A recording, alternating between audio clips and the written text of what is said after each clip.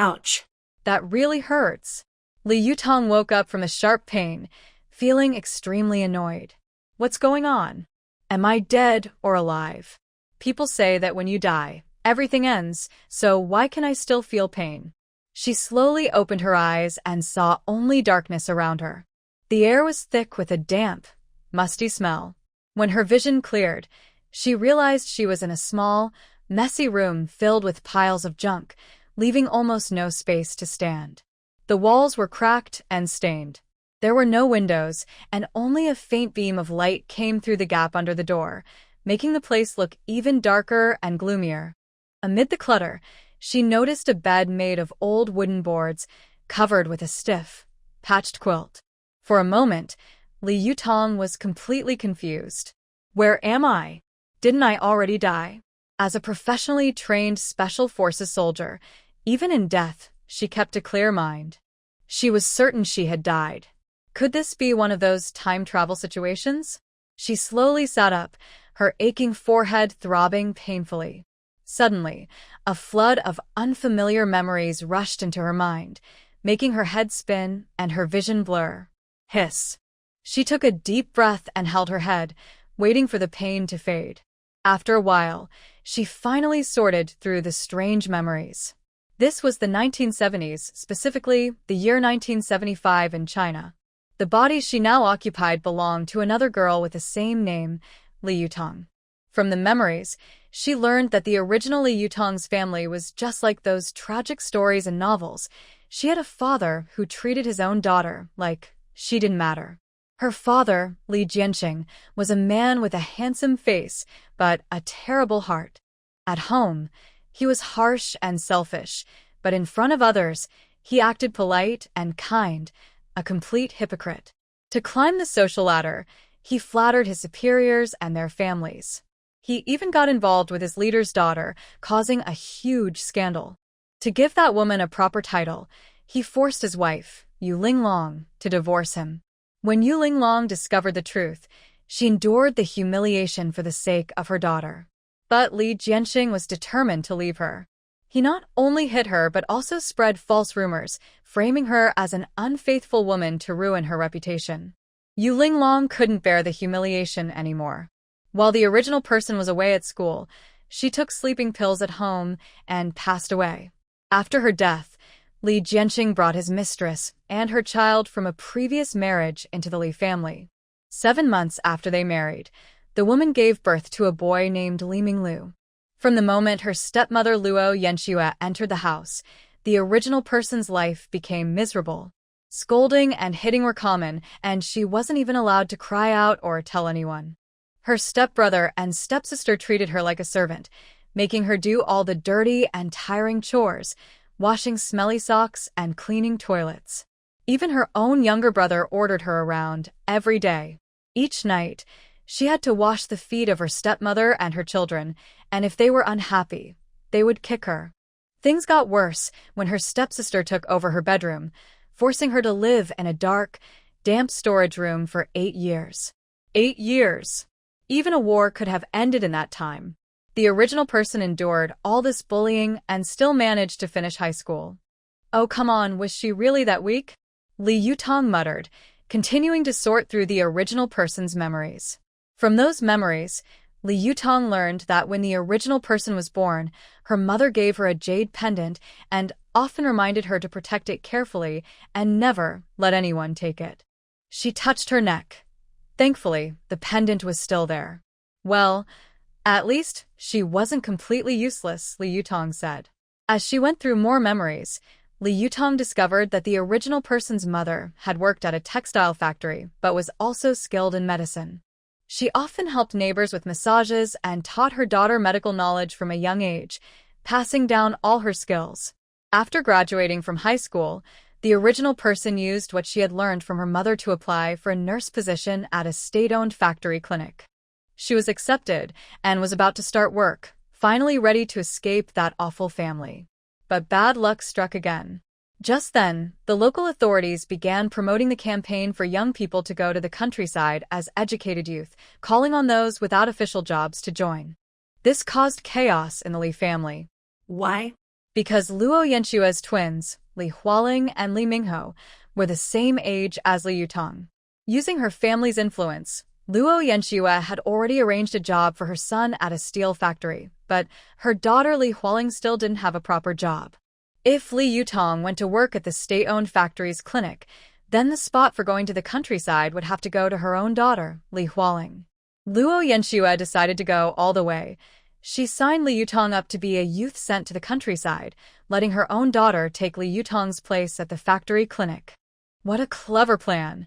But no one expected that the usually timid Li Yutong would argue fiercely with Luo Yanshua to keep her job. During the struggle, she hit her forehead on the corner of a table and, after lying unconscious in a dark storage room for 2 days, passed away. Poor girl. Li Yutong had originally been a special forces soldier from the 22nd century. The Li family was a large and ancient clan with more than 800 years of history. Her ancestors had been imperial doctors who treated emperors, so the family had practiced medicine for generations. Li Yutong was no exception. She had been trained from childhood to inherit the family's medical legacy. However, she had always dreamed of becoming a soldier. Even though she was skilled in both Chinese and Western medicine, she joined the army against her parents' wishes and became a member of the Women's Special Forces. During one mission, she accidentally found a rare purple stone that felt unusual. In novels, people often get magical spaces or systems by chance. Could this be something like that? She wondered. On impulse, she pricked her finger and let a drop of blood fall onto the stone. To her surprise, the stone absorbed her blood, and a gray, misty space appeared in her mind. Oh wow! It really is a personal space. Good morning, everyone. This is Mingming's new story, a full-on period novel. Thank you all for your past support. During the new book's release, please leave comments and likes. Thank you so much. At the same time, an old voice echoed in her mind. Welcome, Fated One, to the Purple Jade space. My time is short, so I'll be brief.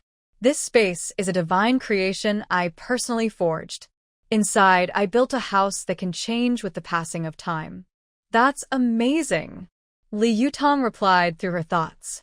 Don't interrupt me, or I won't have time to tell you all the secrets of this space. Li Yutong had no choice but to stay quiet and listen to the voice speaking. So now, the space should contain a modern villa with complete facilities.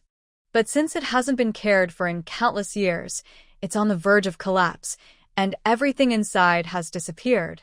Li Yutong couldn't help interrupting. Then what's the point of this space? It's useless. The old voice sighed helplessly and sped up, worried it wouldn't finish in time. Right now, the space can only be used for storage. The black soil can still grow crops, the preservation function still works, and living creatures can enter. Time here flows 10 times faster than outside. But the good news is, the core of the space still exists. Follow my guidance to find it. It's a tall pillar glowing faintly with purple light. To bring life back to this space, you must. What must I do? Li Yutong asked anxiously in her mind. But the voice stopped. No matter how she called, there was no reply. Sigh. It's my fault for interrupting, she said, lightly tapping her lips. Forget it. I'll figure it out later. She rubbed her head, and her eyes grew determined. In the days that followed, while carrying out her missions, Li Yutong used her mind to plant various grains and fruits in the black soil, studying how to restore the space's vitality. But no matter what she tried, nothing worked. One day, while visiting a live poultry market, she suddenly had an idea. Maybe living creatures like chickens, ducks, and fish could help revive the space. So she bought some and placed them where the purple light from the pillar could reach. To her surprise, it actually worked. This discovery made her overjoyed. Over the next 10 years, she managed to restore about 20% of the space's vitality. At last, she could see the legendary modern villa. However, since the space's energy was still too weak, she could only look at it, not live in it. During those 10 years, the grains and fruits she grew piled up like small mountains. Fortunately, the space's preservation function kept everything fresh. Otherwise, it would all have spoiled. At the same time, Li Yutong's special space had become her team's mobile storage. Everything they needed was kept inside it. Back then, one of the Iron Trio, Chin Kiki, had joked with her, "Tong Tong, you're our team's lucky charm. If anything happens to you, we'll all be in trouble." The Iron Trio included their team leader Li Yutong, Chin Kiki, and demolition and medical expert Su Jinjin. The three of them were always together and unbeatable. But during one mission, Chin Kiki's words turned out to be true. To protect Chin Kiki, Li Yutong was caught in an explosion and fell from the 5th floor, ending her life at just 28. What she didn't expect was that the mysterious material of her amethyst space contained a power that could cross time.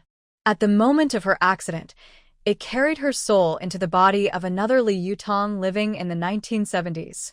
Thinking of this, Li Yutong took a deep breath, her eyes filled with determination. Since fate had given her a second chance, she would not live timidly like the body's original owner. In her world, there was no such thing as giving up or enduring unfairness. She rubbed her aching forehead and tried to take out some medicine from her space, but no matter how hard she tried, nothing happened.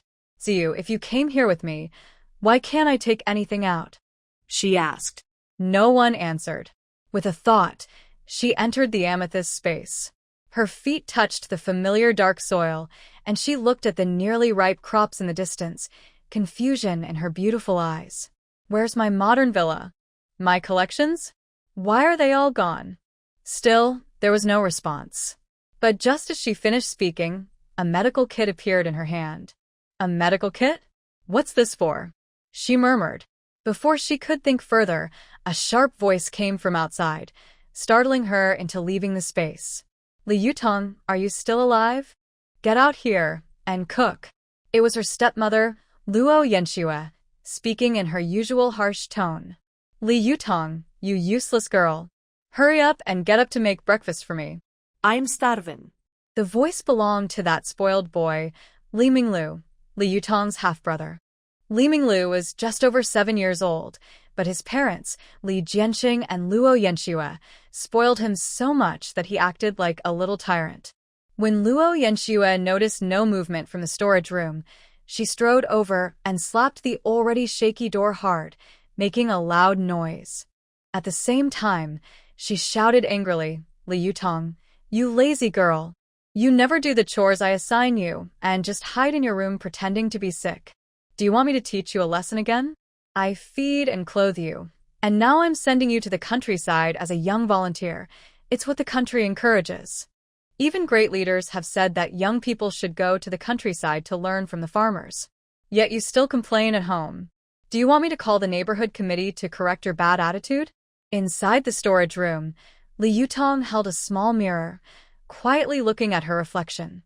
To be fair, her face looked quite similar to her past self, about 70 to 80% alike, but she was much thinner, almost fragile.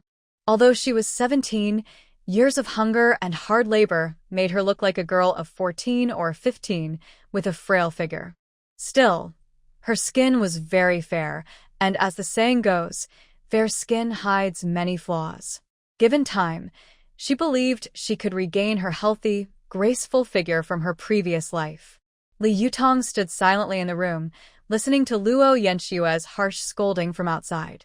A faint, mocking smile appeared on her lips. "Li Yutong, I know your spirit is still here," she whispered coldly. "Watch carefully. Today, I'll help you take back your dignity and deal with these awful people." As soon as she finished speaking, she strode toward the door. When she reached it, she grabbed the handle and pulled hard. With a loud bang, the door flew open. Luo Yanxue, who had been pounding on it, lost her balance completely and fell straight to the ground like a kite with a broken string. Luo Yanxue let out a sharp cry as her heavy body fell hard to the ground with a dull thud. The fall was not light. Her face hit the floor directly, and even the ground seemed to tremble under her weight. Li Minglu, who was following behind her, was shocked and furious when he saw this. He glared angrily at Li Yutong and shouted, "Li Yutong, you troublemaker! How dare you hurt my mom like this? I'll teach you a lesson today." As he spoke, He rushed toward Li Yutong like an angry beast, swinging his fists wildly. Li Yutong didn't want to argue with this unreasonable boy, so she pushed him away, and he fell to the ground. That only made things worse. The spoiled boy sat on the floor, crying and shouting loudly. Li Yutong. You little brat. How dare you push me? I'll tell Dad, and he'll make sure you regret it. He screamed, his voice sharp and piercing. Seeing her beloved son pushed down, Luo Yanxue was furious. Ignoring her own pain, she got up quickly, glaring at Li Yutong with eyes full of anger. Li Yutong, you heartless child. How dare you hit your brother? I'll teach you a lesson right now. She shouted as she rushed toward Li Yutong, waving her arms. Her large figure looked like a moving hill compared to Li Yutong's small body. The difference was like that between an elephant and an ant. If she really hit her, Li Yutong's small frame might not be able to handle it. Oh no, that's scary.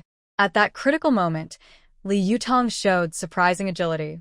Like a butterfly, she moved lightly to the side, dodging Luo Yanxue's attack. Luo Yanxue missed and, unable to stop herself, stumbled and fell heavily again with another loud thud. Dust filled the small storage room. Li Yutong stood straight in front of Luo Yanxue, her small body firm and her eyes sharp. She pointed at the woman on the ground, her voice cold and steady. Luo Yanxue, I'm saying this clearly today. From now on, don't even think about bullying me again. I earned this job through my own ability. Don't dream of letting your daughter take my place. Even if I'm sent to the countryside, you won't get any benefit from it. Her voice was clear and firm, filled with authority. It was her way of declaring her boundaries and determination to Luo Yanxue. Luo Yanxue awkwardly got up from the ground, brushing the dust off her clothes. Her eyes widened in anger as she glared at Li Yutong and shouted, "How dare you talk to me like that?" Before her words even faded, she rushed toward Li Yutong like an angry beast, trying to scratch her face. Li Yutong's eyes turned sharp. In a flash, she grabbed Luo Yanxue's wrist tightly. Then, using all her strength, she twisted Luo Yanxue's wrist downward. A sharp cracking sound followed. Luo Yanxue's face turned pale, and cold sweat appeared on her forehead. She looked at Li Yutong in shock. When had this girl become so strong, as if she were a completely different person? Li Yutong looked at her without emotion, her grip still firm. Her eyes were cold and mocking, and a faint, disdainful smile appeared on her lips. Luo Yanxue, you really know how to insult people. But if we're talking about shamelessness, you're the best example. I've heard of people being called sly, but I didn't know even rats could act clever these days. What's wrong? Does your family specialize in teaching people to steal others' happiness? Her words were like sharp blades, cutting straight into Luo Yanxue's heart, making her tremble with anger. Li Yutong, are you out of your mind? I'm your mother. How dare you talk to me like that? Luo Yanxue hated being reminded of her past more than anything. Humph. My real mother died 8 years ago because of you and that man. You're just the woman who took her place, yet you still act like you're someone important. Don't you feel ashamed?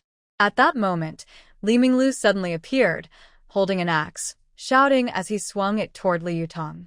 He had planned to strike Li Yutong's head, but because he was small, he could only lift the axe and swing it toward her leg. You awful girl, go away, he shouted. Li Yutong saw the young boy waving a big axe, clearly trying to hurt her. Her eyes turned cold, and she kicked him hard in the stomach. Li Minglu flew backward, hit the ground heavily, and the axe clattered to the side. He clutched his stomach, rolling on the ground in pain, still shouting angrily. You just wait. When my dad comes back, you'll be sorry. Luo Yanxue saw her son get kicked and turned red with anger. Ignoring the pain in her wrist, she rushed forward to help him up, still yelling Li Yutong. You. Li Yutong stepped forward and pressed her foot on Luo Yanxue's injured wrist. Luo Yanxue screamed in pain and collapsed. Still daring to insult me? You two are truly shameless. One broke up someone's family, and the other is a spoiled child. What right do you have to shout at me? If I were you, I'd be too ashamed to show my face. Then she struck the back of Luo Yenshua's neck with her hand, and Luo Yenshua fainted instantly. Li Minglu froze in fear, staring at Li Yutong as she walked toward him. Li Yutong, what are you doing? I'm your younger brother. You can't hit me. Li Yutong gave a cold laugh. Now you remember I'm your sister? When you swung that axe at me, did you think of that? She slapped him hard. You're just like your father, cruel and heartless. Then she grabbed him by the collar, as if he were a small animal. Tell me, where did your father go? She asked coldly, tightening her grip. Li Minglu's eyes filled with tears. I don't know. Li Yutong schnurrte. You'd better tell the truth, or you'll regret it. She tightened her hand again. Wait. I'll tell you. My mom sent him to find someone to deal with you. Li Minglu kria. Li Yutong frownat. Who did she find? What is she trying to do? There are a few troublemakers from the streets. My mom was afraid you'd refuse to go to the countryside, so she wanted them to ruin your reputation tonight, making it impossible for you to stay here any longer. What a cruel and shameless woman. What a heartless person, ignoring family ties. Li Yutong put down Li Minglu and said coldly, I'll let you go for now, but if you try anything again, I won't be so kind. After speaking, she quickly struck the back of his neck, and Li Minglu fainted. Looking at the unconscious mother and son on the ground, Li Yutong kicked them twice in disgust, then threw their sharp axe into her storage space. You two can stay here quietly. Only then did Li Yutong sit down weakly on the floor. This body was too weak. Just a few simple moves had left her completely exhausted. It seemed she would have to start training her body from now on. But for now, the most important thing was to fill her stomach. After all, a person can't go without food for long. The original owner of this body had been lying in the storage room for 2 days and was already starving. After resting for a while, Li Yutong stood up and went to the kitchen. She saw 6 eggs in the cupboard and a few flatbreads beside them. Her eyes lit up. With these ingredients, she could make a simple but tasty meal. She skillfully picked up the eggs and bread and began to cook. Soon, fried eggs and warm flatbreads were ready on the table. Li Yutong sat down eagerly and began to eat, her face full of satisfaction as if it were the most delicious food in the world. After finishing, she patted her full stomach. Humph, they think I'm easy to bully? Just wait. I'll make sure they lose everything they've got. With that thought, Li Yutong entered her special space again. She glanced at Luo Yenshue and her son lying on the ground and spat in disgust. Ugh, what a pair of selfish people. No wonder that scoundrel Li Jianxing was fooled by her. Then, out of spite, she gave Luo Yenshue 2 light kicks. Well, no wonder she managed to charm that fool so easily. In these times, supplies were scarce, and everyone lived frugally. It was hard to eat meat even once in 10 days, so few people could be as plump as her. She looked like someone lazy and fond of comfort. According to the original owner's memory, Luo Yenshua's father, Luo Zhenbong, was the deputy director of the Jincheng Ji Association, and her mother, Shun Mingru, was the head of the finance department at the Jincheng Machinery Factory. Back then, Li Jianxing wanted to climb the social ladder, so he shamelessly tried to please his superior, Shun Mingru, often bringing gifts to the Luo family. He would serve tea, run errands, and help with chores. Over time, Shun Mingru noticed that Li Jianxing was observant and knew how to handle things, so she promoted him to be her assistant. From then on, Li Jianxing became a frequent visitor to the Luo family. One day, he met Luo Yenshue, who had lost her husband and returned to live with her parents along with her 2 children. When they met, Luo Yenshue was drawn to Li Jianxing's handsome appearance, while he was interested in her status as the only daughter of the Luo family. It was a perfect match of mutual interest. What happened afterward was well known. Relying on her family's power, Luo Yenshue acted arrogantly at home, and even Li Jianxing had to follow her lead. But Li Yutong still wondered if her mother's death had anything to do with this woman. Li Yutong crouched down and searched through Luo Yenshue's clothes until she finally found a set of keys in her pocket. Now I'm going to take everything you own. By the time you come out, even finding food will be a luxury, she muttered. With the keys in hand, Li Yutong headed straight for Luo Yanxue and Li Jianxing's bedroom. As a former Special Forces soldier, she was skilled at searching. Soon, she found their bankbook, cash, and household registration documents. She glanced at the bankbook. It showed only 1,000 yuan. Counting the cash, there was just 380 yuan, along with several ration coupons typical of that time. As the deputy head of the factory's finance department, who often helped Shin Mingru with shady dealings, it was impossible that this was all their savings. She must have missed something. Frowning, Li Yutong began a more careful search. She took out each piece of clothing from the wardrobe, shook them out, and then looked under the bed. Suddenly, she noticed that the edge of a painting on the wall was slightly uneven. Li Yutong gently took the painting down and found a hidden compartment behind it. Excited, she opened it and saw several neat stacks of cash, some gold and silver jewelry, and a finely crafted sandalwood box with a small, delicate lock. What could be inside? So carefully hidden. Li Yutong first checked the cash. A quick count showed about 3,000 yuan, and the jewelry looked quite valuable too. A proud smile appeared on her face. I knew it wouldn't be that simple. She put all the cash and jewelry into her storage space, then picked up the sandalwood box and tried the keys she had taken from Luo Yanxue. After a few tries, there was a soft click. The lock opened. Inside were 2 property certificates and 2 keys. The names on the certificates were Luo Yanxue's. Li Yutong narrowed her eyes. So, that woman had kept something for herself after all. Mom, is dinner ready? I'm starving. Outside came Li Hualing's sharp voice, followed by the sound of a key turning in the door. Li Yutong's lips curved into a cold smile. Perfect timing. I was just looking for a chance to deal with you. She quickly stuffed everything from Luo Yanxue's room back into the cabinet, then calmly walked out and sat on the sofa, pretending to watch TV. Li Yutong, how dare you turn on the TV? Do you know how expensive it is? If you break it, can you afford to pay for it? The moment Li Hualing entered and saw her, she started scolding. Li Yutong gave her a cold glance and let out a short, mocking laugh without replying. It was late summer. Li Hualing was wearing a white dress with red flowers, black leather shoes, and 2 neat braids.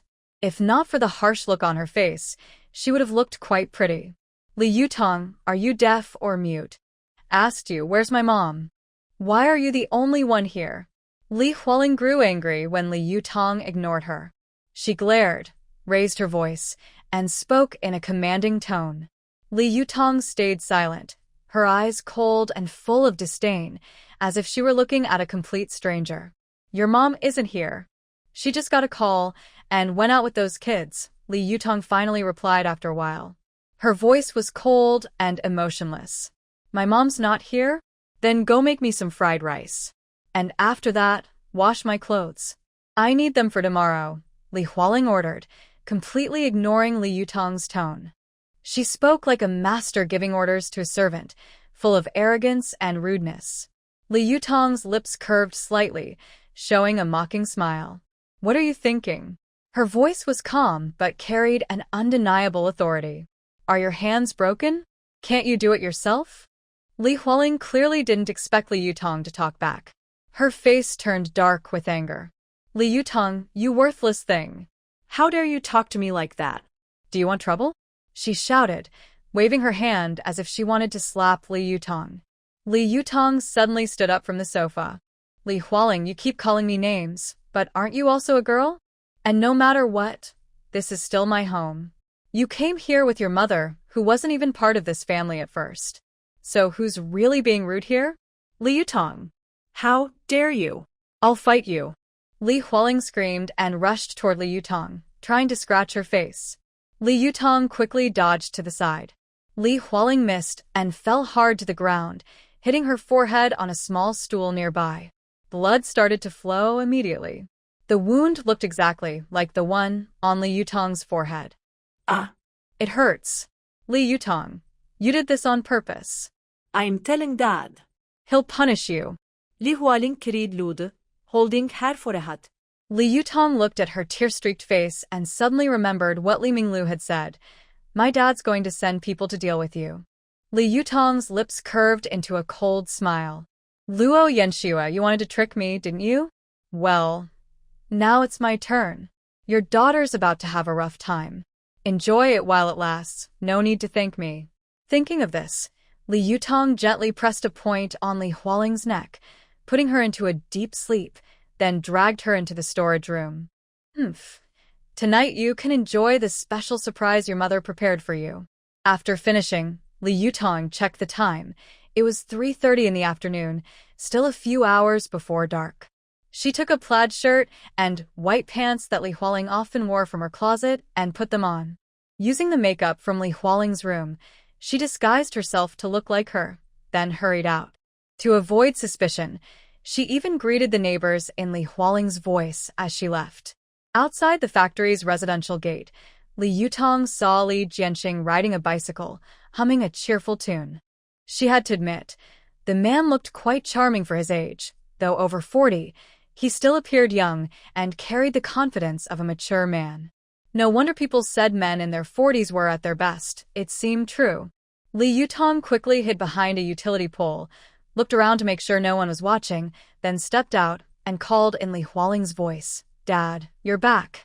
Although Li Hualing was his adopted daughter, she often acted affectionately around him, so Li Jianqing was very fond of her. Hearing her voice, he stopped his bike with one foot and turned around, saying, "Hualing, where are you going?" "I'll take you there." Li Yutong knew that no matter how good her disguise was, she couldn't fool someone who saw Li Hualing every day. So, the moment he turned his head, she swiftly struck the back of his neck, and he fainted. A faint smile appeared on her lips.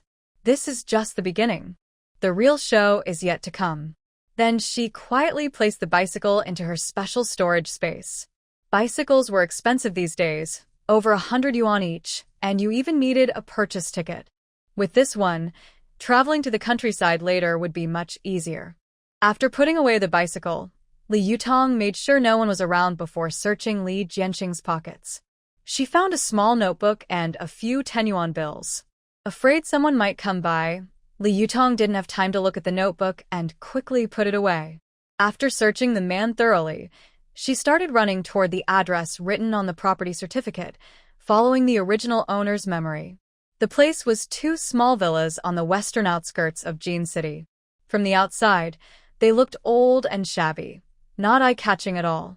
Li Yutong took out a key and opened one of the doors. A musty smell rushed out. The furniture inside was simple and worn. She walked in carefully, looking around. Because of her past job, she had developed the habit of observing her surroundings closely in unfamiliar places. After a quick look, she noticed something unusual. Although the yard seemed untended, the footprints on the ground showed that people often came here. Following the footprints, Li Yutong reached a basement door secured with a large lock. "It seems something valuable is hidden here," she murmured. Without wasting time, she took out a wire she had prepared earlier and fiddled with the lock a few times. It clicked open easily. She pushed the door open and was stunned by what she saw inside. More than 20 large boxes were neatly arranged in the basement, with other items scattered around. It was clear these were confiscated goods that hadn't been sorted yet. A quick glance revealed gold, silver, jewelry, and precious paintings. Li Yutong's eyes lit up. These were all treasures. In peaceful times, gold shines. In troubled times, collections matter. Everything here had great value. She quickly opened one box. It was filled with glittering gold and jade jewelry. The second box was packed with gold bars. The third box contained pearls the size of quail eggs, smooth and round. Rare, even in any era. Li Yutong was dazzled. When she opened the last box, her mouth fell open in shock. What did she see? Inside was a half-human-sized jade statue, carved entirely from imperial green jade.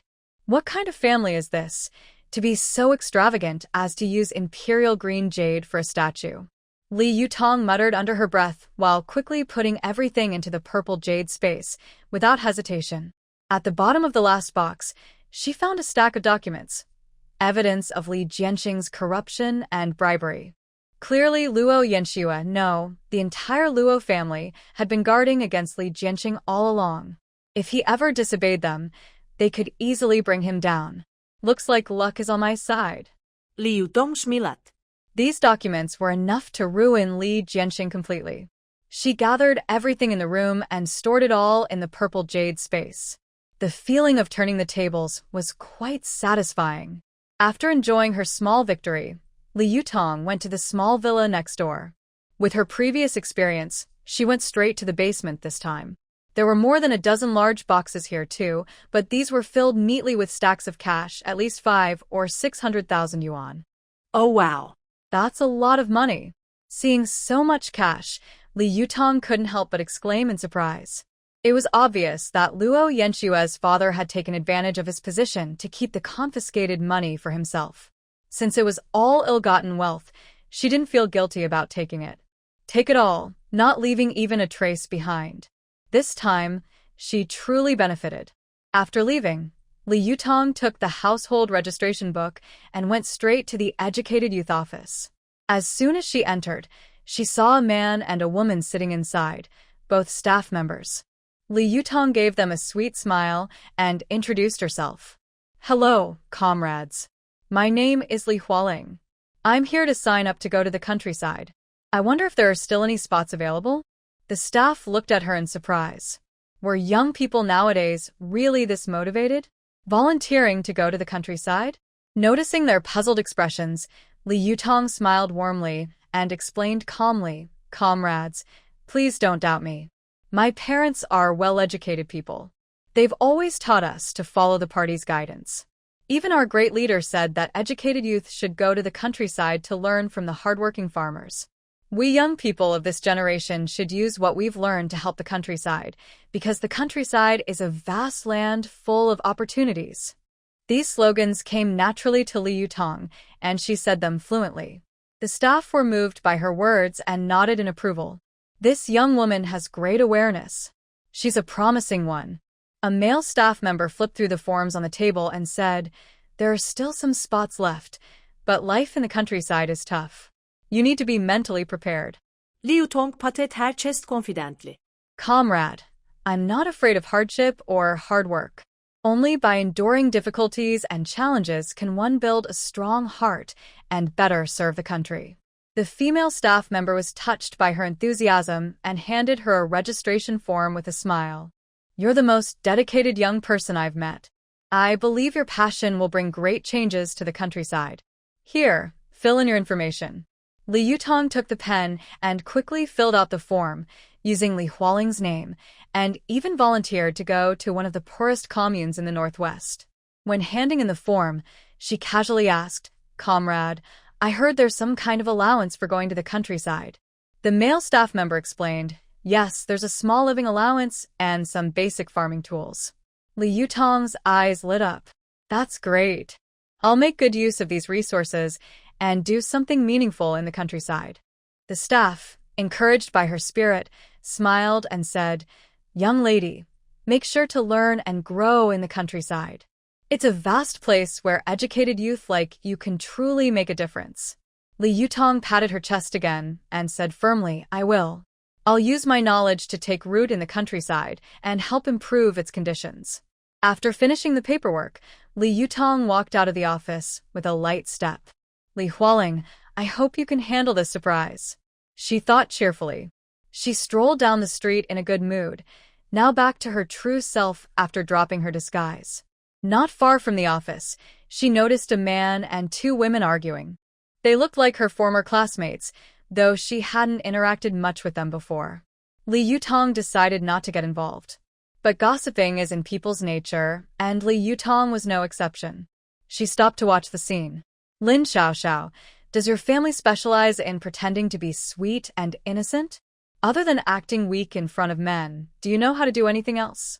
Only someone as blind as Zhengyang would think you're pitiful. How can you say that about me? I'm just standing up for Brother Zhengyang, Lin Xiaoxiao said softly, tugging at Zhengyang's sleeve with teary eyes. Lin Xiaoxiao, you cry all the time. You still want to go to the countryside with us? What can you even do there? And you, Zhengyang, you're my fiancé. yet you're always hanging around her. If you like her so much, let's just call off the engagement. I don't even like you anymore. Watching you two together makes me sick." Chin Kiki was speechless. She had been on a mission when she was ambushed. Her captain had shielded her from an explosion and fallen from a 5-story building. She had tried to grab her, but a traitor in the team kicked her from behind, sending her into this strange place.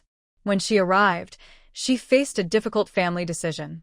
She had 2 older brothers, and though her eldest was already married, her grandparents still favored boys over girls. They insisted that she, the only daughter, should go to the countryside as a young educated worker. To avoid making things harder for her parents, and afraid they might notice she wasn't quite the same as before, she volunteered to go. Unexpectedly, the family of her childhood fiancé also sent him to the countryside for re-education, and they ended up in the same place. No matter how she looked at him, she found him annoying. He really got on her nerves. Li Yutong listened for a while and couldn't help thinking that this Chin Kiki sounded just like her best friend, Chin Kiki. But that was impossible. Her friend had died saving her. There was no way she could be here. Feeling irritated, Chin Kiki waved her hand. You all go on. I'm going shopping. If I keep watching, I might lose my appetite. She turned and walked toward Li Yutong. As they passed each other, Li Yutong said, "When poor, one should stay true to oneself." Chin Kiki paused. "When rich, one should share with others. Hard work can strengthen a nation. Closing your eyes can bring peace of mind." Oh my, it really is her best friend, just like a brother to her. After confirming the secret signal, Chin Kiki finally looked carefully at Li Yutong. "Captain, what happened to you? Your face still looks like you, but your body is so different. And your height. Where did your tall 175 centimeters figure go? And your amazing curves?" Seeing Li Yutong, Chin Kiki was so excited that she started asking one question after another. Li Yutong glanced around and lowered her voice. "This isn't a good place to talk. Let's find somewhere private." Chin Kiki stuck out her tongue, realizing it wasn't convenient to talk there. "Yutong, let's go to my house. My parents are at work, so no one's home. We can talk properly there." The two went to Chin Kiki's house. After closing the door, Chin Kiki finally asked Tong Tong, "What happened to you? Why do you look so worn out?" Li Yutong then told her best friend everything that had happened. Chin Kiki was furious after hearing it. "Your awful father is unbelievable. How could he do something so terrible?" Li Yutong waved her hand casually and smiled. "All right, don't worry about me. Tell me about you. Why did you suddenly end up here? Don't tell me you followed me because I fell from the building?" Chin Kiki glared at her and said angrily, "Nonsense. You fell while trying to save me. I panicked and reached out to grab you, but that ungrateful Wumimi kicked me at the last moment, and I fell too." Li Yutong frowned, buria. "So you fell straight here?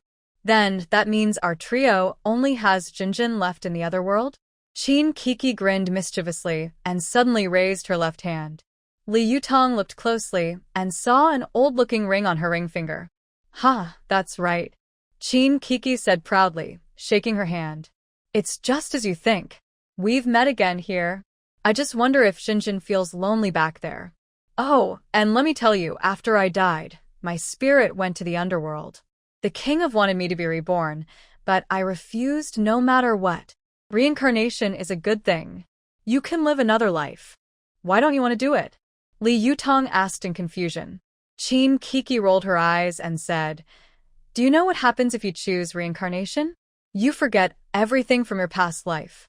I couldn't accept that, so I made a big fuss in the underworld. The king have got so annoyed that he agreed to send me to a parallel world in the 1970s. The king of sounds quite easygoing. The ring you showed me earlier, is that your special ability?" Li Yutong asked curiously. Chin Kiki nodded quickly. "Yes. I told the king of that everyone who travels through time gets some kind of special power. I couldn't go empty-handed, so he gave me this storage ring."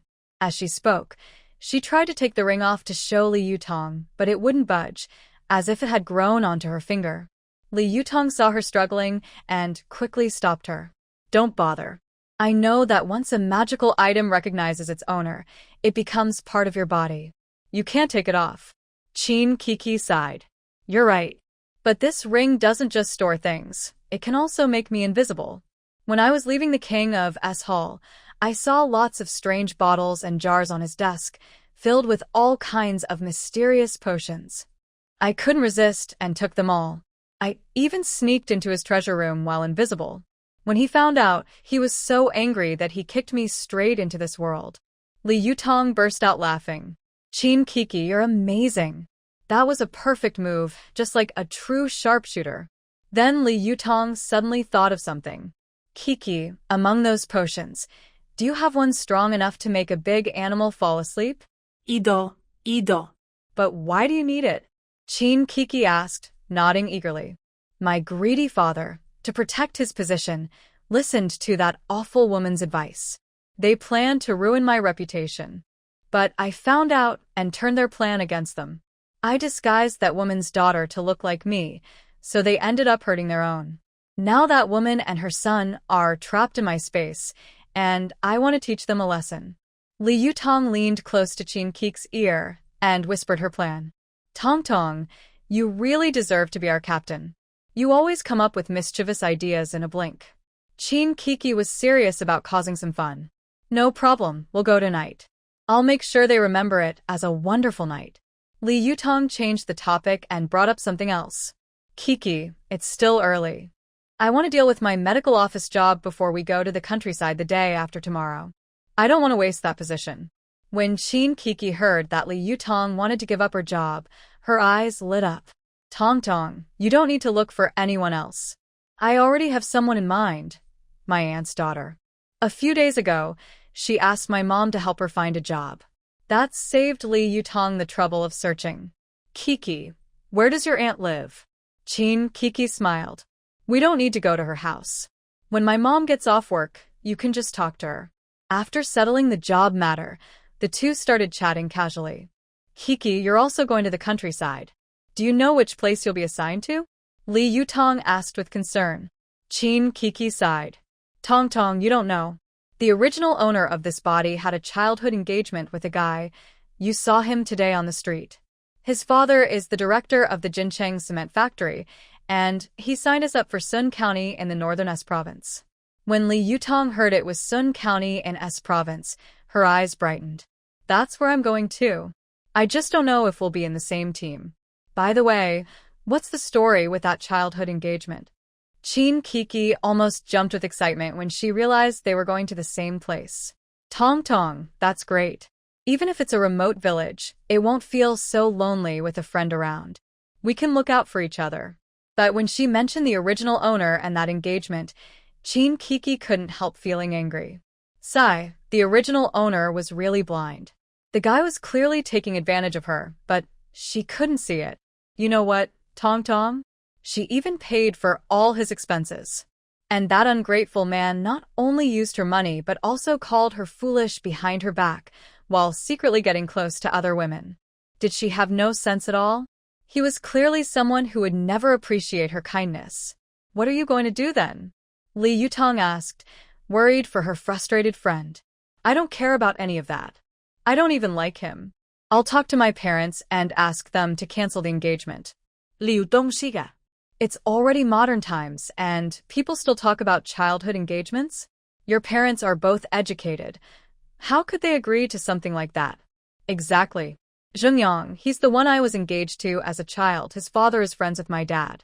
During a casual chat at a gathering, he suggested that I and Zhengyang should be engaged to strengthen the bond between the families. My dad didn't think much of it and just agreed. When I think about how careless they were, I feel like punching something. What a mess. Out of nowhere, I have a fiancé, and he's lazy and unreliable. I wouldn't want him even if he were offered for free. Anyway, enough about me, Chin Kiki said. I heard your stepmother's family has quite a bit of influence. If they find out you signed up Li Hualing to go work in the countryside, won't they be furious with you? Liu Dong smiled calmly. If they dare to come after me, I won't hold back.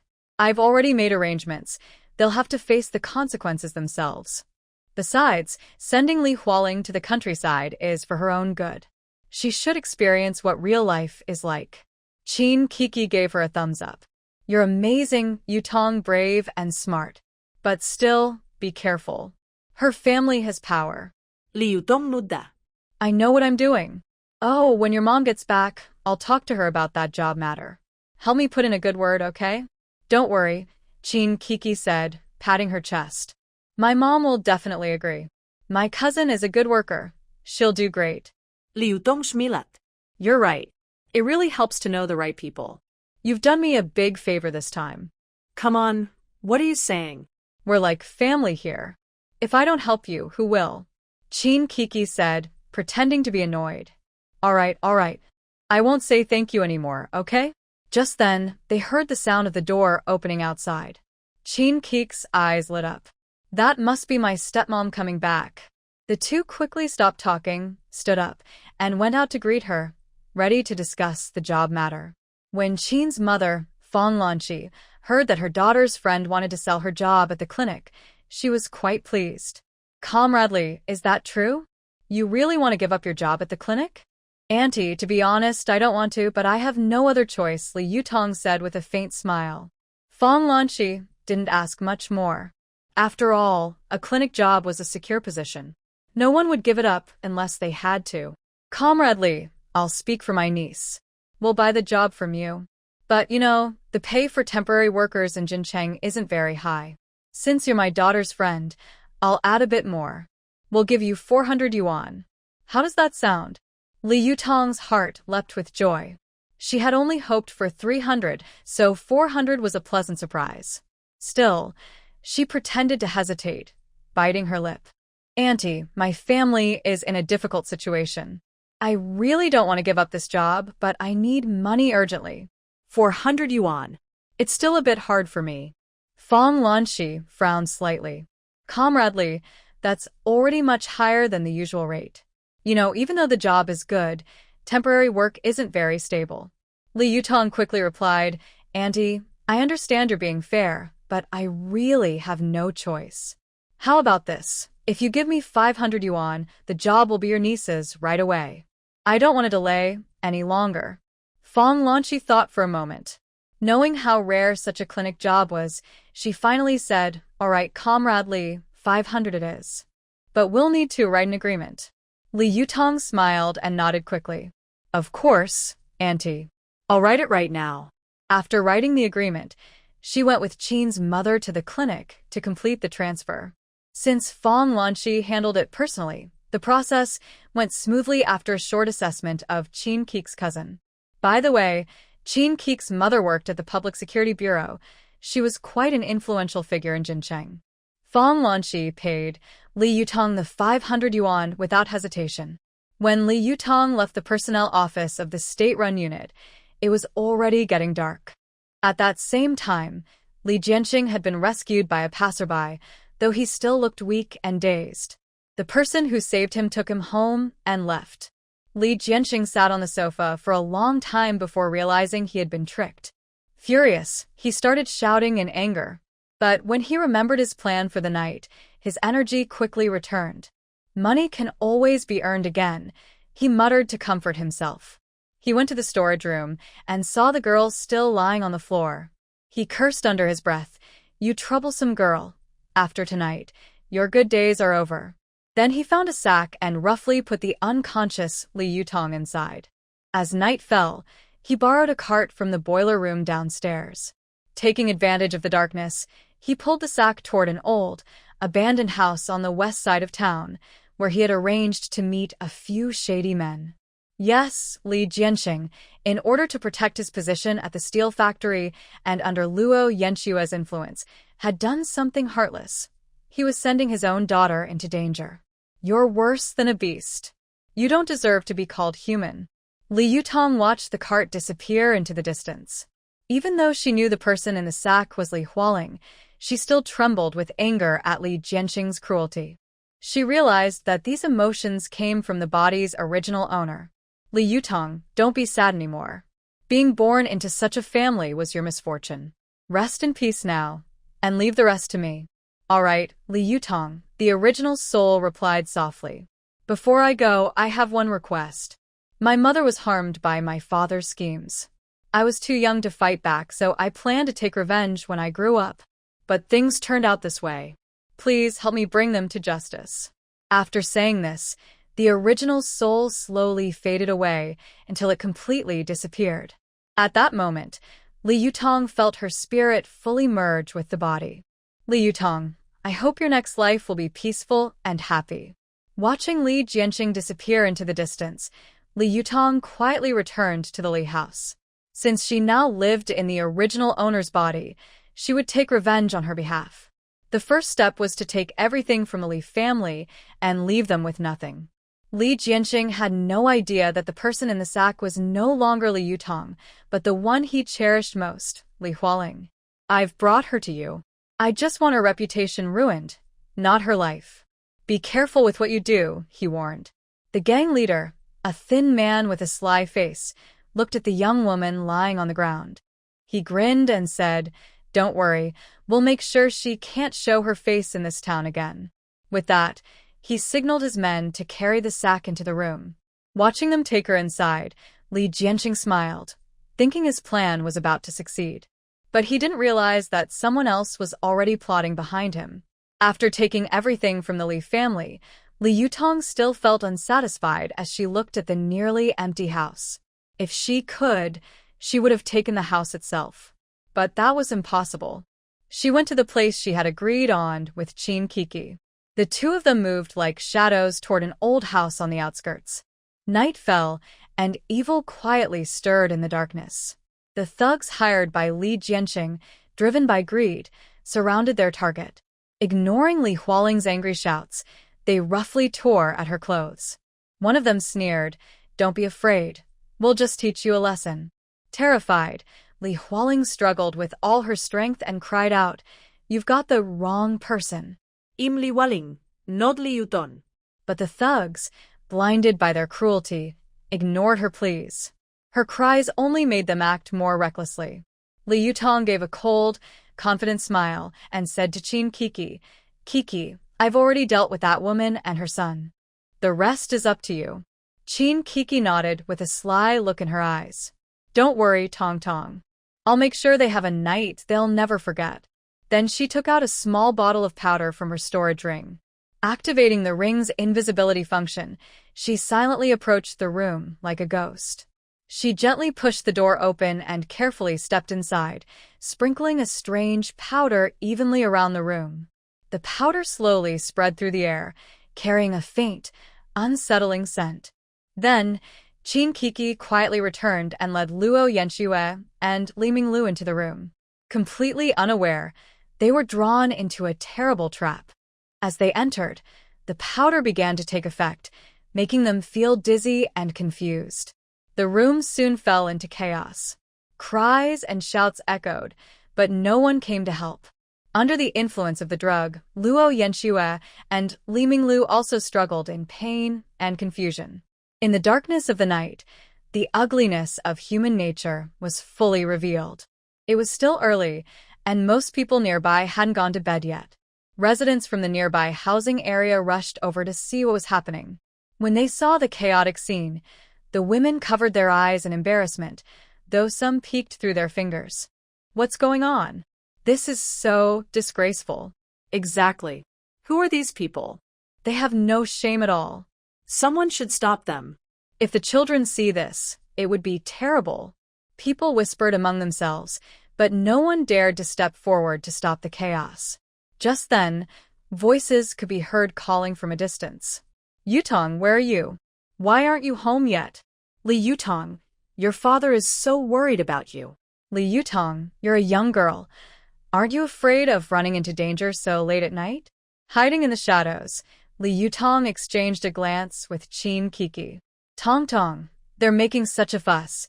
Afraid the whole world won't know you're out late, Qin Kiki whispered. Humph. Li Yutong's nada. That man, Li Jianqing, is nothing but a selfish hypocrite. All he cares about is power, status, and money. Nothing else matters to him, not even his own daughter. Qin Kiki hesitated, then said softly, Tong Tong, Luo Yenshua's father, is the deputy director of the Ji Association. If he ever finds out you were behind this plan, he won't let you go. Li Yutong understood what Qin Kiki meant, that the powerful family of that unpleasant woman could cause her trouble if things went too far. Kiki, thank you for the warning, but I don't regret what I did. That awful woman told the original person's father to ruin her reputation. That already crossed my bottom line. If I don't teach someone like her a lesson, I won't be able to forgive myself. While the two were talking, Li Jianxing had already brought the neighbors from the steel factory's housing area to the front of an abandoned house. Seeing a crowd gathered to watch, Li Jianxing asked anxiously, "Everyone, has anyone seen a tall, thin young girl around here?" The people he asked shook their heads. He asked several more, but all gave the same answer. Just then, an elderly woman spoke in a trembling voice. "There's a girl inside. Could she be the one you're looking for?" Her voice was so soft it seemed she was afraid of being overheard. Li Jianxing felt a spark of hope, but on the surface, he pretended to be extremely worried. Sweat appeared on his forehead, and his hands clenched tightly into fists. However, just as he was about to continue his act, a sharp scream suddenly came from inside the house. The sound was so piercing it made everyone shiver. Li Jianxing's body shook, and he almost lost his balance. His face turned pale, and more sweat rolled down his forehead. "Yutong, my daughter, how could you be so foolish? How could you do something so shameful?" His words struck everyone present like a knife. Now they all believed that Li Yutong had done something improper. In those days, such behavior was considered extremely serious and could even lead to severe punishment. What's more, Li Yutong was still an unmarried young woman. If her reputation was ruined, it would be very hard for her to marry in the future. The onlookers clearly enjoyed the drama. Someone even asked, "Comrade, aren't you going to check inside? Your daughter might be in trouble." Li Jianxing cursed silently but kept a pained expression on his face. He took a deep breath and pretended to rush toward the house. Just as he was about to take a step, the sound of hurried footsteps came from behind, followed by anxious shouts. Li Yutong and Qin Kiki rushed over like the wind. Dad! Dad! Li Yutong's voice was filled with fear and panic. Her steps were unsteady, as if she might fall at any moment. Qin Kiki held her tightly, her face pale and her breathing heavy. "Dad, my mom, Hualing, and Minglu are all missing." Li Yutong finally reached Li Jianxing, her voice trembling with tears, stirring sympathy in everyone's hearts. Hearing her words, Li Jianxing's heart tightened. He instinctively asked Li Yutong, "Why are you here? Who's inside?" Li Yutong sneered inwardly. Acting wasn't that hard after all. She forced a bitter smile and replied in a shaky voice, "Dad, where else could I be? Mom knocked me out, and when I woke up, everyone was gone. I was so scared, so I asked my classmate to help me look for Mom, my sister, and my brother." Her words struck Li Jianxing like a sharp blade straight to the heart. The onlookers, as well as the people Li Jianxing had brought with him, all turned to look at him with strange expressions after hearing Li Yutong's words, as if he were a stranger. Li Jianxing's face darkened instantly. A bad feeling rose in his chest. Without thinking, he rushed into the room like an arrow released from a bow. What he saw made him freeze in shock. Luo Yanxue, Li Hualing, and Li Minglu were in a chaotic state, their clothes messy, surrounded by a few troublemakers. The scene was a complete mess. Li Jianxing was both shocked and furious. He couldn't understand how things had turned out this way. Wasn't Li Yutong supposed to be the one in danger here? He looked at his youngest son, who was lying weakly on the floor, his face showing confusion and fear. Li Jianxing's vision went dark, and he collapsed. The crowd exchanged glances. Some had already guessed what had happened, but wisely kept silent. Just then, someone shouted, "The police are here. Make way." The arrival of the police made it clear to everyone that it was Li Yutong who had asked Qin Kiki to call her mother for help. As mentioned earlier, Qin Kiki's mother worked at the Jincheng Public Security Bureau. Such an easy opportunity for credit could not be given away to others. Family should benefit first. After Luo Yanxue and the others were taken away, The news quickly spread and soon reached the Luo family. The Luo family came at once. Luo Yenshua's parents, her brother and sister-in-law, nieces and nephews, and Li Mingho, who had been living with them. By the time they arrived, everyone involved had already been taken to the police station. Luo Zhenbang gave Li Jianxing a long, hard look, then hurriedly led his family to the station. The incident caused a huge stir in their social circle. They knew that if it wasn't handled properly, their daughter and grandchildren could face serious consequences. The entire Luo family would lose face, and their work and reputation would suffer. At the police station, Qin Keek's mother, Fong Lanqi, led the team in questioning the suspects through the night. At that time, society took moral misconduct very seriously, especially when it involved group behavior that caused a bad public influence. The troublemakers were given strict treatment as soon as they arrived. Unable to endure it, they confessed everything even before the formal questioning began. Meanwhile, when Li Jianxing and Li Yutong returned home, the moment they stepped inside, Li Jianxing, furious like an enraged lion, pointed at Li Yutong and shouted, "Li Yutong, you ungrateful child. You're the one behind all this, aren't you?" Li Yutong remained calm. A faint smile appeared on her lips as she replied slowly, "Yes, it was me. But before you accuse me, I want to ask you something. How could you treat your own daughter like an object and hand her over to those people?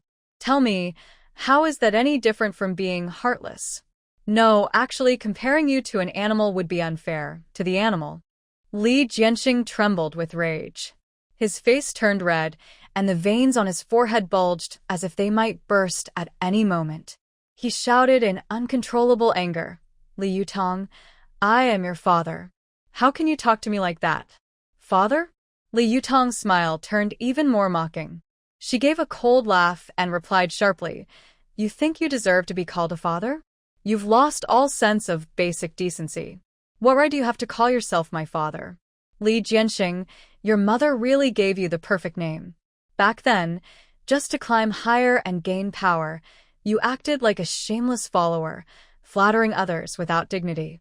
And not only that, you behaved disgracefully in your personal life. Tell me, isn't that truly pathetic?" "Enough," Li Jianxing roared, his voice so loud it seemed to shake the whole room. His eyes widened in fury, veins bulging on his forehead, showing just how angry he was. "I'm your father. You have no right to lecture me." His voice was filled with authority and resentment, clearly furious and disappointed by Li Yutong's defiance. But Li Yutong was not intimidated. She looked straight into his eyes, her lips curling into a scornful smile. "You think I'll be quiet just because you said so? Who do you think you are?" Her tone was cold and mocking, showing no respect for him at all. Li Yutong was not the same person she once was, and she felt no affection for this so-called father. In her eyes, Li Jianxing was nothing more than a selfish, shameless man. With the decisiveness she had learned as a special forces soldier in her past life, she knew that people like him only understood strength. So, without hesitation, Li Yutong put one hand on her hip, pointed at Li Jianxing, and said sharply, "Li Jianxing, you're a disgrace, a coward, a worthless pest. What can you actually do? Other than flattering others and pretending to be loyal, what skills do you have? You'll do anything just to get ahead. People like you are nothing but a waste of space." Her words were like sharp blades, cutting straight into Li Jianxing's heart. Every word was filled with contempt and disgust, making his face grow darker with rage. Quickly, she grabbed a nearby stool and threw it at Li Yutong. "Li Yutong, I've raised you all these years, fed, and taken care of you. Is this how you repay me? Today, I will teach you a lesson." Seeing the stool coming toward her, Li Yutong didn't hesitate. She quickly sidestepped, and the stool missed her shoulder, smashing to the ground and breaking apart. Li Jianxing saw his attack miss and, furious, lunged at her again, hands reaching like claws toward her neck. Li Yutong reacted quickly. She kicked him in the stomach. He groaned and took a few steps back, nearly falling. "How dare you hit me? You're going too far." Li Jianxing was furious and charged again. Li Yutong skillfully moved behind him and grabbed his neck in a chokehold. He struggled desperately, his face turning red. "Don't move again, or I won't hold back," Li Yutong said coldly. At this moment, Li Yutong remembered what Li Jinxing had just said. "Li Jinxing, what do you mean by that? Did you call me a trash seed just offhand, or is there something else behind it?" Hearing her question, Li Jinxing realized he had been reckless and revealed his deepest secret. He quickly tried to make an excuse. "Li Yutong, I never thought you'd be so smart. You call me trash, but you're my daughter, so that makes you a trash seed too." Just then, there was a knock at the door. Li Yutong looked cautiously at the door, but didn't loosen her grip on Li Jinxing. A steady voice came from outside. "Li Jinxing, Li Yutong, this is the police. We need to talk to you about something." Li Yutong's heart lifted. She pressed a little harder and said, "Li Jinxing, we're not finished. Let's explain everything to the police first." She then led him toward the door. When she opened it, she saw Fong Lanqi standing there with a few people. "Li Jinxing, you're involved in a case of gathering people for illegal activities. Come with us." Li Jinxing shivered. He cursed those troublemakers in his mind for causing so much trouble. But he said aloud, "Police officers, this must be a misunderstanding. I would never participate in illegal gatherings. Are you sure you have the right person?" While speaking, Li Jianqing struggled to break free from Li Yutong's control, his face full of innocence. Fong Lanqi looked at him sharply. "Li Jianqing, the evidence is clear. Stop arguing. We have the clues. Come with us for an investigation." Li Jianqing broke out in cold sweat on his forehead. His eyes flickered, and suddenly he pointed at Li Yutong. "Officer, she's the one who set me up. She's always hated me, so she made up these lies." Li Yutong sneered. "Li Jianqing, you really are dishonest even when you're about to be caught. Do you think you can hide what you've done?" Fong Lanqi waved his hand. "No need to say more. Come back to the station with us. We'll wait until the investigation is done." After that, several police officers stepped forward and restrained Li Jianqing. "Li Yutong, you come with us too for questioning." "Okay, I'll go with you." Once Li Jianqing was taken away by the police, Li Yutong sat alone at home. Although that greedy woman got her just desserts, she knew that as long as the Luo family was still around, that greedy woman would probably be released on bail again. Instead of waiting, she decided to go to the Luo family herself and take what was theirs, leaving them with nothing. Thinking this, she acted immediately. She knew that the Luo family members were all at the police station now, so she could take advantage of the time. Using her memory of the original owner, Li Yutong accurately arrived outside the Luo family's house. Looking at the tall wall, she took a running start and smoothly jumped into the yard. Li Yutong was like a locust swarm, grabbing everything she could see. Her main goal was to take everything, leaving nothing behind. Soon, she found a hidden underground vault under the backyard shed. Afraid that the Luo family might come back at any moment, she didn't have time to see what was inside the vault. She simply thought, "Gather everything." As all the items entered her space, she erased her traces and quickly left the Luo family's house, heading toward the police station. This created a perfect illusion of her always being with Li Jianqing. Meanwhile, inside the police station, Luo Zhenbang's face was dark with anger. He slapped Luo Yanshua hard across the face, causing her to wake up suddenly. "Luangsu, how did I give birth to someone as shameless as you? Today, you and your friends did such terrible things, and you were caught by the police. How am I supposed to face others in the future?" Luangsu touched her bruised face and said defiantly, "Mom and Dad, I don't know what happened. When I came home from work at noon, I saw the house cold and empty, and I argued with that nasty girl Li Yutong. She even broke my arm and hit Minglu. I fought back and was knocked out. I have no memory of how I ended up at the scene later." Li Hualing quickly got up, hugged Shinmingru's leg, and cried loudly, "Grandpa, Grandma, I was framed. When I got home at noon, I saw that Mom wasn't there, and Li Yutong was alone at home. We argued over a small matter, and she hit me. When I woke up, I was already being bullied by some troublemakers. Please, Grandpa, you have to help me. Li Minglu is only 7 or 8 years old. Due to medication, he was briefly a victim, and his backside was badly injured, and he was still unconscious." At this moment, Li Mingho stepped forward. Grandpa, Grandma, Mom, and Hualing mentioned Li Yutong. Do you think she might be behind all this? Luo Zhenbang's expression turned serious. Humph, that girl is usually unruly. Maybe she really did it. When she comes, I want to ask her about it. Just then Li Yutong and Fong Lanqi and their group entered the police station. Li Yutong saw the Luo family and remained calm, without any fear. Lu Wangsu saw Li Yutong and lunged at her like a fierce wolf. Li Yutong, you shameless girl. How dare you break my arm? Today, I will beat you to death.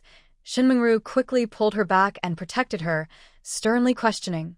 Li Yutong, no matter what, Yan Xue is your mother. You broke her arm. That's unfilial. I will report you and see you behind bars. Li Yutong sneered coldly. Mother? Elder? My mother died long ago. Someone like Lu Wangsu is not fit to be my elder. Don't flatter yourself. After speaking, she grabbed Lu Wangsu's arm and twisted it quickly before the Luo family could react. With a sharp snap, accompanied by Luo Yenshua's loud wailing like a pig being slaughtered, her wrist returned to normal and was undamaged. Mrs. Luo, I didn't break Luo Yenshua's arm. Please don't accuse me without reason. You. Luo Yenshua pointed at Li Yutong, unable to speak for a moment. Everyone present was stunned by Li Yutong's move. They had never seen her do such a thing before. Li Yutong, were you pretending to be weak before? You've been acting under my nose for so many years. You're really clever with this trick, Luo Yenshua said fiercely, pointing at Li Yutong's nose. Li Yutong shuklat shufli. She didn't know how to explain her sudden change from her previous self. This stubborn woman had already given her a reason. Luo Yenshua, you're right. I was young before, and had to work under your control. But now I am grown up and won't be bullied by you anymore. She then looked at Li Zhanqing and said, this fat woman is as big as a pig ready for slaughter. She's far worse than my mother. She's so ugly that even a pig wouldn't be interested. How can you stand to look at her? Besides, she's a woman who has caused trouble for men and has 2 children to take care of. When Li Yutong spoke, Luo Yenshua and her daughter's faces darkened with anger. The police officers nearby tried to hold back their laughter, their stomachs hurting from trying not to laugh. This girl has such a sharp tongue. It's like a knife stabbing right into them. Ah. Li Yutong, are you asking for trouble? Luo Yenshua, furious, opened her arms to attack and scratch her face. Li Yutong quickly stepped back a few steps and shouted at Fong Lanqi, and Fong, stop that crazy woman. This was the police station. No matter what, Luo Yenshua was her stepmother. She couldn't let her make trouble and accuse her of hitting an elder. Fong Lanqi raised her hand, and 2 police officers stepped in to stop Luo Yenshua. Comrade, this is the police station. You can't cause trouble here. Go home and settle your issues. Luo Zhenbang immediately stepped forward, pointing at Li Yutong's nose and scolding. Li Yutong, how can you be so vicious at such a young age? Did you cause Yenshua and Hualing trouble? Li Yutong sneered coldly. Luo Zhenbang, don't spread lies. I haven't even settled accounts with you yet, and you're already accusing me. At this moment, Fong Lanqi produced some evidence. After our investigation, there is proof that this was deliberately arranged by someone and has nothing to do with Li Yutong. It was Li Jianqing who had financial dealings with those troublemakers. What did you say? Lu Zhenbang stared in disbelief, then suddenly slapped Li Jianqing. You scoundrel! Now tell me, what is really going on? Fong Lanqi quickly stepped forward, firmly pulling Lu Zhenbang away. She said seriously, Deputy Director Lu, this is the Public Security Bureau. It is a place to uphold justice and law, not your G Society's territory. No matter what happens, we will investigate fairly based on facts and law. We won't favor anyone. So, please take your family and leave immediately, and do not interfere with our work. Lu Zhenbang was caught off guard by Fong Lanqi's firmness. His balance was thrown off, and he almost fell. After steadying himself, he glared angrily, ready to lash out. But when he looked into Fong Lanqi's commanding presence, he was suddenly intimidated. He let out a cold snort and shot a stern look at Li Jianqing, as if warning him not to speak carelessly. Fine, we're leaving, but this matter won't be over, he said angrily. Then he swung his sleeve and stormed out with the Liu family members, their faces full of frustration and anger. Meanwhile, Li Jianxing had already collapsed to the ground like a deflated ball, his face pale and lifeless, as if all vitality had drained from him. He knew he was completely defeated this time, probably with no chance to turn things around. Li Yutong stepped forward and looked down at him. Li Jianxing, those who do wrong will face their punishment. This is the consequence of your evil deeds. Fang Lanqi patted Li Yutong on the shoulder. Yutong, don't worry. We will thoroughly investigate and give you justice. Now, come with me to give a statement. Li Yutong followed Fang Lanqi into the interview room, feeling a mix of emotions. She knew this storm seemed to be calming down, but she also understood the Liu family wouldn't give up easily. Still, she was not afraid. She believed they could handle whatever came. After leaving the Public Security Bureau, Li Yutong felt a great sense of relief. On her first day in this world, everything was so exciting, and she looked forward to her future life. Looking at the time, it was already midnight. Li Yutong returned home, locked the door, and quickly entered the purple jade space. Inside the space, there were all sorts of broken items from her home and the Luo family. Li Yutong roughly sorted them out, setting aside usable pots, bowls, and 2 new quilts. She gathered the unusable items into a corner, planning to donate them to poor people in the countryside. She also neatly arranged the jewelry, gold, silver, and cash stored in boxes. Li Yutong couldn't help but think the Luo family was really rich. But now, she felt much better than before. In her past life, she spent 10 years in this space, daily feeding small animals like chickens, ducks, and fish to the core pillar, Li. To put it simply, her military salary was mostly used to repair this purple jade space. Sigh, you really are a money-burning machine, she muttered. Then she looked at the golden wheat and the bent rice plants, smiling beautifully. But she thought these grains could also be used to exchange for money to buy small animals. Thinking of small animals, Li Yutong had an idea. Since this space could grow crops, could it also be used for raising animals? If she could raise animals, she might find a quick way to repair the space. Tomorrow, she definitely wanted to try going to the black market to see if there were chicks or other small animals. In this era, the most scarce resource was food, but her space was not lacking in food. She used her mind to harvest all the mature crops and then planted a new batch. Thinking about going to the countryside the day after tomorrow, rice was easy to handle, but the wheat was just grains, not flour. It seemed that tomorrow, besides buying some supplies for the trip, she also needed to visit the black market to see if she could exchange wheat grains for flour.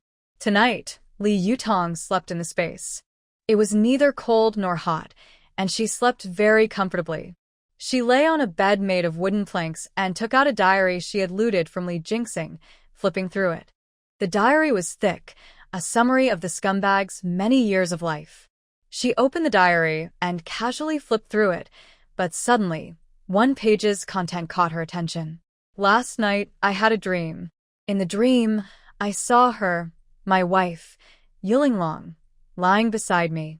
She said she had regained her memory and remembered everything from the past, and she was very happy.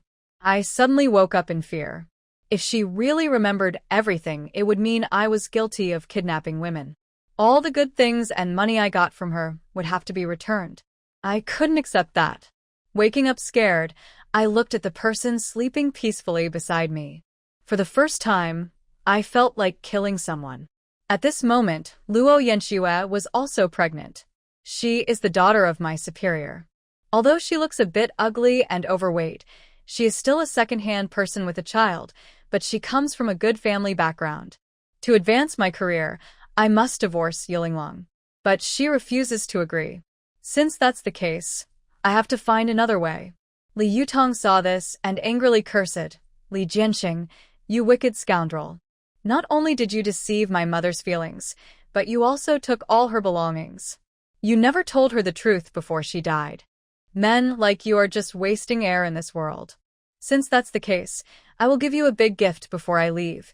Because she was angry, she stopped reading the diary and put it away, then went to sleep. She slept peacefully that night. Since the space's flow rate was different from outside, she woke naturally and didn't sleep anymore. Instead, she got up to exercise inside the space. Her body was too weak now, and it was hard to fight with others. Compared to Li Yutong's relaxed life, the Luo family situation was chaotic.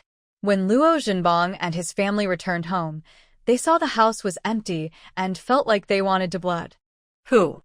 "Who dares to break into my house?" he shouted. They don't care about their lives.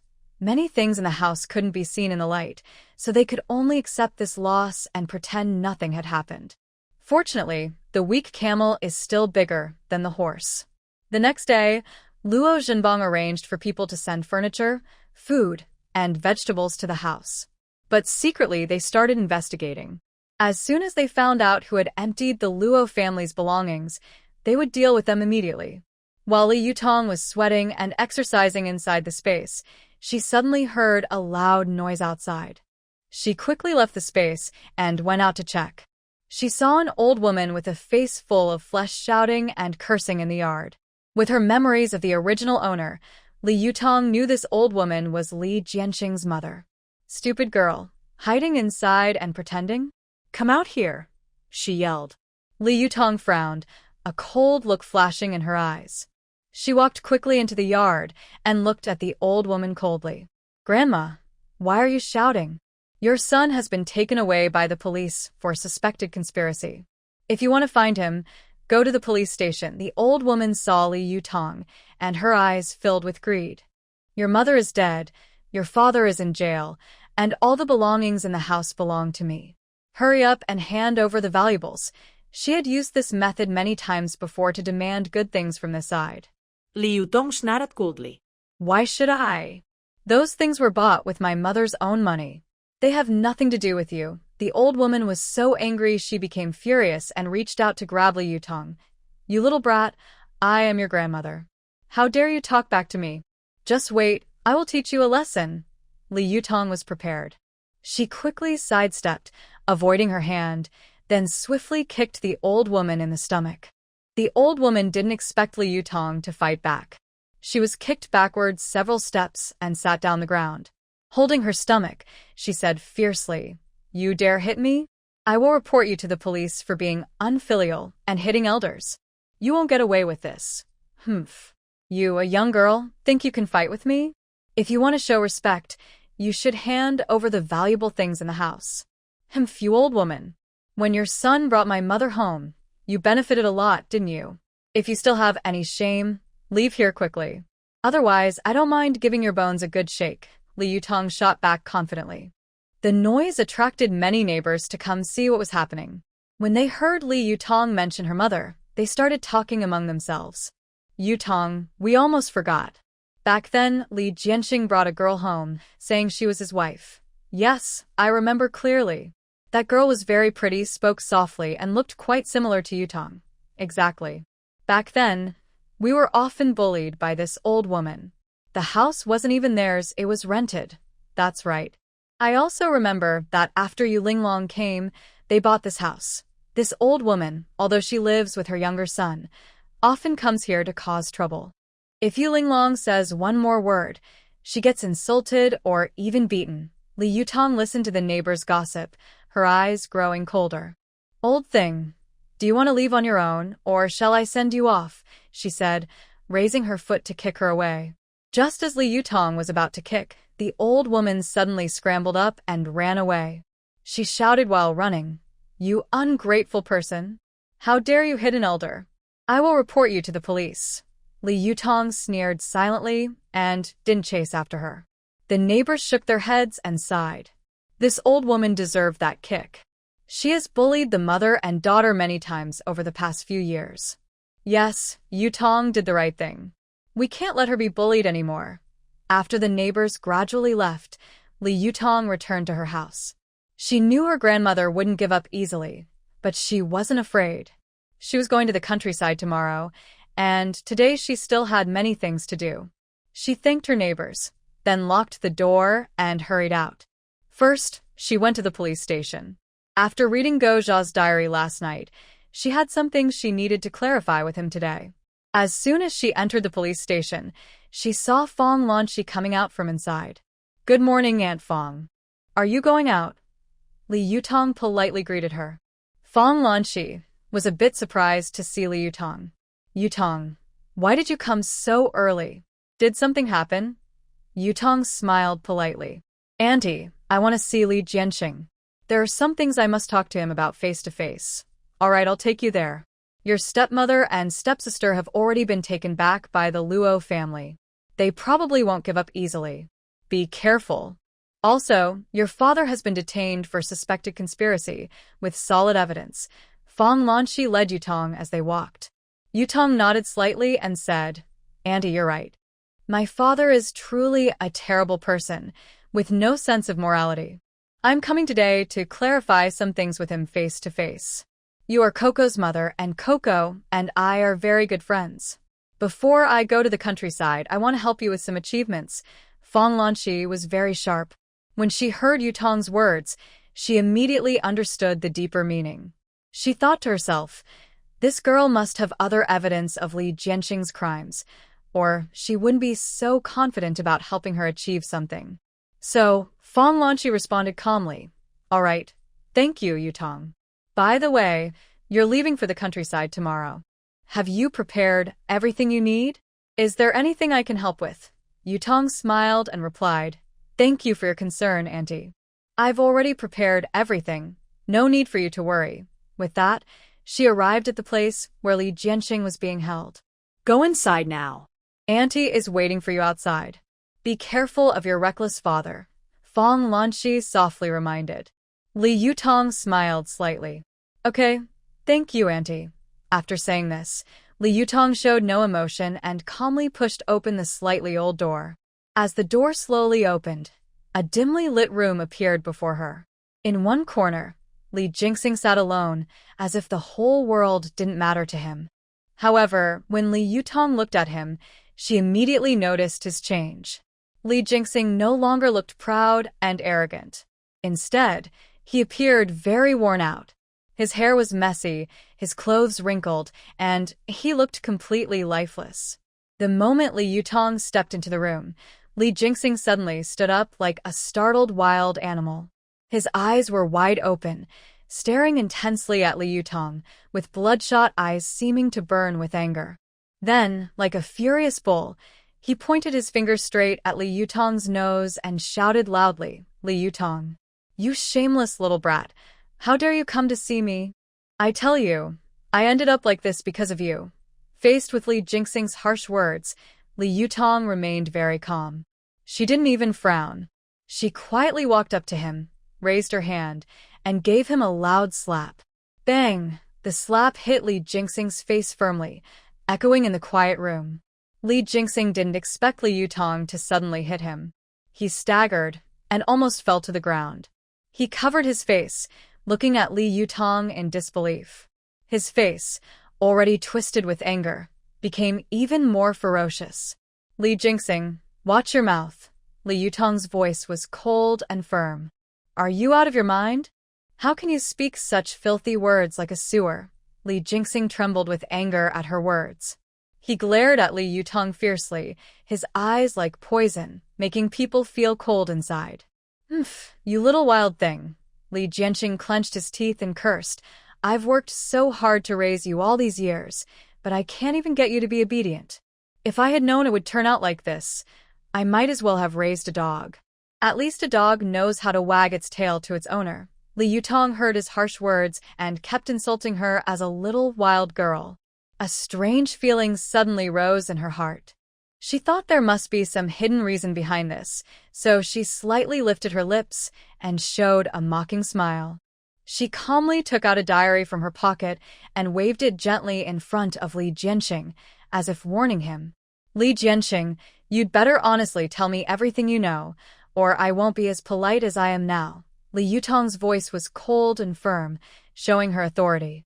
She continued, "You should know better than anyone what's written in this diary. If I give it to the police, you'll be in big trouble." Li Jianqing's eyes fixed on the diary, and his face turned pale instantly. He never expected that the diary he lost would be in Li Yutong's hands. "Was it you who attacked me at the gate of the residential area?" Did you also steal my bike? His voice trembled, clearly realizing how serious the situation was. Li Yutong sneered openly and admitted, yes, it was me. So now, you have two choices. Tell me the truth, or wait for the police to come looking for you. Li Jianqing sat on the ground, holding his head with both hands. After a long while, he finally spoke slowly. Back then, I was just a small troublemaker in Jean City Street. I spent my days with a group of unruly friends, robbing and causing trouble everywhere. I was fearless then. Anyone who crossed me would regret it. He paused, then continued. One day, our gang clashed with another group. The fight was very fierce, and both sides fought with all they had, not giving in. During the chaos, your mother was accidentally hurt. Someone from the other side struck her the head, and she was seriously injured right there. When I saw your mother fall and get hurt, I was stunned. Because she was so beautiful, I immediately fell for her and secretly vowed to make her my wife. Without hesitation, I took her injured self home. But who would have thought that after returning home, I would discover that your mother had lost her memory? Even more surprising, she was 3 months pregnant.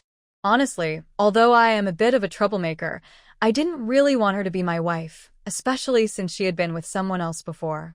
At this point, Li Jianqing paused and looked at Li Yutong before continuing. Just when I was about to give up, I suddenly noticed your mother carrying many valuable things. There was 2,000 yuan in cash, 6 heavy gold bars, a jade bracelet engraved with a character, you, and a jade pendant around her neck. These riches tempted me so much that I decided to deceive your mother, telling her I was her man. You're a scoundrel, Li Yutong couldn't help but curse. Li Jianqing snorted coldly. Haven't you heard the saying, people die for wealth, birds die for food? Your mother only lost her memory. She's not stupid. At first, I didn't fully believe her, so I acted very convincingly in front of her. Over time, her belly showed she was pregnant and she finally believed I was her man, handing over everything she had to me. So, you finally succeeded. And then, Li Yutong sneered with a mocking smile. Later, I used that money to buy the house we rented, and I also bought her a job at a textile factory. But your mother never let me touch her, so we've been married all these years in name only. Serves you right. Before Li Jianqing could finish, Li Yutong interrupted. Since that house was bought with my mother's money, it's mine. You must transfer the ownership to my name. Li Jianqing looked at Li Yutong with a foolish expression. You're dreaming. I have a son, and that house is meant for him. Don't get your hopes up. Really? Li Yutong sneered coldly. Are you sure you want to do that? She waved the diary she was holding. The threatening look on her face was very obvious. Li Jianqing's eyes hurt from the shock. He shouted, Li Yutong, don't go too far. It's better to leave some room for us to meet again in the future. Li Jianqing, I have no blood relation to you, and I don't want to meet someone like you again. Someone who traffics women. Seeing how assertive Li Yutong was, completely unlike her late mother, Li Jianqing gritted his teeth and said, Li Yutong, I promise to transfer this house to your name, but you must agree to destroy this diary in front of me. Without the diary, he wouldn't be threatened by the girl, and his family wouldn't be involved. Li Yutong looked at Li Jianqing with a firm gaze. Okay, but I need to confirm that the house transfer is complete first. Li Jianqing clenched his teeth. Fine, I'll go with you to handle the paperwork. Fang Lanqi, waiting outside the door, overheard their conversation clearly. She immediately sent someone to follow them to the housing bureau. At the property transaction center, with his staff's help, the house was successfully transferred to Li Yutong's name. When she received the new property certificate, Li Yutong felt relieved. Back at the police station, Li Jianqing couldn't wait and said, Now you can destroy the diary. Li Yutong smiled slightly. Don't rush. First, tell me where you've hidden my mother's belongings. Those are hers, and by right, they should belong to me. Once she had something, she wouldn't give it away again. But since Li Yutong held her weakness, she had to submit. Li Jianqing felt very frustrated. He was once and now, in this situation, he felt like a fallen phoenix, better than a chicken but not by much. He took a deep breath, suppressing the urge to blood. There's a basement under that house. I dug it myself. Your mother's things are stored inside. As for the 2,000 yuan, it's long gone. but you can only take what belongs to your mother. The rest is mine. Don't touch it, Li Yutong nodded. Okay. Once I get those things, I will burn this diary in front of you. After speaking, she turned and left the detention room without looking back.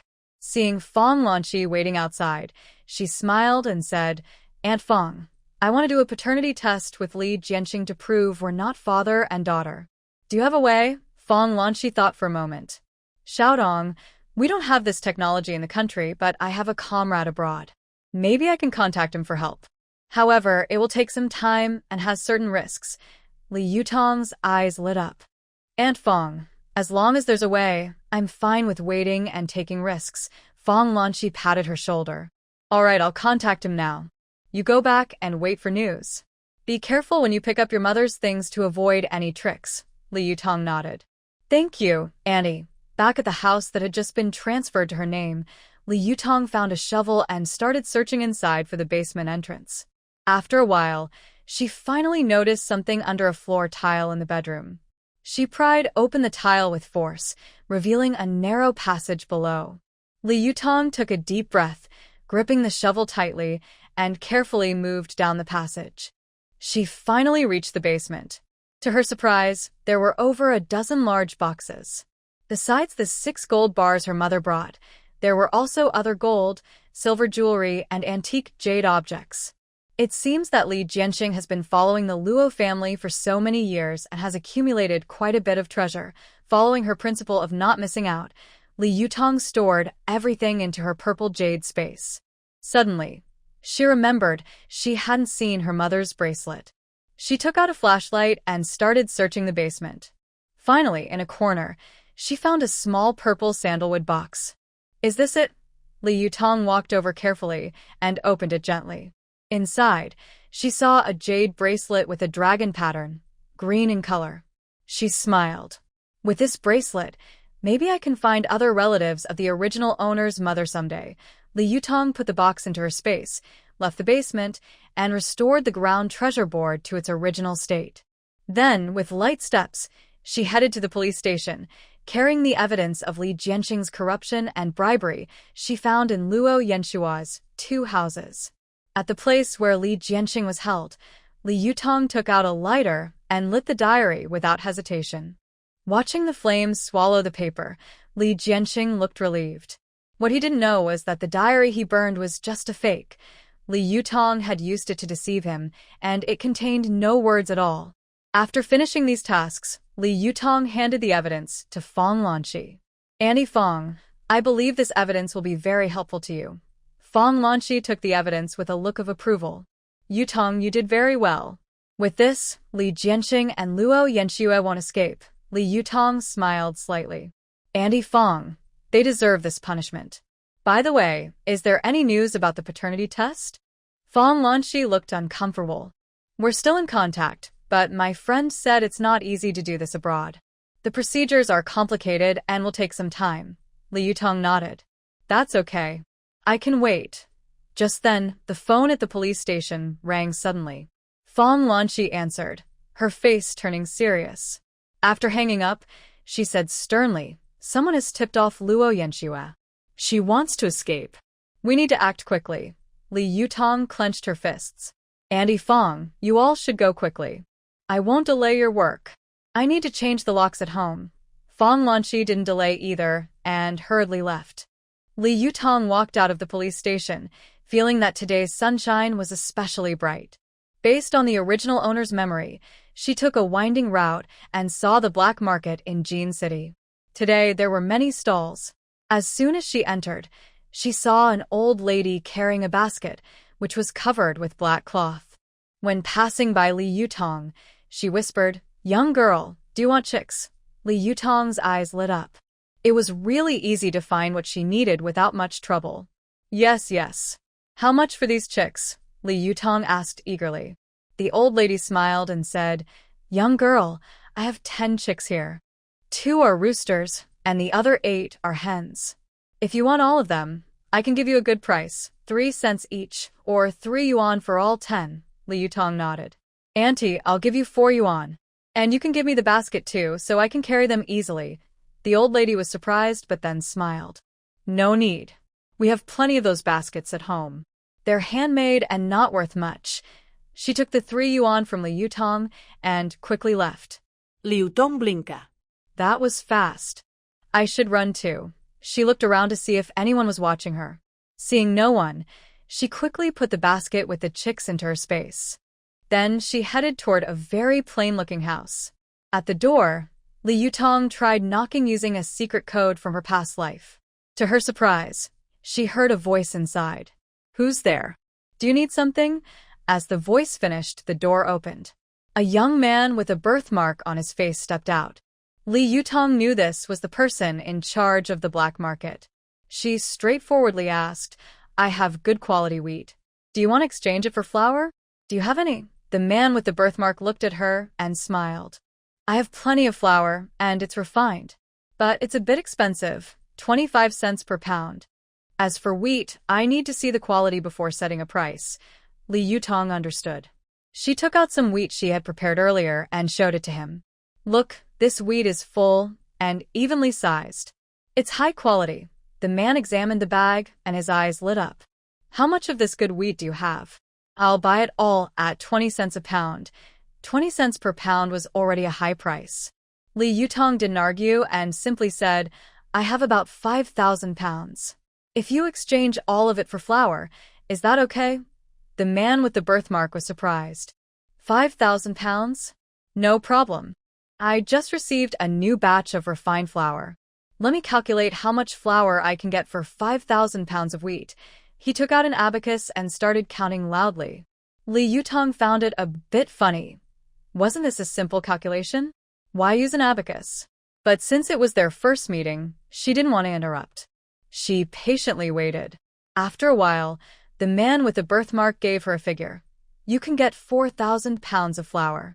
However, I only have 2,000 pounds now.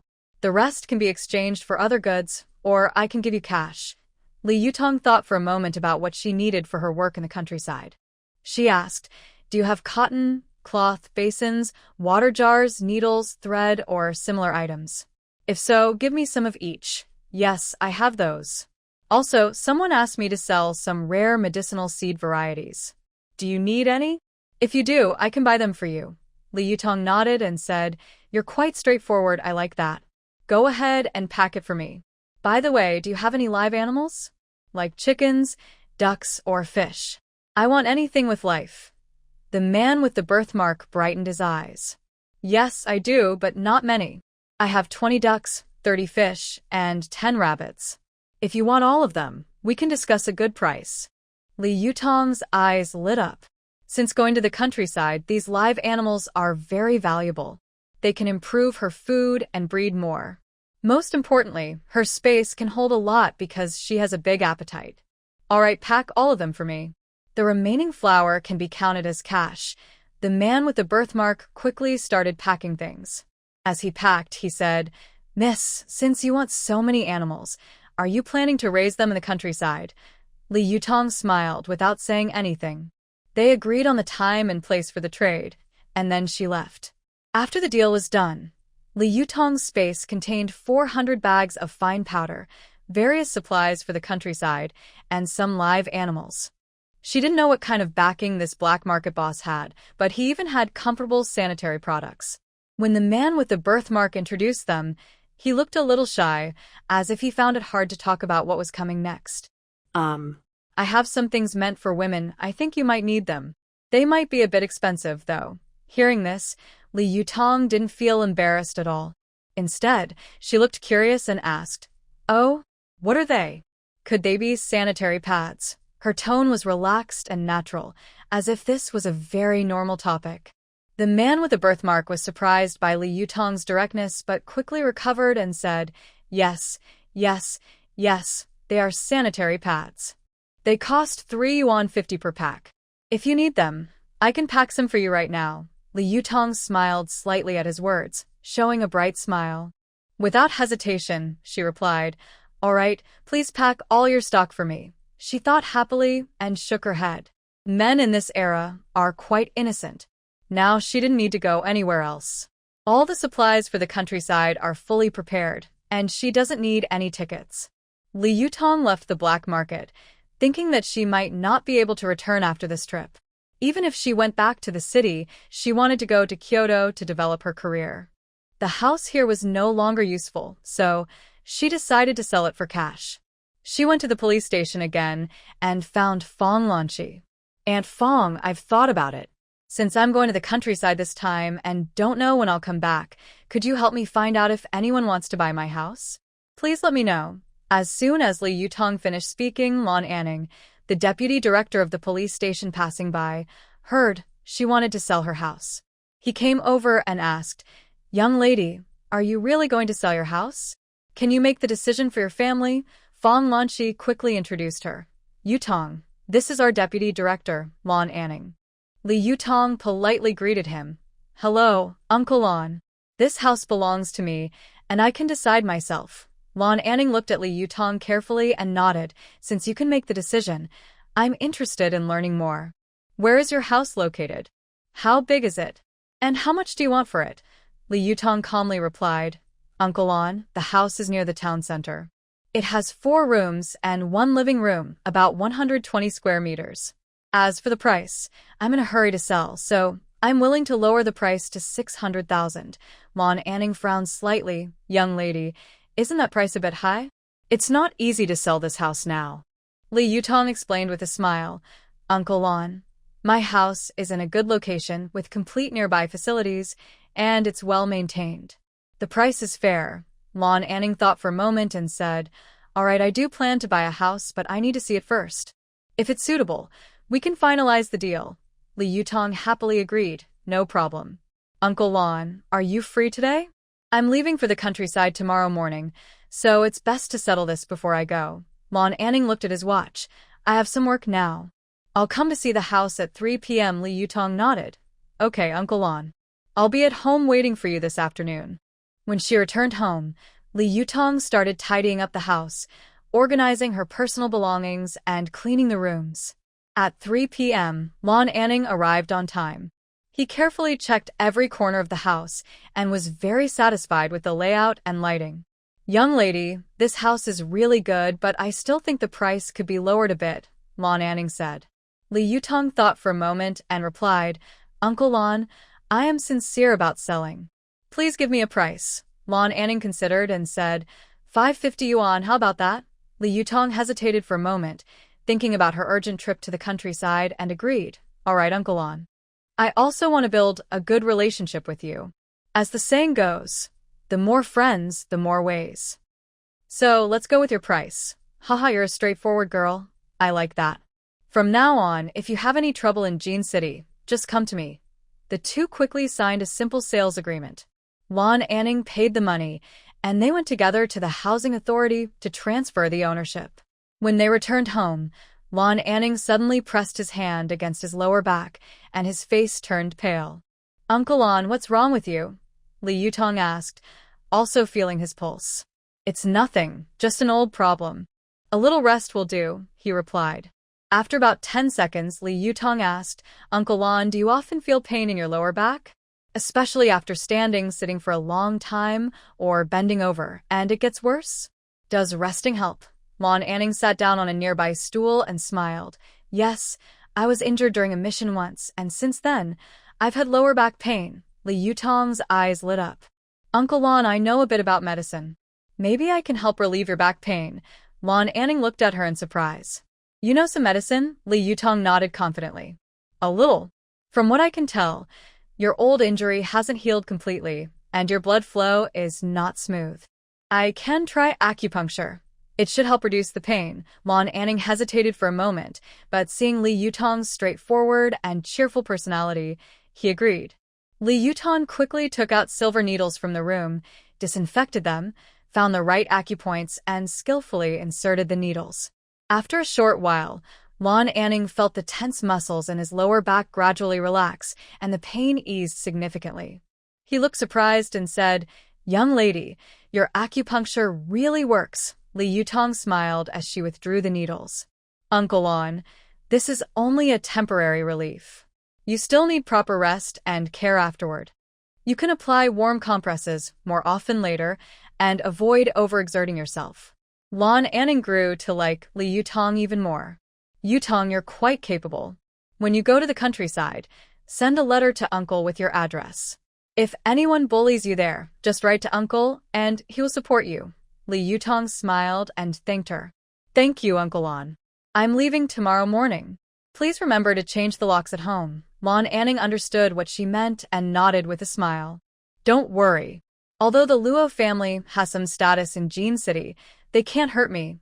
After seeing Lan Anning off, Li Yutong looked at the money she had received and smiled. Having money makes her feel calm. Now Li Yutong is both rich and well-fed, and she feels very secure. All her important tasks are done, so feeling bored, Li Yutong slipped into her purple jade space. Inside there are ducks, rabbits, chickens, and fish, but no water. She wondered if she could create a fish pond inside the space. Without hesitation, Li Yutong focused her mind and tried to use her thoughts to create a fish pond in the space, then bring water from outside. However, after some effort, she realized her mind seemed only capable of planting and harvesting, and opening a fish pond was beyond her current ability. It looks like I have to do it myself. Li Yutong sighed helplessly, thinking to herself. But this didn't discourage her. In fact, it made her more determined. She began to carefully observe the dark soil in the space, thinking about how to plan this limited area wisely. After some careful thought, Li Yutong decided to divide the dark soil into two main areas, a planting zone and a breeding zone. This way, she could grow various crops and also leave enough space for raising animals. Next, she made a more detailed division within the breeding zone. Based on different types of animals, she separated it into areas for poultry, livestock, and aquatic animals. This would ensure each type of animal had a suitable environment and prevent them from interfering with each other. Having made her plan, Li Yutong rolled up her sleeves and prepared to work hard. She first found a handy tool and started digging in the designated aquatic area. I spent over 10 hours digging, and now a deep hole about 10 meters wide has appeared before me. Li Yutong stands inside the hole, feeling very proud. Hard work is the most honorable. I work happily. Suddenly, the ground beneath her starts to shake. Li Yutong nearly falls over. She quickly jumps, using a nearby support to help herself, and lands safely on the ground. From her high position, she looks down at the deep hole. She sees in the ground, and a clear spring of water gushes out. In no time, it fills the area she just dug, forming a small fish pond. Is this? Li Yutong is so surprised she can't speak. She originally planned to dig the fish pond and then bring in tap water from outside. This space is full of surprises. Li Yutong is very excited. It looks like she doesn't need to dig the pond herself anymore. She begins planting. She scatters seeds she bought from the black market in the planting area. Soon, the seeds sprout. After finishing everything, Li Yutong feels happy and leaves the space. She looks at her luggage for going to the countryside. She feels confident and ready to start a new life there. Li Yutong touches her hungry stomach, about to go outside for some food, when the phone in the living room rings. She picks up the phone. Hello. Who is this? On the other end, Chin Keek's voice comes through. Tong Tong, have you eaten? My parents are working late today. Let's go to the state-run restaurant for dinner. Okay, I was just about to go out to eat. Let's go together. Li Yutong hangs up, puts on a coat, locks the door, and heads to the restaurant. In this era, the planned economy system emphasizes the government's control and unified planning of the economy. So, eating out usually means going to a state-run restaurant. When Li Yutong arrives, Chin Kiki is already waiting. Seeing her, she waves happily. Tong Tong, over here. Li Yutong smiles and walks over. What have you been busy with today? I haven't heard from you all day. Tong Tong, you don't know. My parents are very busy today and didn't come home. They gave me money and asked me to buy things needed for going to the countryside. I went to the state shop. I bought 2 of everything, 1 for each of us. Chin Kiki chatters excitedly. I also bought 2 of everything. Do you know? Li Yutong looked around and lowered her voice. Today, I went to the black market and surprisingly met the shop owner, who had sanitary pads. He said they were imported from abroad, and I bought all of them. That's great. I was worried about my period coming, but now I don't have to worry. By the way, Tong Tong, I just ordered your favorite squirrel fish and braised pork, plus 2 vegetarian dishes. We each got 2 bowls of rice. It'll be ready soon. Chin Kiki chirped like a little sparrow, unable to stop talking. Sounds good. Braised pork is special to this era. Let's see how the master chefs at the state-run restaurant do today. As they were chatting happily, a voice called from the window. Number 18, the food is ready. Our dishes are ready. I'll go serve them, Chin Kiki said as she stood up to bring the food. Li Yutong followed quickly. Let's do it together and we'll finish in one trip. They carried the steaming hot dishes back to their seats and started eating eagerly. Both of them used to be Special Forces soldiers, so they ate very quickly and had big appetites. In no time, 4 bowls of rice and 4 plates of food were gone. Their fast eating caught the attention of the people at the next table. A middle-aged woman with a rough face sneered. A girl can eat so much? With that appetite, only families with a lot of money can afford it. This comment resonated with others. Exactly. Girls are usually not expensive to raise, but if she eats like that, who would want to marry her in the future? That's right. Life is already hard enough these days.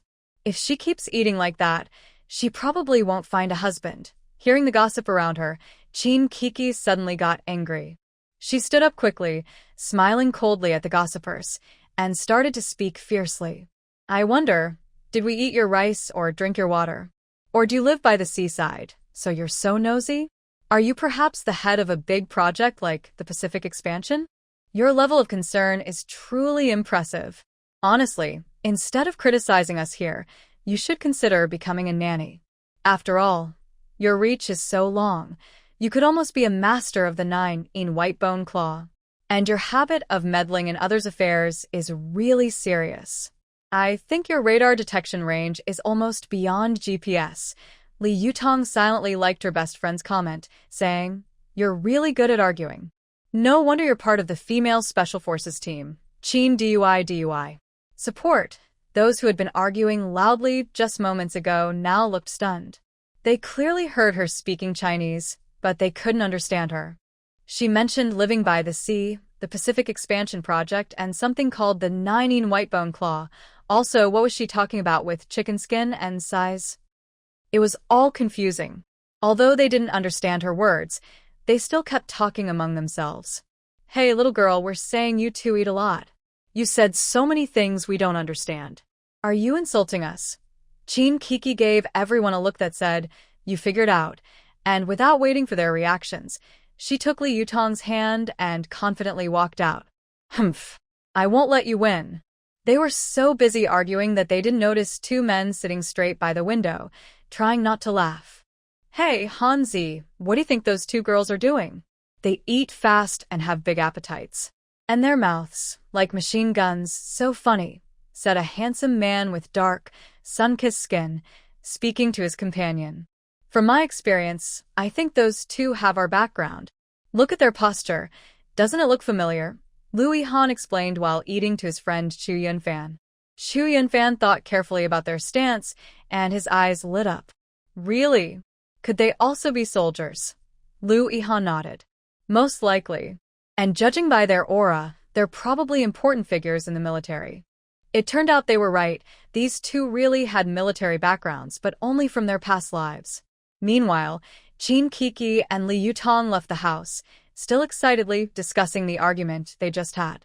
Kiki, you are so cool today. You made those people speechless, Li Yutong said with a smile. Chin Kiki proudly lifted her chin. Of course. I won't let anyone bully us. Kiki, are you going to the train station alone tomorrow? Or are you going with your childhood sweetheart? Li Yutong asked as they walked. Hearing this question, Chin Kiki frowned. Sigh, I think I have to go with that freeloading guy and that little white lotus. But no matter who arrives at the train station first, we must wait for each other to board the train together. Okay, then go home. I also need to pack some things. Li Yutong nodded in response. When Li Yutong returned home, she didn't expect to find someone waiting for her. Li Yutong, where did you put all the things at home? Why is the house empty, with nothing inside? Li Mingho asked loudly. Home? Li Mingho, Don't speak so confidently. This is my house, not yours. You're just a shameless little third-party kid brought here by your mother. In the past, you relied on your mother and that scoundrel to support you, bossing me around and insulting me. Now that I've grown up, I won't tolerate it anymore. Get out now. You're not welcome here. Lee Mingho's eyes turned red from her words. He pointed at Li Yutong's nose and asked, Li Yutong, do you think I care about living here? If it weren't for your shameless father clinging to my grandparents, do you think he could marry my mom? I came today to ask you, did you cause all the trouble with my mom, Hualing and Minglu? Li Yutong's heart suddenly jolted. She didn't expect Li Mingho to be so clever, to see through the truth so easily. But despite feeling a bit panicked inside, her face showed no sign of guilt. Instead, she slightly lifted her lips into a contemptuous smile, as if she looked down on Li Mingho's behavior. Li Mingho, Li Yutong's voice was cold and tinged with mockery. You are just like your shameless mother. You both like to think you're right and force your will on others. If you really want to know the truth, go to the police station. Don't run here like a shrew to cause trouble. Now, get out immediately. I need to rest and have no time to deal with your nonsense. Li Mingho was so angry that he trembled all over. His eyes widened with rage as he stared at Li Yutong, as if he wanted to spit fire. He took a step forward, raised his hand, and made a move to slap Li Yutong hard. She quickly reacted, reaching out with one hand like a pair of pliers, tightly grabbing Li Mingho's arm. Then, she skillfully dodged, pulled him, and performed a beautiful shoulder throw. Li Mingho was thrown to the ground like a helpless sack, unable to resist. Li Mingho, Li Yutong looked down at him with a cold and firm gaze. Don't be shameless. Do you think I, Li Yutong, am the same little girl who used to be bullied? I've grown up now. I'm no longer a soft target you can push around. If anyone dares to bully me again, don't blame me for turning hostile. Li Mingho, lying on the ground like a turtle flipped on its back, grimaced in pain, groaning, ouch, ouch, repeatedly. He endured the pain, struggled to get up, rubbing his sore backside, and glared fiercely at Li Yutong, threatening her. Li Yutong, you wicked girl, I tell you, if I find out you're involved with my mom's case, you're dead. I won't let you go, and you'll suffer a lot. His voice was full of anger and hatred, as if he wanted to tear Li Yutong apart. After saying this, he hobbled away, his awkward figure looking especially funny in the sunset. Meanwhile, at the police station, officers who had gone out to investigate returned to report to Fong Lanxi about today's findings. Captain, based on your orders, we mainly checked why Luo Yanxue and Li Mingluo appeared at the scene, but we found nothing. There are no signs of a third person. It's like they appeared out of nowhere. Also, there are traces of aphrodisiac powder at the scene. It's clear someone tampered with it. I suspect Li Zhanxing placed the aphrodisiac in the room beforehand. Fong Lanxi waved his hand. I understand. You can go now. In the interrogation room, Li Zhanxing had already admitted that he deliberately sent Li Yutong into the hands of troublemakers to gain power, but he knew nothing about how Li Yutong became Li Hualing. He also confessed to corruption and accepting bribes, but refused to say anything else. Luo Yanxue also firmly claimed that Li Yutong was the one who sent their mother and son to the scene. The police conducted an investigation but found no clues or evidence. After repeated questioning, she began to doubt her own guesses and thought she might have been dreaming. However, she had participated in Li Jianxing's corruption, helped hide the stolen money, and revealed where they stored the valuables. When the police went to the two houses mentioned by Luo Yanxue, the stolen money was gone, and they found no trace of it. This was because Li Yutong had already cleaned up all suspicious signs. In the end, Li Jianxing was sentenced to death for crimes including human trafficking, illicit relationships, conspiracy to commit disorderly conduct, embezzlement, and bribery, with the execution scheduled for a later date. Luo Yanxue was sentenced to 3 years in prison for illicit relationships, conspiracy to commit disorderly conduct, and covering up crimes, but under Luo Zhenbang's influence, her sentence was eventually suspended for 6 months. Although Li Yutong felt regretful about the verdict, she could do nothing, as she was now waiting at Jin City train station for a green train heading to Province S. Qin Kiki arrived here a bit earlier. As expected, her childhood sweetheart Zhengyang and her close friend Lin Xiaoxiao also went to the countryside with her. Qin Kiki's parents and her brother came to see her off. Fang Lanxi was giving her advice on what to watch out for when going to the countryside. Seeing Li Yutong walking alone with her luggage, a trace of sympathy appeared in her eyes. Oh, poor girl. Qin Kiki saw Li Yutong and waved happily. Tong Tong, come over here. Li Yutong smiled and walked over, politely greeting her elders, hello, uncle and aunt. Fang Lanxi held Li Yutong's hand with a gentle smile. Yutong, you and Kiki have been classmates and good friends for many years. Now you're going to support rural development. Oh, and Zhengyang and Xiaoxiao are with you. When you get there, please help each other. As for Kiki, she's a bit careless and straightforward, but I know you're a good girl with your own opinions. Please take good care of her over there. Li Yutong replied with a smile. Auntie, don't worry, I will. Zhengyang also stepped forward and said, Uncle Qin and Fang, don't worry. Kiki has me to look after her. Qin Jinming, Qin Kiki's father, looked at Zhengyang with a faint expression.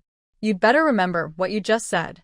If anything happens to my daughter over there, I will definitely come to talk to your father. At this moment, little Lin gently spoke. Brother Zhengyang, you also need to take good care of me. Zhengyang smiled awkwardly. Before he could respond, someone from the youth office approached. All the young people, gather here. I will give out your train tickets. When I call your name, come to collect it. Please don't push. I will first assign your destinations. The young people naturally formed a circle, looking at the youth office staff with hopeful eyes.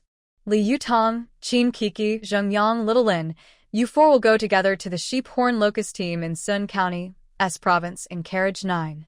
Qin Kiki was excited when she heard she was assigned to the same team as Li Yutong. Yay, Tong Tong, we're together. Li Yutong smiled and nodded, yes. Just then, the train's horn sounded, signaling it was about to depart. Qin Kiki jumped up excitedly. Wow, we're leaving now. Everyone hurried to help load their luggage onto the train. Li Yutong, Qin Kiki, Zhengyang, and Little Lin found their seats and sat down. Qin's parents rushed to Qin Kiki's window, looking at her with some reluctance. Kiki, you go ahead and be brave. Mom and Dad will stay here and figure things out. If there's a chance to return to the city, we'll be the first to bring you back. Qin Kiki nodded obediently. Okay, I'll wait for good news from you. You all take care of yourselves. Clang.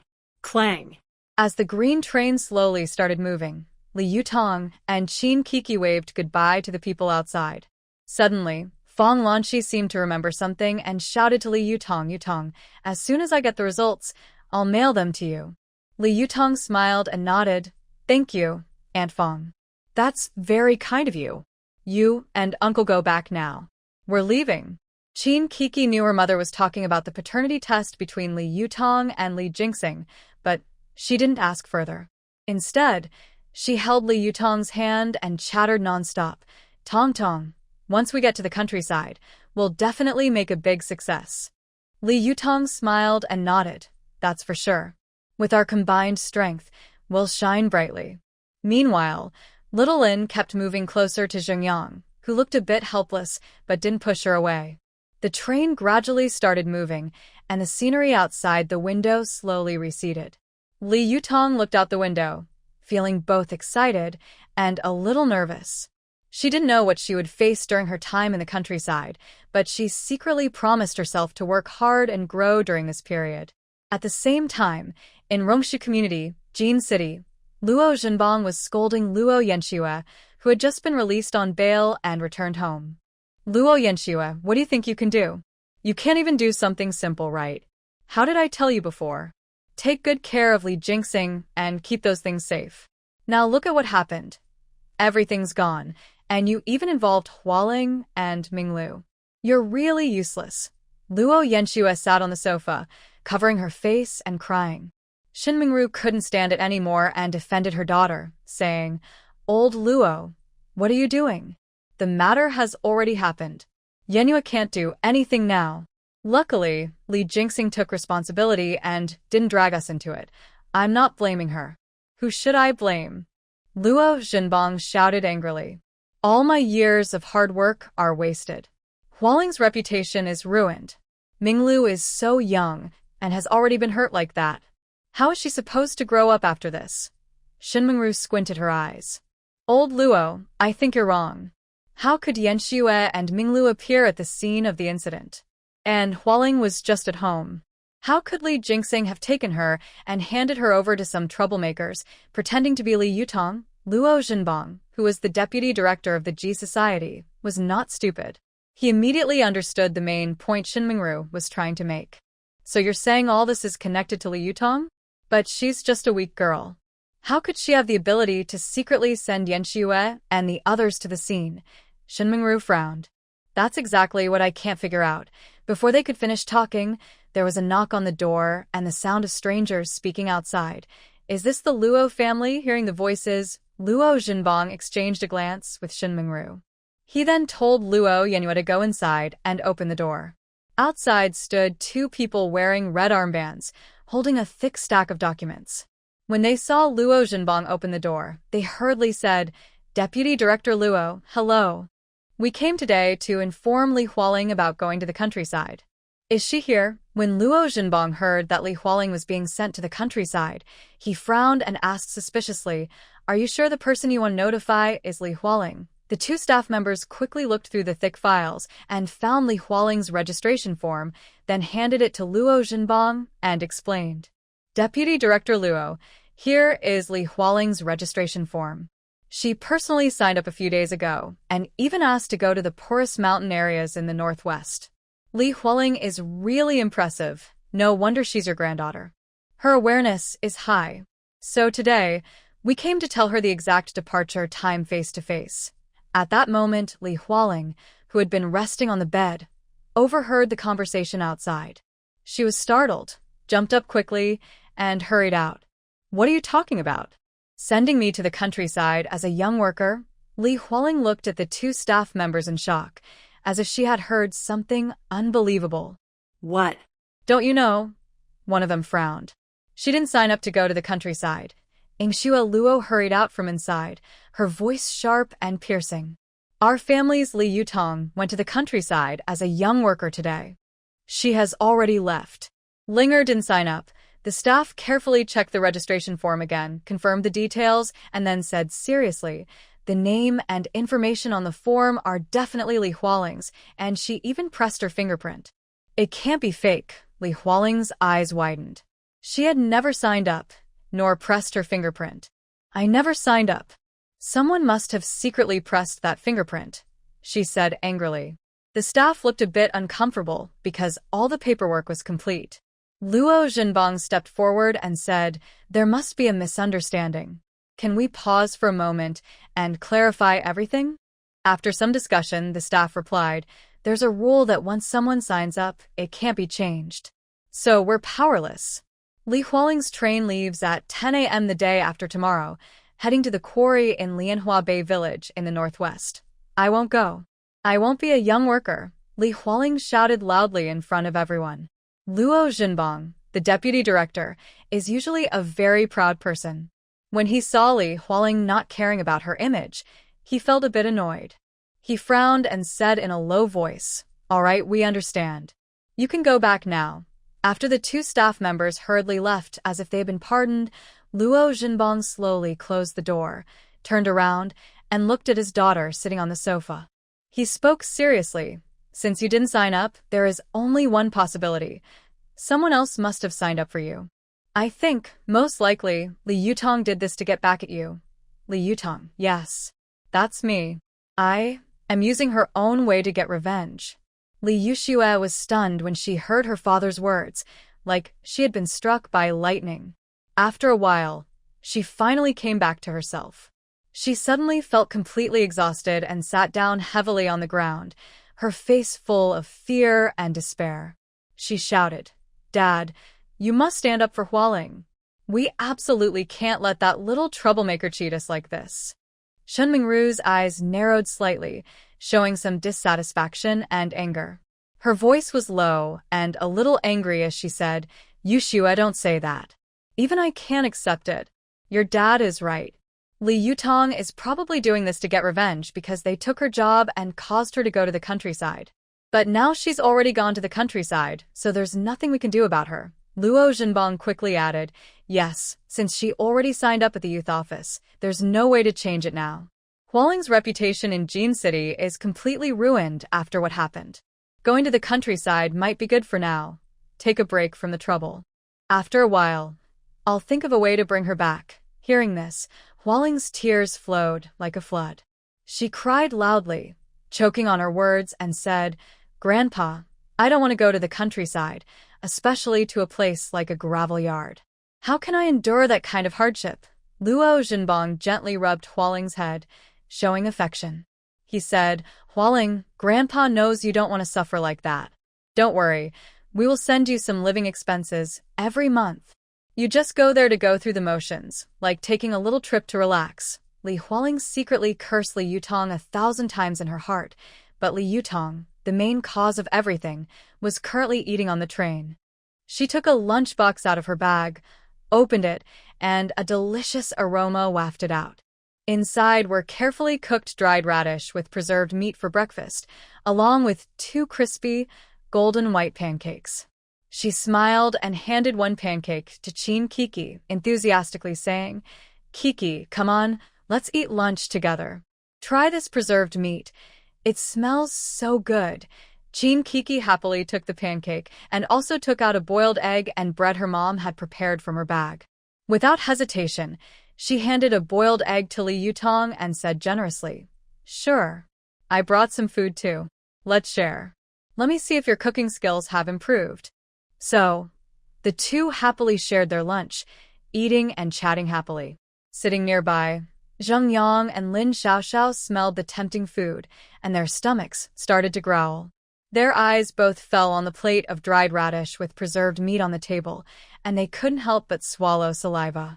Seeing this, Zheng Yang quickly took out a pancake from his bag and started eating eagerly, trying to ease his hunger with food. However, Lin Xiaoxiao hadn't brought anything and could only watch others enjoy their food with a look of helplessness and sadness. Finally, Lin Xiaoxiao couldn't help but whimper to Zheng Yang, Yangji, I'm so hungry. Her voice full of sadness. Zheng Yang paused his chewing and looked at Lin Xiaoxiao with confusion. Didn't your family prepare any snacks for you? Lin Xiaoxiao pouted and answered confidently, Yangji, you promised to take care of me.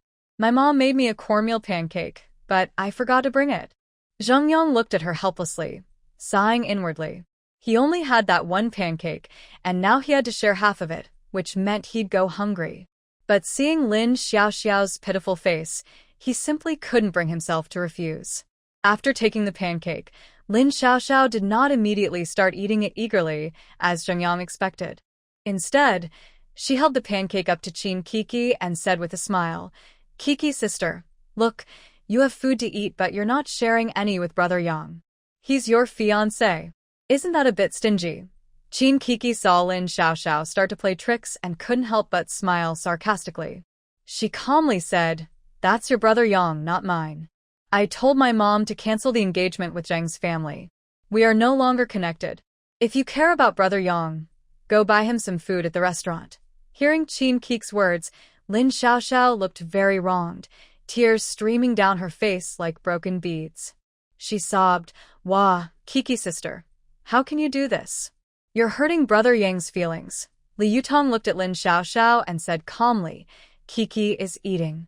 There's no need to argue with someone like her. I brought the meat. I can give it to whoever I want. No matter how sharp her nose is, I won't give her a piece. Li Yutong's words made Lin Xiaoxiao tremble with anger, unable to speak. At this moment, Zheng Yang, who had been silent, stepped forward. Xiaoxiao, stop making trouble. We're all heading to the countryside together. Be more sensible. Lin Xiaoxiao didn't expect Zheng Yang to defend others. Her tears fell even harder. Brother Yang, you're actually scolding me for them? I was just trying to care for you, but Kiki's sister treats me like this. Qin Kiki sneered, Stop pretending to be pitiful. No one cares about your fake concern. It's said that when a beautiful girl cries, someone will feel sorry for her. The young man sitting opposite Li Yutong, who was nibbling on an apple, couldn't stand it anymore. I say, you too, the girl just wanted a piece of meat. Do you have to insult her like that? His words seemed to trigger some command, and everyone around started pointing and whispering. Exactly, you're both from the same group. If there's good food, how can you enjoy it alone while your friends watch? That's right. If you're so selfish, do your parents know? Chin Kiki was so angry at the unfair accusations that her eyebrows furrowed. Just as she was about to speak and defend herself, Li Yutong quickly grabbed her arm, stood up, and looked sharply at everyone. Do you all understand the full story? Just making noise here. This meat was hard-earned by me, and I have the right to decide who eats it. Some people can't even bring their own food, but still try to judge others. Isn't that funny? The young man biting into an apple choked and couldn't speak. His face turned red. A girl with a braided hairstyle sitting next to him pulled him back, signaling him not to get involved. Seeing things getting worse, Lin Xiaoxiao cried even louder and hid behind Zhengyang. Zhengyang looked helplessly at everyone. Everyone stop arguing. It's all a misunderstanding. Suddenly, there was a loud noise from the next carriage, as if people were arguing. Everyone's attention was drawn there, and they stopped criticizing Chin Kiki and the others. Chin Kiki and Li Yutong exchanged a glance. Both sighed in relief, sat down again, and continued enjoying their food. Seeing no one paying attention to her anymore, Lin Xiaoxiao gradually stopped crying, but secretly started planning new mischievous ideas. The matter was over. After eating, they started to feel sleepy. Li Yutong and Chin Kiki leaned back in their seats, closed their eyes, and took a nap. Li Yutong's mind entered the purple jade space, where she fed the ducks, rabbits, and chicks. Seeing them had grown a bit bigger, she smiled and soon fell asleep. Zhengyang, having only eaten half a pancake, was a little hungry but had nothing to eat, so he closed his eyes and slept. Lin Xiaoxiao also leaned on his shoulder and fell asleep. The train kept moving forward with a loud clack-clack, and soon night fell, signaling dinner time. Li Yutong took a thermos from her bag and took out a plate of braised pork. Chin Kiki brought out 2 hot steamed buns. Tong Tong, here, the steamed buns with braised pork are the best. Li Yutong didn't refuse. She took a bun, carefully stuffed it with meat, handed it to Chin Kiki, and then made one for herself. Everyone sitting nearby was drooling at the smell of the braised pork. What kind of family is this? Eating meat at every meal. They also wanted to eat. Just as the two were enjoying their meal, suddenly, loud crying came from the next seat. Wow, Grandma, I want to eat meat too. It was a little kid sitting nearby, looking at the meat in front of Li Yutong and Chin Kiki, and crying out of greed. The child's grandmother, an old woman dressed in rough cloth clothes, quickly spoke to comfort him. Gooden, don't cry. Grandma will go get you some meat. She then stood up and hurried over to Li Yutong and Chin Kiki, speaking assertively. Share some of your meat with my grandson. He wants to eat. Li Yutong was immediately annoyed. Who are these people? If your grandson wants meat, go buy some for him at the train restaurant. I'm not his mother. If you don't know where it is, I'll tell you. The restaurant is in carriage 7. I won't go out of my way for you, Li Yutong replied impatiently. Chin Kiki rolled her eyes and said, Sigh. Every year there are difficult people, but this year is especially full of them. However, the old woman was clearly unhappy with Li Yutong's words. She raised her voice and shouted, What's wrong with sharing a piece of your meat? There's so much on your plates. You 2 young girls can't eat it all anyway. What's wrong with giving my grandson a bite? She then reached out with her hand, which looked like it had been blackened by dirt, with some grime still stuck under her nails, as if she hadn't washed it in days, and tried to grab the meat on the plate. Li Yutong reacted quickly. She gently moved the plate aside to avoid her hand. At the same time, she looked annoyed and surprised, raising her voice. What's wrong with you, old lady? How can you just reach out and grab other people's things? The crying child, seeing that his grandma wasn't getting the meat, ran over and stared at the meat on the plate, crying even louder. Wow. I want to eat meat. I want to eat meat. He cried and hit the plate of Chin Kiki with his hand, with quite a bit of force, more than a small child should have. Li Yutong looked at the crying kid, squinting her eyes. She exchanged a knowing look with Chin Kiki. This kid has a problem. This scene gave Lin Xiaoxiao a chance. She sarcastically said, "Oh, how come you're so unkind? Such a big kid, and you won't share a piece of meat. That's really terrible." Li Yutong didn't bother to pay attention to Lin Xiaoxiao. She carefully observed the child and noticed that the child's eyes didn't look as pure as those of a normal kid. Also, the child's throat, hidden by clothes, seemed to have a Adam's apple moving. The crying child saw someone helping to speak for her and, crying, threw herself into Lin Xiaoxiao's arms, tears and snot smudging her clothes. "Big sister, you're so kind. I want to eat meat. Can you buy me some meat?" She also rubbed against her chest. Lin Xiaoxiao felt uncomfortable all over but wanted to annoy Li Yutong and the others, so she held back her urge to push the little boy away and softly comforted him. "Don't cry, little brother. Some people are just selfish and lack compassion." Suddenly, Li Yutong noticed something familiar around the old lady's waist and subtly warned Qin Kiki. Qin Kiki also reacted and looked around, noticing several unfriendly-looking men sitting nearby. Her heart skipped a beat. These people didn't look simple. Their eyes showed fierceness and greed. Qin Kiki understood they might be caught in a carefully planned trap. The crying child was probably just a bait, intentionally causing chaos to attract their attention. The old lady and these men seemed to be working together, possibly with bad intentions. Li Yutong appeared calm on the surface, but was quickly thinking of ways to handle the situation. They couldn't act rashly, or they might anger these people and make things worse. Lin Xiaoxiao was still immersed in her performance, unaware that danger was quietly approaching. Qin Kiki frowned slightly and whispered so only Li Yutong could hear, "Looks like we're in big trouble. We need to find a way out." Li Yutong nodded gently, scanning her surroundings for any possible escape routes. Suddenly, Li Yutong had an idea. She quietly told Qin Kiki, "I'm going to the bathroom. You can give the meat to that little kid." Qin Kiki understood immediately. "Okay, go ahead. It's normal for kids to want meat. Besides, I'm full." Li Yutong quickly headed toward the bathroom in the carriage and bumped into Lu Yihan coming from the opposite direction. At that moment, Li Yutong felt the gun tucked into his waist. As a special soldier, she sensed the same kind of energy from him as she had from herself. She quickly said, "There's a problem in car 9. I think someone is trying to cause trouble." Lu Yihan was surprised when he saw her. Wasn't she one of the 2 girls he met at the state-run restaurant? Seeing her sharpness, he softly said, "I know. They are drug traffickers. I came to help the police catch them. You should go back now and not attract suspicion." Li Yutong nodded and turned to walk away.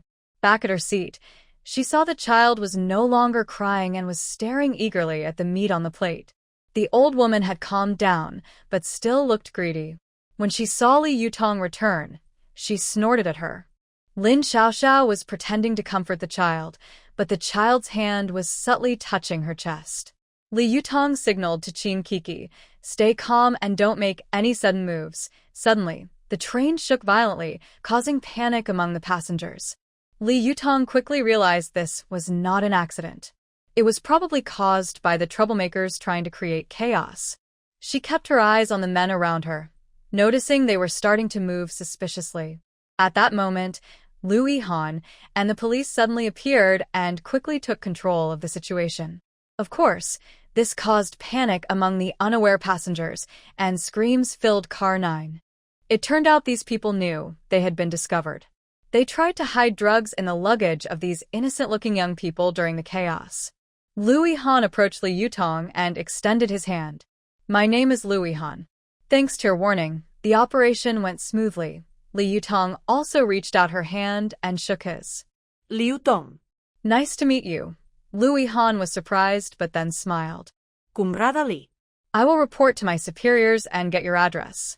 The reward will come soon. But now, we need you to come with us for a statement." Li Yutong nodded with a smile. "Okay, I'll go with you and cooperate." Following Lu Yihan, Li Yutong arrived at the car where the statement was being taken. 2 female police officers were conducting the interview. Lu Yihan sat quietly beside them with a cold face, saying nothing the whole time. Li Yutong felt that Lu Yihan was here to keep order. His strong presence made the two female police officers feel a bit nervous. Li Yutong was quite relaxed and answered the police questions cooperatively. When asked how she discovered the problem with those people, Li Yutong smiled and said, "My best friend and I were having a meal when the little person started crying and demanding meat. The old lady helped him cause trouble." The police officer nodded, signaling her to continue. "At first, we didn't suspect anything, just thought the kid was hungry.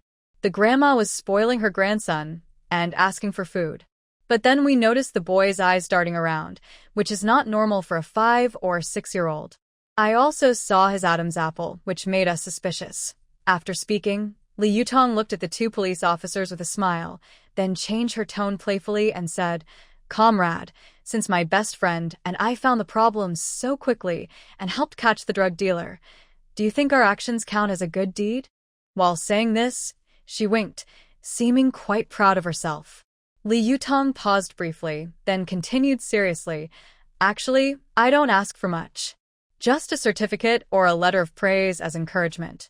That way, I can feel a sense of achievement and motivate more people like me to stand up bravely for justice and make small contributions to the country." Her words sounded righteous and inspiring, earning respect from others. Standing nearby, Lu Yihan slightly smiled when he heard her words. Suddenly, a voice came from outside the door. "Yes, a good comrade like you deserves praise." As the voice finished, a slightly older male police officer, looking very upright, stepped inside. He wore a pleased smile and said to Li Yutong, "Young comrade, you're absolutely right. Your and your friend's actions are very commendable. Please leave your address, and the police will deliver a reward to your home soon. Someone like you, brave enough to stand up for justice, is truly rare and worth learning from and praising." Li Yutong smiled and stood up. "Thank you, police comrades. You've worked hard. My best friend and I are educated youth sent to the countryside. We are going to the Sheephorn Locust Brigade in Sun County, S Province." Lu Yihan heard her say she was an educated youth and raised an eyebrow slightly. When she confirmed the destination, a smile appeared on his face. "So, you're going as an educated youth. Xiao Lu is also going to that place. From now on, Xiao Lu will protect you." Li Yutong was a bit surprised when she heard this and looked at Lu Yihan. He stood tall and had a remarkable presence, giving a feeling of reliability. "Then I'll trouble Comrade Lu," Li Yutong said politely. Lu Yihan nodded slightly. "No trouble at all. Protecting you is my duty." Li Yutong wasn't really interested in any reward. She was just trying to get a good luck charm for herself and her best friend. They say wild mountains and waters breed cunning people. Who knows what kind of place they're going to this time? With a commendation letter or a certificate from the police, she and Kiki could settle in that place more easily. After finishing the interview, Qin Kiki smiled and said, "Tong Tong, you really showed up this time. Did they give you a reward?" Li Yutong smiled slightly. "Of course. If I didn't think of that, I wouldn't be worthy of being your friend." She originally wanted to say she was still your boss, but then she remembered there were others around, so she changed her words to "your friend." Everyone around saw her return, and their attitude completely changed. They praised her. "Comrade Li, how did you know that kid was a little person?" asked a young man sitting opposite Li Yutong out of curiosity. "Intuition," Li Yutong replied simply with 2 words. Lin Xiaoxiao, hearing that the kid was a little person, got goosebumps all over. "Li Yutong, you knew that kid wasn't really a child, but you didn't warn me, and he ended up bothering me a lot." Before Li Yutong could speak, Qin Kiki was unhappy. "Lin Green Tea, are you being unreasonable? You stepped forward to play the good person, hugging that little person, comforting him, and wiping his tears. Now you turn around and blame Yutong. You really are shameless." Lin Xiaoxiao's face turned red with anger as Qin Kiki scolded her. Just as she was about to argue back, Lu Yihan suddenly spoke. "Everyone, stop arguing. When you're outside, it's better to be peaceful." His voice was deep and commanding, so Lin Xiaoxiao didn't dare to speak again. Li Yutong looked at Lu Yihan gratefully and smiled as she tried to calm everyone down. All right, it's just a small matter. Don't take it to heart. At that moment, an older police officer approached and handed Li Yutong a note. Comrade, this is our police station's contact information. We will notify you about any updates regarding the reward. Li Yutong quickly took the note and thanked him repeatedly. The train traveled for a day and a night, and soon they arrived in X City, S Province, which was their destination. Lu Yihan led Li Yutong and the others off the train. It's still a 3-hour bus ride to your place. Let's go now. Hearing that they still had to sit on the bus for so long, Lin Xiaoxiao was unhappy. What kind of place is this? We get off the train, and then have to take a bus. Yang, I'm tired. Zhengyang looked uncomfortable and asked Lu Yihan. Comrade Lu, can you think of a way? Xiaoxiao really can't sit on the bus for that long. Lu Yihan frowned. This is the fastest way to get there right now. There's no other option. Li Yutong looked at Lin Xiaoxiao's delicate appearance and felt a bit annoyed, but she still said, Xiaoxiao, we're all young people sent to the countryside to work hard. You can't be so fragile. Hearing this, Lin Xiaoxiao's eyes turned red. You just make cold remarks. I can't stand it, so what? Qin Kiki stepped forward to defend Li Yutong. Stop making trouble. If it weren't for Tong Tong, you might have been harmed by drug dealers. You don't show gratitude and keep causing trouble. What's the difference between you and the wolf we saved from the East Gua man? When Lin Xiaoxiao heard herself compared to a wolf, she cried and said, Yang, look at Sister Kiki. How can she say that about me? Zhengyang looked impatiently at Qin Kiki. Kiki, if you don't like how I take care of Xiaoxiao, then come at me directly. Don't take your anger out on her. Lu Yihan's brow furrowed even more. Now isn't the time to argue about this. Everyone, stop fighting. Hurry and catch the bus. I'll tell you, there's only one bus to Sun County each day. If you miss it, you'll have to wait until tomorrow. Everyone finally calmed down and followed Lu Yihan to the bus station. They arrived quickly. The bus was already full, with only the back seat empty. Li Yutong quickly jumped onto the bus, placed her luggage on the seat, and took 3 seats for herself, Qin Kiki and Lu Yihan. Coco, Comrade Lu, you can sit here. Lu Yihan nodded in thanks and sat beside her. The people behind had no seats left and could only stand. When Lin Xiaoxiao entered the bus, she saw there were no empty seats. Her face immediately turned sour. Her gaze fell on Qin Kiki, and suddenly, she seemed to find someone to vent her anger on. She snapped at Qin Kiki. Qin Kiki, get up. Give your seat to Brother Yang. Lin Xiaoxiao knew very well that if Qin Kiki gave up her seat, Zhengyang would definitely let her sit. Zhengyang had always been very indulgent to her, and she believed he wouldn't let her stand. But Qin Kiki was not the type to give in easily. She slightly curled her lips into a charming smile and calmly replied, Why should I? I arrived first and I'm going to keep this seat. Lin Xiaoxiao's face grew even uglier. She stomped her feet in anger and shouted, You're so unreasonable. Brother Yang is so tired standing. He's your fiancé.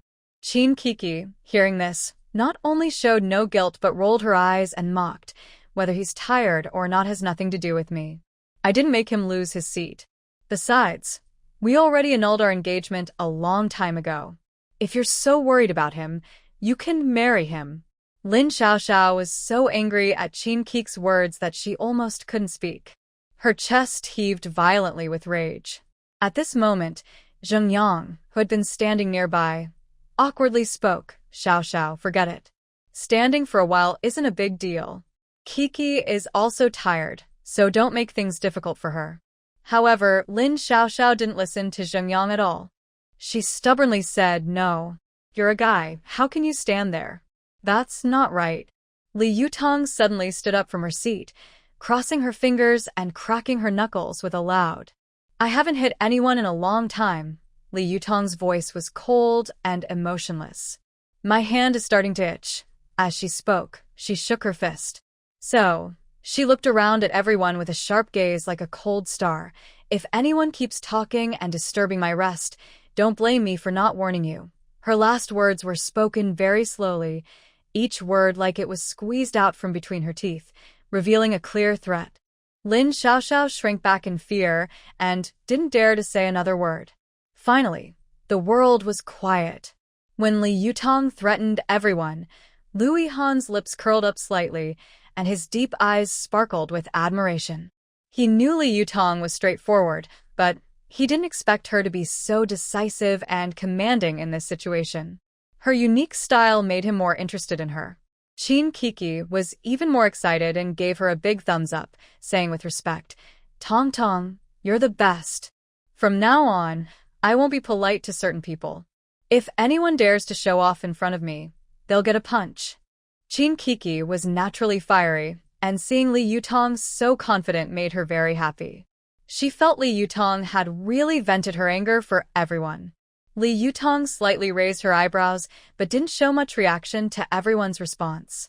She leaned back in her chair and closed her eyes slightly. Lu Yihan looked at Li Yutong, who was resting her eyes, and thought to himself, "This seemingly strong girl, how many secrets does she hide deep inside?" After this small incident, everyone quietly enjoyed the view outside the window. It was late July, and Sun County was near the mountains. When the car arrived here, it felt much cooler. The bus stopped at a simple bus station in Sun County. Li Yutong and her group got off with their luggage. Standing firmly on the ground, everyone felt like they had come back to life. "Tong Tong, do we need to go to the youth office in Sun County to check in first?" Qin Kiki asked as soon as she got off the bus. Li Yutong shook her head. "I don't know. I think someone should come to pick us up." Lu Yihan walked over and said, "The local youth office has already given you your paperwork for the commune you're going to. From there, it will be distributed to each team. Outside the station, there are sure to be team leaders waiting to pick you up." After hearing Lu Yihan, everyone looked outside the station. Sure enough, a group of simple, honest-looking people were holding signs with the names of different teams. The team they belonged to was part of the Yuejin commune. Among them, a tall, dark-skinned young man holding a sign that said, "Yangjiao Huan Team," stood out in the crowd. Seeing Lu Yihan behind Li Yutong and the others, he enthusiastically waved and said, "You are the youth going to Yuejin commune, right? I am team leader Wang Taiju of the Yangjiao Huan Team." Everyone hurried forward. Leader Wang took out a booklet. "I'll call out names now. When I call your name, answer yes." As Leader Wang called out names, Li Yutong realized that besides the four of them coming together, there was also a boy sitting across from her on the train, Zhao Hongbin, and another girl, Jiang Yumei. Both of them were from Kyoto. After finishing the roll call, Leader Wang led everyone toward the place where the ox carts were parked. As they walked, he explained, "Our Yangjiahuan team has fairly good conditions, with a lot of land. The villagers have also voluntarily cleared many wasteland. As long as you work hard, you won't go hungry." Soon, they reached the ox carts. While the youth were loading their luggage, Wang Taiju came over to Lu Yihan. "Are you here to see your grandfather again?" "Yes," he said, tossing him 2 big white rabbit candies. "How is my grandfather lately?" Wang Taiju put the candies in his pocket. They were rare, and he had to save them for the children. "Your grandfather is doing well. He works in the fields with the villagers every day. By the way, why didn't you tell him in advance that you were coming?" Lu Yihan lowered his voice. "I'm here on a mission this time, just to visit my grandfather." Wang Taiju nodded understandingly and didn't ask more. "Your grandfather will be very happy to know you're here. He's been lonely sitting alone every day, and that makes me feel uncomfortable." Lu Yihan leaned close to Wang Taiju's ear and said, "Captain Wang, I know Li Yutong and Qin Kiki. Please take care of them." Wang Taiju raised an eyebrow. "Is there something going on? Tell me, is it Li Yutong or Qin Kiki?" Lu Yihan rolled his eyes. "I won't tell you. Anyway, they will be under your care from now on. Don't let the villagers introduce them to anyone. Remember that." Wang Taiju nodded helplessly. "Got it, Deputy Group Leader Lu." Actually, Wang Taiju was only a few years older than Lu Yihan. He was a retired soldier, so they got along well. He saw the young workers had packed their things and said loudly, "We're leaving now. Since the ox cart can't carry so many people, you'll have to walk back." When they heard they had to walk back, Lin Xiaoxiao's face immediately fell. What? "You want us to walk back? We came to support rural development. Is this how you welcome us?"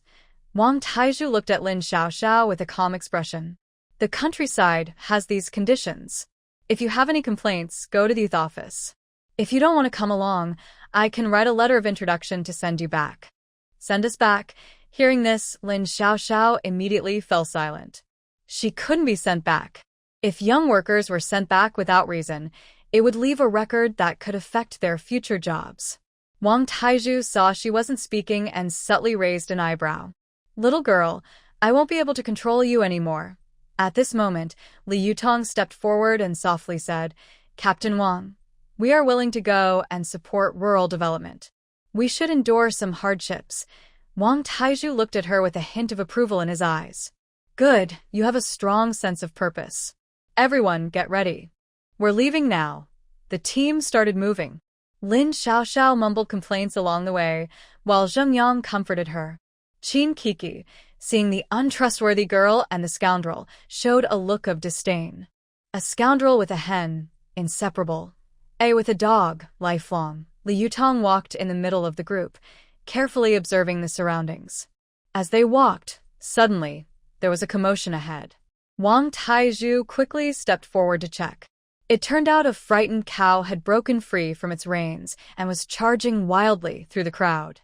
Wang Taizhu loudly shouted for everyone to disperse, but in the chaos, a few young educated youths were still knocked over. Lu Yihan and Wang Taizhu quickly rushed over, trying to control the cow. Just as the cow was about to charge at a young educated youth, Li Yutong suddenly found the courage to pick up a stick from the ground and swung it at the cow's eyes. The cow, in pain, turned and ran away. Everyone breathed a sigh of relief.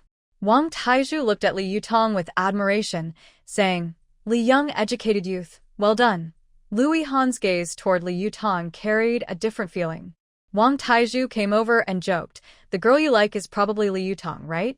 I have to say, you two are a good match. Lu Yihan rolled his eyes at him. We haven't even started yet. Don't talk nonsense. At this moment, Li Yutong approached. Wang Taizhu quickly changed the subject and looked at her. Li young educated youth, do you need anything? Li Yutong had already discussed with Qin Kiki. The two of them decided not to live with the other young educated youths. One reason was that there were too many people in the youth camp, which would definitely cause chaos.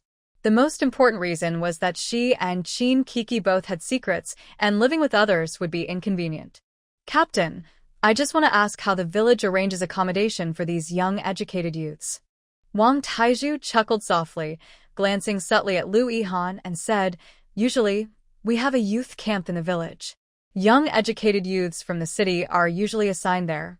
There are already over a dozen youths living there. Of course, if you don't want to stay in the camp, you can build your own house. But when you return to the city, the house will belong to the team. Alternatively, you can choose to stay with local villagers, but you'll need to pay grain and accommodation fees. Li Yutong thought for a moment. Does our team have any empty houses for rent? Qin Kiki also came over. Yes, Captain. Li Tong, and I don't want to stay in the youth camp. If there are houses to rent, that would be perfect. Wang Taizhu stroked his chin. There is one. An old house at the east end of the village. The previous owner moved out, and it's been empty. But, he paused briefly before continuing, that house was once occupied by the 90th Army. They caused a lot of trouble in the village, burning and looting without mercy. They built a basement under that house, where they often interrogated prisoners. Many people who died there were not young, so no one dared to go near the house.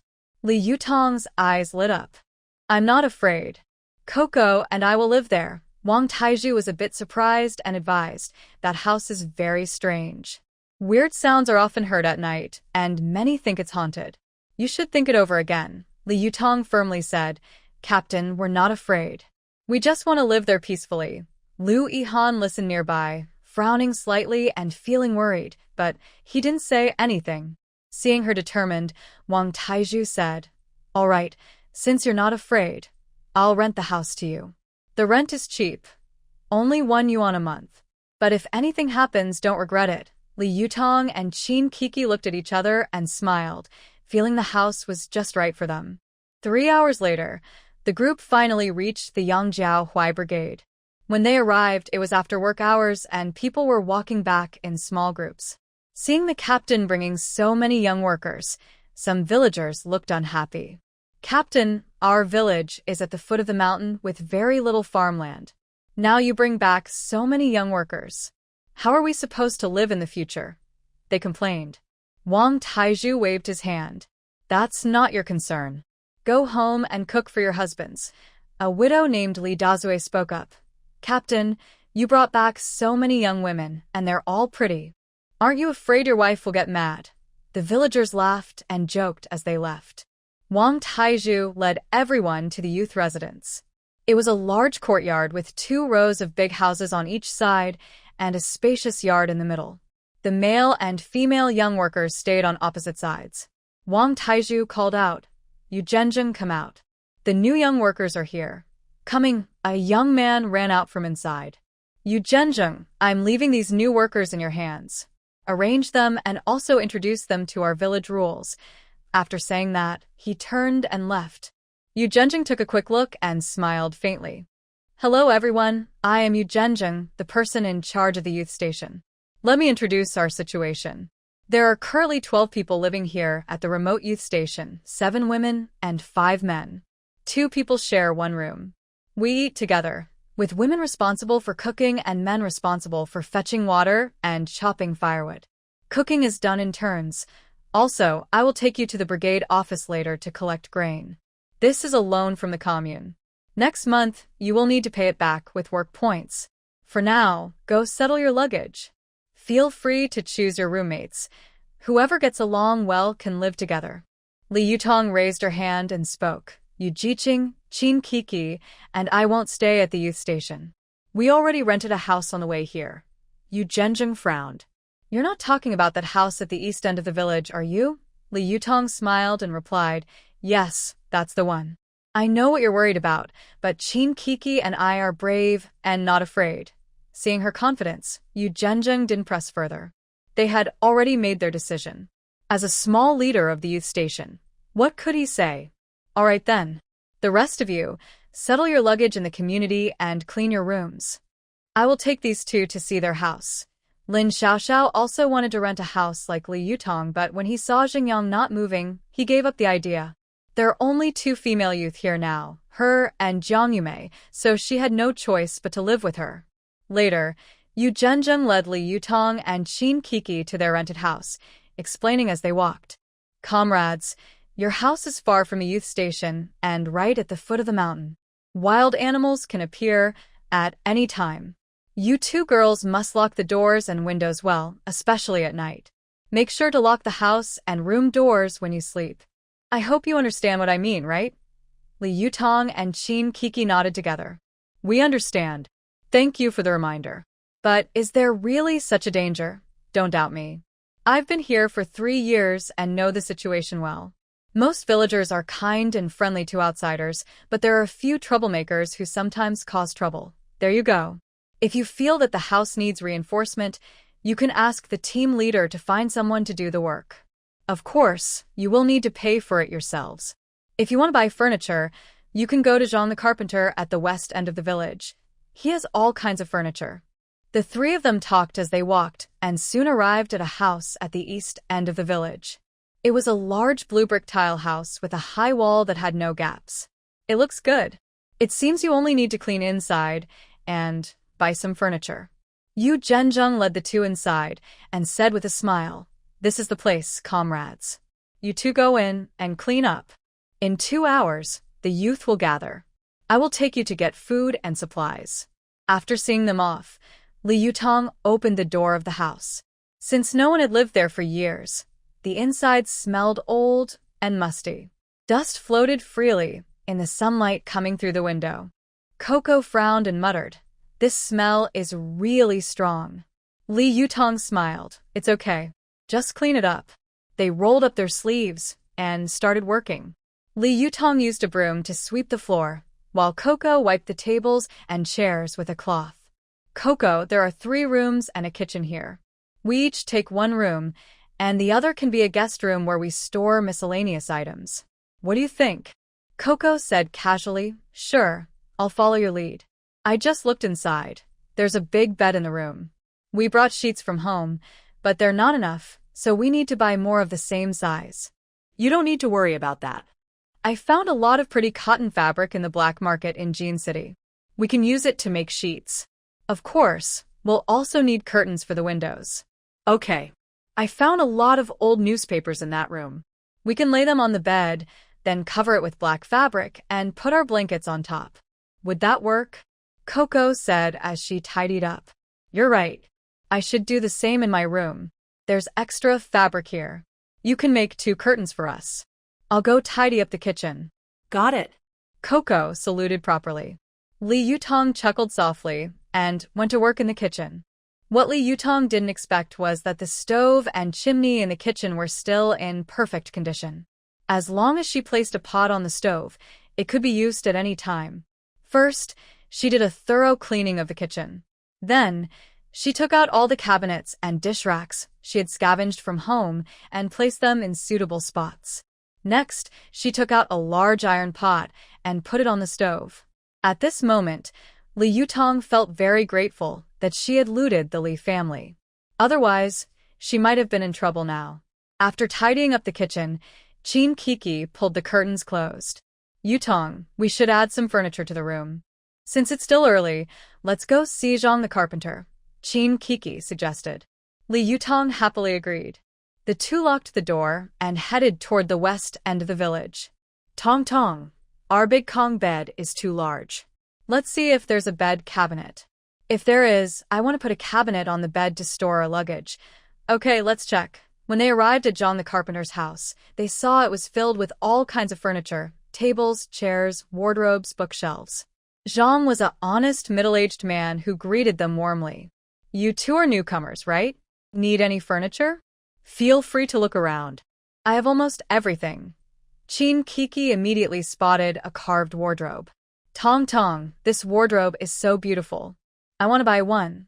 Li Yutong looked around and said, Uncle Zhang, we want 2 of these wardrobes, plus a bed cabinet, a desk, a wash basin stand, a clothes rack, 2 large bathtubs, a dining table, and 8 stools. Please tell me the total price. Zhang the carpenter calculated. It will be 56.8 yuan. I'll round down the price, so just give me 56 yuan. I'll deliver everything to you soon. Li Yutong smiled. Thank you, Uncle Zhang. We live in the house at the east end of the village.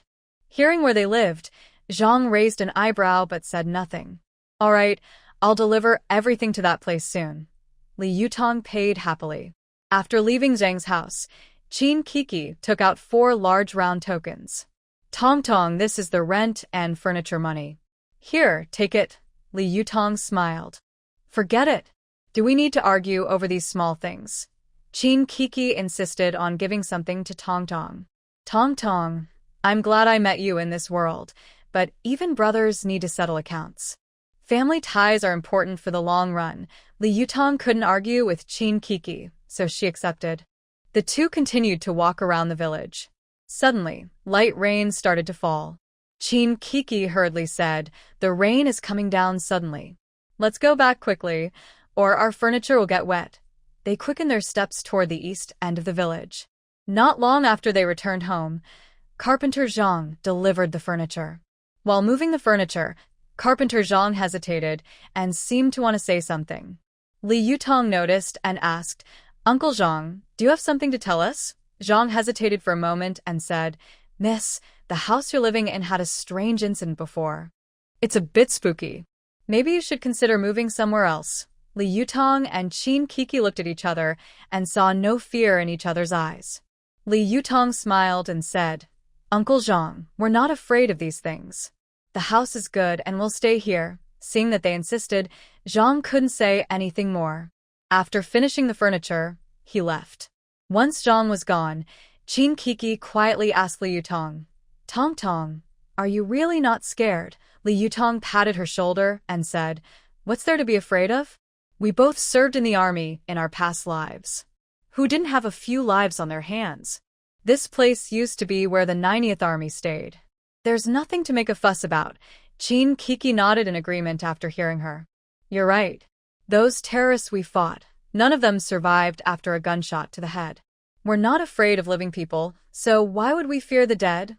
Li Yutong looked at the time and said, We still need to go to the youth cadre station.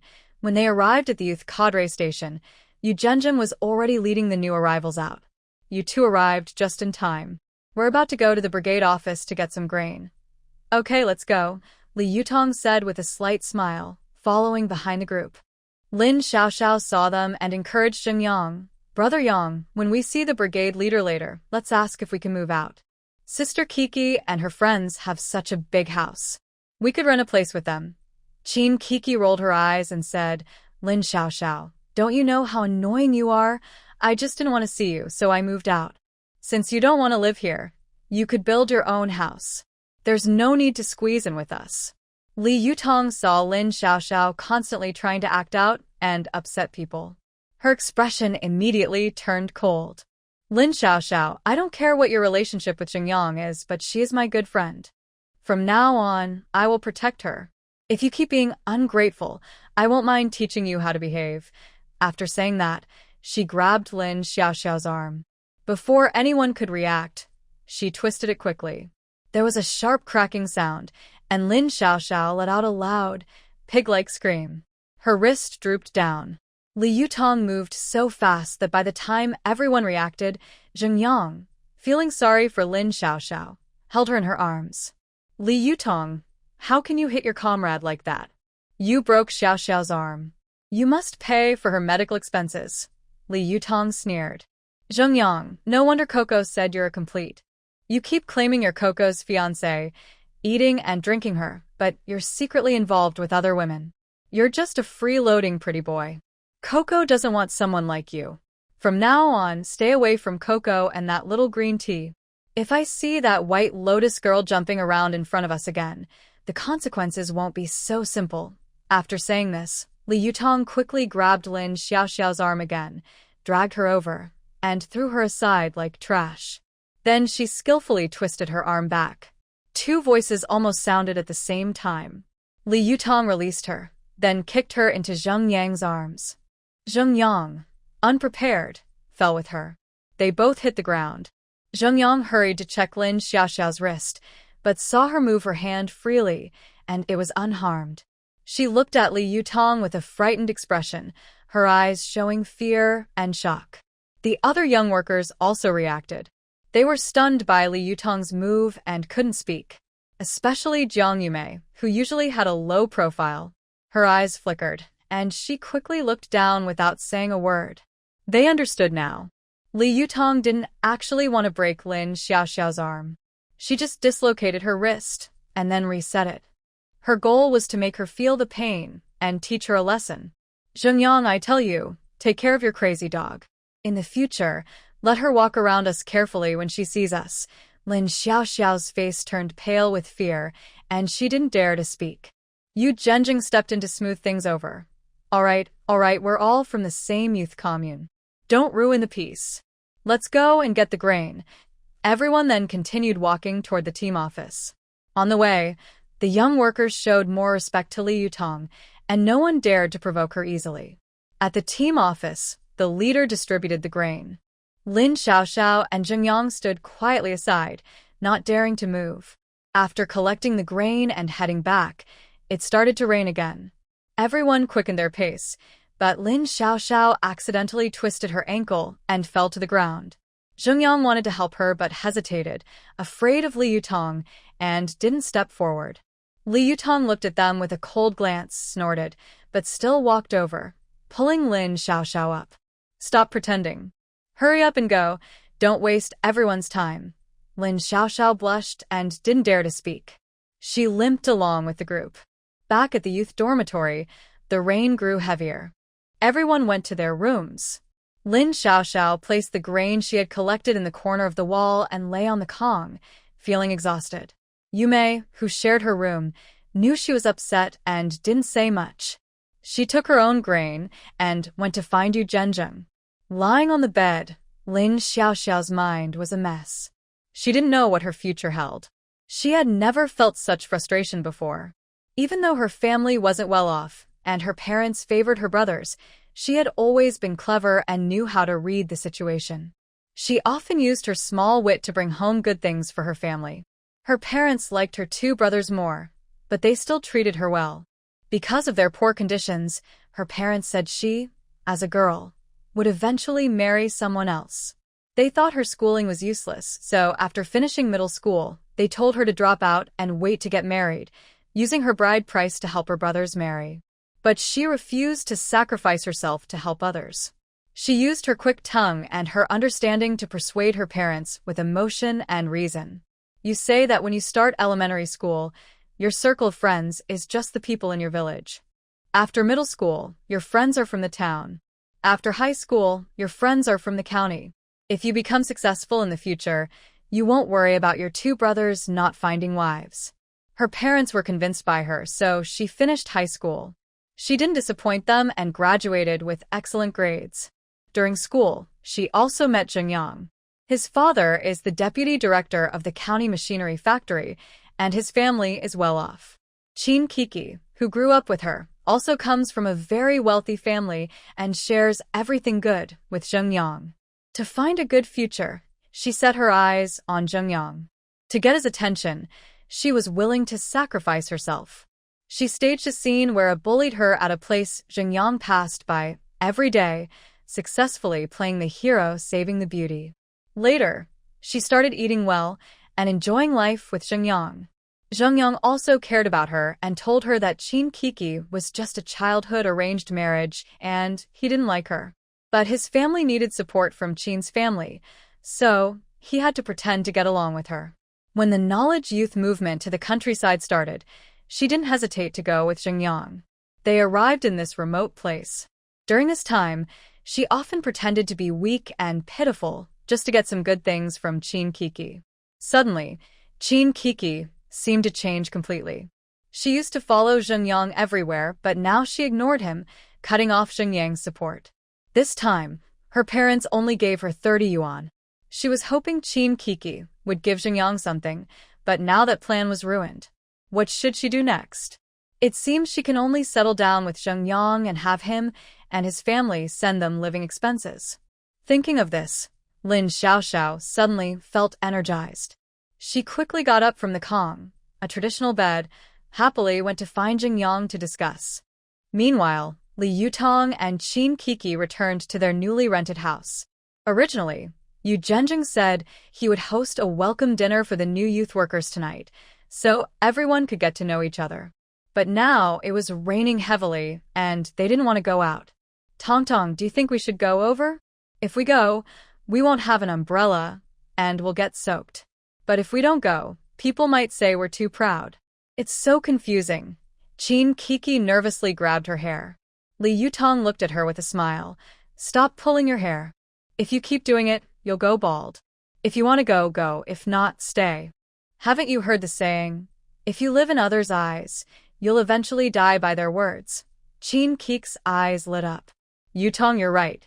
Life should be a free and joyful dance, stretching in the sunshine and rain, showing our true beauty. But when we care too much about others' opinions, it's like wearing heavy chains. Every move becomes stiff and unnatural. Li Yutong laughed. You're usually so tough at the base, and now you're being so poetic. You're talking all fancy. Don't make fun of me. Hurry and get the rain gear. We're going to the youth center, so we won't be confused with others on the road later, Chin Kiki urged. Okay. As you say, let me find an umbrella. Li Yutong's mind entered the purple jade space, rummaging through the items taken from the Li family. Finally, she found an oil paper umbrella. Got it. We'll hold the umbrella and walk over, so we won't get wet. When the two arrived in the rain, the old youths had already prepared food. Just some mixed grain cakes and wild vegetable porridge. Yu Zhenjing looked a bit embarrassed.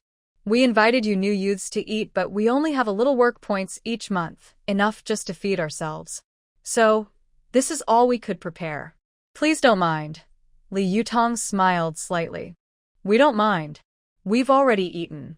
We're here to get to know everyone. Let me introduce myself first. My name is Li Yutong, from Jincheng, X-Province. Nice to meet you all. Chin Kiki also smiled and said, My name is Chin Kiki. I'm a classmate of Yutong, and also from Jincheng. This is my first time here. Please take care of me. After everyone finished introducing themselves, the old youth, Li Wan, looked at Li Yutong. Li Youth, I saw your skills earlier. You must know some medicine, right? Your medical skills are probably pretty good. Her words opened the floodgates, and everyone started asking questions. Yes, Li Youth, does someone in your family work at a hospital? I guess your ancestors were all healers. Your skills look quick and precise, not sloppy at all. Before Li Yutong could speak, Qin Kiki answered for her. Yutong's mother is skilled in medicine. Although she doesn't work in a hospital, most of the workers at Jin City Textile Factory have benefited from her help. Newcomer Zhao Hongbin looked at her shyly. Li Jiqing, I'm sorry about earlier on the train. Please don't take it to heart. Li Yutong smiled softly. It's okay.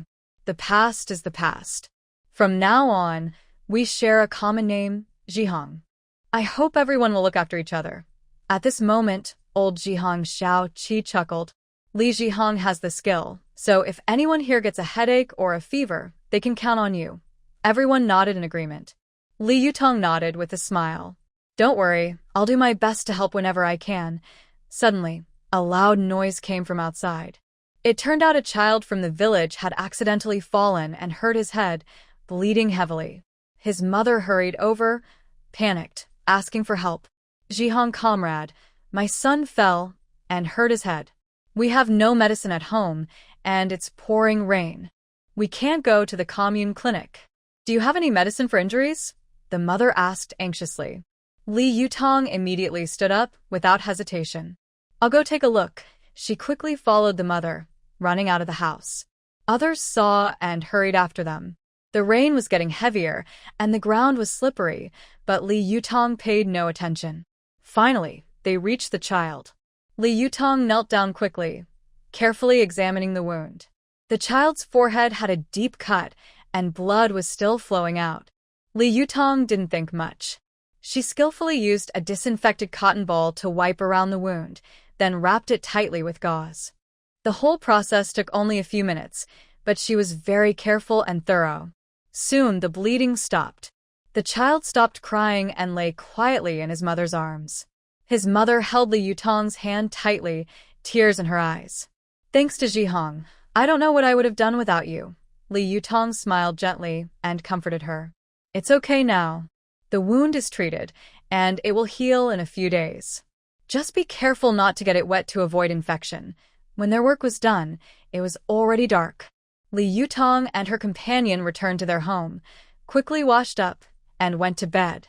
They had traveled all day and night by train, then taken a 3-hour bus ride. Both of them were very tired and fell asleep immediately. As the saying goes, on a dark and windy night, when people are busy with mischief, someone quietly opened the door latch and approached Li Yutong's room. They used a bamboo tube to sleeping powder into her room. This person was the son of Li Dazue, the widow they saw earlier today, with the new young workers. It all started at dinner this afternoon. When Li Dazue got home, she sent her son, Nawatsi, to gather information. The new young workers were all very beautiful, dressed brightly, and seemed to come from wealthy families. When she finished preparing dinner, Nawatsi returned, excitedly shouting, "Mom, I found out. The new young workers bought that haunted house at the east end of the village and bought many things from Carpenter Zhang. They don't seem to lack money. I also heard they both come from big cities and have strong backgrounds." Li Dazue's eyes lit up. She quickly made a plan. "Nawatsi, listen to me. Your good days are coming. That haunted house often has ghosts, right? Tonight you go there. Just make sure one of them falls into your trap, and their family will bring you to the city. You'll become a city person. Mom and I can enjoy a better life." Nawatsi was startled. "Those two young workers are so important. Do you think they'd look at me?" Li Dazue took out a packet of medicine and handed it to her son. "Silly boy. Our family lost your dad early. It's just us two. If you can get close to city folks, you can leave this hard life behind. You can ride a bike to work, take your wife to the park. This is sleeping powder. It into her room. Once she's asleep, do what you need to do, and she'll listen to you." Nawatsi was still a bit scared. "Mom, that's messing with people's relationships. It could get us into trouble." You're so naive. "That house is haunted and often has strange noises. If others find out, just say you heard strange sounds when passing by. Say you did it to protect those two young workers." Cowboy was moved by his mother's words and took the medicine she handed him. All right, I'll go tonight. Just wait at home for good news. And so, the scene from before unfolded again. Let me tell you about Li Yutong. In her past life, she was a special forces soldier who faced many life and death tests. No matter how tired her body was, she stayed alert even while sleeping. Even now, in this strange place, her alertness remained sharp. When Cowboy sneaked into her room to put sleeping drugs in her drink, Li Yutong was already awake. But she didn't reveal his bad actions right away. Instead, she decided to play along and see what he would do. Li Yutong closed her eyes tightly, pretending to sleep. Cowboy, thinking he had succeeded, secretly felt pleased with himself. Hee, my mom was right. Girls in this city are so lively. Look at her soft skin. Wonder what it feels like. Cowboy muttered to himself as he reached out his dirty hand toward Li Yutong's face.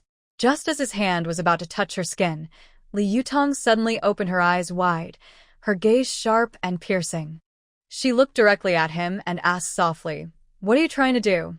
This sudden change shocked Cowboy like a bolt from the blue. He was so frightened that his soul almost left his body. "Are you a ghost? Why are you so scary?" Cowboy stammered, trembling with fear. Seeing this, Li Yutong quickly grabbed his hand, like catching a chick, and pulled him into the purple jade space to prevent him from making noise and waking Chin Kiki next door. Suddenly, the scene changed completely, and they found themselves in a strange new world.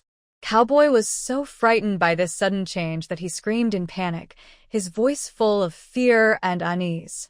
Li Yutong. Where are we? Why did you bring me here? Cowboy's voice trembled as he looked around at the eerie environment with wide eyes. Li Yutong looked at him coldly. This is where you will be punished. You drugged me tonight and tried to do something bad. It's time to settle the score. Cowboy's legs buckled, and he knelt on the ground. Li Yutong, I was wrong. My mom persuaded me to do this.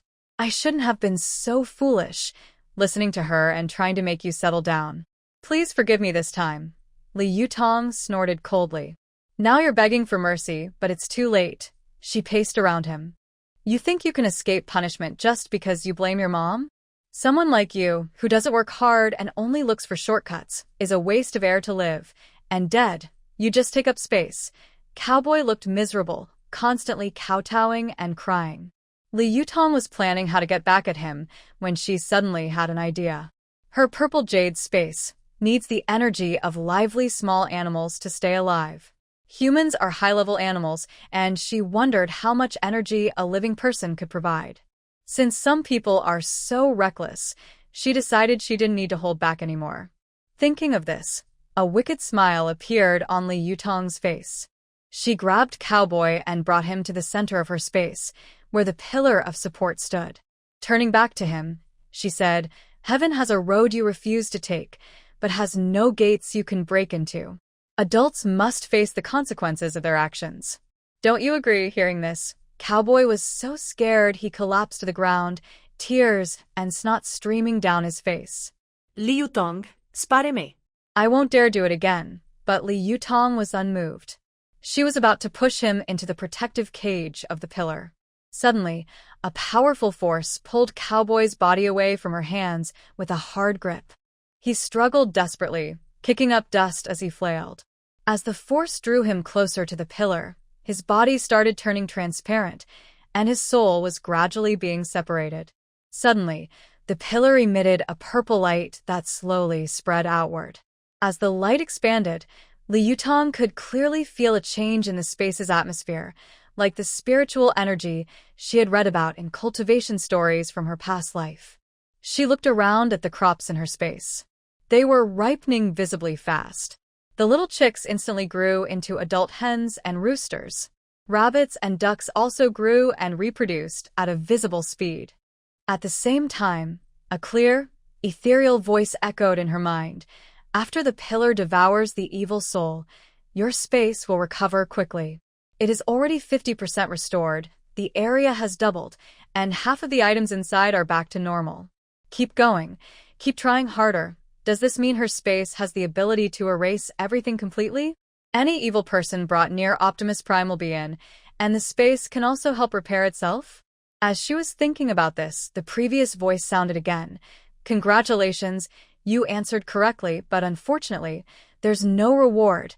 Li Yutong was very curious. Who are you? Why does your voice sound in my mind? The playful voice replied, I am the spirit of this purple jade space, named Cece. Since you are connected to this space, I can talk to you in your mind. Just call me Baby Cece. As long as you bring evil people to be swallowed by Optimus Prime, the space will recover faster and more functions will unlock later. Li Yutong's eyes lit up. The space is so magical. She asked again, what kind of people are considered evil? Cece answered, people with bad intentions who have done harmful things are considered evil. Like that young man earlier, who tried to drug you. That's evil. Li Yutong had an idea. In the future, she could bring bullies and wrongdoers into the space, not only to help others but also to repair the space. Can I see your real body? Not yet. When the space recovers to 80%, I can return to normal. Please keep working hard, Master. After finishing her chat with Cece, Li Yutong began to observe the changes in the space.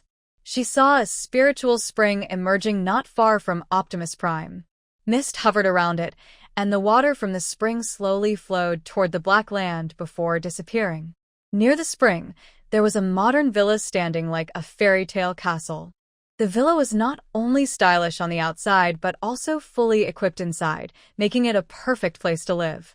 This was completely different from her previous life's villa layout. Li Yutong was very curious. Where did the electricity in this villa come from? She looked around for a power source, but found nothing. Never mind, as long as it works. Ha ha ha, Li Yutong couldn't help but laugh happily. With this modern villa, she finally felt she could live comfortably and happily in this era. At this moment, Li Yutong felt extremely happy. She even wanted to run and play freely, like a child in this spacious villa. She could walk without caring about others' opinions, roll around, crawl, shout, and roar, fully releasing her inner joy and freedom. After her excitement, Li Yutong went to the edge of the spiritual spring. Does this spring water have the same effect as those in novels, like cleansing the body and strengthening the muscles? Just as she thought this, Shishi's voice sounded. Master, there's no need to doubt. Although this spiritual spring doesn't have the power to bring the dead back to life, it can quickly heal injuries, strengthen the body, and improve beauty. When you drink it for the first time, it can also remove damp toxins and lingering illnesses from your body. Li Yutong's eyes lit up. She immediately squatted down, scooped up some spring water, and took a few sips. Suddenly, a cool feeling spread from her throat throughout her body. It was as if a warm current was flowing inside her, and her tired body became full of strength. Gradually, Li Yutong noticed a layer of dark, sticky dirt seeping out of her body. She lifted her arm and sniffed it. This smell is really terrible. Ignoring everything, Li Yutong ran into the villa to take a shower. In the bathroom, she finally saw that everything inside was suitable for her size, even her pajamas. She enjoyed a hot shower, feeling refreshed and energized, with endless strength flowing through her. At this moment, Shishi spoke again. Master, you can also use the spiritual spring to water the crops in the space. They will grow better, and the fruits will have special effects. Hearing this, Li Yutong immediately took action. She found a container, filled it with spring water, and started watering the crops. Sure enough, the crops watered with the spring grew faster than before, and their leaves became greener. Li Yutong was secretly happy. With this spring and her space, her life in this era would become much easier. After watering the crops, she also prepared some food for the chickens, ducks, and rabbits. Eat up, get full, and have more babies to make the space more lively. She decided to look for more villains in the future to help the space recover faster, unlock more functions, and live a life that others would envy. Thinking of this, she smiled and said, Time to sleep. Tomorrow, trouble will surely come. Li Yutong was sleeping peacefully on a large bed in the big villa, covered with a soft down quilt, and she entered a sweet dream. Meanwhile, Lee Dazue was tossing and turning, unable to sleep. Suddenly, just a moment ago, her heart felt as if it was being clenched tightly, causing her pain. Could something have happened to my son? She thought it unlikely. She knew her sleeping potion well, and its effects were obvious. Li Yutong and Qin Kiki were just two young girls. With her son's strong build, they were no match for him. Moreover, after taking the sleeping potion, they had no ability to resist. Li Dazue pressed her hand to her chest, trying to stay calm.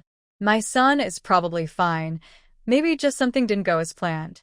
She convinced herself with this thought and gradually fell asleep. But her sleep was restless. In her dreams, she saw her son wrapped in a purple light, floating in the air, waving at her. Mom, I'm leaving. Take care of yourself. I am unfilial and cannot stay with you anymore. Li Dazue was suddenly awakened, sitting up sharply. She realized it was just a dream. But the dream felt so real, and it kept replaying in her mind. She wiped the cold sweat from her forehead, her heart pounding loudly. She tried to tell herself it was only a dream, but a sense of foreboding was spreading in her heart. At dawn, she hurriedly went to visit Li Yutong and Qin Kik's place. A heavy rain overnight had washed away all traces of yesterday, leaving no clues behind. Li Dazue wanted to knock on the door and see inside, but she had no reason to. She could only turn back, hoping Nawatsi would come back early. Meanwhile, in the space, Li Yutong had woken up early after 10 hours of rest. She harvested all the mature crops and planted a new batch. After feeding the chickens, ducks, and rabbits, she began exercising inside the space. She took a deep breath, adjusted her breathing, and practiced the first, second, and third sets of military-style boxing she had learned in her past life. Each move was precise and powerful, combining strength with grace, flowing smoothly like clouds and water. As time went on, sweat started to appear on her forehead and trickled down her cheeks. However, her movements did not slow down. Instead, they became faster and smoother. Finally, when she finished her last move, her clothes were soaked with sweat, and her breathing was a bit rapid. After a short rest, she went into the bathroom, turned on the tap, and let warm water wash over her body. Under the stream of water, she felt all her tiredness wash away, replaced by a feeling of freshness and comfort. After her shower, she left the space and returned to her room. As soon as she stepped out, she began to work carefully, cleaning the marks left by Nawatsi. She couldn't let anyone find out Nawatsi had been there, to avoid unnecessary trouble. After some effort, the room was back to normal. She looked at her work with satisfaction and then let out a deep breath. Time passed quickly, and suddenly, it was morning. Qin Kiki stretched lazily, got out of bed, and left her room. When she saw Li Yutong exercising in the yard, a smile appeared on her face. Li Yutong's hair was tied high in a ponytail, swinging gently with her movements, looking very energetic. Qin Kiki walked over and said with a smile, "Tong Tong, let's have a friendly match." Li Yutong paused her activity, turned to look at Qin Kiki, and a spark of excitement flashed in her eyes. "Sure, I was just looking for a training partner." The two immediately prepared to fight. Qin Kiki made the first move, throwing a straight punch at Li Yutong. Li Yutong easily sidestepped and grabbed Qin Kiki's arm, trying to throw her down. Qin Kiki reacted quickly, twisting her waist to break free, then kicked toward Li Yutong's stomach. Li Yutong quickly jumped back to create distance. They exchanged blows, their fists and legs flying, making it hard to tell who was winning. The air around them seemed to heat up from their intense fight. At that moment, Qin Kiki saw an opportunity. She faked a move, tricking Li Yutong, then suddenly swept her leg at her. Li Yutong staggered and almost fell, but she quickly steadied herself. Taking advantage of Qin Kiki's leg being pulled back, she rushed forward, shoulder-bumping Qin Kiki's chest and pushing her back several steps. Qin Kiki refused to give up and charged again. The two of them started a new round of competition, and their exciting sparring filled the morning yard with energy. They were so focused on their fight that they didn't notice all their movements were seen by Lu Yihan, who was bringing firewood. They're practicing military-style boxing. Lu Yihan listened to the lively shouts from inside, feeling excited, but he wondered, who exactly are these two women? This made Lu Yihan very interested in them. He decided he needed to find out more about their background. When the inside finally quieted down, Lu Yihan knocked on the door. Li Yutong's cool, penetrating voice came from inside. "It's me, Lu Yihan." Lu Yihan introduced himself. Li Yutong felt a bit confused. Why was he here so early in the morning? Though curious, she walked over and opened the door. She saw Lu Yihan standing straight at the door, carrying a bundle of firewood. "I saw you just arrived here and probably don't have any firewood, so I brought some from my grandfather's place." He placed the firewood at the door. Li Yutong was slightly surprised. She didn't expect him to do that. A warm feeling rose in her heart. "Come in and sit. It just rained, and the road is muddy and hard to walk." She stepped aside to let Lu Yihan in. Inside, Qin Kiki was sitting at the table. When she saw Lu Yihan come in, she raised an eyebrow. He seemed to have other intentions besides just bringing firewood. Lu Yihan looked around and focused on Qin Kiki, feeling even more curious. "Thank you so much. We really didn't have any firewood. You've really helped us out." Li Yutong poured a cup of tea and handed it to Lu Yihan. "Thanks. It rained heavily last night. This house hasn't been lived in for a long time. Are there any leaks?" Li Yutong smiled. "We haven't really checked. I don't know about other places, but the room we live in doesn't have any leaks." Qin Kiki came over. "I just checked, and the storage room has a slight leak, but it's not serious." Hearing about the leak, Lu Yihan stood up. "I'll go take a look. I'm free today, so I can help fix the roof. It rains a lot during the season. If the roof isn't repaired in time, problems will only get worse." Lu Yihan went to the storage room and carefully checked the leaking area.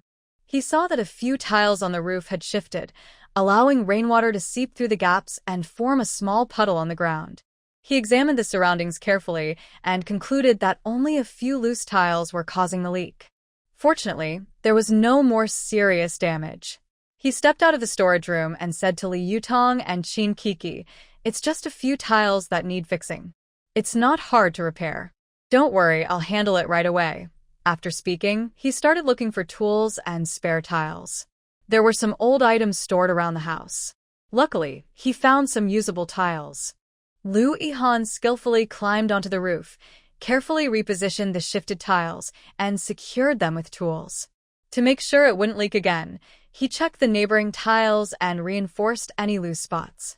Under the hot sun, sweat quickly soaked his back, but he stayed focused on his work without stopping. Li Yutong and Qin Kiki watched Lu Yihan busy at work, feeling very touched. Qin Kiki said with emotion, "Thanks to Lu Yihan, we really didn't know how to fix this leak." Li Yutong nodded. "Yes, we're going to cook now. He helped us fix the roof. Let's invite him to eat with us." "Okay, I'll cook. You stay here and help him." Qin Kiki immediately noticed that Lu Yihan seemed to like Yutong, so she kindly gave them some space to be alone. After a while, Lu Yihan came down from the roof, brushing off the dust from his clothes. "It's fixed now. It shouldn't leak anymore. But since the roof is quite old, if any problems come up later, just call me." Li Yutong kept thanking him, and Lu Yihan waved his hand with a smile, saying, "It's just a small matter. No need to be so polite." Qin Kiki came out of the kitchen.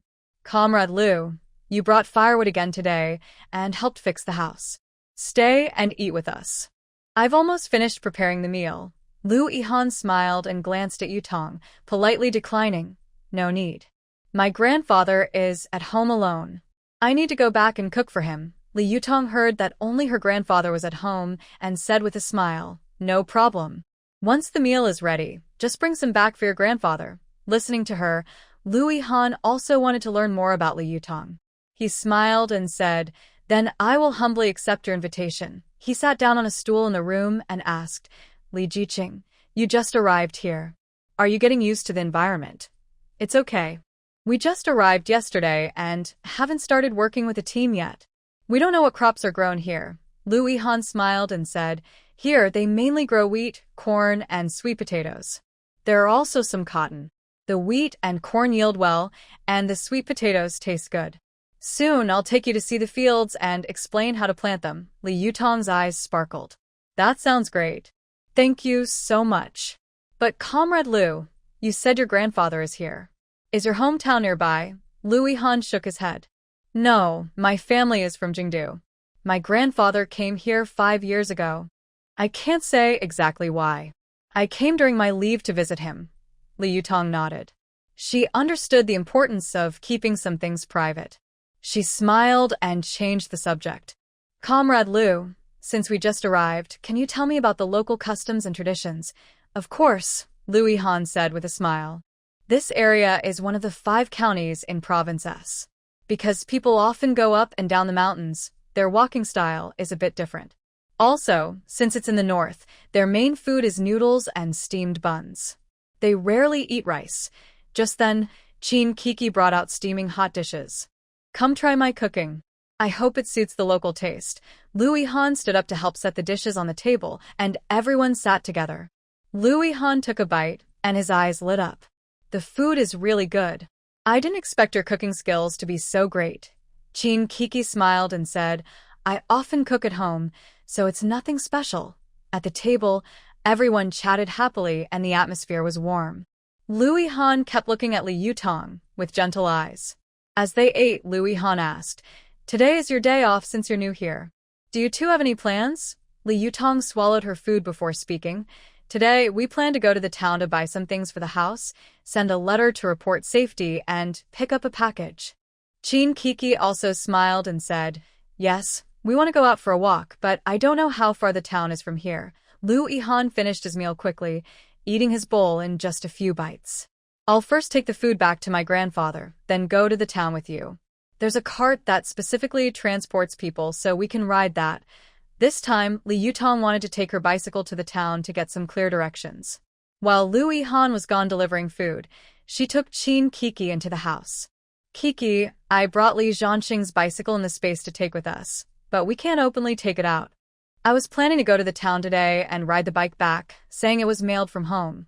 Chin Kiki was very excited. Tong Tong, are you saying we can have a bicycle now? Wow, that's amazing. Traveling here mostly involves walking. If they had a bicycle, it would be so much easier to get around. Kiki, I mean, how can we take the bicycle out openly? Li Yutong said, a little worried. Chin Kiki thought for a moment. Let's do this. While Liu Yihan isn't here, we'll take the bicycle apart, wrap it in cloth, and then say it was mailed from home. We can ask him to help install it later. Li Yutong playfully tapped Chin Kiki's head and joked, Who knew your wooden head would come in handy at a critical moment? Okay, let's do that. Li Yutong took the bicycle out of the space, and the two little experts quickly disassembled it into parts. Tong Tong, do you think my disassembly skills look like I'm taking apart a gun? Chin Kiki joked about herself.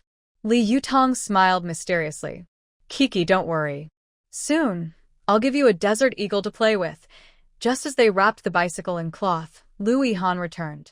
Li Yutong casually stored the bicycle back into the space with her mind and said calmly, You came back so quickly. Let's lock the door and we'll leave now. Just as the three of them were about to leave, the village loudspeaker announced, Attention all villagers. Last night, Nawatsi went missing.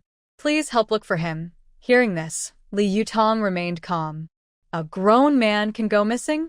Maybe he's gone somewhere to do something bad and got caught. Chin Kiki was confused. Who is Nawatsi? Last night, it rained so heavily. Where could he have gone? Liu Yihan thought for a moment. Nawatsi is Li Dazue's son. They are always causing trouble in the village. Li Dazue borrows salt from one neighbor and vinegar from another, but never returns it. His son, Nawatsi, is a troublemaker who often teases the village girls. He's just a small. Li Yutong pretended not to know and asked, Should we go look for him too? After all, we're part of Yangjiahuai. No matter how much you dig, you won't find him. He's crossed the line with me. No need. Since you just arrived and don't know anyone, even if you see him, you wouldn't recognize him. Let's go to the town first and get your belongings back. After today, you'll have to work. Going to the town isn't easy. Li Yutong secretly felt happy, but nodded politely. All right, let's go to the town first. The three left the village and easily caught a bullock cart. At the same time, they saw a few young people who had come with them yesterday. Lin Xiaoxiao saw Qin Kiki and wanted to say something sarcastic, but when she saw Li Yutong and remembered yesterday's events, she quickly shut her mouth. Zheng Yang greeted them. Kiki, you're going to the town too? We came together. After we get your things, let's go to the state-run restaurant to eat. Qin Kiki looked at him coldly. Of course we'll eat. But we won't be eating with you. Don't think I don't know what you're planning. You just want me to pay for everything and treat you. Well, dream on. Lin Xiaoxiao couldn't hold back and retorted, Kiki, how can you say that about Brother Yang? It's fine to invite him to eat. Besides, I remember someone always hanging around Brother Yang, not leaving him alone. Qin Kiki smiled coldly. In the past, I was blind and didn't see the true nature of this freeloading man. Now I see clearly, so I won't give him money anymore. From now on, you go your way on the sunny road, and I'll walk my own path. Lin Xiaoxiao wanted to say something, but seeing Zheng Yang's unpleasant expression, she kept quiet. Without the constant buzzing of flies in her ears, Qin Kiki remembered the cowboy. I wonder where he has gone. It's quite sad. Li Yutong cleared her throat. He's done so many bad things. Maybe he's getting his comeuppance. Lu Yihan smiled but didn't say anything. When they reached the town, they first went to the post office to pick up a package and sent a letter home to report safety. Of course, Li Yutong sent hers to Lan Anning. Li Yutong saw her chance and took some bicycle parts out of her space. She found Lu Yihan. Brother Lu, this is a bicycle part sent from home. Can you help us install it? Lu Yihan happily agreed and found an open space to start assembling. Soon, a brand new bicycle was ready. Qin Kiki excitedly rode it to try. Tong Tong, this bicycle is very valuable. We need to buy 2 big locks and lock the door. Li Yutong nodded. Yes, I almost forgot about that. Yesterday, Yu Zhenjing told us to be careful. Let's go buy locks and then eat at the state-run restaurant. Lu Yihan told them to be careful and smiled. You two go buy what you need. I have some things to do. I'll ride the bicycle and meet you at the restaurant later. Li Yutong guessed he wasn't just visiting for fun, so she didn't ask more. Okay, you go ahead. We'll split up and do our own things. Li Yutong and Qin Kiki bought 3 big locks. The main gate needs to be locked, and the doors to their bedrooms also need locks. Li Yutong wanted to visit the black market area, but since she was out with Lu Yihan today, she decided to wait for another day so as not to arouse suspicion. When they arrived at the state-run restaurant, Lu Yihan hadn't come back yet. The other young people who came out with them were already there. Zhao Hongbin and Jiang Yumei greeted them with smiles, and then went to a nearby table to wait for their food. Ignoring Lin Xiaoxiao and Zheng Yang, the two of them went straight to the window and looked at today's menu. Li Yutong spoke and ordered 1 serving of braised pork, 1 eggplant dish, shredded potatoes, tomato and egg, fish head tofu soup, and 6 bowls of rice. Thank you. The waiter looked at the two of them and asked, that will be 2.70 yuan. Do you think you can finish all this? Qin Kiki smiled and said, no problem. We have 1 more person with us, so we can finish it. Just after they ordered, Lu Yihan came back. He strode to the window, pulled Li Yutong aside while she was paying, took out his wallet from his pocket, and counted out 2.70 yuan for the waiter. Pay for mine. The waiter looked at Lu Yihan with admiration and took his money directly. Go over there and wait. We'll call you when it's ready. Lin Xiaoxiao watched them order so much food, while she and Zheng Yang only ordered a bowl of noodles. She felt a little sad and uncomfortable. She looked at Zheng Yang eagerly and pouted. Brother Yang, I really want to eat braised pork. Zheng Yang turned to look at her, sighed helplessly, and explained, I didn't bring much money this time. I was hoping Qin Cook could help us out, but she even broke off the engagement.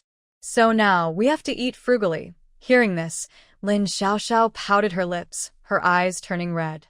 Tears welled up in her eyes, and she looked pitiful. Brother Yang, can't you think of a way?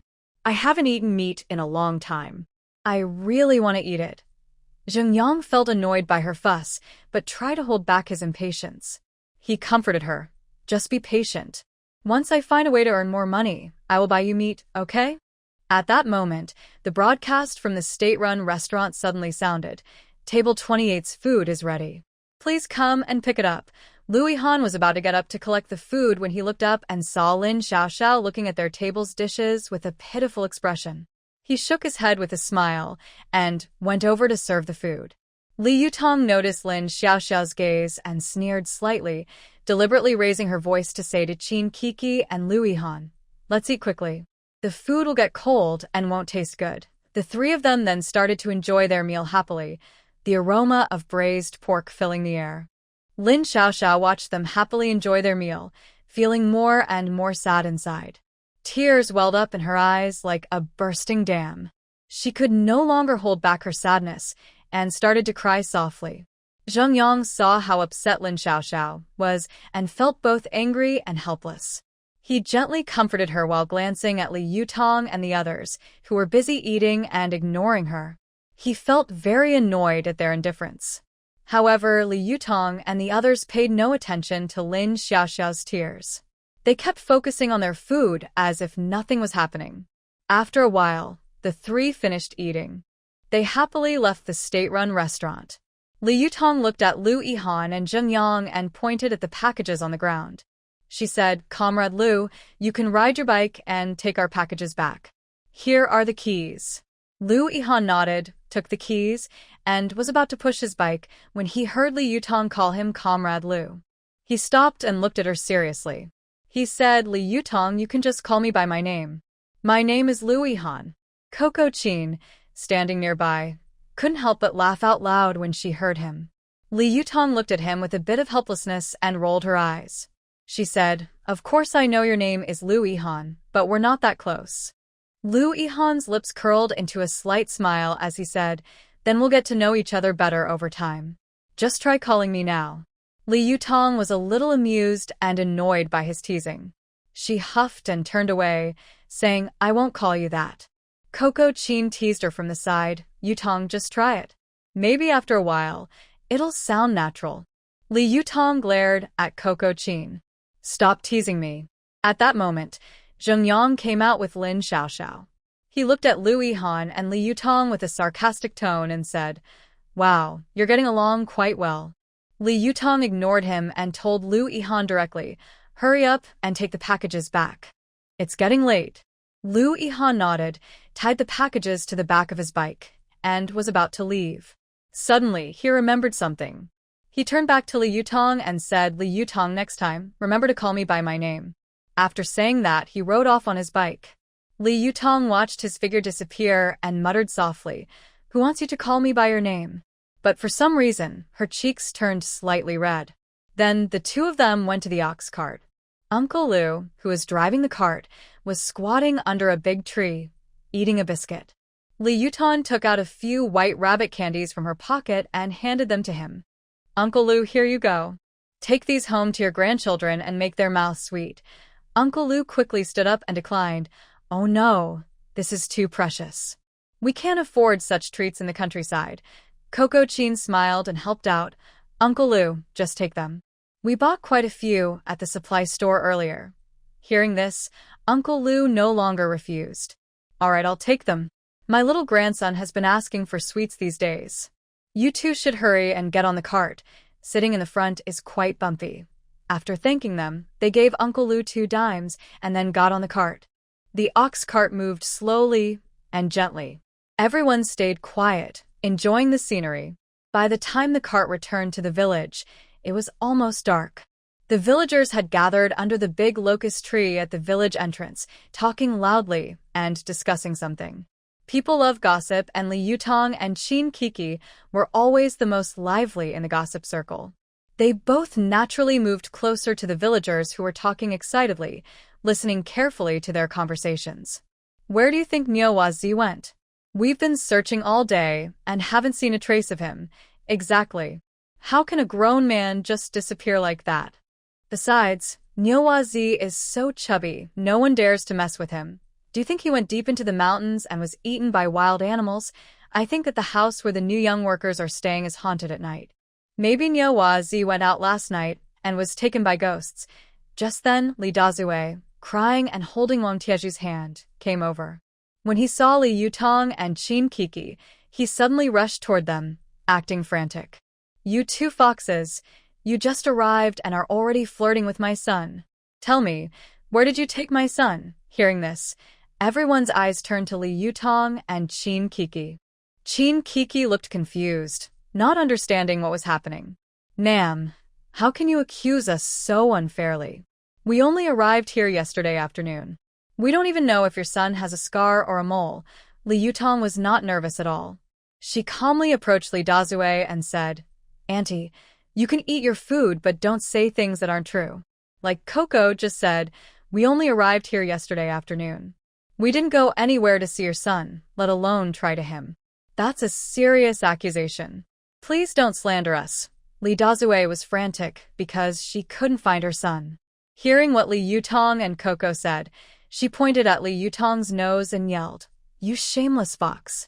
You just like my son's body and invited him to meet you last night. Where did you take him? Li Yutong slapped away Li Dazue's hand and said, Take your dirty hand away. I hate it when people point at me with their fingers. If you do it again, I might break your hand. If you say I like your son's body and invited him out, show me proof. If you have no proof, Coco, go to the police station and tell them someone is spreading false accusations here. Okay, I'll go now. Without hesitation, Coco shouted loudly toward Lu Yihan, who was walking over. Brother Lu, where's your bike? I need to go to the police station. Someone is accusing Tong Tong. Seeing Coco really going to the police station, Li Dazue panicked. If the police came, her dirty deeds would be exposed. Wang Taiju also stopped Coco and said, It's not a big deal. We don't need to make a fuss and go to the police. We can handle it here. Li Dazue, seeing the team leader step in, raised her chin and said, Handling it here is fine, but they must hand over my son. Li Yutong sneered and said, I'll say this one last time. I've never seen your son. If you keep causing trouble, I won't be polite. At this moment, a villager in the crowd whispered, Maybe Nyowazi ran off to another village to find a friend. Yeah, that's possible. Things like this have happened before. I remember once Nyowazi took a friend out for several days. Maybe he'll come back soon. Wang Taiju also said, That's true. I even wrote the invitation letter for them. Li Dazue was stunned when she heard this, her eyes flickering. Wang Taiju cleared his throat and said, Everyone, don't jump to conclusions. Nyowazi is definitely fine. Li Dazue, don't accuse people without proof. You can't just say things randomly. Li Dazue wanted to argue, but Lu Yihan suddenly said, Auntie, if your son is really missing, let's look for him together. Maybe we'll find him soon. But if you keep accusing Yutong and Kiki, I won't just stand by. Li Dazue was silenced by Lu Yihan's strong tone and didn't shout anymore, though she muttered, Anyway, it's their fault. Li Yutong didn't want to bother with her anymore. She, Qin Kiki, and Lu Yihan started helping the villagers look for Nyowazi. But until it got dark, they couldn't find Nyowazi. The villagers were tired and hungry, so they had to give up. Lu Yihan took Li Yutong and Qin Kiki to their house. You've been out all day. Rest early. Tomorrow, you'll start working officially, Li Yutong nodded. Qin Kiki smiled and said, Thanks for bringing us back, Brother Lu. It's late, so we won't invite you in for tea. See you tomorrow. Okay, go inside. I need to go back and stay with my grandfather. Lu Yihan waved and looked at Li Yutong before turning to leave. Back inside, Qin Kiki was confused and asked Li Yutong, You said a grown person just disappeared without a trace, like they vanished into thin air. Li Yutong wanted to tell her the truth, but thought for a moment and said, I also find it strange. But since we're new here and don't know much, maybe Nyowazi really went to another village to find a friend, like the villager said. She pretended to look puzzled. Qin Kiki frowned. But Li Dazue insists we took his son, which is so confusing. Li Yutong comforted her. Don't listen to her. She's just worried and talking nonsense. Let's focus on our own work. Qin Kiki sighed. I hope Nyowazi comes back soon, so everyone can stop worrying, and Li Dazue won't keep blaming us. Li Yutong nodded. Yes, once he returns, everything will be clear. Let's wash up and rest. We need to be well rested for tomorrow. After a simple wash, they lay in bed.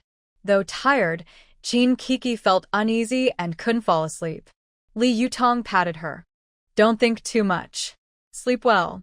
Tomorrow is a new day. Gradually, Qin Kiki fell asleep under Li Yutong's comforting words.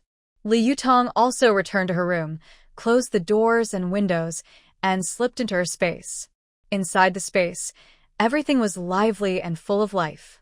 There were golden wheat waves, green corn seedlings, and a shining purple pillar.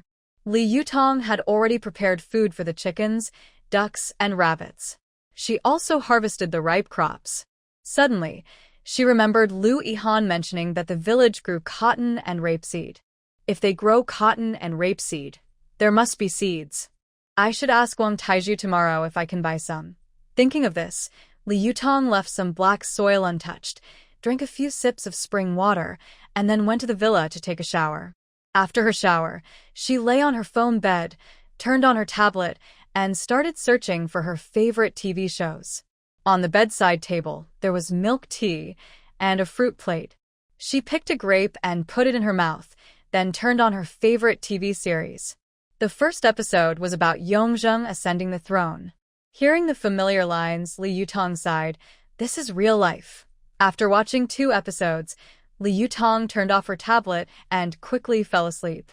The next morning, Li Yutong left her space. Qin Kiki had already gotten up. Seeing her come out, she said, "Tong Tong, breakfast is ready. Let's eat first, then go to the big locust tree." "It's the first day at work, so don't be late." Li Yutong responded with a nod. After a quick wash, she sat at the table and ate breakfast. The breakfast was simple porridge and steamed buns, but surprisingly tasty. After eating, the two of them made simple protective charms and hurried to the big locust tree. When they arrived, many people had already gathered. Everyone looked at Li Yutong and Qin Kiki with curiosity. Captain Wang Taiju saw everyone was there, held a metal horn, and began giving instructions. "Everyone knows that our village has received a new group of educated youth. I want to say that since you have come here, you are now part of Yangjiao Huai village. Our village has a rule. On rainy days, everyone must work and earn points based on their effort, with a maximum of 10 points per day. You also have 2 days off each month. I hope you will work hard like the villagers and not waste time. I also want to remind you that I only eat plain noodles without salt, so please don't pretend to work and get caught by the scorekeeper. If anyone tries to cheat, don't blame them for not giving you points." While Wang Taiju was speaking from the platform, the new educated youth received the attention of all the villagers. For example, Zheng Yang and Zhao Hongbin, when they arrived, attracted the gaze of many young women in the village. Some girls blushed and secretly watched them. Li Yutong and Qin Kiki calmly accepted the villagers' looks. Then Wang Taiju continued, "The day before yesterday, it rained, and the ground is still muddy. Today, we all go to the cotton field at the west end of the village to catch cotton bollworms. This is the time when cotton produces cotton bolls. Because of the heavy rain this year, the bollworms are breeding quickly. Since we can't do other work these days, we focus on eliminating the bollworms." When Li Yutong heard about catching insects, her eyes lit up. Her space needed these lively little creatures. At the command of the team leader, everyone took a glass jar and happily headed toward the cotton field at the west end of the village. On the way, Li Yutong asked a nearby ant, "Annie, how does the team handle these insects after catching them?" The ant was Zhang Tsuehua, Wang Tieju's mother. She smiled and said, "You city kids probably haven't seen these insects before. Every year around this time, we go to the fields to catch insects. We collect them and send them to the chicken farm, where the chickens love to eat insects." Li Yutong was secretly happy. She thought she could secretly put some insects into her space without anyone noticing. When they arrived at the cotton field, everyone spread out to catch insects.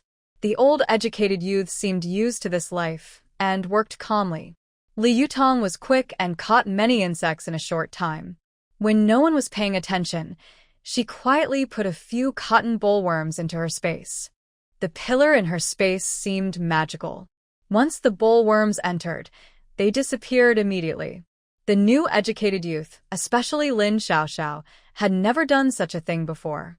When she saw the cotton bollworms crawling on the cotton leaves, she looked terrified and pale.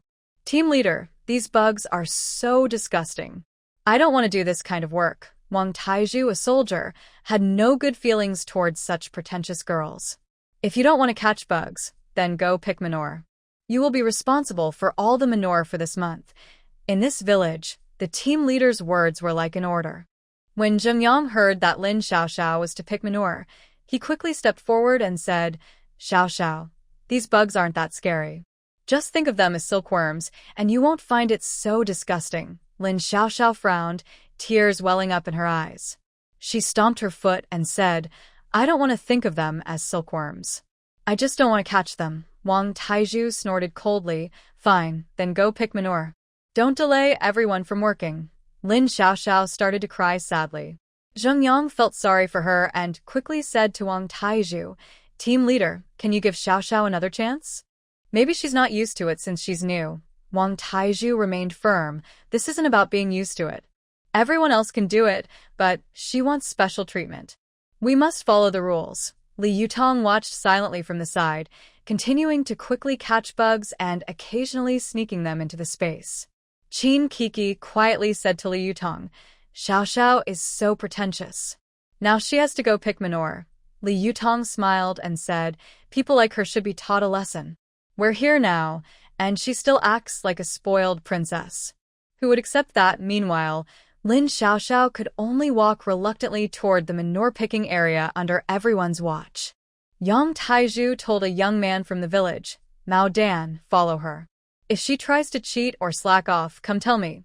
Originally, Lin Xiaoxiao thought that since she was the only one picking manure, she could do as much or as little as she wanted. But when she heard this, she was stunned. Is there no way to live like this? Over on Li Yutong's side, she spent the morning sneaking more bugs into the space. Besides the cotton bollworms, she also caught a green grass snake and added it inside. Auntie, where do the seeds for planting cotton and rapeseed come from in our village? Zhang Suihua had been working closely with Li Yutong all morning. She liked the new educated youth and smiled when asked about the seeds. Our village's warehouse has these seeds, but you need to apply to get them. However, these are public property and private individuals can't take them freely. Li Yutong's mind moved. These seeds are so valuable. Without seeds, she can't plant. Suddenly, her eyes lit up. If she doesn't have seeds, maybe her space's black soil can grow cotton semi-finished products. If it works, that would be great. She acted quickly. When no one was paying attention, she secretly plucked a small cotton plant and planted it in her space, using her mind. As soon as she planted it, Li Yutong felt a mysterious force enveloping the cotton plant. The once drooping plant quickly regained vitality, with green leaves and continuous growth. In the blink of an eye, the cotton plant grew into a mature one, with white cotton blooming on its branches. Li Yutong was very happy. She didn't expect her space's black soil to be so magical. She quickly picked some cotton and tried to separate the seeds from it, then replanted the seeds. She had an idea. With her space, she could provide better quality crop seeds for the village. In those online novels, they often say, space produces quality products. At night, she planned to try planting rapeseed. When she had a good harvest, she would show it to the village chief, letting everyone see her abilities. Maybe she could gain recognition and settle down in the village to start her own career. Li Yutong thought this and couldn't help but smile. Qin Kiki saw her expression and teased, Tong Tong, what good thoughts are you having? Your mouth is almost up to your ears. Li Yutong rolled her eyes. Work hard. Be careful, or the team leader might send you to pick manure. If you come back smelling bad, I won't let you in. Qin Kiki stuck out her tongue. Picking manure isn't going to happen. My words don't affect my work speed. Look behind you, we're both far ahead. Catching bugs requires speed and carefulness. You need to thoroughly remove the bugs from the cotton plants. You can't just glance and go like that. Close to the two of them, Zhang Suihua listened to Li Yutong and nodded in approval. Li Jiqing is right. Catching insects needs to be quick, but the most important thing is to be thorough and catch them all in one go. Just then, the team leader came over. He looked at Li Yutong and Qin Kiki's progress and nodded. You're doing well.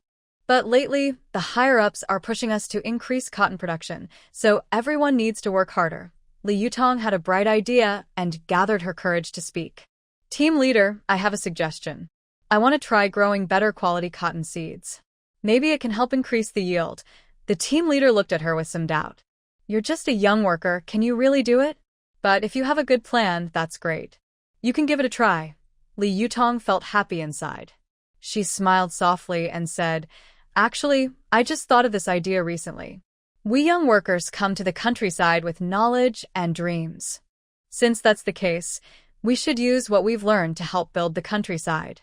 Not only can we show our talents, but it's also a good way to put our knowledge into practice. Lu Yihan, who was helping his grandfather with work, heard her words and smiled slightly. He thought to himself that a woman with such awareness was admirable. Wang Taizhu also smiled and said, That's good. I look forward to seeing what you do. On their first day of work, Li Yutong and Qin Kiki performed so well that they earned 10 work points. Both of them looked excited. This was their first earnings since coming here. Although it was a small amount, it was their hard work paying off. The news spread quickly through every corner of the Yangjiao Huai Brigade, like it had wings. Some clever villagers started to think secretly. They thought to themselves, This city girl is really something. Not only is she beautiful, but she works so efficiently. She's a capable girl. They wondered if they could marry her to their son. That would be a great fortune for their family. Maybe their family would become as successful as a sparrow turning into a phoenix, soaring high. Li Yutong and Qin Kiki didn't know about these thoughts, and even if they did, they would just laugh and say, Go wash up and sleep. In dreams, anything is possible. Finally, Li Yutong was looking forward to the evening after work. After dinner, when Qin Kiki fell asleep, Li Yutong quietly left the house. She went outside and gathered some rapeseed seedlings, then planted them in the black soil of her space.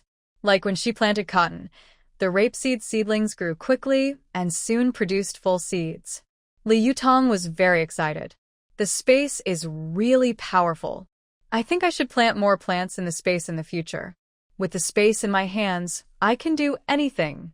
Haha, while Li Yutong was happily excited, Li Jianxing was feeling very sad. Today was the day he was going to be executed. No one came to see him off, and no one came to take his body. He knelt at the execution ground, thinking about his life, and felt very sad. He was the oldest son in his family. His father died early, so he had to take care of the family from a young age. But his mother favored his younger brother, which made him feel unfair. This made him start hanging out with some troublemakers in the neighborhood. Later, with his strength, he became the leader of the gang. Then he met Yuling Long, a gentle and lovely girl who also brought many good things. Now he deeply regrets not staying with her and living a better life. But his greed made him follow Luo Zhenbong during the chaos, and he willingly became his dog. This led him down an irreversible path. Maybe, as people often say before they die, he spoke his last words. Yutong, Dad is sorry for you. Far away, at the Yangjiao Huai Brigade, Li Yutong suddenly shivered. She rubbed her nose and muttered, Why is it suddenly so cold? Is the weather going to change? She didn't pay much attention and continued to enjoy the happiness brought by her space. The next day, Li Yutong got up early. She planted the high-quality cotton seeds and rapeseed seeds she had harvested in her space again, so she could get more seeds. Today's work was still catching insects. Early in the morning, Lu Yihan came over to their place. Yutong, today's work is still catching insects. The team leader was very happy with your performance yesterday. Today, you two will lead everyone in the work, he said. Li Yutong's eyes lit up, and she showed a confident smile. Okay, I promise to complete the task. Coco Chin chuckled quietly, knowing that the good outcome was probably because Lu Yihan had spoken well in front of the team leader. Now she was sure that Comrade Lu had special feelings for Yutong. But she didn't say anything and blinked, asking, Big Brother Lu, since we just arrived here, can everyone follow our lead? Lu Yihan smiled slightly. You can wave the big flag and use the team leader's authority to give orders. Li Yutong laughed softly. Lu Yihan, are you letting us pretend to be powerful, using the boss's authority to command others? Lu Yihan nodded seriously. Exactly. Anyway, this is the team leader's order. If you don't follow, you can't do anything about it. The three of them joked around for a while, then the two of them started gathering everyone together. After everyone was assembled, Liu Tong cleared her throat. Today, we need to work even harder than yesterday. Catch more bugs, so the crops grow better. Everyone nodded eagerly. Someone joked, "Oh, now we're just simple folks, listening to this young person's orders." Well, no matter if it's a good cat or a bad cat, as long as it catches mice, it's a good cat. Liu Tong thought to herself, "You're the cat and your whole family is a bunch of cats." Zhang Suehua, overhearing the teasing tone, stepped forward. "My husband Tai Zhu has other things to do today, so he's handed over the bug-catching task to Li Jiqing.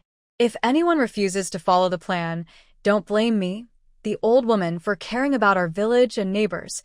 At this moment, an energetic old man, respected by everyone in the sheep-horn locust team, stepped forward. He held a pipe in his hand and looked at everyone.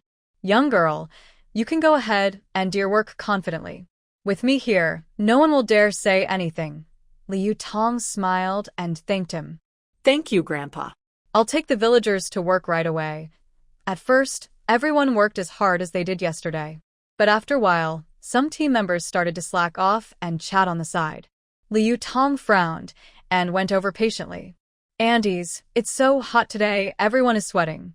Standing in the sun and chatting isn't helping. If we work hard now, the harvest will be better and everyone's life will be easier later." Hearing this, a few team members felt a bit embarrassed. They, who relied on the land to survive, realized they couldn't compare to the young city girl's determination. "Let's work hard and be careful. If the master comes by later, we might get into trouble." The master everyone talks about is actually the son of a former landlord named Wang Junhai. Although his family was labeled as landlords, they didn't exploit the villagers as cruelly as others like Zhou Bapi or Lu Wenkai. The master's father was a very capable man, a well-known figure in those days, skilled in both civil and military matters and wealthy. He used his savings to buy some land and rented it out to neighbors, earning a small income from rent. After the liberation, the land was redistributed, and all the land his father had bought was divided among the villagers. Wang Junhai is known for being honest and straightforward, always speaking and acting clearly. He never used his status as a landlord's son to oppress the people. Because of this, villagers both respect and fear him. Whenever there's a problem in the village that can't be solved, they go to him for advice. So, when the lazy women saw the master coming, they quickly dispersed to continue their work. The sun was blazing, and the air was humid after the rain. The heat and humidity made it very uncomfortable. Under the leadership of Li Yutong and Qin Kiki, everyone worked more efficiently. At noon, the team leader came to check on the progress. Seeing the results in the field, he nodded with satisfaction. "Good job, keep it up." After saying this, he subtly glanced at Lu Yihan, clearly implying, "You have good judgment." Li Yutong and Qin Kiki exchanged smiles. Being recognized by the team leader here was a big deal for newcomers. Just as everyone was working with enthusiasm, an unpleasant voice interrupted. "What's there to be proud of? It's just bluffing like a fox pretending to be a tiger. Do you really think you can command so many villagers?" This was said by an old educated youth named Fan Meiwan. She was known for her sharp tongue and often looked down on others, always trying to provoke. Today, seeing Li Yutong become the focus of everyone's attention, she couldn't help but cause trouble. Fan Meiwan sneered and said, "Don't flatter yourself. Don't think everyone is foolish. You're just trying to show off with that charming face of yours, using it to attract others. Remember, Li Dazue said that as soon as you arrived, you started flirting with his son, and even took him somewhere unknown." "Oh, I see. You're hiding a secret love nest, aren't you?" Li Dazue, who had been looking for his son, immediately jumped in when he heard this. "Captain, you have to support us." No wonder these two young workers wanted to move out right away. They must have had such dirty thoughts. Qin Kiki, who had a quick temper, was furious when she heard someone falsely accusing them. She quickly stepped forward and slapped Fan Meiwan across the face. "Fan Meiwan, did you eat dirt this morning? Your mouth is so foul." which I saw us flirting with others. Don't judge others with your dirty mind. Fan Meiwan was stunned by the slap. Then she reacted quickly, covering her face and screaming, "You dare hit me? Just wait, I'll tear you apart." She tried to rush at Chin Kiki to fight. Lu Yihan quickly stepped in and stopped her. Reason can take you anywhere, but without reason, you can't go anywhere. There's nothing unclear here. The captain also came over with a stern face. What's all this fuss about? Fan Meiwan, you're making baseless accusations. What are you saying? Li Dazue, still not convinced, said, Captain, my son still hasn't come back. It must be related to them. Li Yutong calmly said, Li Dazue, your son's disappearance has nothing to do with us. We have a clear conscience.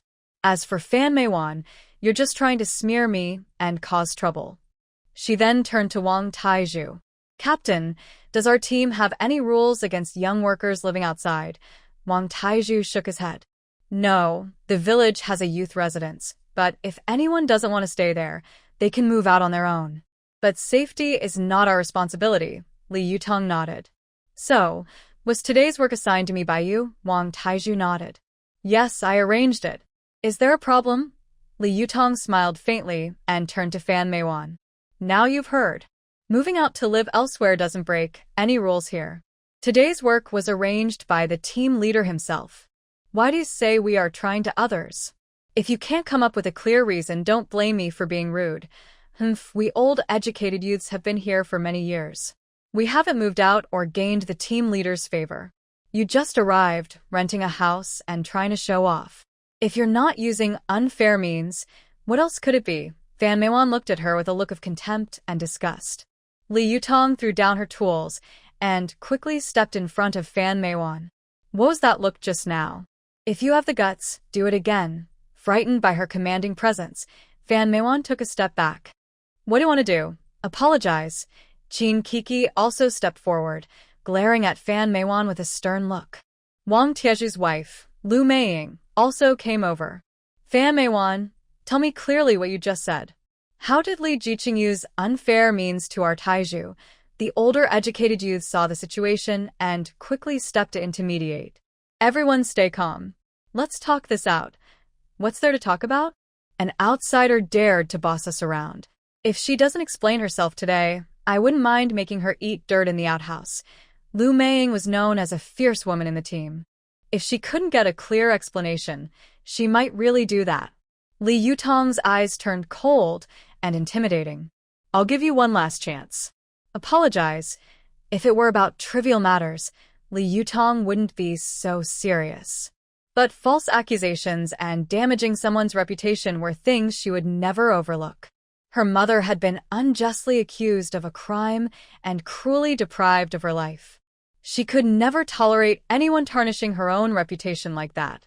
As the saying goes, gossip is frightening, and rumors can destroy a person. She knew well the power of slander. A careless word could lead to irreversible consequences. So she was determined to stop this harmful trend early, preventing it from spreading.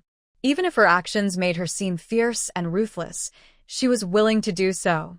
After all, in this unfamiliar new environment, she couldn't let others think she was an easy target who could be bullied at will.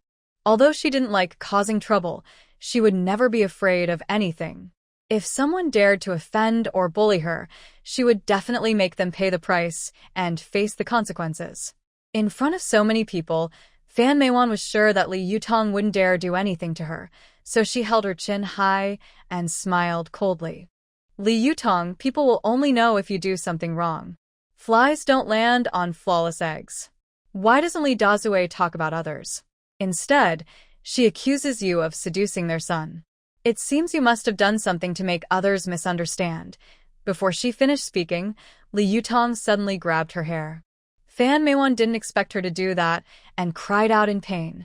Li Yutong pulled her hair like a rope, dragging her straight to the village's manure pit. Ah! Li Yutong, let go of me. What are you trying to do? Fan Meiwan shouted in pain, hoping someone would come to help her. The villagers were stunned by Li Yutong's violent actions. Wang Taizhu, angry at the trouble caused by the young intellectual, didn't stop Li Yutong's move. He just looked on with a grim face, trying to prevent the situation from getting worse. The older villagers exchanged glances. Someone asked, Yu Zhenjing, what should we do? Do whatever you think is best. Yu Zhenjing was fed up with Fan Meijuan's foul mouth. He had wanted to teach her a lesson for a long time. Now that someone was taking action, he was happy to see it. Li Yutong dragged Fan Meijuan to the edge of the manure pit and said, Fan Meijuan, I give you one last chance, apologize. Fan Meijuan's face turned pale with fear, her legs trembling, but she still stubbornly said, I won't apologize. You can't do anything to me. Li Yutong sneered and tightened her grip, making a move to push her into the manure pit. Stop. Stop. I apologize. Fan Meijuan finally couldn't hold on and shouted desperately. Say it louder so everyone can hear. Li Yutong didn't loosen her grip at all. Fan Meijuan cried out. I was wrong, Li Yutong. I shouldn't have a petty heart and doubt you maliciously. All my previous words were nonsense. I know I was wrong. Please let me go. Li Yutong finally let go, tossing her aside like trash. Next time I hear you barking like a mad dog, it won't be as simple as today. Li Yutong's voice was cold and emotionless, as if she was talking to a disgusting bug rather than a person. At that moment, Grandpa's little grandson, Wang Xiaoman, suddenly ran over like a gust of wind. Xiaoman was young but ran very fast. In the blink of an eye, he reached his grandfather and tightly held his hand. He looked up with big curious eyes and asked in a childish voice, Grandpa, is that pretty sister mad because Fan Jiqing was peeking at little boys, so she wants to teach her a lesson? His innocent question caused a big stir among the crowd, like a thunderbolt. Everyone was stunned by his naive question and didn't know how to answer. All eyes turned to Fan Meijuan, looking at her as if she were a monster. Some people who had felt sorry for Fan Meijuan now started to doubt her. Who would have thought that city folks have strange hobbies, liking to watch little boys? Someone muttered quietly. Yeah, it's true. It's hard to tell what someone is really like. How could this girl be so disgusting? Another person echoed. It's embarrassing for the city. She looks okay on the outside, but inside, she has a dirty soul. Everyone was talking, making Fan Meijuan blush so much she looked like she might cry. I didn't say that. Don't listen to this kid's nonsense. I'm not talking nonsense. Xiaoman pointed at her with his finger, speaking in a childish voice. Last time, I was playing mud frogs with Go Dan, Mao Dan, and Tai Dan on the hill. We used and mud. Fan Meijuan passed by and stared at us peeing. We even told her she was shameless. She said, You little boys with small peas, what's so interesting about that? Qin Kiki, who had been beside Fan Meijuan, suddenly ran far away, as if Fan Meijuan was a plague. Fan Meijuan, it turns out you're the one with dirty thoughts. You're shameless. Fan Meijuan was almost furious. I didn't do anything. You're the shameless one. Both of you are shameless. This situation made the parents in the group very upset. Their young children had been seen by this mischievous girl, which was hard for them to accept as parents. Ugh. That's so disgusting, someone said. As the crowd's accusations grew louder, Fan Meijuan suddenly glared fiercely at Xiaoman. You little brat, someone must have told you to say that. Was it that pretty girl? Did she give you something to make you lie here? Everyone's eyes turned to Li Yutong, suspicion clear on their faces. Li Yutong sneered. I don't need to teach children to lie. You know very well what you've done. Xiaoman's face turned red with anger. I'm not lying. It's you who was spying on us while we were peeing. At this moment, the old man who had been silent stepped forward. My grandson never lies. Fan Jiqing, if you're innocent, then show us the proof. Fan Meijuan was speechless, sweating on her forehead. The crowd's gossip grew louder. Overwhelmed by the accusations, she felt her legs weaken and almost collapsed. Her eyes showed panic and helplessness. Li Yutong stood calmly to the side, watching the scene unfold as it reached its peak. Everyone's eyes focused on Wang Taizhu, waiting for his decision. Honestly, Wang Taizhu was also annoyed with Fan Jiqing. He came here with no major mistakes, but kept making small ones. He didn't want to criticize too harshly. But today's matter was serious. If not handled well, it could cause a chain reaction. Wang Tieju's face darkened as he spoke firmly and with authority. Fan Meiwan, from today on, you're in charge of manure in the pigsty. Also, you need to reflect deeply on your actions for the next month.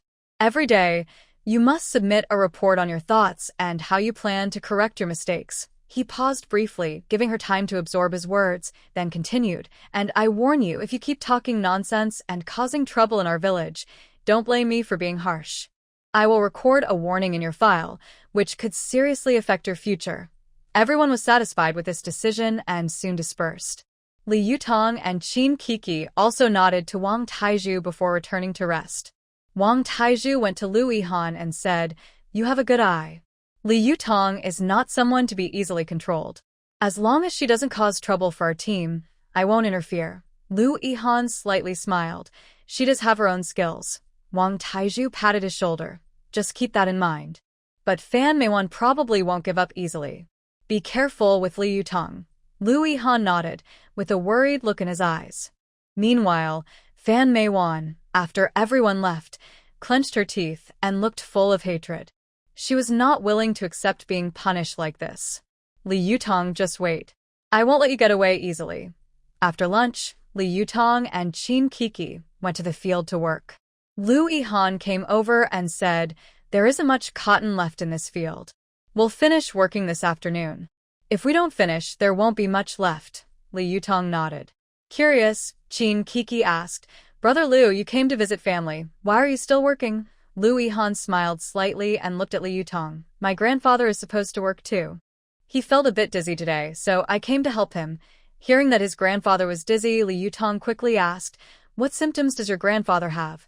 Lu Yihan thought for a moment. He's been feeling dizzy these days, his vision is a bit blurry, and he feels weak. Li Yutong pondered for a moment.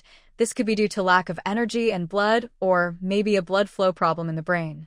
"I know a little about medicine. Can I go see your grandfather?" Lu Yihan's eyes lit up. "Of course, that would be great." "Thank you." Li Yutong followed Lu Yihan to his grandfather's house. As soon as they entered, they saw an elderly man sitting in a chair, looking very tired. Li Yutong stepped forward, carefully taking his pulse and observing his complexion and tongue. Then she took out her silver needle from her pocket, disinfected it, and began to give the elderly man acupuncture. After a few needles, the old man's complexion improved noticeably, and his eyes were no longer so cloudy. "Sir, you are overworked and a bit weak internally. I will give you a prescription. Take a few doses of medicine and rest well. You'll get better," Li Yutong said seriously. The elderly man looked at her gratefully. "Young lady, thank you so much." Lu Yihan also expressed his gratitude. "Yutong, I really appreciate your help this time. What exactly is wrong with my grandfather?" Li Yutong smiled and nodded, offering a professional explanation. "Grandpa is getting old, and his body functions are naturally declining. Recently, he might have been overworked, which increased his physical burden. Plus, he has internal weakness, which caused his current condition. Overexertion depletes his energy and blood, and internal weakness prevents proper recovery. This leads to poor spirits and dull complexion. Acupuncture can help unblock the meridians and balance the flow of energy and blood. The few needles I just inserted stimulated specific points, improving the circulation of energy and blood. That's why his complexion and eyes look better now. But this is only a temporary relief. He still needs medication and rest to fully recover. The medicine I prescribed mainly focuses on boosting energy and blood and strengthening the stomach and spleen. The stomach and spleen are the foundation of health, producing the essence of energy and blood. When they are well regulated, the body can better absorb nutrients and replenish energy and blood. I also included some calming herbs to help improve his sleep. Better sleep will help his body recover faster. Grandpa should avoid overexertion and get plenty of rest. His diet should include easy-to-digest, nutritious foods like yam, red dates, and longan, which are good for nourishing the body. He should also stay in a good mood, as emotional well-being greatly affects recovery. Lu Yihan, you should also pay attention to Grandpa's health regularly. Remind him to rest well and take his medicine on time. If you have any questions during the treatment, feel free to contact me. Lu Yihan listened carefully and nodded repeatedly, feeling more admiration and gratitude toward Li Yutong. Yutong, you're really amazing. If it weren't for you, I wouldn't know what to do. From now on, I'll rely on you to help take care of Grandpa. The elderly man also held Li Yutong's hand, looking very pleased. Young lady, not only are you skilled in medicine, but you're also so kind-hearted. Thank you. If you hadn't stepped in time, I don't know how much trouble I'd be in. Li Yutong quickly said, Grandpa, you're too kind. It's what I should do. Take good care of yourself and try to recover soon. She then carefully handed the written prescription to Lu Yihan and explained the precautions for decocting the medicine in detail. Looking at the elderly person and Lu Yihan, she was full of concern and sincerely hoped the elderly person would recover soon. This scene was just seen by Fan Meiwan passing by. A hint of jealousy flashed in her eyes, and she began to plan a new bad idea. Li Yutong, I thought you were so proud, but I didn't expect you to come here to flirt with Lu Yihan. He's the man I, Fan Meiwan, have my eye on. Just wait, you'll have a tough time. Li Yutong had no idea that Fan Meiwan was secretly planning to get back at her. After leaving the Lu family, she went straight to work in the fields. The whole afternoon was peaceful, with no troublemakers causing any problems. As night fell, everyone who had been busy finished their work and headed home. Chin Kiki was no exception. She dragged her tired body home, entered the kitchen, cooked 2 bowls of hot noodles, and stir-fried a plate of green vegetables. They had a simple dinner. After eating, the two sat on stools and chatted casually. Tong Tong, look at those villagers. Every family plants some vegetables at their door or in the backyard. It's convenient and healthy. We also have an empty space in our backyard. Why don't we clear it out and plant some vegetables? Li Yutong thought this was a good idea and nodded in agreement. Yes, that's a great idea. Let's find some time to tidy up the backyard, and when we have time, go to town to buy some seeds. Chin Kiki continued. By the way, Tong Tong, I think we should take some time to go into the mountains. We eat plain food every day, and our nutrition probably isn't enough. If we can catch some game in the mountains, then we'll have meat. Li Yutong also agreed. I've been thinking the same. With our skills, catching some game shouldn't be a problem. Then we can improve our lives. Yes. When we go into the mountains, we should hunt more. My storage ring has a preservation function, so the meat won't spoil inside, Chin Kiki said excitedly. That's great. Then we can enjoy delicious game whenever we want. Li Yutong smiled slightly and said, but you have to be careful. There might be other dangerous animals in the mountains. Don't worry.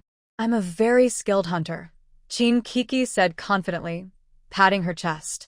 The two talked for a while longer, gradually shifting from hunting to other topics. They discussed their hobbies and life experiences, and laughter often echoed in the air. Before they knew it, it was quite late. Li Yutong yawned and said, Oh dear, it's getting late. We should go rest now. Yes, we have to work tomorrow. It's best to rest early and recharge. Chin Kiki nodded in agreement. Then, they each went back to their rooms, prepared for a good sleep, and looked forward to the new day. They didn't speak during the night. The next morning, they woke up early, tidied themselves up, ate breakfast, and then headed to the meeting point. They arrived a bit later than the previous days, but were not late. Seeing how fresh and neat they looked, with their hair in buns, looking confident and energetic, Wang Taizhu raised an eyebrow. You two are doing well. Your adaptability is strong. Captain, we are both part of the team. Wherever we're needed, we go, Chin Kiki modestly boasted. Wang Taizhu rolled his eyes and said impatiently, Be a little more humble. A great person once said, Humility helps you improve, pride makes you fall behind. Chin Kiki stuck out her tongue and made a silly face. You're right, Captain. We accept it humbly and will not change. At that moment, the village accountant hurried over and whispered a few words into Wang Tiezhu's ear. Wang Tiezhu's face changed. He then shouted to everyone, Today's task is changed. The water channel at the village entrance is blocked by debris in the cornfield. Everyone go help clear it. Everyone responded and followed Wang Taizhu toward the village entrance. When they arrived, they saw the water channel was full of trash, and the water was almost spilling over the embankment. Where did all this trash come from? It's blocking the water channel. This is the time when the corn needs water and fertilizer. If it doesn't get enough, it will definitely affect the yield. Then what are we waiting for? Let's start clearing it quickly. I don't know who threw trash into the water channel, but it's really unkind. Everyone immediately started working, some with hose digging, others picking up trash by hand. Li Yutong and Qin Kiki weren't idle either. They joined everyone, jumping into the water and using their hands to remove debris from the water channel. Suddenly, Qin Kiki slipped and almost fell. Li Yutong quickly caught her. "Be careful and stay safe." Fan Meiwan saw the situation and sarcastically said, "Oh, are you so delicate you can't even do any work?" Qin Kiki was about to reply, but Li Yutong gently patted her to signal her not to say anything. People like her are true bullies. The best way to deal with them is to ignore her and let her be foolish on her own. Sure enough, Fan Meiwan was talking to herself alone, feeling bored, so she shut up. Li Yutong and Qin Kiki continued working. Soon, the water channel was cleared, and water flowed smoothly into the cornfield. Wang Taizhu looked at everyone and nodded with satisfaction. Good job. Everyone go rest for a while, then come back to do other work later. Li Yutong, there isn't much left in the cotton field. I see you're good at catching bugs, so I'll leave that to you. Finish it and you'll get 20 work points. Okay, Li Yutong agreed happily. She really enjoyed catching bugs. Since others were around, she had to secretly throw the bugs into her space. But if she was alone, she could do it freely and happily.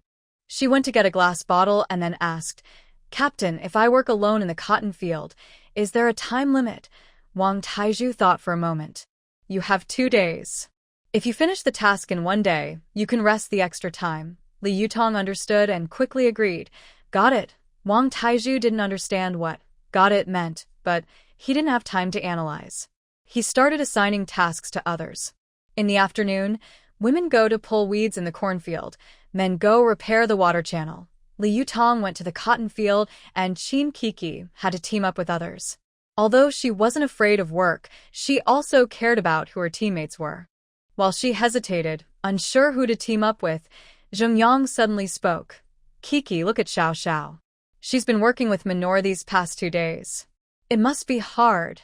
Why don't you swap with her this afternoon so she can rest a bit?" As soon as Zheng Yang finished speaking and had taken a few steps, Li Yutong, who seemed like a cat stepped on its tail, suddenly stopped. Her beautiful, big eyes narrowed into slits as she stared fiercely at Zheng Yang. "Zheng Yang, I remember I told you clearly before, didn't I? Xiao Xiao is my person. From now on, I will take care of her. Your argument with Lin Xiao Xiao is your own business. I have no interest in getting involved. Are you unable to understand, or are you just pretending not to see?" Li Yutong's tone was cold and full of clear hostility. Nearby, Qin Kiki was not backing down. She rolled her eyes and looked at Zheng Yang with disdain, saying, "Zheng Yang, do you really think you're so important? Who do you think you are? Do you really see yourself as my fiancé? Let me tell you, we broke off our engagement a long time ago. I have nothing to do with you. Stop bothering me like a pesky fly buzzing around all the time." Isn't that annoying? Because of Li Yutong and Qin Kiki's sharp words, Zheng Yang's face turned bright red, like a cooked shrimp. He clearly didn't expect them to be so blunt and harsh in their reply. He felt embarrassed and angry, shouting, "Qin Kiki, don't be so ungrateful. I was only trying to help. Do you think you'll be better off without me?" Qin Kiki responded smoothly, with a hint of sarcasm, "I don't need you to worry about my future. You should focus on yourself and your little sister. You two are a perfect match, like Liang Shanbua and Zhu Tai, destined to be together. As the saying goes, birds of a feather flock together. People like you should be kept apart forever. I sincerely wish you both a long and happy life together." Qin Kiki's words were fluent and sharp, with a touch of mockery, showing her quick wit. Suddenly, Lin Xiao Xiao, who had been silent, burst into tears with a loud cry that sounded incredibly sad, making everyone feel pity for her. She sobbed, "Brother Yang, please don't stand up for me. It's my fault. I shouldn't have made things difficult for you." Boo-hoo. When Zheng Yang saw Lin Xiao Xiao crying, he panicked. He hurried over to comfort her, saying, "Xiao Xiao, Don't cry. It's not your fault. Qin Kiki was too mean. Don't take her words to heart. While comforting Lin Xiaoxiao, he also shot a fierce glare at Qin Kiki, as if he wanted to swallow her whole.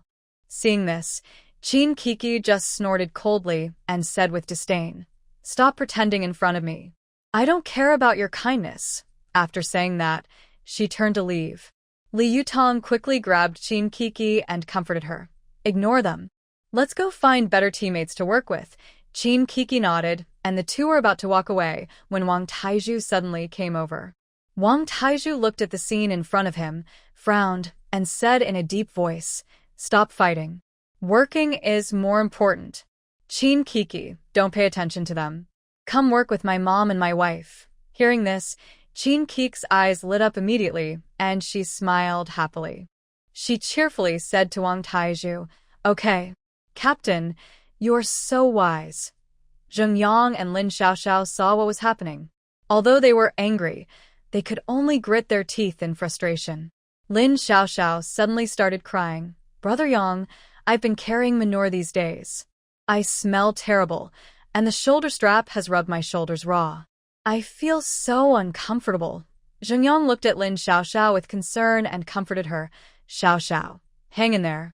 In a few days, I'll ask the team leader to give you an easier job." But Lin Xiaoxiao wasn't satisfied and kept whining. "Brother Yang, I really can't take it anymore. Every step I take feels so hard. You don't know, the smell in the manure pit is disgusting, and there are maggots crawling everywhere. It's so gross." As Lin Xiaoxiao described, Zheng Yang's mind immediately filled with images of maggots wriggling in the manure pit. He felt his stomach churn and finally couldn't hold back, vomiting loudly. Seeing Zheng Yang, Lin Xiaoxiao cried even harder. "Brother Yang, look what I've done to you." "Boo-hoo." At this moment, Fan Meiwan, who had been stirring up trouble nearby, took the opportunity to say, "See? This is the hardship of carrying manure. Qin Kiki, don't be ungrateful. Hurry up and help Xiaoxiao." Qin Kiki crossed her arms and said, "I won't. I enjoy working with the team leader and his family." Li Yutong sneered and said, "Fan Meiwan, if you care so much about them, why don't you go carry manure for Lin Xiaoxiao yourself?" Fan Meiwan choked and couldn't speak, but she didn't give up. "I still need to go to the pig pen to feed the pigs. I don't have time to pick dung for her." Wang Taizhu frowned. "Are you giving me face? Just do the work assigned to you. If someone doesn't want to do it, they should leave early." Then he walked away. Wang Taizhu was a soldier. In his view, everything should follow orders. There shouldn't be so many problems. Zheng Yang could only hold back his stomach discomfort and pulled Lin Xiaoxiao away. Qin Kiki made a funny face at their backs. "People are watching and you two are disgusting."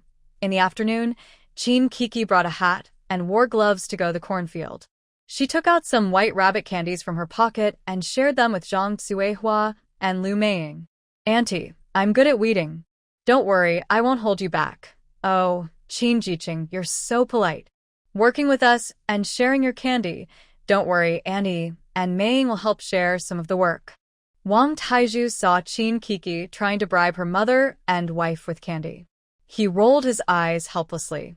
"Qin Kiki, you can talk casually, but don't let it affect the work. The corn is about to be harvested. If we don't in time, the plants will take nutrients from the soil. Captain, you might not believe in my skills, but you know my auntie and sister-in-law's abilities. Even if I'm not as good as them, with their help, I won't delay the work. Rest assured." Zhang Xuehua and Lu Meiying were honest people. Though they had their little tempers, they weren't mean. Zhang Xuehua smiled and said, "Qin Jiqing, I know city folks don't usually do farm work, but weeding takes skill. Let me tell you." Qin Kiki's eyes sparkled as she leaned in. "Auntie, tell me quick. I've been worried about how to do it." Zhang Xuehua pointed to the grass at the base of the corn. "Look, you have to pull the weeds out by the roots. Otherwise, they'll grow back in a few days. Also, don't pull too hard or you might damage the corn seedlings." Qin Kiki nodded seriously. "Got it, Auntie." Lu Meiying added, "When you pull out the weeds, pile them at the edge of the field. Don't just leave them on the ground, or they'll turn into fertilizer and grow even more." Qin Kiki listened and practiced at the same time. At first, her movements were a bit clumsy, but with guidance from Zhang Suehua and Lu Meiying, she gradually became more skilled. Wang Taizhu watched from nearby. Seeing Qin Kiki learning well, a small smile appeared on his face. She is teachable. Meanwhile, over with Zheng Yang and Lin Xiaoxiao. Lin Xiaoxiao was still complaining about the hard work of collecting manure. Zheng Yang also looked impatient but felt helpless. Brother Yang, why don't we move out and live somewhere else? Look at this place. So many young workers live here. Every time I bring back manure, they point at me and stare as if I am dirty. I really don't want to stay here even for a second. As she spoke, tears fell down her face like beads breaking off. Zheng Yang saw Lin Xiaoxiao crying so sadly and felt uncomfortable inside. He thought for a moment, but shook his head helplessly. When he came out, he didn't bring much money, so they couldn't afford to build a house. Even if they moved out, they would have to cook and fetch water themselves, which was too troublesome. Hearing Zheng Yang, Lin Xiaoxiao felt even more disappointed. She held back her tears and choked out, Brother Yang, I know you don't have much money. I'm not unreasonable. How about we build a small house for just the two of us? We can look after each other, and we won't have to squeeze with those people. Is that okay? Before she finished speaking, Lin Xiaoxiao started crying loudly. Her sobs sounded especially sad in the quiet night. Zheng Yang, who hated to see girls cry, felt heartbroken. His mind went blank, not knowing how to comfort her. Xiaoxiao, don't cry. I'll go find the team leader. We'll build our own house and live separately. We won't have to care about what others think. Hearing this, Lin Xiaoxiao felt a surge of happiness. She knew her wait was finally over. As long as she could truly be with Zheng Yang and they got married, Zheng's family wouldn't be able to refuse her anymore. Thinking of this, a faint smile appeared on her face. Brother Yang, is what you said true? Or are you just saying it to make me happy? I am a proud man, and once I say something, I stick to it. I am going to find the team leader to get the approval, no problem at all. But where do you plan to build the house? Zheng Yang confidently assured. Lin Xiaoxiao smiled gently and said, I want to build the house near Qin Kiki and the others. You see, the three of us already have some small disagreements. If we live closer, we'll see each other every day. Over time, these small conflicts will naturally fade away. Hearing this, Zheng Yang admired her kindness and generosity. He thought to himself, the person he loves is so kind, always thinking of others. Okay, let's do as you say. I'll go find the team leader now and ask him to approve the farmstead. Zheng Yang agreed happily and turned to leave, full of hope for their future life. Meanwhile, Li Yutong was working alone in the cotton field. Right now, she was the only one around, far from others' eyes, so she casually threw the bugs she caught into her space. She was busy with her hands and alert in her mind. Thanks to the support of Nawatsi, a human-shaped nutrient, the crops in her space grew 1/3 faster than before. She collected all the ripe crops and transplanted the smaller cotton trees into her space. She also moved some red kidney beans that were planted along the edge of the field. While Li Yutong was focused on transplanting, she suddenly heard a noisy commotion nearby. She was startled, quickly reined in her awareness, and pretended to be busy catching bugs. It turned out that Fan Meiwan was coming over, followed by a few small troublemakers who were hiding in the cotton field, hunched over. When Fan Meiwan saw Li Yutong, she sneered and said, Oh, Li Yutong, you're really energetic, working so hard all alone here. Li Yutong looked at her calmly and said nothing, continuing her work. Seeing that she ignored her, Fan Meiwan got more excited. What, are you scared? Can't argue with me, so you're pretending to be mute? Li Yutong replied calmly. I'm busy working, no time to argue with you. Fan Meiwan grinned mischievously. You don't have time, but I do. The team leader assigned me some work. It's a bit smelly and dirty, but I have plenty of free time. After I finish my tasks, I come to see if you need help. Humph, Fan Meiwan, stop pretending to be kind. Stay somewhere cool, and don't come here to bother me. Li Yutong was busy working while shooing away Fan Meiwan like swatting flies. Li Yutong, you're really unkind. Since that's the case, I won't bother you anymore. She then gave a quick signal to a few little troublemakers and quickly ran away. The small troublemakers looked at the empty cotton field, with no one else around except Li Yutong. Their courage suddenly grew. They had heard that a group of young people had recently arrived at the Yangjiao Huai Brigade, and each one was more beautiful than the last. Now, seeing her with their own eyes, they confirmed the rumors were true. Li Yutong was a real beauty. One of the troublemakers, called Dainu, looked at Li Yutong with a mischievous smile and muttered, "Boss, what if I ask this girl to be my wife? Look at her small figure and her white skin. Just one look makes my blood boil." Another troublemaker hesitated and said, "Boss, that might not be a good idea. We just got back and haven't even entered the village yet. Fan Meiwan tricked us here. We don't know anything about this girl." A third troublemaker agreed. "Yeah, boss. This is Yangjiao Huai's territory. If they find out, we're done for.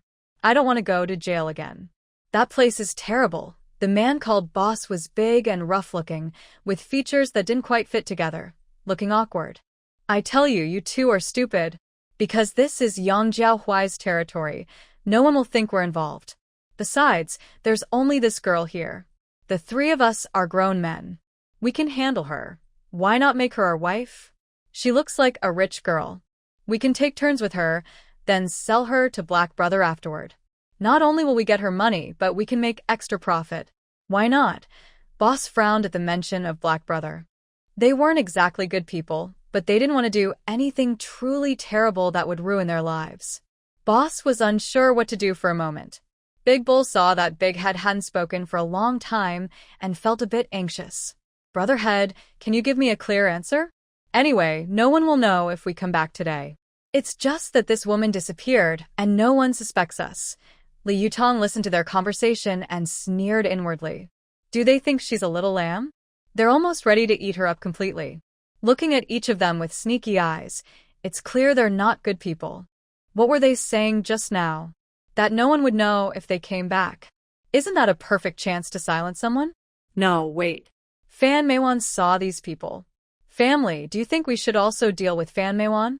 Li Yutong thought to herself that if she wanted these people to disappear without a trace, there could be no signs of a fight here. So, she could only wait for them to come to her willingly.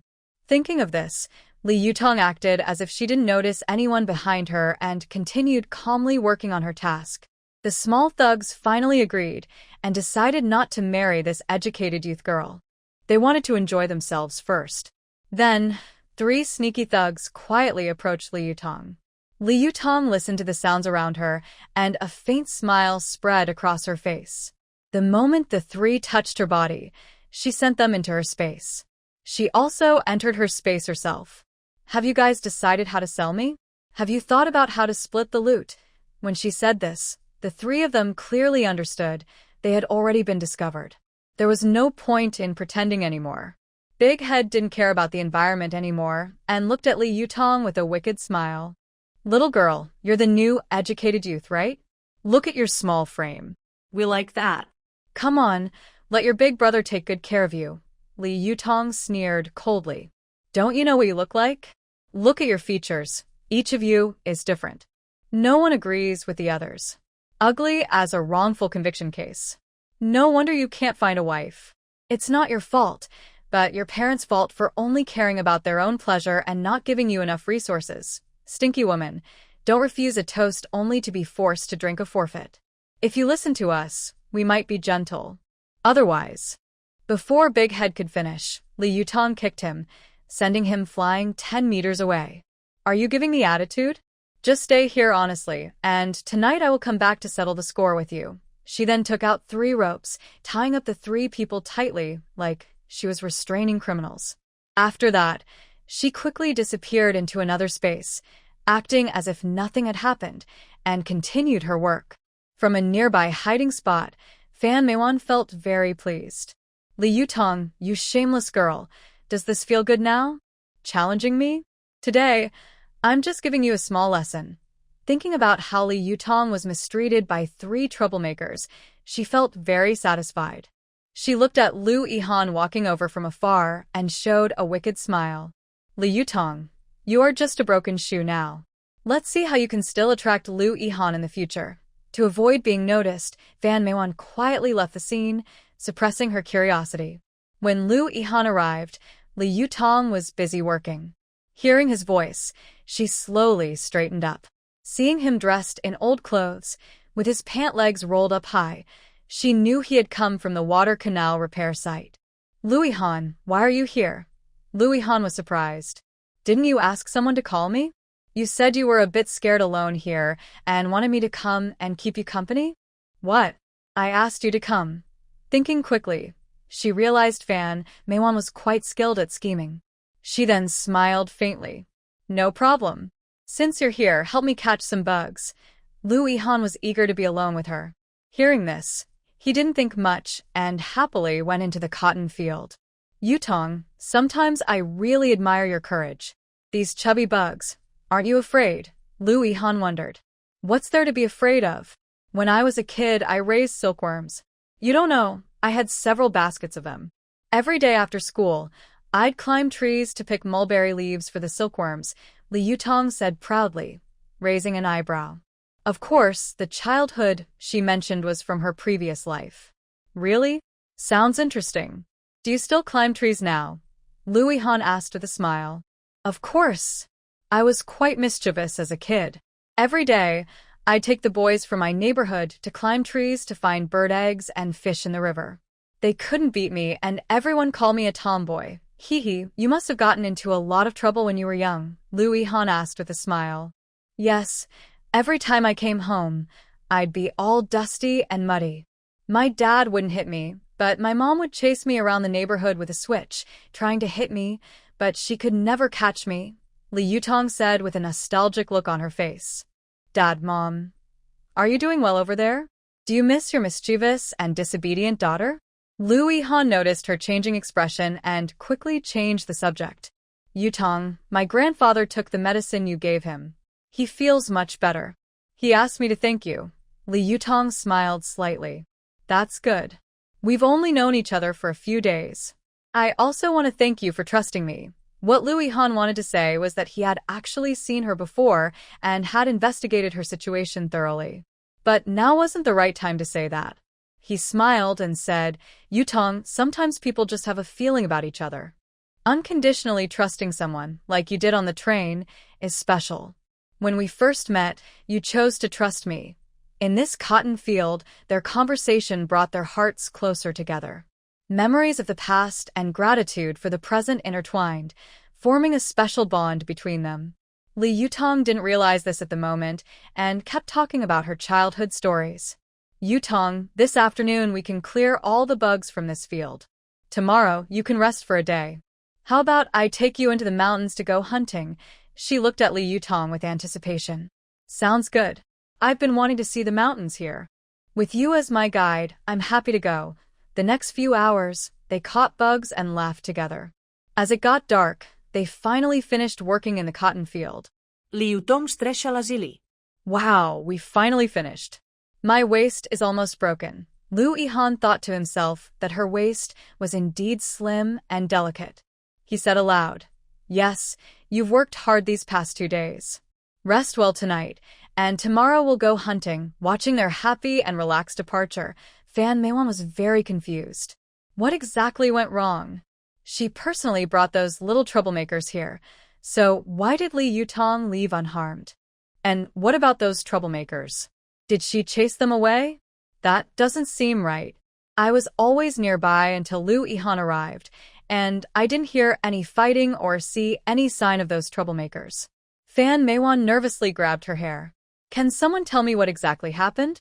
Fan Meiwan had good plans and was quite clever, but she never expected that Li Yutong had her own space.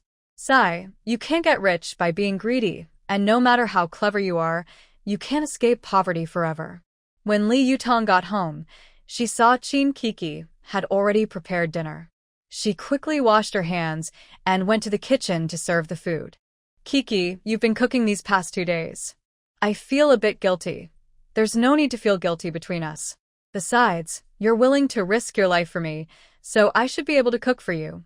Li Yutong happily brought the dishes to the table.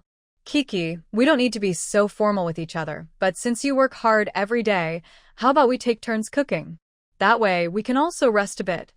Okay, I agree. This afternoon, I pulled weeds with those people. Luckily, I wore gloves, or my hands would have been ruined. My heels and back are also sore from squatting all afternoon. Hearing this, Li Yutong poured her a glass of water and discreetly added a few drops of spiritual spring water. Since you're so tired, drink this and go rest. You have work tomorrow. Chin Kiki drank it all in one gulp, then smacked her lips. Tong Tong, I feel like this water is a bit sweet today. It tastes pretty good, maybe because you worked hard all afternoon and didn't drink enough water.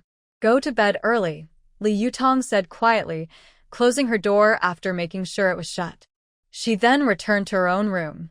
As soon as she entered, she closed the doors and windows and went straight into her space. Inside the space, the three little troublemakers who were complaining to each other. Boss, that Fan Meiwan is just she said the new girl was weak and couldn't fight back, but it was all a lie. I think so too, but that troublemaker girl is too much for us to handle. Her cousin is a big troublemaker, and we can't fight him. Are we really going to let her do this to us? If we go out, I will definitely confront her. Li Yutong quietly approached the three of them.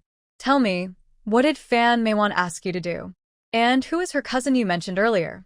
Big Head saw Li Yutong and remembered how that girl kicked him. Girl, if you have the guts, let me go. We'll fight one-on-one. If I lose, I'll tell you everything I know. Li Yutong smiled slyly. All right, I'll agree to your request. But don't cry if things get tough later. She then untied his ropes. Big Head moved his arms and legs, then shouted loudly and lunged at Li Yutong. He looked like a wild bull, full of strength, trying to overpower her in one move. Li Yutong kept her calm, with a mischievous smile on her face. Just as Big Head was about to reach her, she smoothly sidestepped, avoiding his fierce attack. He missed and, because he rushed too hard, lost his balance and staggered forward. Before he could steady himself, Li Yutong quickly kicked him with a spinning kick, hitting his back precisely. Big Head cried out in pain and fell to the ground.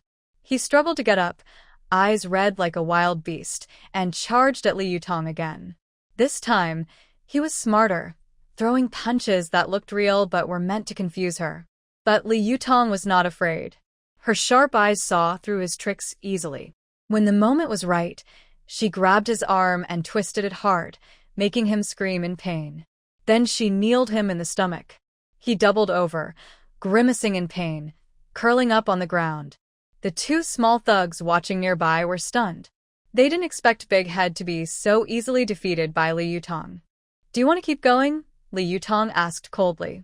Big Head gasped for air, looking unwilling but knowing he couldn't beat her. He gritted his teeth and said, Fine, I'll tell you. That nasty woman Fan Meiwan sent us to teach a young worker a lesson, saying he's an easy target. Her cousin is named Fong Xiaoqiang, a well-known troublemaker in this area, with many followers. We are all afraid of him. Li Yutong sneered. Just for this.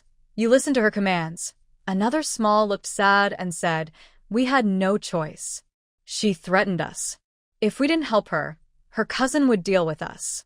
We are just small followers. We dare not offend Fong Xiaoqiang. Li Yutong thought for a moment and asked again, What else do you know about Fan Meiwan? Tell me everything. The big-headed thought and said, We only know that Fan Meiwan isn't really Fan Meiwan, and she replaced someone to go to the countryside. But we don't know the details. Seeing they didn't know more, Li Yutong smiled mischievously. All right, you should go where you are supposed to go. Remember, Fan Meiwan is the one who hurt you. If you want revenge, go find her. After speaking, she dragged the big-headed to the front of the Titan pillar. She didn't need to do anything herself. A strong force pulled the S-body into it. The struggled desperately, kicking up dust as he tried to resist. As the force pulled him in, his body started turning transparent, and his soul was gradually separated. Next, the other two small troublemakers were absorbed by the Titan pillar. Suddenly, the pillar emitted a bright purple-golden light. This light was much brighter than when it swallowed Nyowazi before. As the purple-golden light grew more dazzling, the entire space was bathed in this glow. Suddenly, a glowing sphere formed, blooming like fireworks in the air, dazzling and beautiful. At the same time, the spirit of the device, CC, spoke. Master, After the pillar absorbed the souls of the three evil people, the space has recovered to 70%. Now, the space has energy that can display external events on a screen. In simple terms, as long as the master thinks, they can see outside events. Is it that powerful? Li Yutong was a bit overwhelmed. Of course, and that's not all. The things you collected in your past life are also 70% unlocked. They're stored in the basement of the villa, sorted and ready for you to check anytime. Wow, Li Yutong was so excited she couldn't help but curse. These past few days in this resource-scarce world have made her feel very oppressed. Now that such a powerful and useful function has appeared, she can't help but feel excited. Eager to try, she immediately used her mind to check the outside situation. With a gentle thought, a huge screen appeared instantly above the space. The screen looked like a clear mirror, reflecting the outside scene clearly. In the screen, the slight movement of leaves in the breeze and the distant birds flying could be seen in detail. Wow, this is amazing! With this feature, I'm like a moving security camera. No matter what danger I face later, I'll know in advance. It's so useful, Li Yutong whispered, showing uncontrollable excitement. Feeling excited, Li Yutong quickly went to the basement of the villa, where everything was neatly arranged on shelves. She looked around and couldn't see the end of the storage. When she first got the space by chance, she had a faint guess that once the space recovered some, she might be like characters in novels, either traveling through time or reborn. So she used the black soil in the space to plant various crops, vegetables, fruits, and other produce. As the space recovered to 20%, Li Yutong suddenly felt uneasy, as if something bad was about to happen. She then turned all the items in the space into cash. Over 10 years, the space had produced so much that it couldn't be measured with numbers. She used the money from these resources to stockpile supplies. As expected, after she finished stocking up, she sacrificed herself during a mission. The space used its energy to bring her to this world. Li Yutong looked at the countless supplies in the space, tears of excitement welling up. Great! She finally had the confidence to live in this world. While things went smoothly for Li Yutong, Zheng Yang's situation was not so good. He went to the captain's house, where the captain was having a meal. Zheng Yang entered and straightforwardly said, "Captain, I've discussed with Lin Xiaoxiao. We want to get married here, so we plan to build a house outside and move out." Wang Taizhu thought he had heard wrong. "You just arrived 3 days ago, and now you want to get married? Do you think marriage is a game? How can you decide so hastily?" Zheng Yang smiled helplessly. "Captain, you don't know the full story. Xiao and I have been together since school. But my family arranged a marriage for me with Qin Kiki, so we could only keep it secret. When we came here, Qin Kiki wrote to her family, asking them to cancel the engagement. That's how Xiao and I finally got the chance to be together." Wang Taizhu frowned, put down his bowl, and said seriously, "Even if you had feelings before, marriage is not a small matter. You've only been here 3 days, and such a decision can't be made lightly. Building a house takes time and effort. What about the work in the team?" Zheng Yang quickly explained, "Captain, we will manage our time well so it doesn't affect work. Xiao and I are confident we can live a good life and continue contributing to the team. We'll find ways to build the house ourselves, so it won't cause too much trouble." Wang Taizhu thought for a moment and said slowly, "I understand how you feel, but the team has its rules. Here's what I'll do. I'll give you 3 days to write a detailed plan, including the house construction schedule and work arrangements. If your plan is reasonable and doable, I'll ask the higher-ups if special permission can be granted." Hearing this, Zheng Yang nodded quickly. "Okay, Captain. We'll get ready right away." "Thank you." After that, he hurriedly left the captain's house to discuss the plan with Lin Xiaoxiao. Zheng Yang returned to the youth station and told Lin Xiaoxiao about the captain's request. Lin Xiaoxiao's eyes turned red with anger. "Do you think we can build a house ourselves? Do we have the ability? Do we have the time? We work in the fields every day. When would we have time to build a house? Why not just give the money to the captain, let him find someone to build it for us?" Zheng Yang sighed helplessly. "Xiao, the captain is following the rules. Giving him money to hire someone might cause gossip. And if we write a detailed plan, maybe we can get approval. Zheng Yang scratched his head. Maybe we should ask the experienced builders in the village for advice. We can combine their suggestions with our schedule to make a plan. Lin Xiaoxiao hesitated. That's all we can do. But we only have 3 days. Is it enough? Zheng Yang patted her shoulder. It's enough. Let's ask now. Stay up tonight to organize everything, and it will work. This is also a good chance to show the team leader that we can manage our lives well. Lin Xiaoxiao bit her lip and nodded. All right, let's go. They hurried out of the youth camp and headed to the homes of experienced villagers to learn about building houses. Dreams are big, but reality is tough. During these 3 days in Yangjiao Hui Brigade, they caused a lot of trouble every day, which didn't leave a good impression on the villagers. No one was willing to help them, no matter where they went. Lin Xiaoxiao was so worried her tears welled up. What should we do? This is impossible with only 3 days. Zheng Yang was also worried but tried to stay calm and comfort her. Don't worry, we'll think of a way. Just when they felt hopeless, a voice came from behind. Are you building a house? I can help you. They turned around and saw Uncle Li, known for his kindness in the village. Although Uncle Li had heard about their troubles, he thought it was good that young people wanted a new life, so he decided to help. He took them to his house, explained the building process and key points in detail, and helped plan the schedule and work. Zheng Yang and Lin Xiaoxiao listened carefully, taking notes on important details. With Uncle Li's help, they quickly drafted a rough plan. That night, they stayed up late to refine their plan. The next day, they confidently handed it to the team leader. Wang Taizhu took the plan and looked it over. Wait at home. I'll apply to the higher-ups, and I'll let you know once I get a response. When Qin Kiki woke up, she smelled a very bad odor and thought it was the smell from their outhouse. Tong Tong, maybe we should ask the villagers to help us build a bathroom. This smell is just too strong. Li Yutong said annoyed. You silly girl. Smell it again. What do you think this smell is? Qin Kiki sniffed, and her eyes lit up. Tong Tong, this is the smell of snail noodles. Did you cook snail noodles? Where did it come from? She was very familiar with this smell because it was her favorite in her past life. She didn't expect to smell it again here. Hurry up and wash up. I have plenty of this in my space. With your greedy face, you'll definitely get tired of eating it, Li Yutong urged. Okay, I'll brush my teeth and wash my face. Done in 3 minutes, Qin Kiki said, and rushed into the bathroom. But before she finished washing up, she heard a knock on the door. Li Yutong opened the door and saw Lu Yihan, who came to call him to the mountain. Lu Yihan wrinkled his nose. Yutong, what's that smell? It's so strong, it's like it's burning my nose. Did something go bad? Li Yutong smiled and explained. No, it's something I made.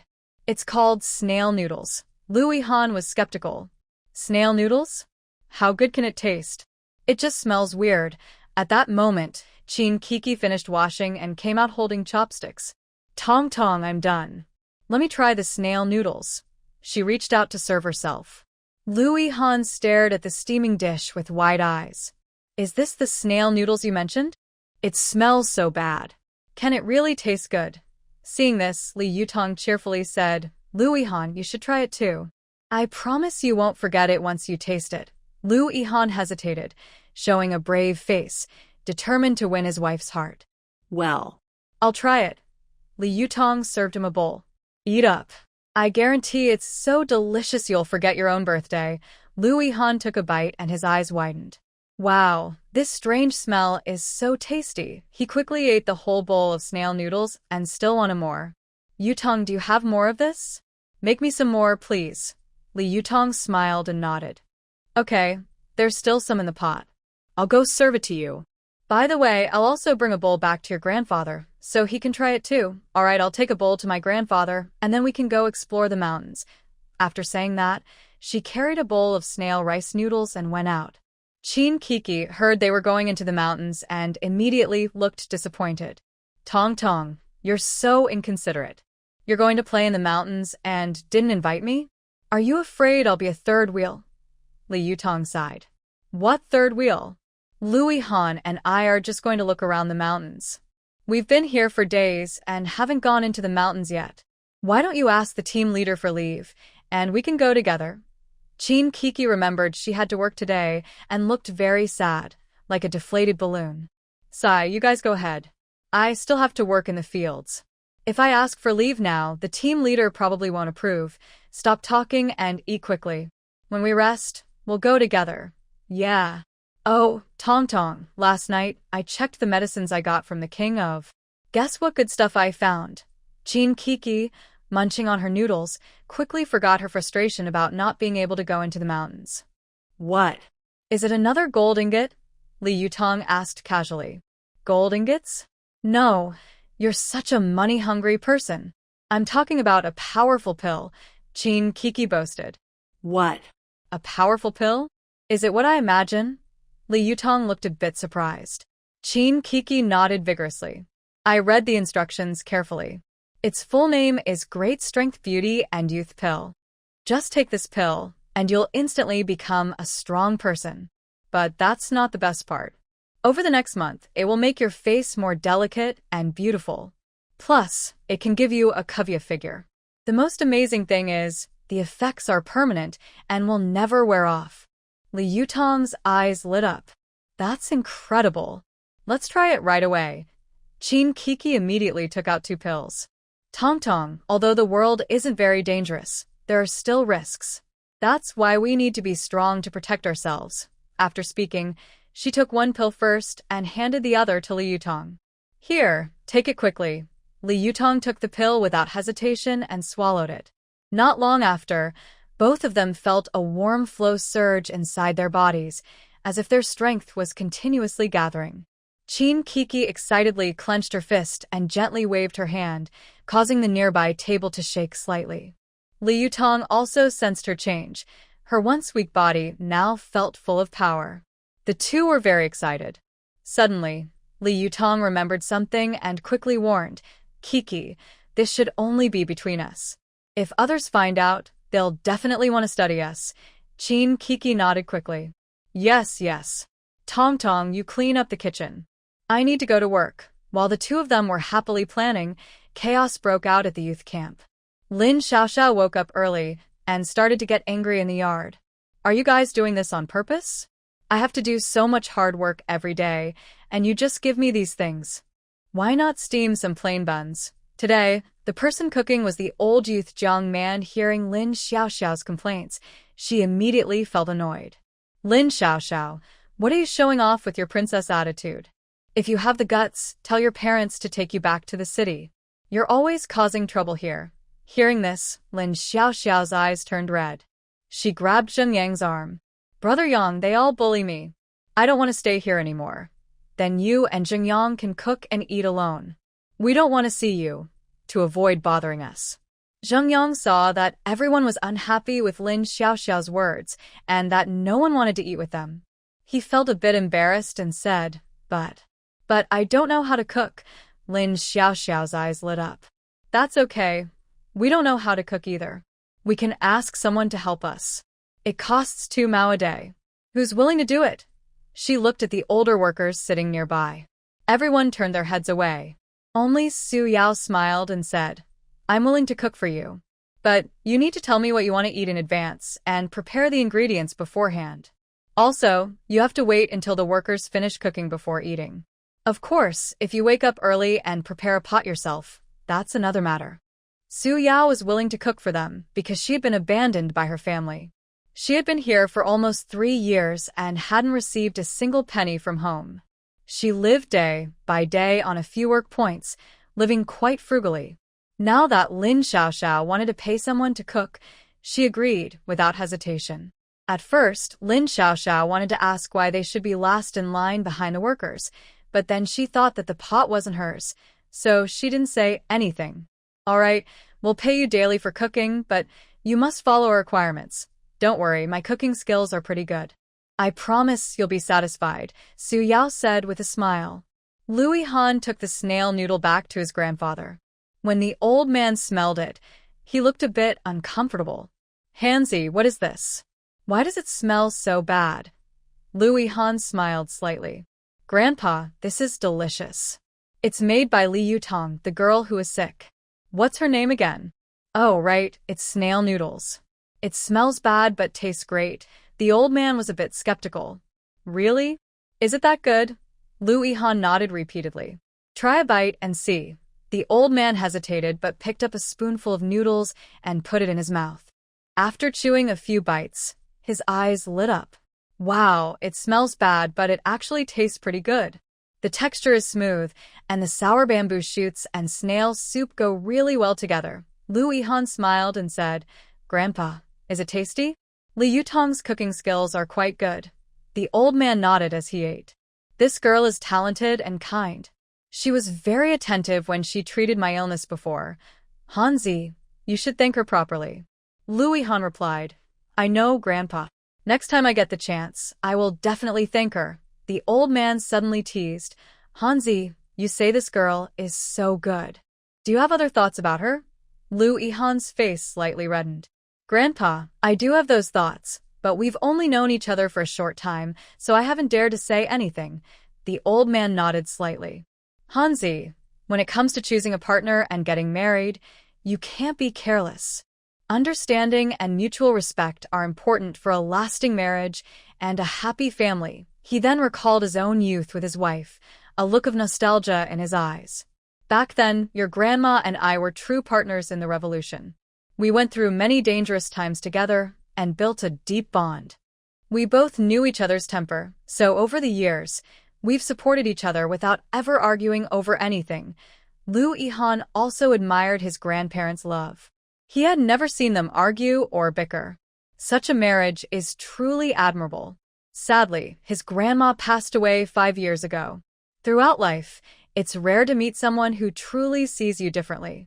Since you've already started to think this way, take your time to get to know each other. Slow and steady is the best way to build a good relationship. The old man hopes the Lu family will have many children and grandchildren. He also hopes his grandchildren will find their true partners and be happy forever. Lu Yihan talked with his grandfather for a while, then stood up. Grandpa, I have plans to go hunting in the mountains with Yutong today. She's already packed, and I'll go pick her up. We might not be back for lunch, so you can eat on your own. The old man smiled and waved his hand. Go ahead. I can still handle myself. Today, I plan to go play chess with Uncle. Lu Yihan knew who the old man meant by uncle, an honest man with a good character. They often sat together chatting. All right, I'm leaving. When Lu Yihan returned, Qin Kiki had already gone to work, and Li Yutong had prepared herself with protective gear. Yutong, are you ready? We're heading to the mountains now. Yes, just waiting for you to come. Two people talked and laughed as they quickly reached the foot of the mountain.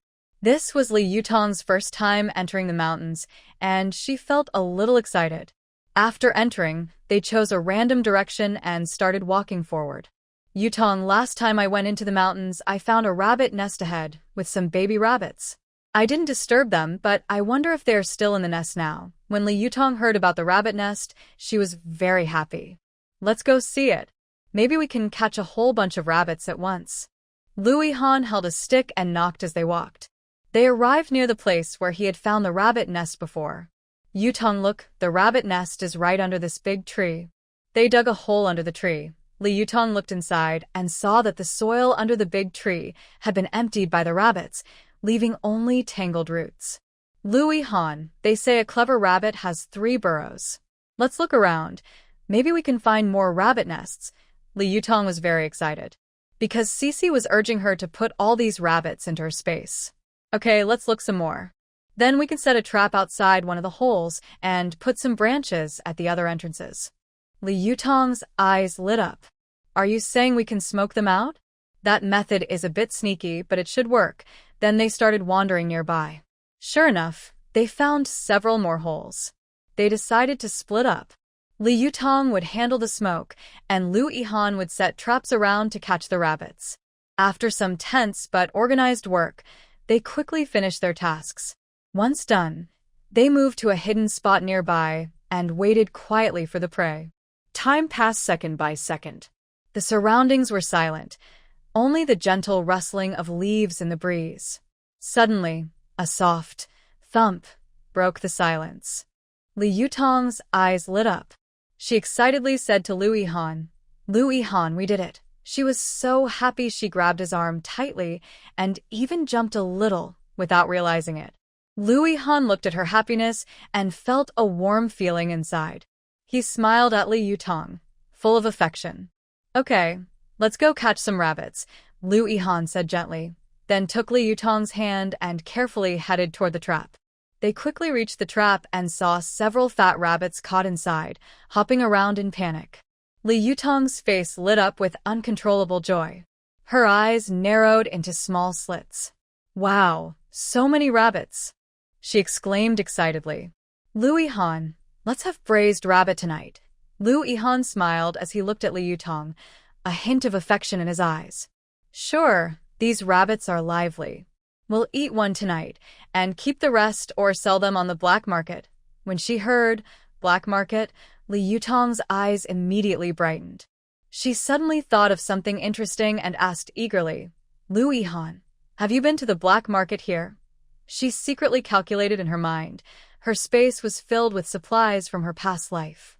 If she could sell these items on the black market, she could get a lot of money. Lu Yihan nodded honestly. "A few times. When I come to visit my grandfather, I sometimes hunt wild animals in the mountains and sell them secretly at the black market." Li Yutong's curiosity was fully sparked. "Really? With your status, aren't you worried about being caught?" Lu Yihan seemed to have expected her question. He slightly raised the corners of his mouth, showing a sly smile, and softly said, "Of course I'm worried. Every time I go, I disguise myself carefully, dressing up like a beggar. Only then do I dare to go." While they were talking, they suddenly heard a strange sound from nearby. It was like a deep growl from a large animal, dull and threatening. Lu Yihan immediately became alert. He pulled Li Yutong behind him and protected her. "Be careful, there might be danger." They cautiously moved toward the sound. Through the bushes, they saw a huge black bear lying beside a cave, seemingly guarding something.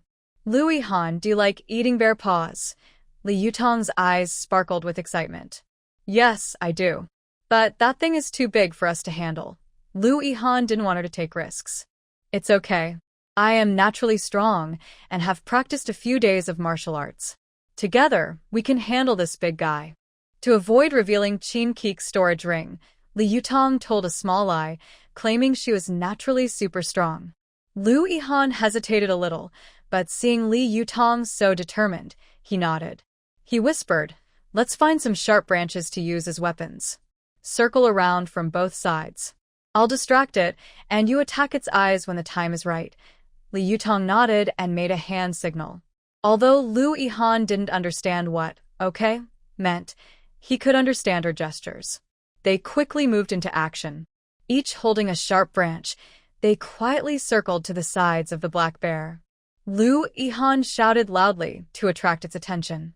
The black bear saw the two-legged creatures ignoring him and roared loudly, charging at Lu Yihan. Lu Yihan dodged nimbly. Li Yutong suddenly rushed from the side and stabbed her branch fiercely into the black bear's eyes. The black bear cried out in pain, thrashing wildly. Li Yutong almost got swept by its claws. "Yow, human, you entered my territory and hurt me. I will eat you. I'll make you howl. Take this," Li Yutong retorted fiercely. The black bear dodged, and Li Yutong punched its backside. The bear, in pain, became angry and lunged at her. Lu Yihan seized the chance and stabbed the bear's belly with his branch again. The bear, furious, turned and charged at Li Yutong. "Yow, this human female should be weaker. I'll take her first." Li Yutong rolled on the ground, and the bear missed her. Lu Yihan shouted in alarm, "Li Yutong, watch out." Seeing the bear was still quite fast, Li Yutong gathered her strength and charged at it again. With a loud bang, Li Yutong kicked the bear, sending it flying. Its body hit a nearby tree and fell down. "Yow, human female," the big bear was careless.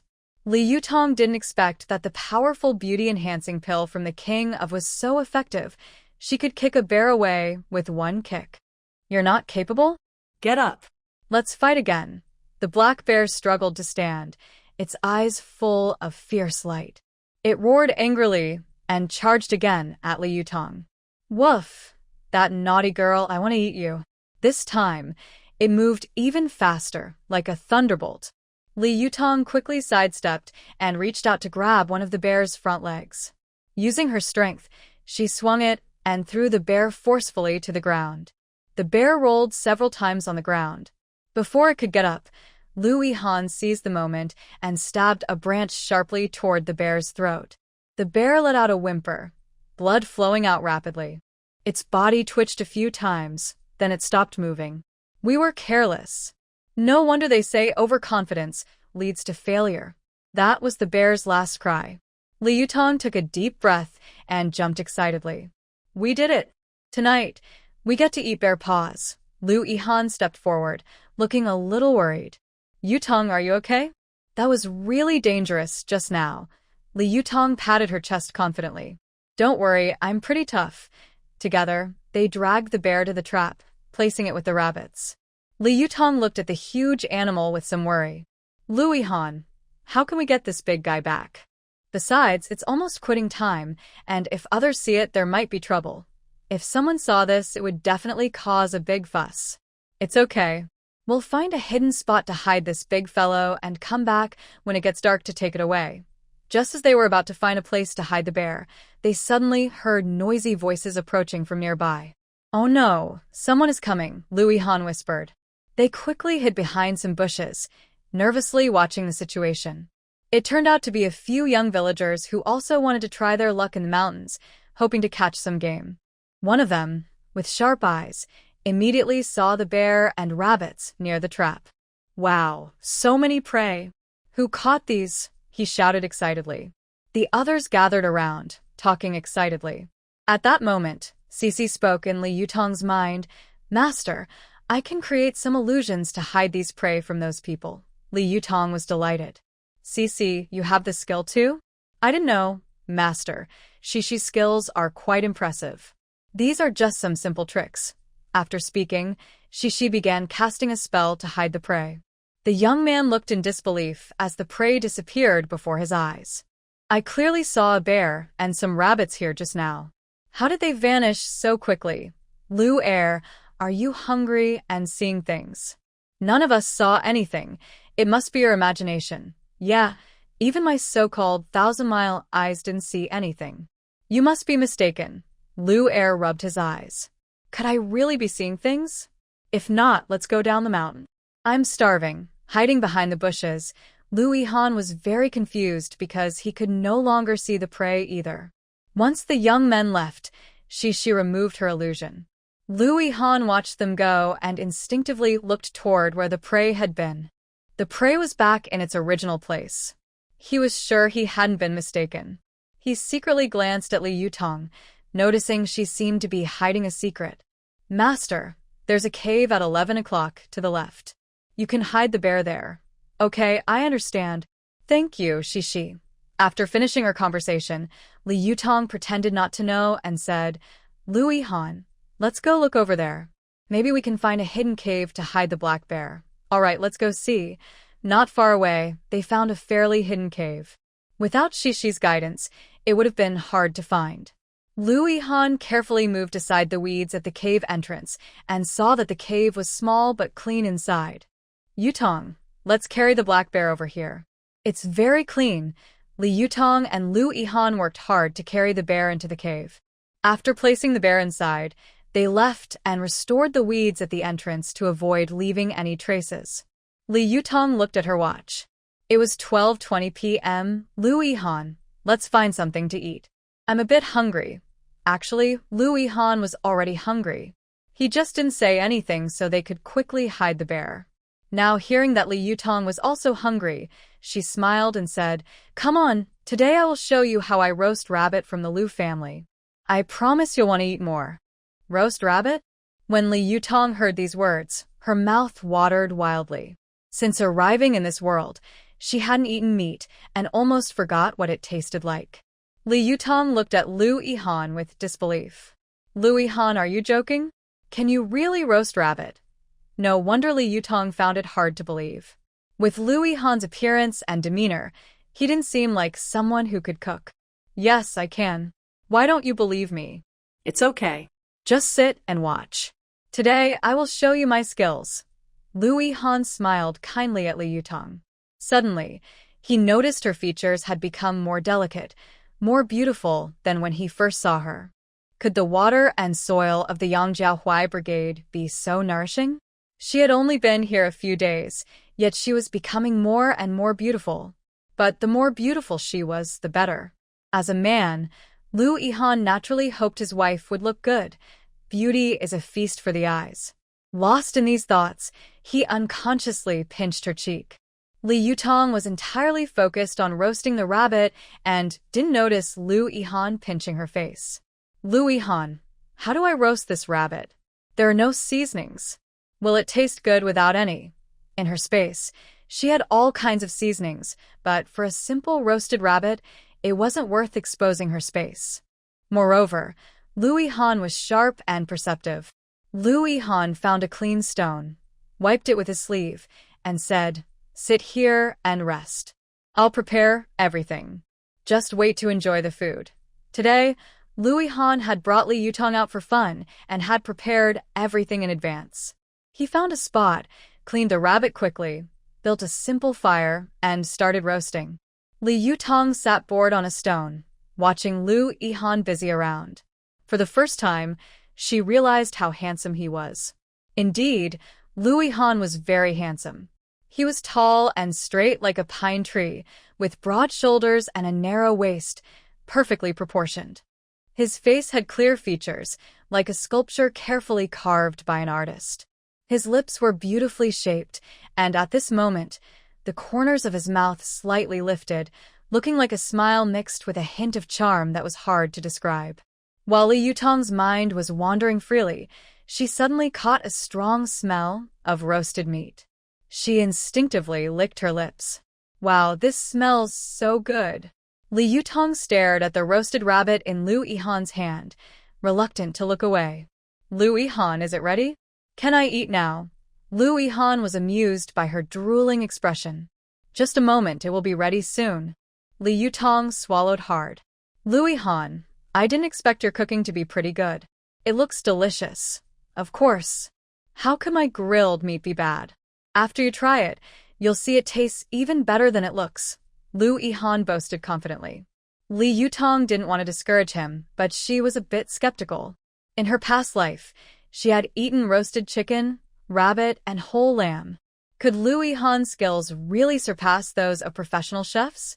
Finally, the roasted rabbit released an enticing aroma.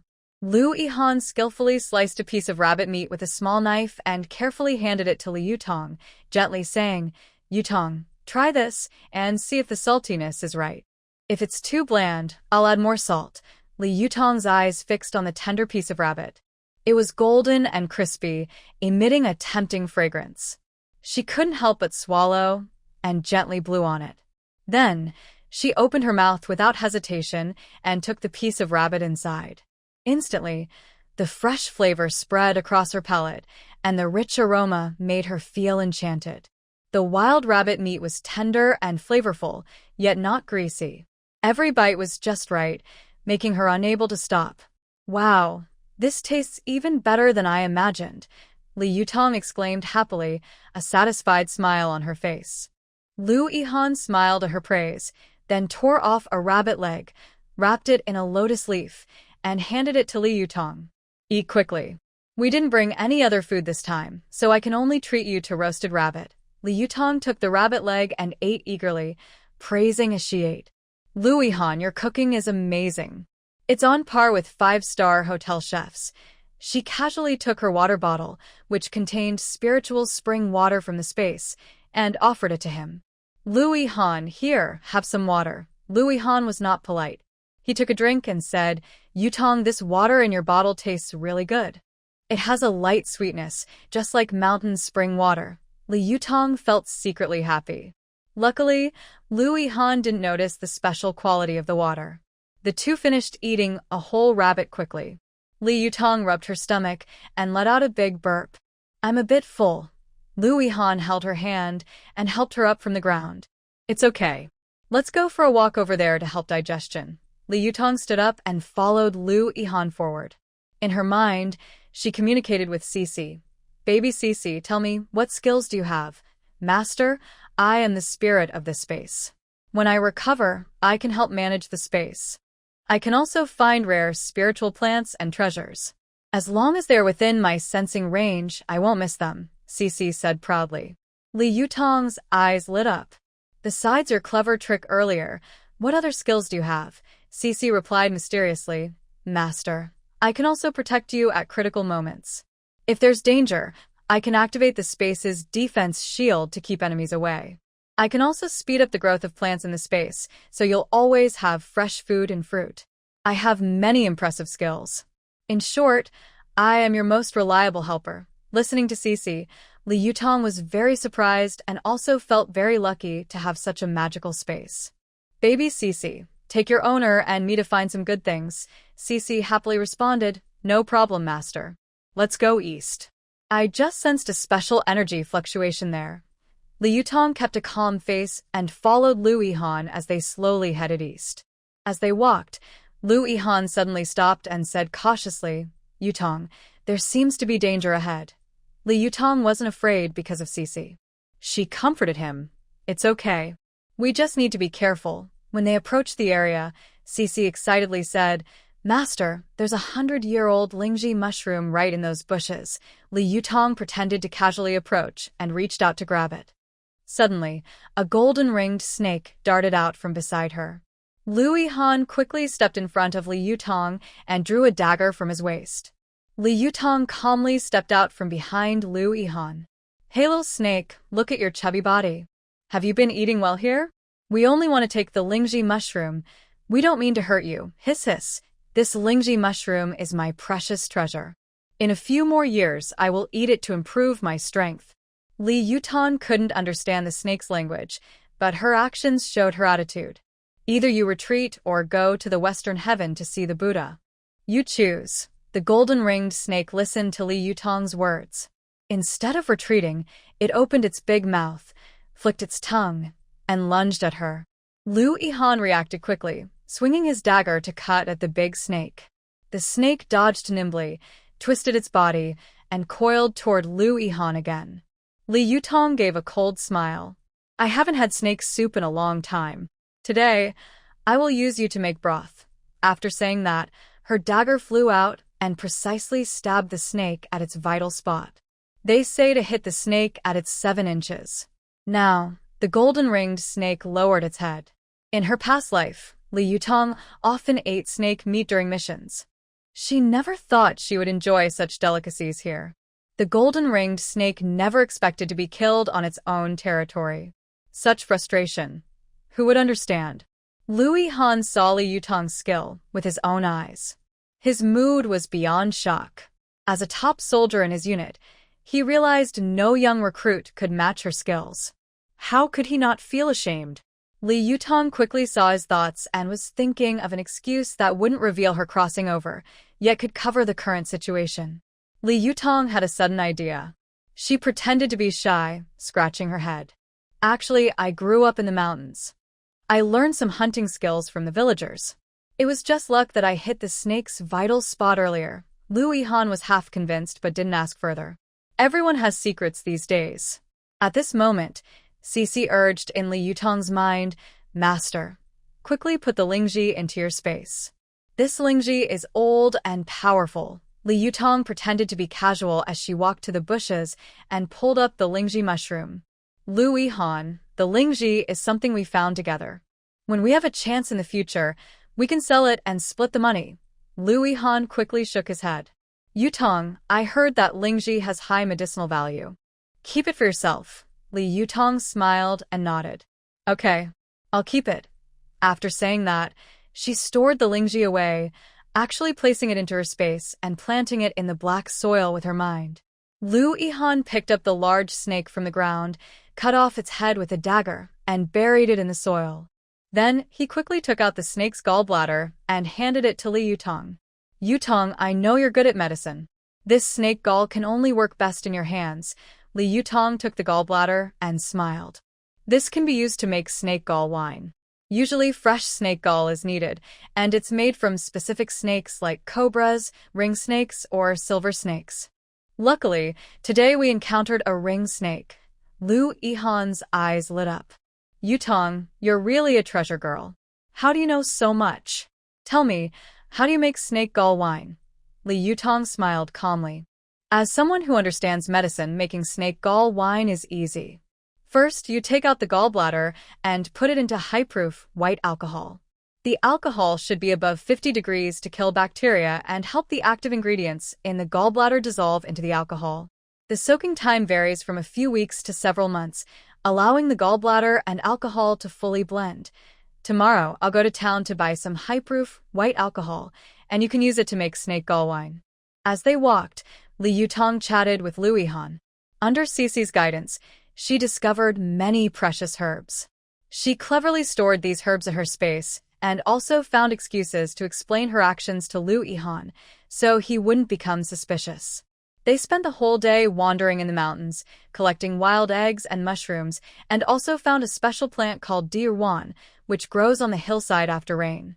They also secretly sent many small animals into the spaces Qingtian Pillar. Suddenly, both of them heard a faint cry for help. Is anyone there? Please, someone help me. They looked at each other and followed the sound. They saw a girl about 7 or 8 years old, lying on the ground with a pale face. Li Yutong instinctively knelt down, feeling the girl's pulse with one hand and lifting her eyelids to check her eyes with the other. Lu Yihan, this girl has been bitten by a poisonous snake. If we don't treat the poison quickly, she might die. When Lu Yihan heard this, he was startled, but he quickly calmed down. Yutong, don't worry. Usually, places where snakes are found have herbs that can cure snake bites. You know medicine. Look around and see if you can find any antidote herbs. Li Yutong knew that there was a herb called purple flower ground ivy that could cure snake venom. Okay, I'll go nearby and look for a purple flower ground ivy. Li Yutong quickly stood up and carefully searched the area. She kept her eyes on the ground, not missing any corner. Lu Yihan stayed beside the girl, softly comforting her as her consciousness faded, while watching the surroundings carefully to prevent more danger. Time passed second by second. Li Yutong's forehead was covered with fine sweat, but she still couldn't find the herb. Just when she was feeling anxious, Cece suddenly called out in her mind, "Master, didn't we already have a purple flower ground ivy in the space?" Li Yutong's eyes lit up. She quietly took out the herb from her space, chewed it, and applied it to the girl's wound. After a while, the girl's face gradually turned pink again, and she slowly opened her eyes. She weakly said, "Thank you for saving me. My home is at the foot of the mountain in the goat horn acacia team. I know you. You're the new educated youth in our village. I can walk now. Later, I'll ask my dad to come thank you." This girl, although Li Yutong and Lu Yihan saved her, completely ignored Lu Yihan and only thanked Li Yutong. Li Yutong felt a bit strange, but didn't think much of it. She gave the girl a few words of advice and watched her leave. As the sky darkened, the villagers finished their work for the day and went home to rest. Meanwhile, Lu Yihan and Li Yutong were in the mountains. They had made a simple wooden raft from branches and placed the large black bear on it. "Yutong, since it's dark now, let's take the black bear back." "Okay." Li Yutong agreed and helped Lu Yihan pull the black bear down the mountain. Back at Li Yutong's place, Qin Kiki was pacing anxiously inside. Where did that girl go? It's so late. She still hasn't come back. Could something have happened? Kiki, stop pacing. Come, help quickly. Just as she was about to go out looking for her, she heard her close friend's familiar voice.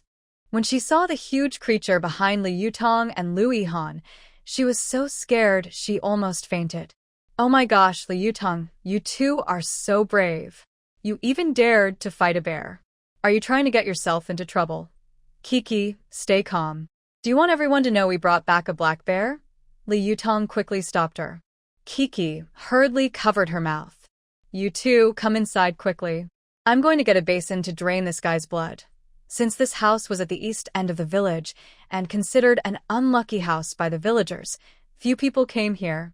So, the three of them weren't worried about being seen by others when they caught the bear. The task of draining the blood naturally was given to Lu Yihan. After draining the blood, Li Yutong handed Lu Yihan a boning knife. Lu Yihan, peel off the bear's skin. Bear fur keeps warm, so take it home for your grandfather to use in winter. It will be very warm. Lu Yihan was very touched by the girl's kindness. Okay, the bear's skin belongs to me. The rest of the meat is yours. Based on my experience, this bear can sell for at least 1,000 yuan. After saying that, he started skinning the bear, moving quickly and skillfully. While Lu Yihan was peeling the bear's skin, Li Yutong went back to her room and took out many precious herbs from her space, using their family's special recipe to make a bottle of medicine. In a short while, a complete bear skin was peeled off. Lu Yihan handed the bear skin back to Li Yutong and began to cut the meat. Kiki, take some of the bear meat and stew it in the pot. Remember to cook it on low heat. I'll handle the bear skin. Got it. Tonight, I can really eat my fill. Li Yutong took a small knife from her space and carefully cleaned the excess fat and meat from the bear skin. This process required a lot of patience, or she might damage the skin. After cleaning, she rinsed it with clean water and carried the bear skin to the basement, where a large pot was waiting. Li Yutong soaked the bear skin in her special medicine solution. The resulting skin was not only soft and smooth, but also could treat many cold-related illnesses. This was a gift for Lu Yihan's grandfather. If it had been anyone else, Li Yutong wouldn't have gone this far. After finishing processing the bear skin, Li Yutong left the basement. At this time, Lu Yihan had already dissected the black bear. The bear's gallbladder and paws were placed in a basin. Lu Yihan, I want to keep the gallbladder for medicine. Take some of the paws and meat home for your grandfather. Stew it for him. It's very nourishing and good for his health. Lu Yihan nodded. Okay, I'll listen to you. Li Yutong then said, bring back more meat. Give some to your uncle's family. They are nice people, and they could use some nourishment too. While they were talking, Qin Kiki had already cooked the bear meat. The water in the house had been replaced with spiritual spring water, which made the stew taste especially delicious. Qin Kiki carried out a big bowl of the cooked bear meat. Come try it. The smell is so good I can hardly wait. The three sat around the table. Lu Yihan took a piece and put it in his mouth, his eyes widening instantly. This tastes amazing. I've never had such delicious meat. Li Yutong smiled and said, that's because our Kiki is a good cook. If it were me, I couldn't make it taste this good. Qin Kiki was eating the fragrant bear meat and said unclearly, Tong Tong, this black bear is so big, we can't finish it all. What do you plan to do with the leftover meat? Li Yutong glanced at Lu Yihan. I plan to keep some for us, but not too much. It's hot lately, and the meat will spoil if left too long. Then Lu Yihan can take some back, and we can also give some to Uncle Wang's family. The rest, Lu Yihan can sell at the black market here. The money from that will be split equally between me and Lu Yihan, and I'll give my half to you. Qin Kiki quickly waved her hand. No, that's not right. The black bear was hunted by you and Brother Lu. I didn't do anything. I don't want to take any of that money. Li Yutong stopped her. That's because you're working in the fields. Otherwise, with your skills, you probably couldn't even handle this black bear. Lu Yihan saw that neither of them wanted to take advantage of the situation.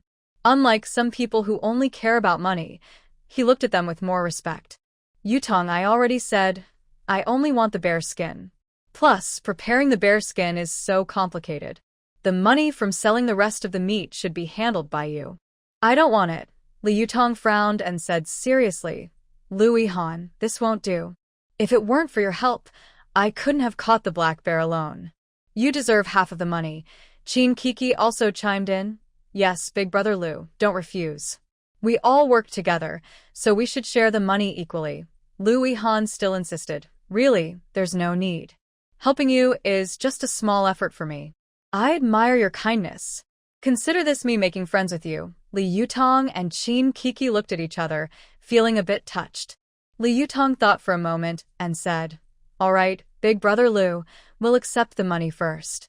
But if you have any trouble in the future, you must tell us. Lu Yihan smiled and nodded. Okay, it's a happy decision. Haha, he's currently trying to win his wife's heart, so he can't let a small profit ruin his big plan.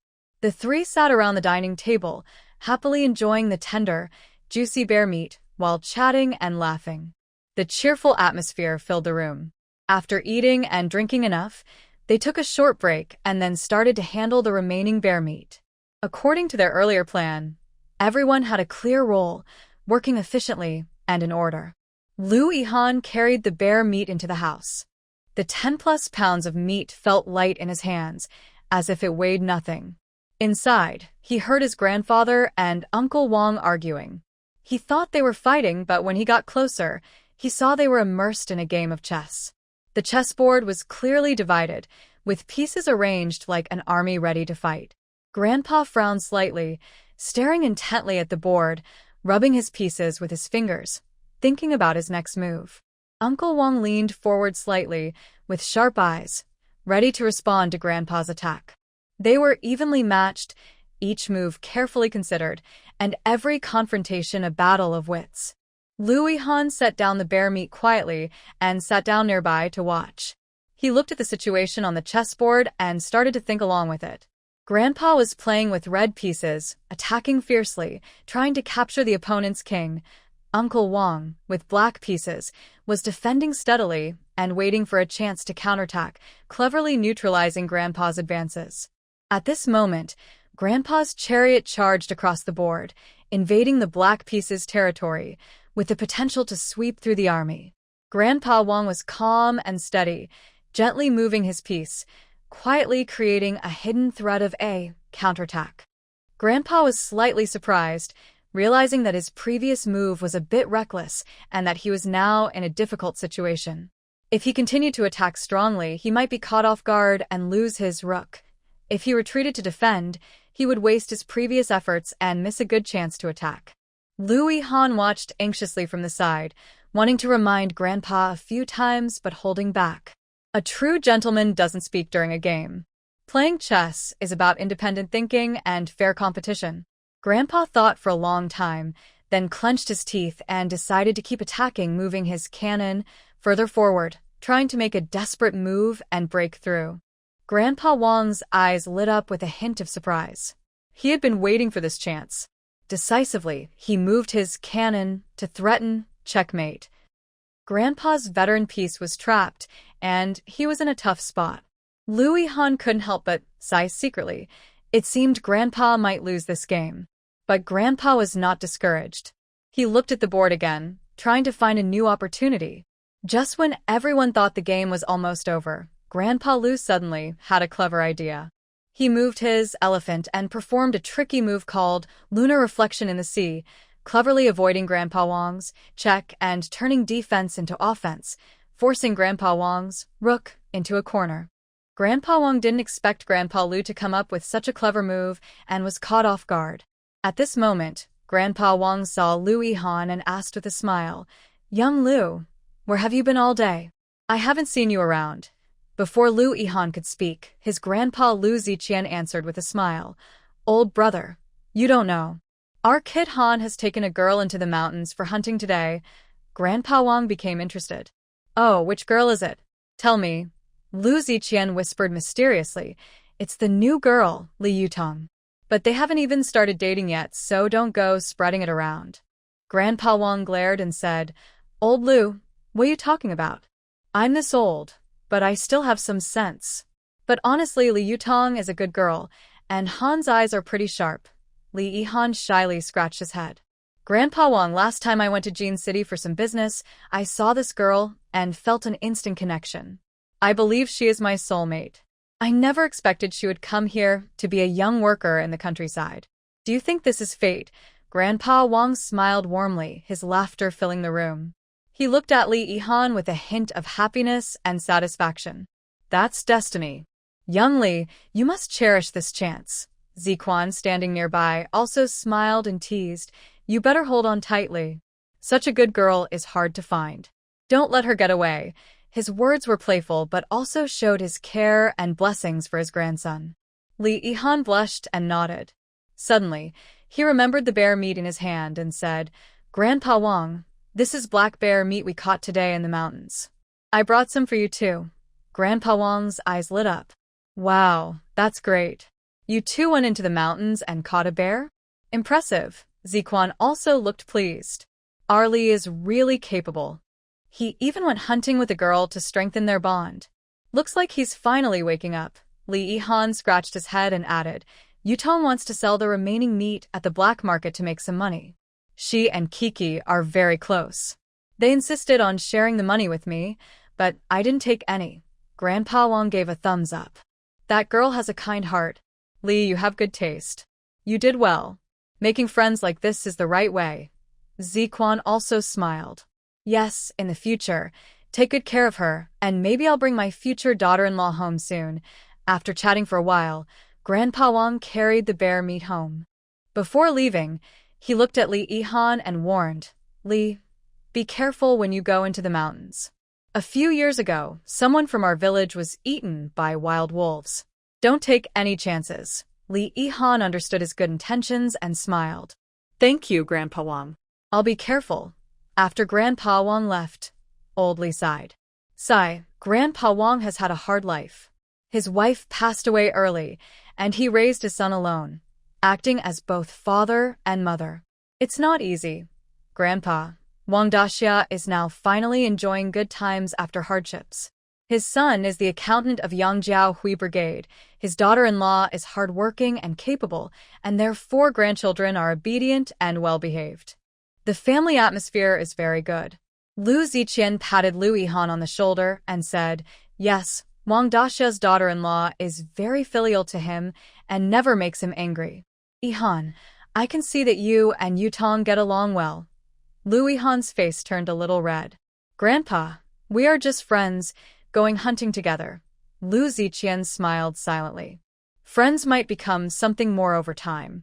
Look at Yutong, she's brave, kind, and good at hunting. That's great. Lu Yihan thought about his grandpa's words, feeling a little nervous inside. Suddenly, a clear voice came from outside. Lu Yihan, are you there? It was Li Yutong. Lu Yihan quickly stepped aside to let her in. Yutong, why did you come here? Li Yutong smiled as she entered and politely greeted Lu Ziqian. Hello, Grandpa Lu. I just came to see you. How have you been these days? Are you feeling better? Lu Ziqian chuckled. Yutong, Grandpa Lu has taken the medicine you gave him. He's feeling much better now, no more dizziness, and he has more strength. Thank you so much. Li Yutong waved her hand. Grandpa, you're too kind. It's what I should do. She then took a small bag of herbs from her pocket. Grandpa, I found some additional herbs to help. I forgot to ask Yihan to bring them earlier, so I had to come myself. Keep taking them to get stronger. I'll head back now. Lu Ziqian hurriedly took the herbs. Yutong, you're so thoughtful. Thank you very much. Lu Yihan looked at Li Yutong with deep gratitude. At that moment, Lu Ziqian smiled and said, Yihan, it's late. You should take Yutong home. Lu Yihan nodded and left with Li Yutong. Walking along the small path, the moonlight shone on them, creating a quiet, special atmosphere. Yihan hesitated for a moment, but finally gathered his courage and said to Yutong, Yutong, I have something to tell you. I like you. Li Yutong heard this and suddenly stopped walking, looking at Lu Yihan with a surprised expression. Lu Yihan, we've only just met a few days ago. How can you have such feelings so quickly? Lu Yihan took a deep breath, steadied himself, and continued, Yutong, I don't really know why either. Maybe this is what people call love at first sight. When I was in Jin City on some errands, I saw you confronting Qin Kiki and those busybodies. You looked very special then, brave, firm, not afraid of nosy people. The first time I saw you, I felt like a little deer was bouncing inside me. That feeling I've never had before. Hearing this, Li Yutong's face turned slightly red. She awkwardly said, So, you were watching from nearby back then. She remembered how she and Qin Kiki had stood up to those 2 loudmouths, firing back fiercely and making them speechless. She never expected Lu Yihan to see that moment and to develop such feelings for her. Lu Yihan nodded with a smile.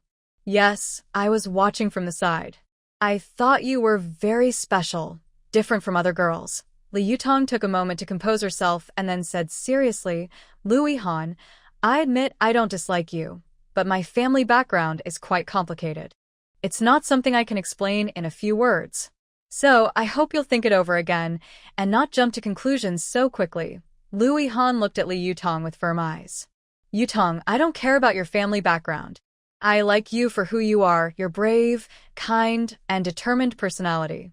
No matter what difficulties we face in the future, I'm willing to face them with you. Li Yutong was touched by his words and felt a warm feeling inside. She was silent for a moment and then said slowly, Lu Yihan, even though we've known each other for a short time, I can guess a bit about your family. So, in this sensitive moment, it's not wise to talk about feelings. Lu Yihan gently held her hand. Yutong, give me a chance. Give us a chance.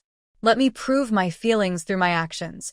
Li Yutong looked at the two hands holding each other, wanting to pull her hand back, but not acting on it.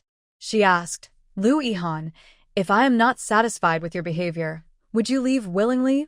She turned around and looked directly into his eyes. Lu Yihan didn't hesitate and said, yes, because I believe that when two people are together, it should be based on mutual liking, appreciation, and effort, not one-sided giving and changing. She asked, what if I insist that you change yourself for me? What would you do? Li Yutong's question wasn't casual.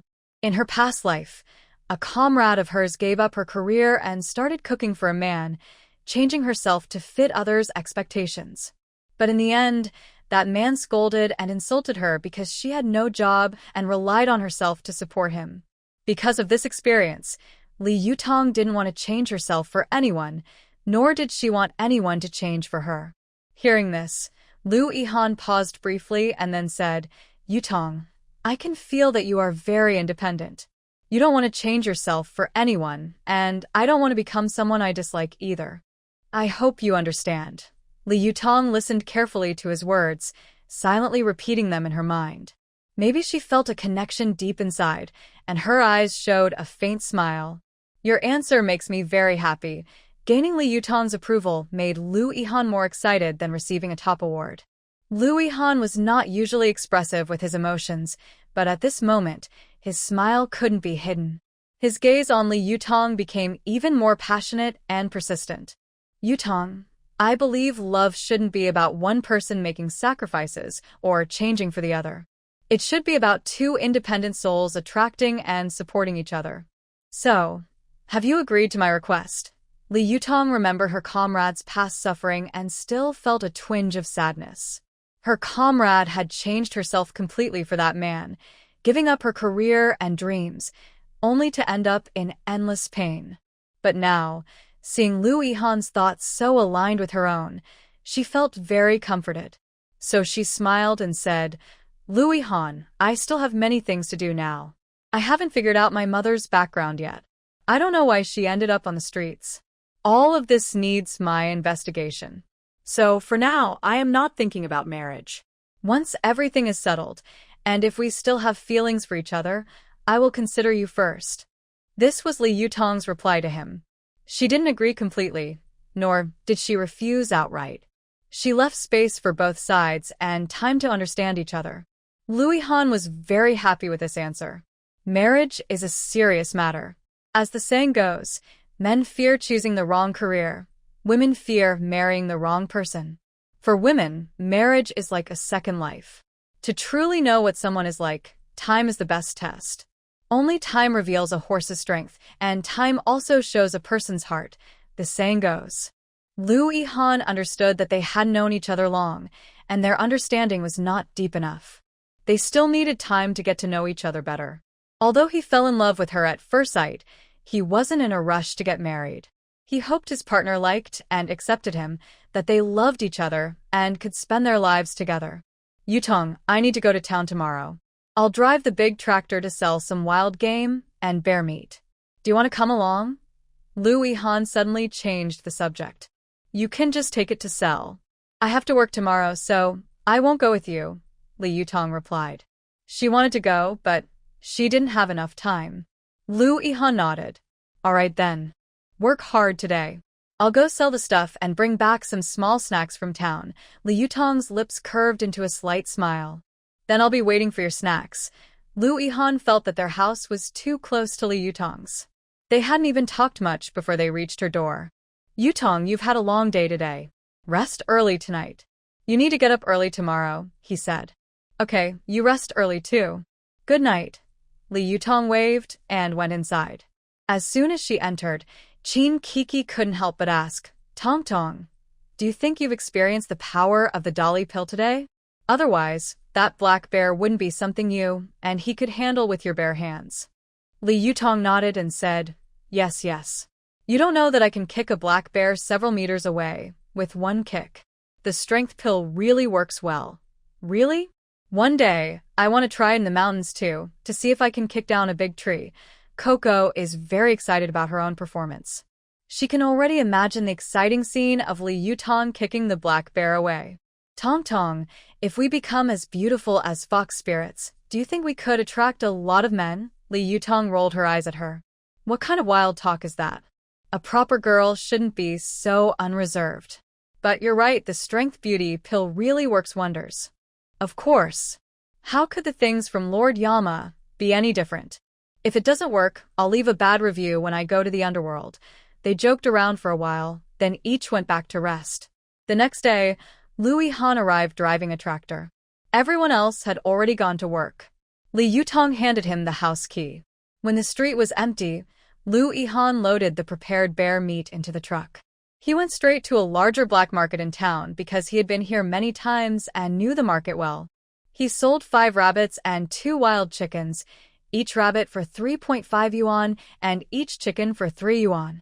He also sold the bear meat to a middleman who did regular business here, earning a total of 1,200 yuan.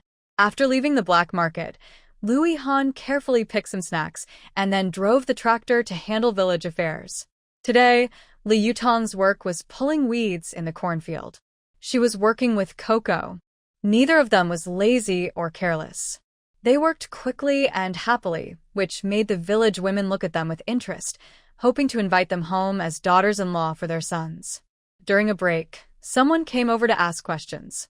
It was Tian Manhwa, who had 3 sons in the village. She smiled warmly and sat beside Li Yutong and Coco. She asked, "Girls, how old are you? Do you have boyfriends?"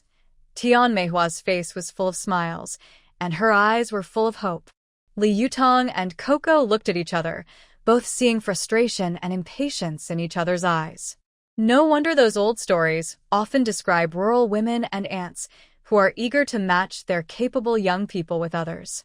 When she read those novels, she thought the authors exaggerated, but she never expected to encounter such things herself. Qin Kiki spoke first. "Auntie, I'm still young, I don't have a boyfriend." Tian Manhwa's eyes lit up. "How young is young?" "My eldest son is 28. He's honest and capable, just right for you. If you come to our house, I would treat you like my own daughter." Qin Kiki couldn't help but laugh and cry. "Auntie, my mom told me not to date anyone here." Tian Manhwa then looked at Li Yutong. "And what about you, girl?" Li Yutong pursed her lips. "Auntie, I don't have a boyfriend either." Tian Manhwa clapped her thigh. "Oh, that's great. My second son also doesn't have a girlfriend. He's good-looking, and his family owns a few acres of land. If you two get together, your future life will be very happy." Li Yutong quickly explained, "Auntie, we came to the village to support rural development. We didn't plan to find a partner here." But Tian Manhwa wouldn't give up. She kept persuading. "What's wrong with that? The village is great, fresh air, and honest people." Just then the signal for quitting work sounded. Li Yutong and Qin Kiki felt relieved and quickly got up to leave. Actually, it was Wang Taizhu who deliberately blew the whistle. He came to check the work and overheard Tian Manhwa bothering Li Yutong and Qin Kiki. He remembered Lu Yihan's instructions to block their romantic interests. He slowly walked into the cornfield, in front of all the women in the village, placed a tin horn to his mouth, and spoke loudly so everyone could hear. "I need to tell you all something. Li Yutong and Qin Kiki are both already taken. They have someone under their hats. So stop having bad thoughts about them. Put away your little schemes and efforts. They're just a waste of time. Otherwise, you'll only bring trouble on yourselves." Tian Manhwa was a bit upset. I say, squad leader, just now those two girls said they didn't have boyfriends. Now you're saying they do. Are you trying to fool us? Wang Tieju's words really were meant to deceive her, to stop her from bothering Li Yutong and Qin Kiki. But she saw through his plan with one sentence. But who is he? He is the team leader of the Horned Locust Brigade. Could someone without brains lead these people? So he confidently and seriously lied. I didn't deceive you. Their partners are the sons of the local leaders. The leaders specifically told me to take care of them. If anyone dares to bother them, it's like going against the leaders. Think about it. Sacrificing your son's future to offend the leaders. Does that make sense? Wang Taizhu said, convincingly. When Tian Manhwa heard this, her face instantly changed. The hopeful look disappeared completely, and she stammered. Oh, I guess I was too hasty. The other women looked at each other and no longer dared to mention matchmaking for their sons. Li Yutong and Qin Kiki, nearby, heard Wang Tieju's words and felt both surprised and happy. Qin Kiki whispered, "This team leader is quite good at making things up." Li Yutong also found it funny and appreciated it. She was more quick-witted and thought a little deeper, realizing that this must have been arranged by Lu Yihan. Wang Taizhu, having achieved his goal, happily dusted off the dirt on his clothes, gave a signal to the two, and strode away from the cornfield. From then on, no one in the village dared to bother them, and they could work peacefully. In the evening, Lu Yihan hurried back with some snacks. Instead of going home immediately, he went to see Li Yutong and the others. As soon as he entered, he handed her the snacks. "Yutong, try this. It's the most famous pastry in town." Li Yutong took the snacks with a smile. "Thanks, that's very thoughtful of you." She opened the box, took a piece, and put it in her mouth. The sweet flavor spread across her tongue. She also took a piece for Qin Kiki. "Kiki, come try this cake. It's really good." Qin Kiki didn't want to be a third wheel, but when she heard Li Yutong call her, she came over and teased, "Tong Tong, this snack was bought especially for you by Brother Lu. If I eat it, he'll definitely be upset." Li Yutong rolled her eyes. "If you want to eat, just eat quickly and shut your mouth with the snack." Li Yutong also handed a piece of cake to Lu Yihan. "You should eat too. You're the hero today, so don't just watch us eat."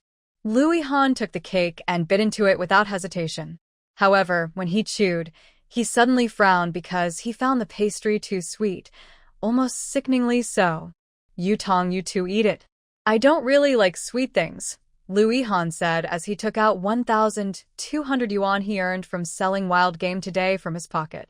"Yutong, this is the money from selling those wild animals and the black bear. It's a total of 1,200 yuan. All here," Lu Yihan said, handing the money to Li Yutong with a small smile. Li Yutong was surprised that a black bear could sell for so much money. Her eyes widened in shock, and her mouth opened wide, as if she could fit an egg inside. "Lu Yihan, did I hear that right? Is a black bear really worth that much?" Li Yutong asked in disbelief. In this time period, a regular worker's monthly salary was only about 30 or 40 yuan. Yet, they had just earned 1,200 yuan, which was several years' worth of wages for most people. Seeing Li Yutong's surprised expression, Lu Yihan couldn't help but smile. He nodded and explained, "Yes, large wild animals like black bears are not easy to hunt. That's why their prices are higher. As they say, rarity makes things more valuable." Next to them, Qin Kiki was so excited, she almost jumped up. She said eagerly to Li Yutong, "Tong Tong, I've decided. When we rest, I'm going into the mountains to catch a northeast tiger." Li Yutong scolded her with a smile. "You think you're so capable. Do you really think a northeast tiger is like a cabbage that you can find just by going into the mountains?" Qin Kiki crossed her arms, feeling confident, and said, "Humph, I don't believe I can't catch a northeast tiger with my skills." Lu Yihan shook his head with a smile. "Kiki, wild animals in the mountains are not easy to deal with. They're much more fierce than black bears. Going into the mountains alone is very dangerous." Qin Kiki pouted. "Then I'll hunt other animals, that's fine, right?" At this moment, Li Yutong suddenly spoke up, "Actually, I'm a bit curious. Besides black bears and northeast tigers, What other dangerous animals are in these mountains? Liu Yihan's eyes lit up. There are wolf packs in the mountains. If you can hunt a pack of wolves, that's a good catch. But wolf packs work together well, so they're harder to deal with than single fierce animals. Qin Keek's eyes shone brightly. Wolf packs sound great. I love a good challenge. Li Yutong gently pulled her aside and said, don't act impulsively. Safety should come first. Qin Keek patted her chest and replied, don't worry, I know what I'm doing. Li Yutong divided the 1,200 yuan from selling the prey into 3 parts, giving each person 400 yuan. Liu Yihan, you keep this 400 yuan. Don't rush to refuse. It's not for you personally, but you can use it to buy some nutritious food for Grandpa Liu, Li Yutong said softly, gently pushing the stack of money toward Liu Yihan. Seeing this, Liu Yihan quickly pushed the money back and smiled. Yutong, you can hold on to this for me. I'll buy something for Grandpa. I actually have quite a bit of salary and allowances. Hearing this, Li Yutong couldn't help but laugh and teased. Oh, you really think of me as a bank, huh? I have to keep your money safe. But I should tell you, I don't pay interest. After saying that, Li Yutong took out another 400 yuan from her pocket and handed it to Qin Keek, softly saying, Kiki, you keep this. I know you didn't bring much money when you came out. You should take it. As for the reason, I think you understand without me explaining. Qin Keek saw this and didn't refuse anymore. He happily accepted the 400 yuan. He knew very well that the reason Li Yutong mentioned was the powerful beauty-enhancing pill he had given her earlier. Honestly, without that magical pill, they might not have been able to handle the fierce black bear. Tong Tong, I won't be polite anymore. I'll take this money first. But from now on, if either of us catches game, we split it 50-50. What do you think? Li Yutong smiled and nodded. Deal. Liu Yihan also agreed. All right, sharing both hardships and blessings. At this moment, Qin Keek's eyes lit up with a new idea. Why don't we form a small hunting team? We can focus on hunting animals in the mountains. We could make a lot of money. Li Yutong and Liu Yihan looked at each other and thought the idea was good. But we need to make a plan first and not act blindly, Liu Yihan said seriously. Qin Keek clenched his fists, excited. I can't wait to get started. Li Yutong patted his shoulder and said, don't rush. First, let's get everything ready. Let's first learn about the habits of the wolf pack and prepare suitable weapons and equipment. Liu Yihan added, safety always comes first. Everyone needs to be careful. The 3 of them took turns discussing their hunting team plans excitedly, dreaming about future rewards, as if they could already see lots of money waving at them. Suddenly, Liu Yihan thought of something and said to Li Yutong, Yutong, do you think I should talk to Taiju and ask her to arrange a lighter, more flexible job for you too? Since you're not relying on those work points to get by. Li Yutong's eyes lit up. Can we really do that? We've only been here a few days. If the team leader gives us special treatment, I think the villagers and the older villagers might have opinions. This is easy to handle. Liu Yihan smiled and continued. I think you should also get the reward for helping the police catch drug dealers on the train. If you get that reward, the Yangjiao Huai Brigade will be recognized as an outstanding team. That honor is because of you. If they treat you specially, others won't say anything. Li Yutong's eyes sparkled with excitement. Really? That's great. If we can have more flexible work hours, our hunting team plans will go even better. Kiki also clapped happily nearby. That's wonderful. We'll have more time to go hunting in the mountains. Liu Yihan nodded. I'll go talk to Taiju about this now. You two should keep working on the hunting team plan. After saying that, he hurried off. Li Yutong and Kiki immediately started improving their plan, busy writing and drawing, full of energy. Yutong, do you think Liu is interested in you? He's so eager about our stuff. Li Yutong rolled her eyes. Get to work and stop talking so much. Soon, Liu Yihan returned with a big smile. Done. Taiju heard about your reward and the outstanding team, and she happily agreed to let you change jobs. From now on, you'll be responsible for inventory at the team's warehouse, and the hours are very flexible. Li Yutong and Kiki cheered. Liu Yihan, thank you so much. With more free time, we can do other things too. Li Yihan smiled slightly. Yutong, you know I've always wanted to make things easier for you. But here in the countryside, There's only so much I can do for you. Coco was very excited. Big Brother Lou, that's already very good. You don't know, working with those aunties and older women is so tiring. They talk so much, always asking if we have boyfriends or girlfriends. It feels like we're meat on a chopping board, waiting to be cut. Lee Ihan suddenly smiled. Don't worry, no one will bother you anymore. I also heard from Taiju about what happened today. Talking about what happened during the day, Yutong couldn't help but laugh.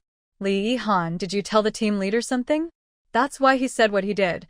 Coco also kept laughing. I didn't expect that team leader to be so funny. He was serious but was actually joking, and he really scared those people. Lee Ihan also found it funny, but he told the truth. I told Taiju before to find a way to stop those who are interested in you. I didn't expect him to come up with this idea, but as long as it works, the three of them talked happily and forgot about the time. Lee Ihan looked at the clock. It was already past 9 at night.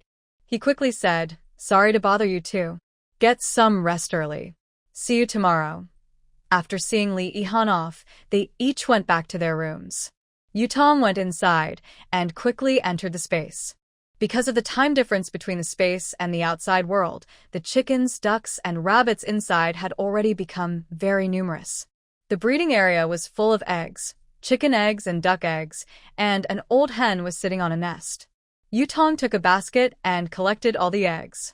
Looking at the 2 full baskets of eggs, Yutong smiled so much that her eyes almost disappeared. At this rate, the vitality in the space can be sustained. Just then, Shishi's voice rang in Yutong's mind. Master, the rabbits have already overrun the space. You can keep 1 male and 1 female rabbit, and the rest can be released to Qingtianju. With these sources of vitality, the space can recover to 70%. Then she can use her mind to help manage the space. Yutong's eyes lit up. This was great news. She immediately took action, carefully selecting 2 strong rabbits, a male and a female, from many rabbits, and placed them in a small, separate nest. Then, she caught the remaining rabbits one by one and led them toward Optimus Prime. As she set the rabbits in front of Optimus Prime, he emitted a gentle glow, and the rabbit's life energy seemed to merge into the light.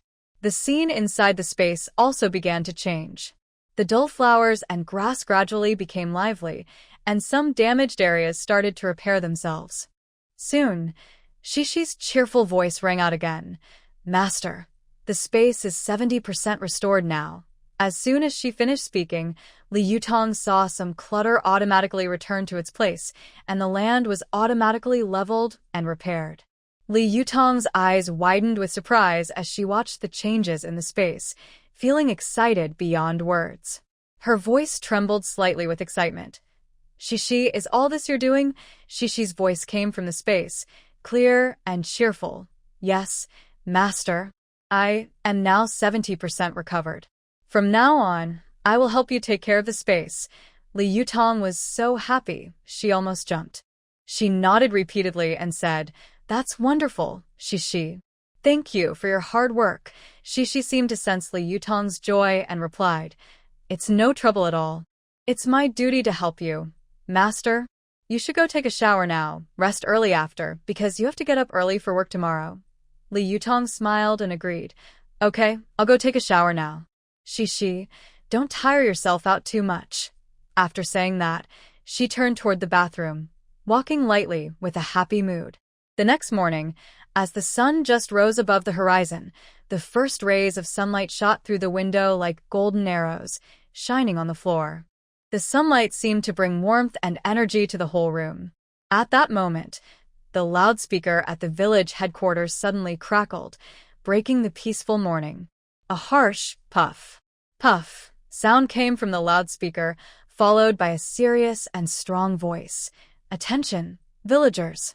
A high-ranking leader will visit our village today for an inspection. This is very important.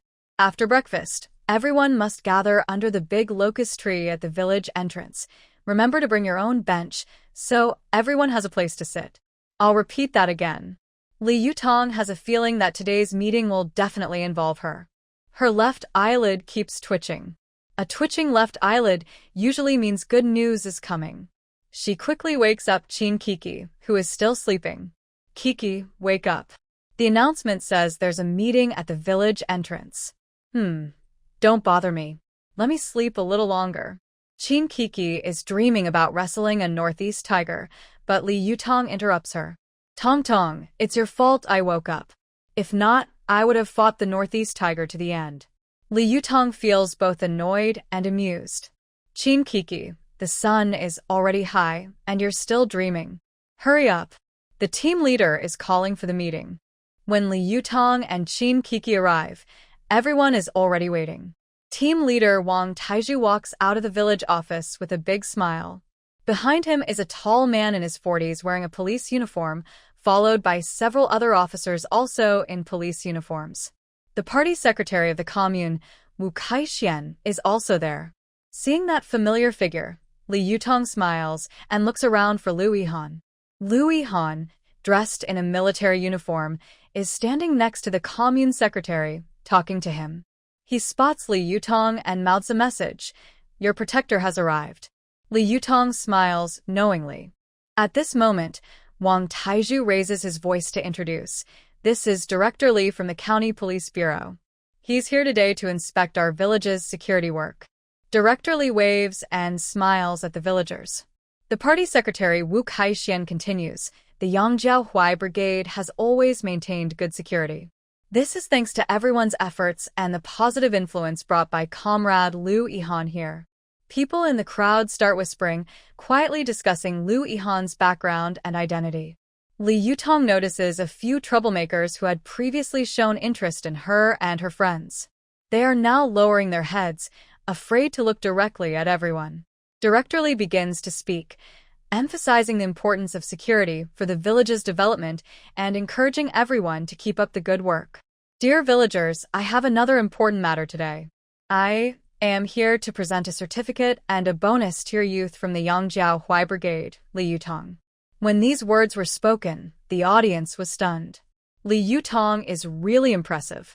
She managed to get the police chief to come personally to present her with a certificate. Yes. Didn't Director Li just say that there's not only a certificate but also a cash reward?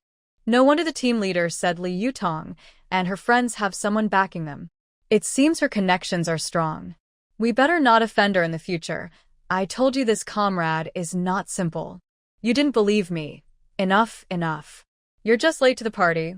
The team leader raised his hand to stop the chatter, and Director Li continued. Last time, we caught some drug dealers on the train. Thanks to comrades Li Yutong and Liu Yihan for their top-level help.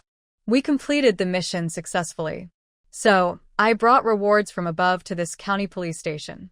Today, I am here to award these two comrades with certificates and a 200 yuan bonus. I hope they keep up their good work and continue to fight against crime. We all should learn from them. Fang Meiwan watched Li Yutong walk onto the stage with disbelief, her jealousy almost overwhelming her. Why do all these good things happen to this little troublemaker? Lin Xiaoxiao also stared with wide, surprised eyes at the person on stage. Then she looked mischievously at Chin Kiki sitting nearby and said with a smile, Kiki, aren't you inseparable from Li Yutong? Now she's on stage receiving an award. Why aren't you there too? As soon as she finished speaking, Director Li on stage responded, additionally, we want to praise Comrade Chin Kiki. During the arrest, she used her cleverness to calm the drug dealers. She will also receive an award to encourage her. Please, Comrade Chin Kiki, come up to receive your certificate. Lin Xiaoxiao's face turned red with anger. The quick comeback was a real. Chin Kiki shot a teasing look at Lin Xiaoxiao, then happily followed Li Yutong onto the stage.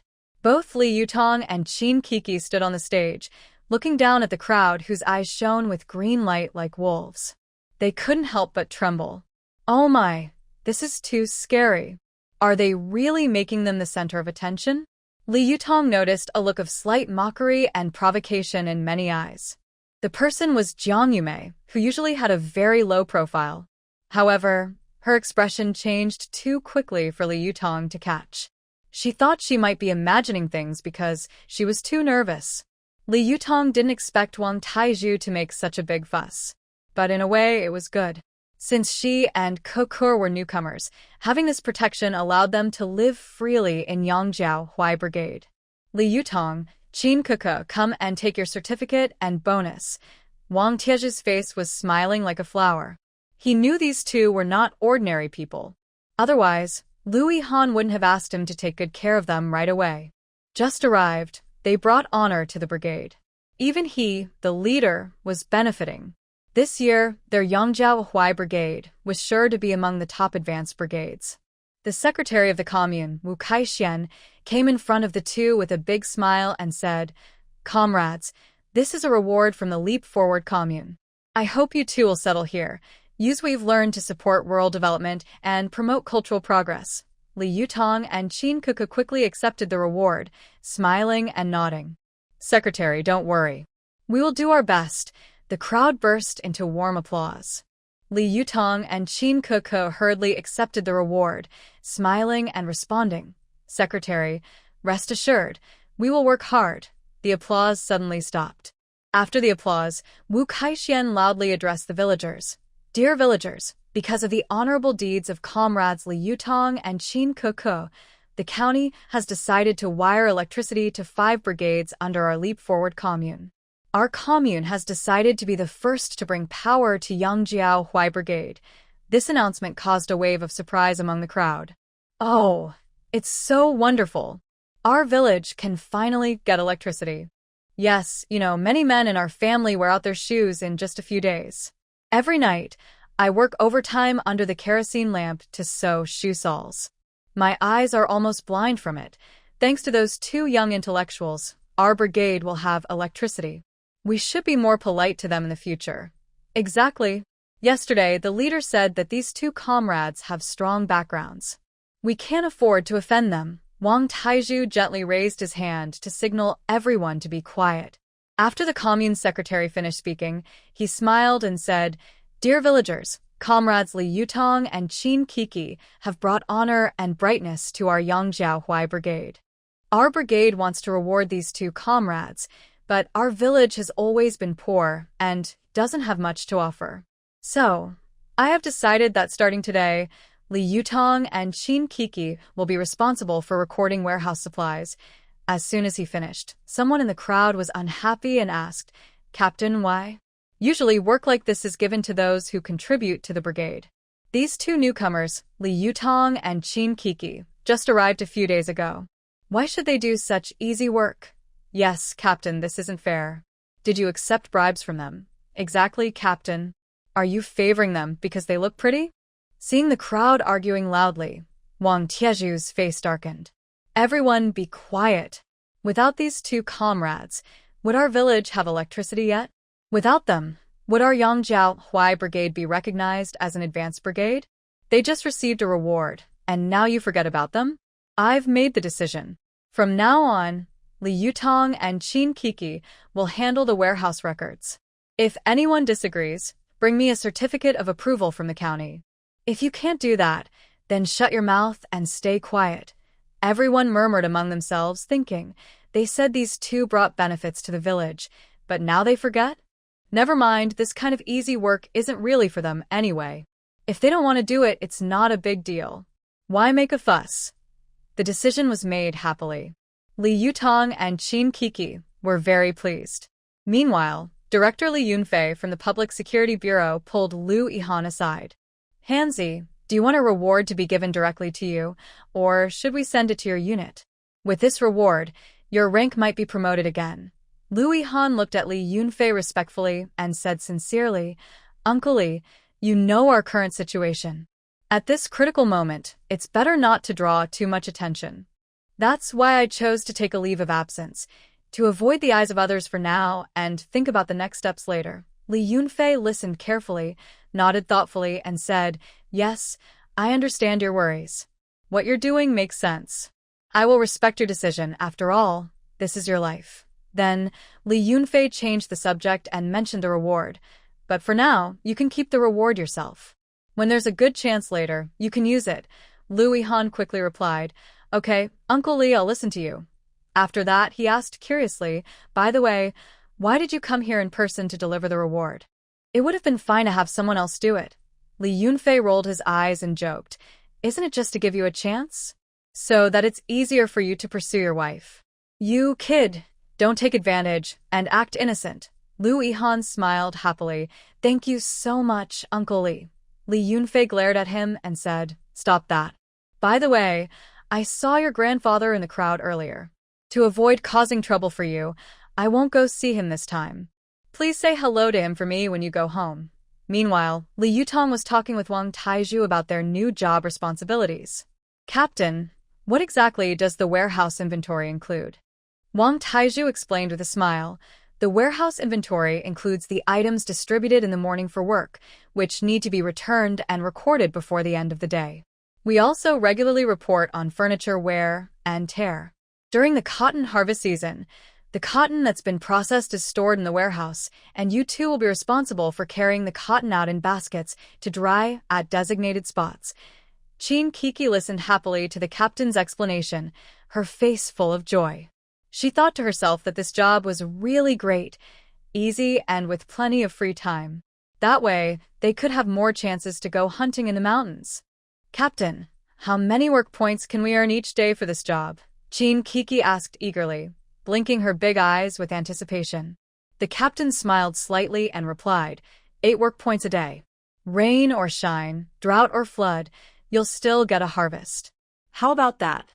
Not a bad reward, right? Qin Kiki was overjoyed to hear this and quickly nodded, saying, "That's great. Captain, you're such a kind person."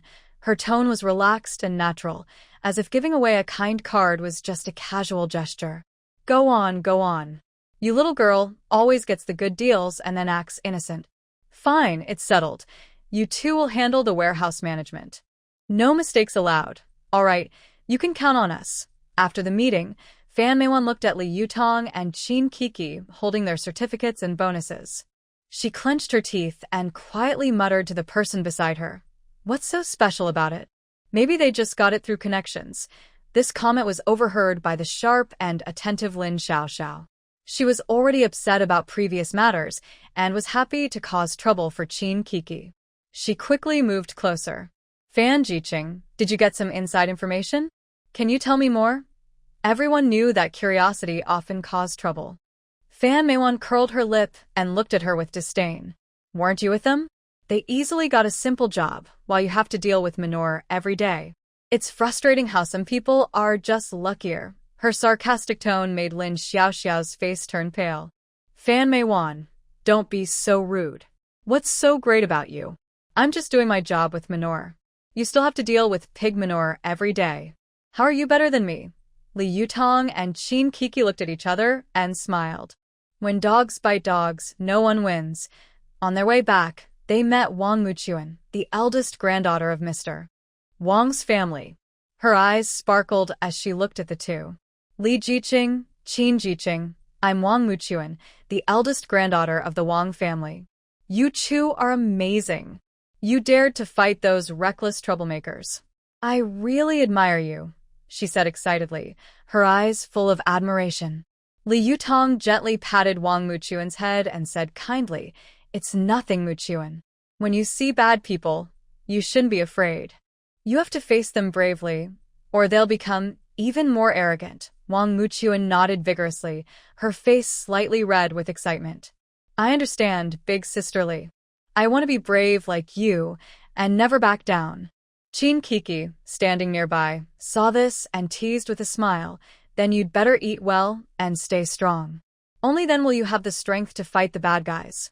Wang Muchuan quickly replied, Yes, I will, Sister Qin.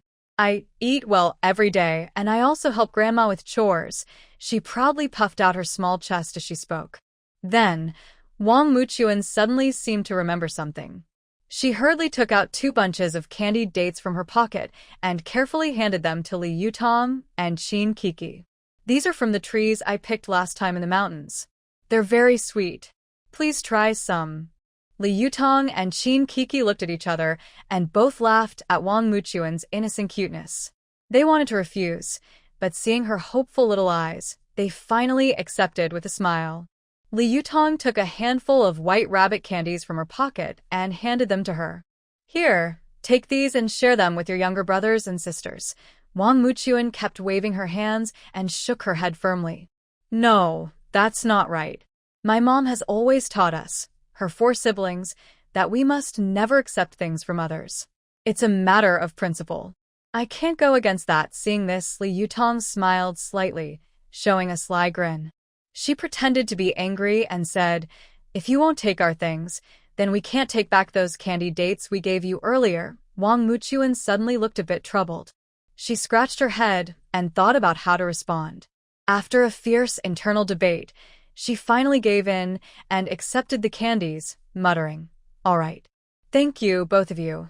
Then, Wang Muqian looked up carefully and asked, "Sisters, I'm already 16 years old this year. You're both older than me, so I call you sisters. You wouldn't mind, right?" "Of course not." Li Yutong smiled warmly and replied cheerfully. "Although we've never met before, we've heard a little about your family.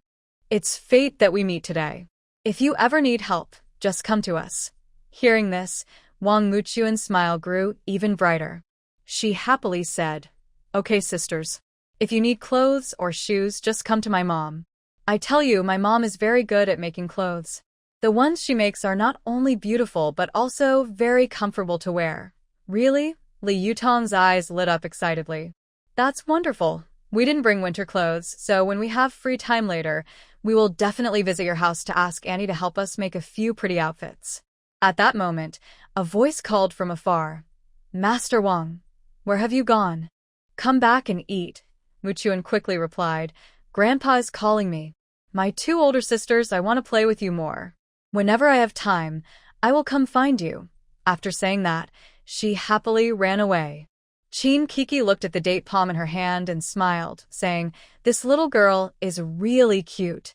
She gave us the date palm, but these dates only grow in this mountain area. When we have time, we should go explore there." Li Yutong took a bite of the date, and the sweet juice spread in her mouth. "Yes, she is quite adorable. I feel this little girl is quite likable. In the future, if there's a chance, we should teach her and her siblings some self-defense skills." The next morning, the 2 newly appointed warehouse inventory clerks started their work. Everyone lined up to receive farming tools, chatting in small groups during the wait. "Did you hear? Old Yu's son from the East Village has returned with his wife, Sun Chunhua, after 3 years. Really? Didn't she leave her 2 children and run off with another man? How come she's back now? Don't even mention their 2 kids. They're no good. A few days ago, that boy from their family fought with my grandson and even injured his head. That girl isn't any better either. She's so young but already wayward, trying to find a wife for her father everywhere. I don't understand where she gets so many tricks at such a young age." Hey, stop changing the subject. Tell us, what exactly is Sun Chunhua's story? Come here, I'll tell you. I heard that when she ran away, she didn't have a letter of introduction. After sleeping with that man, she was sold to that kind of place. What place? Be clear about it. You're teasing us, aren't you? Do you have the nerve? The woman who was speaking earlier rolled her eyes and said, "You women are all the same. Can't you understand what I just said? Think about it yourself." But speaking of which, 2 days ago, Li Jiqing was up on the mountain saving their girl. I don't see the family coming to thank him. You know very well what their family is like, living from meal to meal, all the family members lazy and greedy. Only old third works hard to earn enough points to support everyone. Stop talking, stop talking. They're coming, be careful not to let them hear. Have you noticed? Li Jiqing and Qin Jiqing look much fairer than when they first arrived. They've also grown taller. If they weren't raised here by our local water and soil, I wonder why they seem more charming now. Everyone looked at a young woman approaching, about 30 years old, and immediately changed the subject. Then each person took their farming tools and walked away jokingly. After everyone left, the young woman finally came over, pulling out a paper-wrapped package from her bag. Li Jiqing, I am Sun Chunhua, mother of Udaya. I just returned yesterday. I heard you saved our Daya, and I came to thank you. We don't have anything special to give, but I made these cookies myself. Please don't mind. She opened the paper package, revealing a multi-grain pancake that only someone from the future could make. As Sun Chunhua opened the package, her eyes fixed on Li Yutong, trying to find some flaw on her face. But Li Yutong, a former Special Forces soldier, was well-trained in controlling her expressions. When she saw the multi-grain pancake, she was suddenly struck with a thought. Could there be other travelers like her in this world besides herself and Ko? Could the heavens be asleep, allowing so many travelers to arrive without noticing? But she kept a calm face and said lightly, "Comrade, I just happened to meet your Daya and helped her. You don't need to be so polite. I already had breakfast this morning."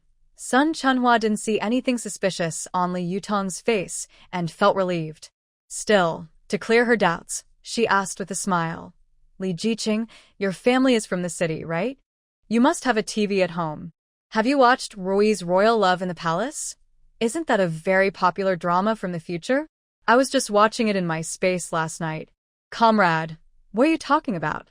What do you mean by Rui's Royal Love in the Palace?" "I don't understand what you're saying. I have finished my work.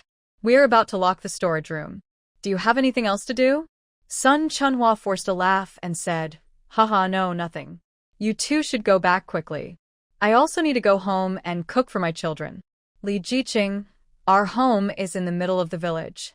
If you have time, come visit us. Let me show some hospitality." "Thank you, you don't need to be so polite.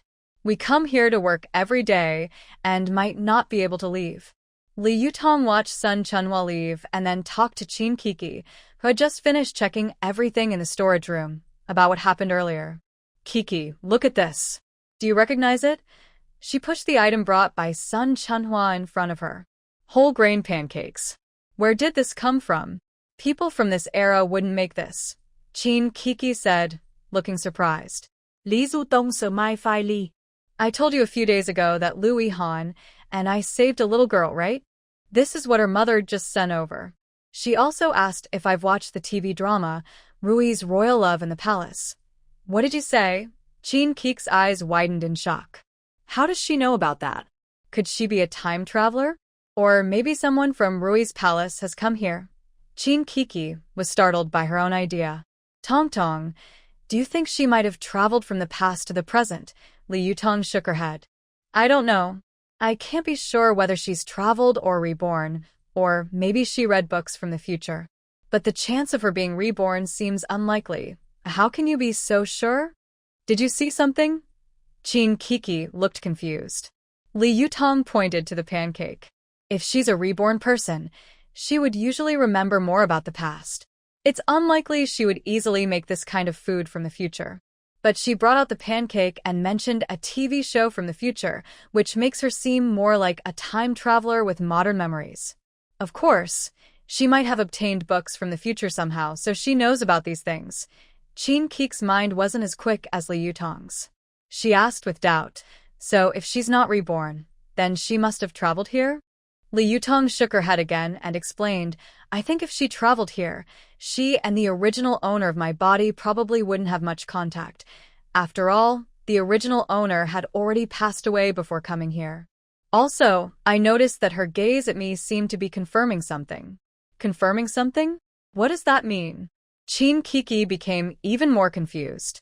She really couldn't understand the reason behind it. Li Yutong nodded and continued.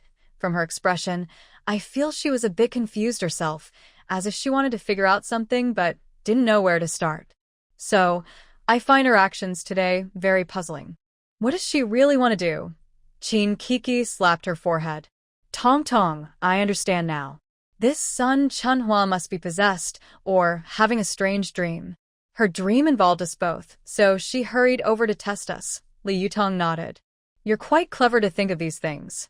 Never mind. As long as she doesn't hurt us, I don't want to guess anymore."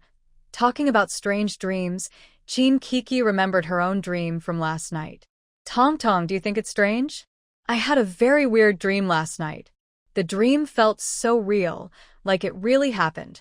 "What kind of dream? Did you get married?" Li Yutong teasa. "You're right. I did get married. In the dream, I was here, married to a man. But his face was blurry. I only knew he had 2 children, and I became their stepmother." Qin Kiki said with a look of disbelief. What? "You, a young girl. How could you be a stepmother? Li Yutong found it hard to believe. Qin Kiki rolled her eyes at Li Yutong with a slightly resentful tone. The reason I married that man was because you abandoned me. I was homeless and wandering here. Qin Kiki paused, as if recalling the scene from her dream. It was a rainy night. I was walking on the street, cold and hungry, and I was bitten by a poisonous snake. That man saved me and took me to his home. He said his wife left him because they were poor and she thought he was useless, running away with a wild man. You silly girl, how could I abandon you? I would give up my life for you. I would never ignore you. Tell me, what happened next? Li Yutong asked eagerly. Later, I had a very cute daughter with him, but his 2 children often bullied her. I didn't like those 2 children at all. Life was chaotic. Later, after the reform and opening up, he was the first in the village to start a business, and he succeeded. Li Yutong listened and fell into deep thought. Suddenly, her eyes lit up. Kiki, maybe this dream is not simple. It could be a sign or a message from a parallel universe. Now that we've met Sun Chunhua, perhaps your dream is connected to her in some way. Kiki's eyes widened. Are you saying what happened in the dream might happen in real life? Li Yutong nodded. That's possible. We need to pay attention and see if there's a man in the village who matches the description in the dream. Kiki thought for a moment. Yutong, do you think it might be Old Third, Sun Chunhua's husband? Li Yutong's eyes brightened. That's very possible. Their 2 children fit the details in the dream, and the story matches. Old Third's wife also disliked their poor family life, so she ran away with a man from the neighboring village. This was exactly like the story in the dream. Sun Chunhua, rushing home after ruling out the possibility that Li Yutong was a reincarnation, finally felt at ease. She believed she was truly favored by fate. Being able to learn about the future through dreams, she knew she couldn't waste this gift from heaven. She returned home. The 2 children were out playing, and Old Third was working in the fields. With nothing to do, she sat in the yard, basking in the sun, her mind drifting back to her life before she married Old Third. Once, their marriage was happy. After they married, they had a pair of twins, and her difficult mother-in-law passed away. Their peaceful life unfolded like a warm painting. Though not wealthy, they had simple happiness. But fate loved to play tricks. Old Third injured his back while working on the water canal. The injury not only made him unable to do physical labor, but also affected their intimate life. The pillar of the family was gone, and the heavy burden of life pressed down on her shoulders. During these hard times, Zhang Zhengchang from the neighboring village appeared. He was handsome, charming, and knew how to make women happy. Under the heavy pressure of life and Zhang Zhengchang's persistent attention, she gradually lost herself. In the end, she couldn't resist the temptation and ran away with Zhang Zhengchang. Not long after they eloped, she had a strange dream. Even now, thinking about that dream makes her feel scared and cold. In the dream, she and Zhang Zhengchang were very close, as if they had found new happiness. She was immersed in this seemingly beautiful illusion and poured her heart out to Zhang Zhengchang. As time went on, Zhang Zhengchang spent all the money she had. This selfish and greedy man revealed his ugly true nature, selling her into a deep mountain forest to be a wife to an old, unkempt man. From then on, she fell into endless darkness. Life in the mountains was hard and hopeless. The old man tortured her in many ways. Every day, she had to do heavy work, and if she made a small mistake, she would be beaten or scolded. The beautiful life she once dreamed of was completely shattered, leaving only pain and suffering. She regretted her impulsiveness and regretted abandoning her original family and children so easily, but everything was beyond repair. She often missed her children far away and her former husband. Tears soaked her pillow many times. But in these mountains, she had no way to call for help. She could only struggle to survive through daily suffering. Fate had pushed her from a relatively stable family into this abyss of despair, making her taste the bitterness and sadness of life. Later, she had a son with that old man, and gradually, she resigned herself to living with him. She stayed like this until she was 60 years old. Her family's situation slowly improved. One day, she saw an interview on TV. Although the person being interviewed was also old, she immediately recognized that it was her ex-husband, Yu Lao-san. He had gone into business and even become the richest man in the country. She stared blankly at the TV screen, watching her ex-husband, who was with a beautiful woman, speak in the sweetest voice. "Coco, after meeting you, I realized I am the happiest person in the world. Thank you for always being by my side. From now on, I will grow old with you." The woman leaned into Yu Lao-san's arms, smiling sweetly, and replied, "Old Yu, meeting you in this life is my honor. If you don't leave me, I won't abandon you. Of course, we also have to thank my good friend Li Yutong.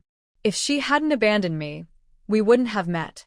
Sun Chuanhua's heart felt like it was hit by a heavy hammer, and her regret flooded over her like a rising tide. The man she once despised and who had lost his ability to work had now become a respected billionaire, accompanied by such a beautiful woman. Meanwhile, she had wasted her life in this remote mountain village. Her hand involuntarily clenched, and tears streamed down her face. She longed to go back to the past, to make different choices, and to cherish her simple but warm home. Suddenly, she felt chest tightness and shortness of breath, and she collapsed to the ground. When she woke up from her dream, Sun Chunhua was startled awake by a cold sweat, but her heart was also filled with joy. Could it be that heaven was warning her about what might happen in the future? If her man, old Third Yu, could become a future billionaire, then what was she still running for? Was she not just handing over the position of the wealthy lady to that young woman named Coco? And who was Li Yutong, the girl who appeared in her dream? Forget it. The most important thing now was to get rid of Wu Jingchong and return to old Third Yu. So she pretended to celebrate their elopement with Zhang Jingchong, getting him so drunk that he was unconscious. While he slept like a pig, she robbed his property, and with great effort, under the cover of darkness, she threw him into the deep mountain forest to feed the wolves. This was her way of avenging her dream self. Wu Jingchong's family wealth was not much, only about 300 yuan. Plus, she had stolen over 200 yuan from her home, totaling around 600 yuan. Carrying this large sum of money, she returned to her familiar home. Suddenly, the door swung open, and old Third Yu looked at her with surprise. You're back."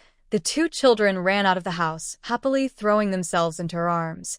"Mom, you're finally back." Sun Chuanhua's eyes reddened, and her heart was full of guilt and gratitude. She hugged her children tightly and looked at old Third Yu, softly saying, "Head of the family, I won't leave again." Although old Third Yu still had some reservations, for the sake of the children, he said nothing and quietly left. Back at her home, Sun Chunhua felt uneasy, as if her current life was unreal, as if she could lose it at any moment. Could it be that the young woman named Coco and her friend Li Yutong, who appeared in the TV interview, are from this village? If that's the case, I must act quickly to fix this problem so I can peacefully become the richest woman. At this moment, Li Yutong and Qin Kiki are happily playing on the mountain. "Tong Tong, come over here and see if this trap I made is okay," Qin Kiki calls loudly. Li Yutong, busy digging ginseng nearby, ignores her. "Kiki, you handle it yourself. I'm busy here.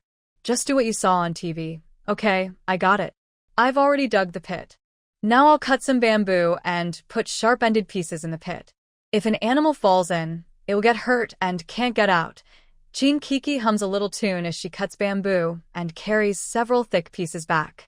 She struggles to sharpen the bamboo and then inserts each piece into the trap. Just as she finishes placing the last bamboo and is about to cover the trap with leaves and branches, she suddenly hears rustling sounds nearby. Excited, Qin Kiki thinks a prey has come and quickly hides behind a big tree, watching the trap closely. "Wow, I'm so lucky. I just finished the trap, and now an animal is coming." After a while, a figure slowly approaches the trap. Qin Kiki stares closely and almost faints. It's Li Yutong. It turns out Li Yutong finished digging the ginseng and wanted to see how Qin Kiki's trap was doing, but she didn't watch her step. Just as Qin Kiki is about to shout a warning, She sees Li Yutong step into the trap and fall in. Li Yutong screams, but luckily she lands in the gap between the bamboo pieces and only gets a few scrapes. Qin Kiki quickly runs over, feeling guilty. Tong Tong, I didn't mean for this to happen. Li Yutong, both crying and laughing, says, Your trap and I'm the first prey. Earlier that morning, Lu Yihan, who had finished work for his grandfather and was looking for them, couldn't find them at home, so he came to look for them. He just happened to see Li Yutong fall into the trap. He quickly jumps over and asks, Yutong, are you hurt badly? Li Yutong sees him and is a bit surprised. Lu Yihan, why are you here? Qin Kiki also looks guilty. Brother Lu, I was digging the trap myself and didn't expect Yutong to get hurt. Li Yutong looked unconcerned and said, It's okay, just a small scrape. No need to make such a fuss. Lu Yihan, you arrived just in time. Can you check if Coco's trap works? Lu Yihan shook his head helplessly and crouched down to carefully examine the trap. Structurally, it's quite neat, and the bamboo is sharpened enough, he said while inspecting. But the camouflage is a bit too sloppy and easy to spot. Also, there are no bait arrangements around the trap to attract prey, so the chances of catching anything are low. Coco's eyes sparkled as she listened. Big Brother Lu, how can we improve it? Lu Yihan stood up and started explaining with gestures. You can scatter some food animals like grains or fruits around the trap to attract them. When camouflaging, use leaves and branches more naturally. Li Yutong listened intently. Wow, you really know a lot. Lu Yihan smiled and looked at her. I know many things. They're waiting for someone to discover them. Li Yutong was clever and caught her meaning but didn't say anything. She just smiled slightly. Coco, your trap still needs a lot of improvements. Coco was full of energy. Then let's fix this trap now. Maybe we'll catch something soon. The three of them worked together to reset the trap, their laughter echoing through the forest. Li Yutong suddenly remembered her spiritual spring water.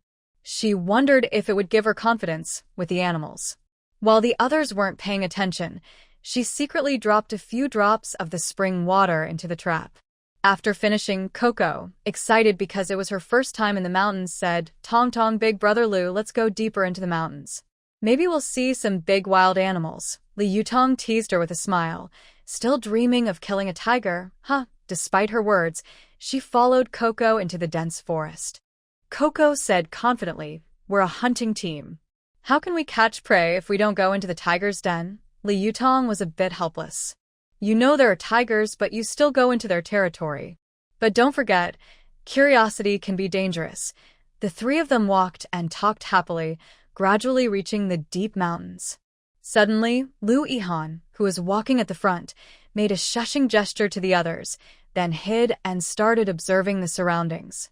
Following the command, Li Yutong and Qin Kiki immediately crouched down, not daring to make a sound.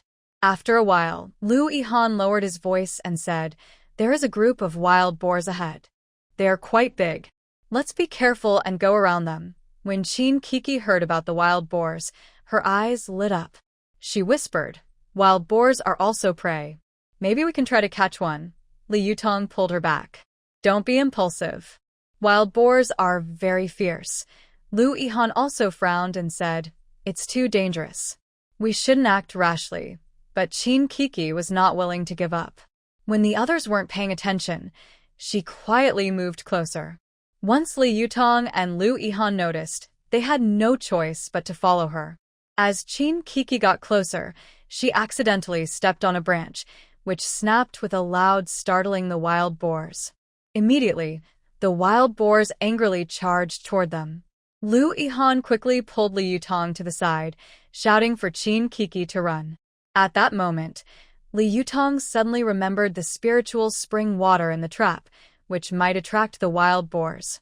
Lu Yihan, let's run toward the trap and lure the wild boars there. Without hesitation, Lu Yihan grabbed Li Yutong's hand and ran swiftly toward the trap.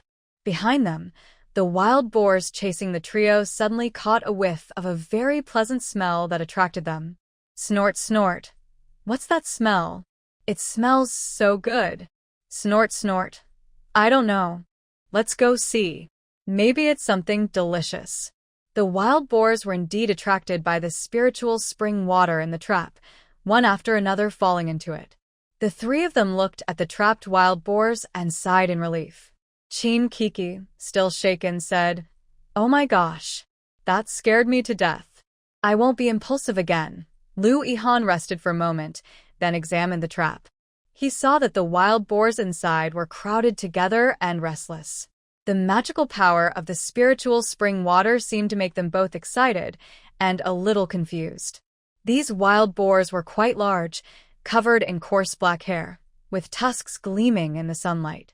Even when trapped, they emitted fierce grunts, trying to find a way out. Lu Yihan carefully observed and found that the trap was deep enough and the wild boars couldn't escape for now. He turned to look at Li Yutong and Chin Kiki, smiling with relief. "Thanks to your quick thinking, Yutong, using traps to lure them away. Otherwise, we would have been in big trouble." Li Yutong wiped the sweat from her forehead and smiled. "It was just a lucky accident. Luckily, we set up traps here." Chin Kiki, still feeling a bit scared, walked to the trap and looked inside at the wild boar. She stuck out her tongue. "Look at how fierce they are. They really scared me just now. I can't imagine what would happen if they chased us." Lu Yihan patted Chin Kiki on the shoulder. "Let's take this as a lesson. Next time we go into the mountains, we need to be more careful.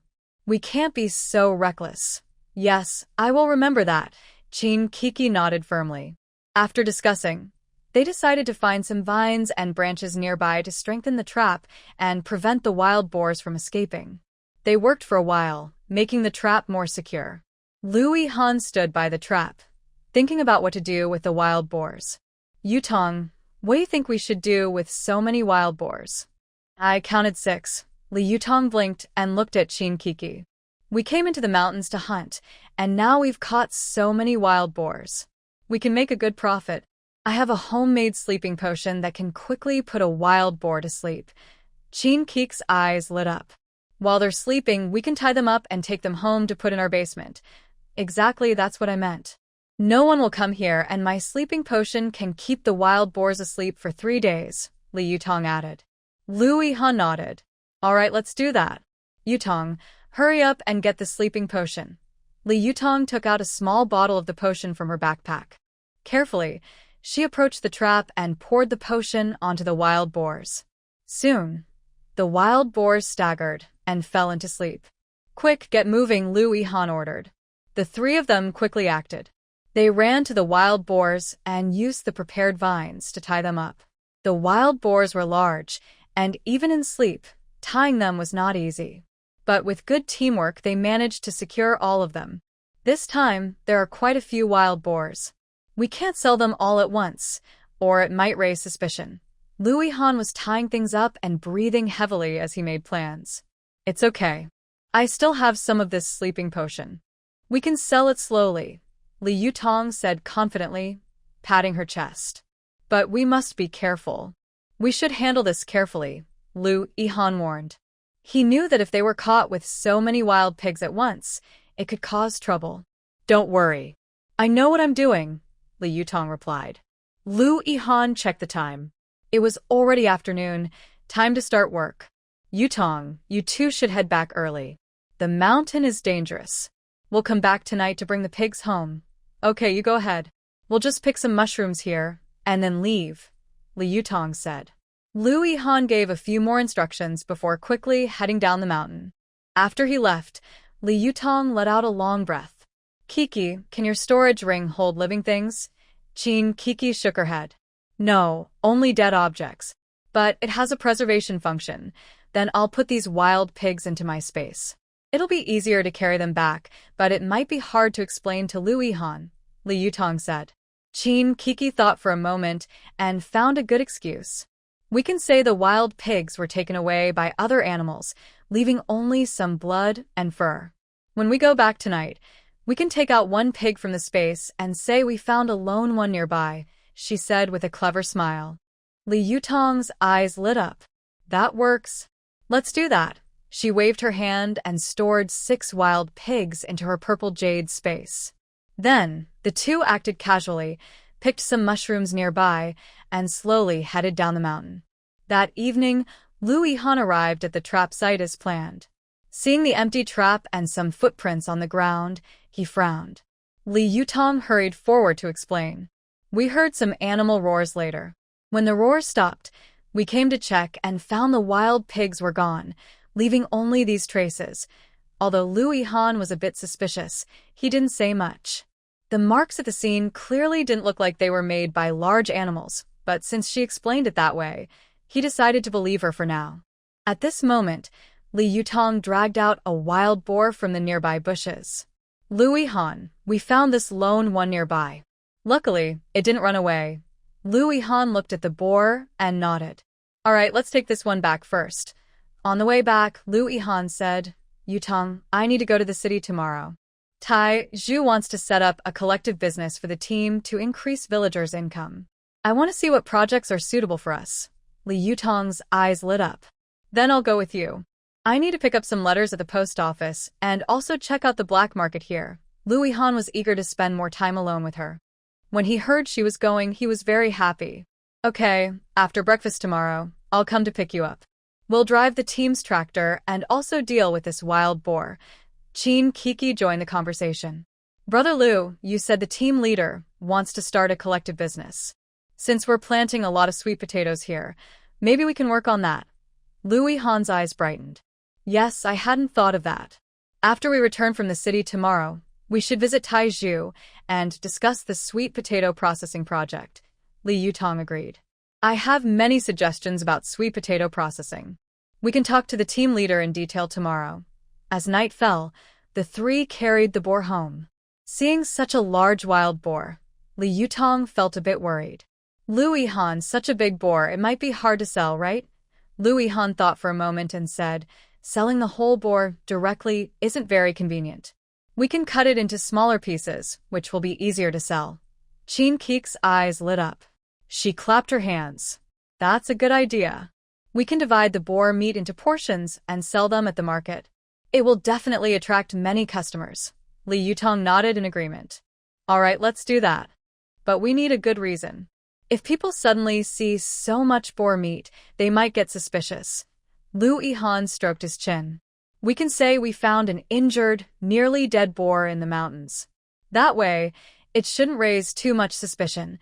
After the three of them reached an agreement, they immediately started boiling water to scald the wild pig's hair. Then, they cut the wild pig into small pieces and wrapped them in clean cloths. Once finished, it was already late. Li Yutong asked Lu Yihan to take some of the wild pig meat back to his grandfather to eat. After seeing Lu Yihan off, Li Yutong planned her schedule for the next day. Kiki, tomorrow you go alone to the storage room. Lu Yihan and I will go to the city to investigate the black market here so we can plan our future actions. Kiki yawned widely. Okay, you go ahead. I can handle the storage room alone. When you go, please also pick up the letter for me. It's too late now. Let's go to sleep. She then went into her room. Li Yutong also felt a bit tired.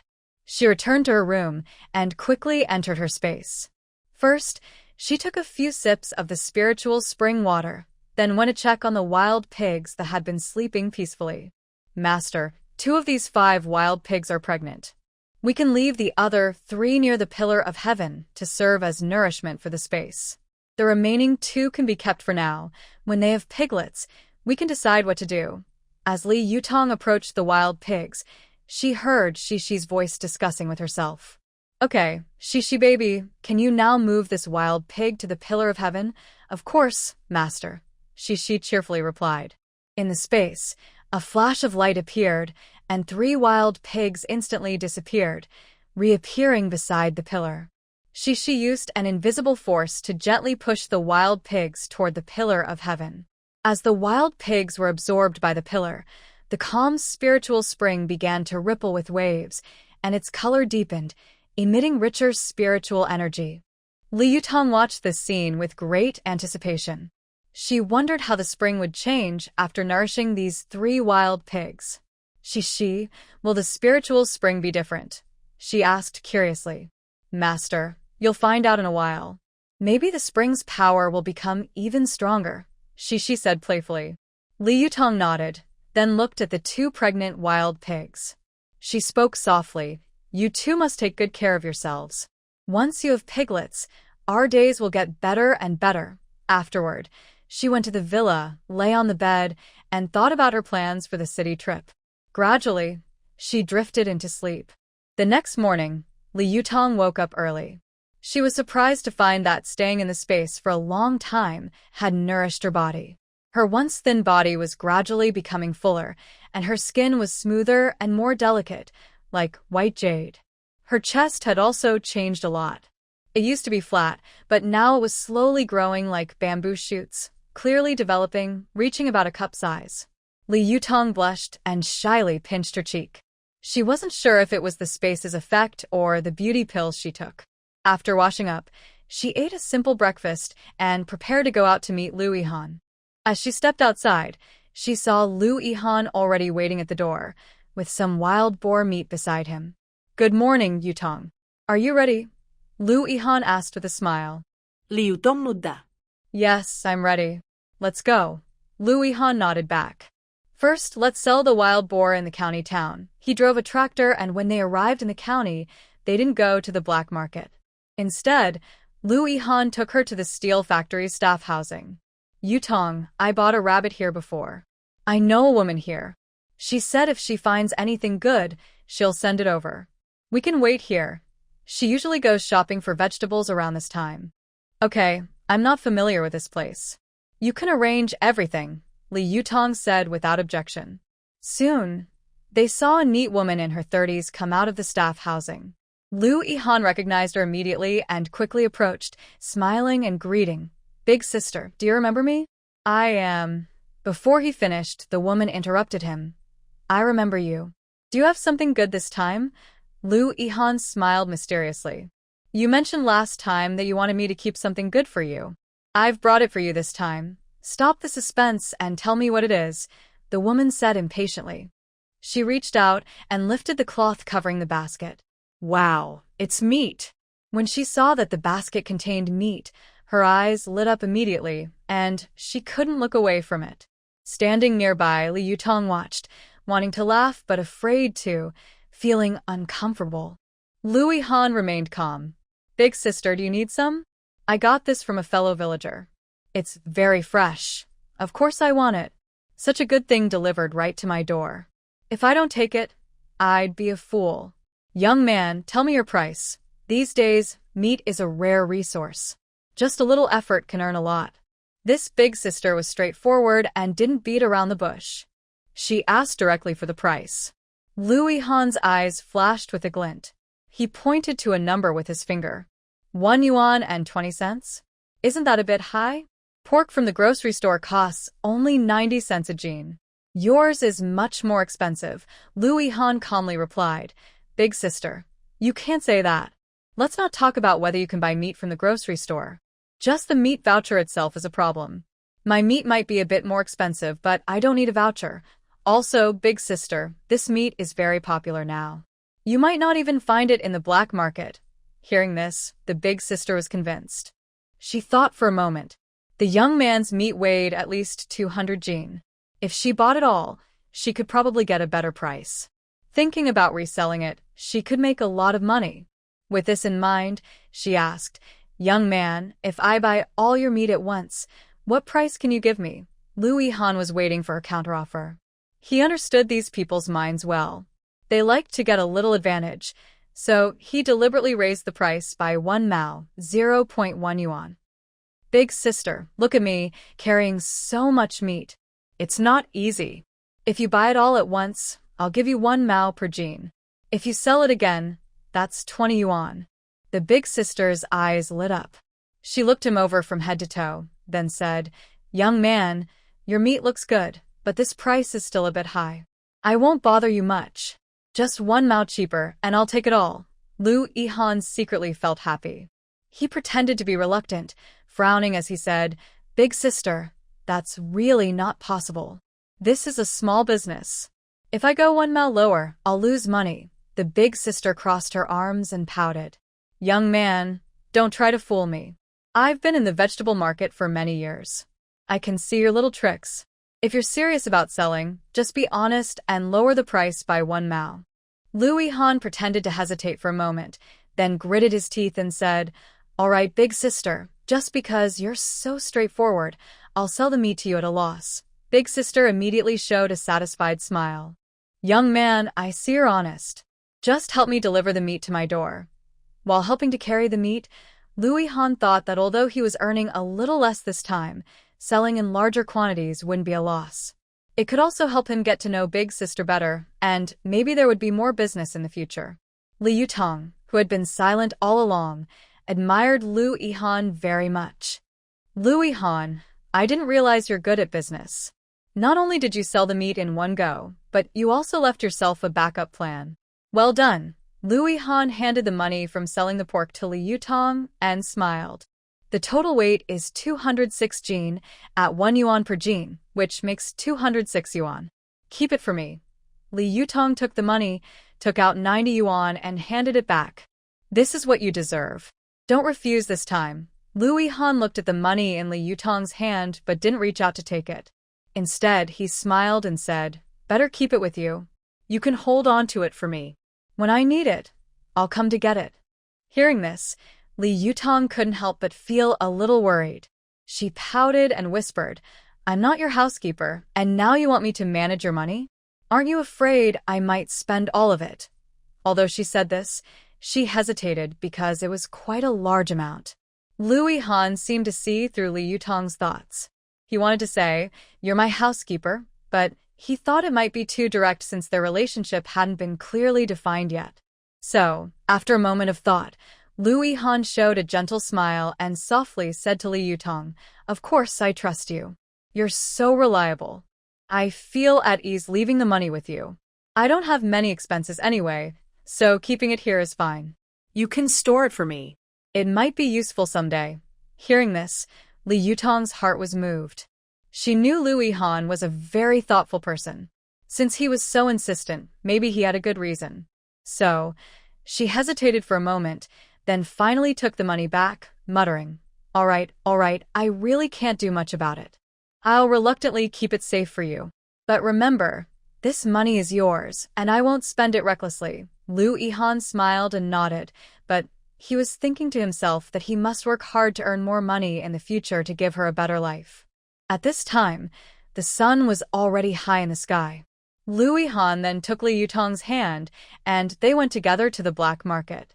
As they walked, he explained to Li Yutong, the black market in Sun County is right behind the steel factory in the square. There are many stalls, and a lot of people come here. Most of the goods are brought from the south by long-distance drivers. But this place is a mix of all kinds of people. Some with criminal records hide here, and there are often conflicts or shady dealings. So, if you come to this black market, you must be careful and stay safe. Li Yutong nodded, a bit confused, and asked, why do southern drivers choose to ship goods here? Louis Han saw that the girl was smart and quickly understood her question, smiling as he explained, because Sun County has a special location, on a major north-south route. The square behind the steel factory is hidden and convenient for loading and unloading. More importantly, some powerful people protect this place. If you pay them a protection fee, no one will bother you easily. The southern drivers bring their goods here to trade safely and quickly find buyers. But these protection fees are not cheap, so the prices of goods sold here are also quite high. Li Yutong listened thoughtfully and nodded, becoming even more curious about this mysterious black market. They soon arrived at the square behind the steel factory. At the entrance of the black market, two large men were guarding. When they saw Li Yutong and Louis Han, they asked, are you here to sell or buy? Louis Han thought that he would be leaving here soon, and Li Yutong would probably come here to sell goods. So, he quickly took out something that looked like a playing card and handed it to the guards. Please, gentlemen, this is my wife. She's never been here before. Today, I brought her to see the place. She doesn't have a trading card. Can she come in? The gatekeeper shook his head. One person, one badge. You can get a badge for your wife now. Just show your ID and pay 10 yuan, and you can get it immediately. Li Yutong nodded and took out her ID, which was basically a letter of introduction from the leader of the Yangjiahui Brigade. As long as it proved her identity, it was fine. She then took out a large unity token and handed it to the gatekeeper.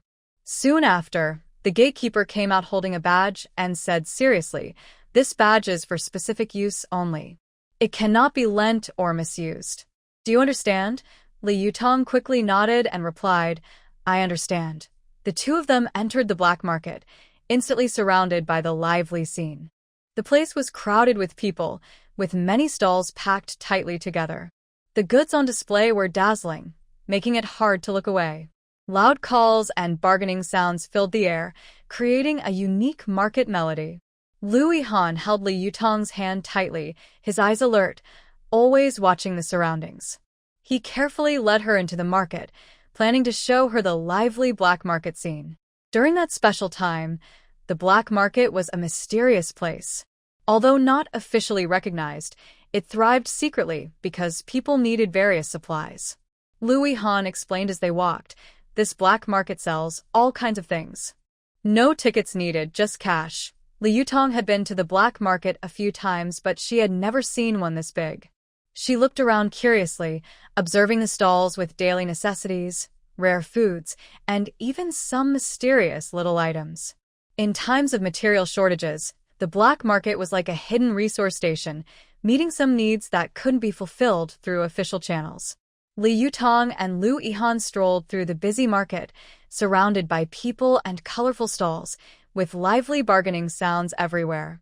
They passed a fabric stall filled with colorful cloths that looked very tempting. The vendor was a slightly chubby, dark-skinned, middle-aged man. When he saw them, he greeted warmly, You too, take a look at these fabrics. They're good quality, and you can't find them elsewhere. His face was full of smiles, but his eyes showed a hint of cleverness.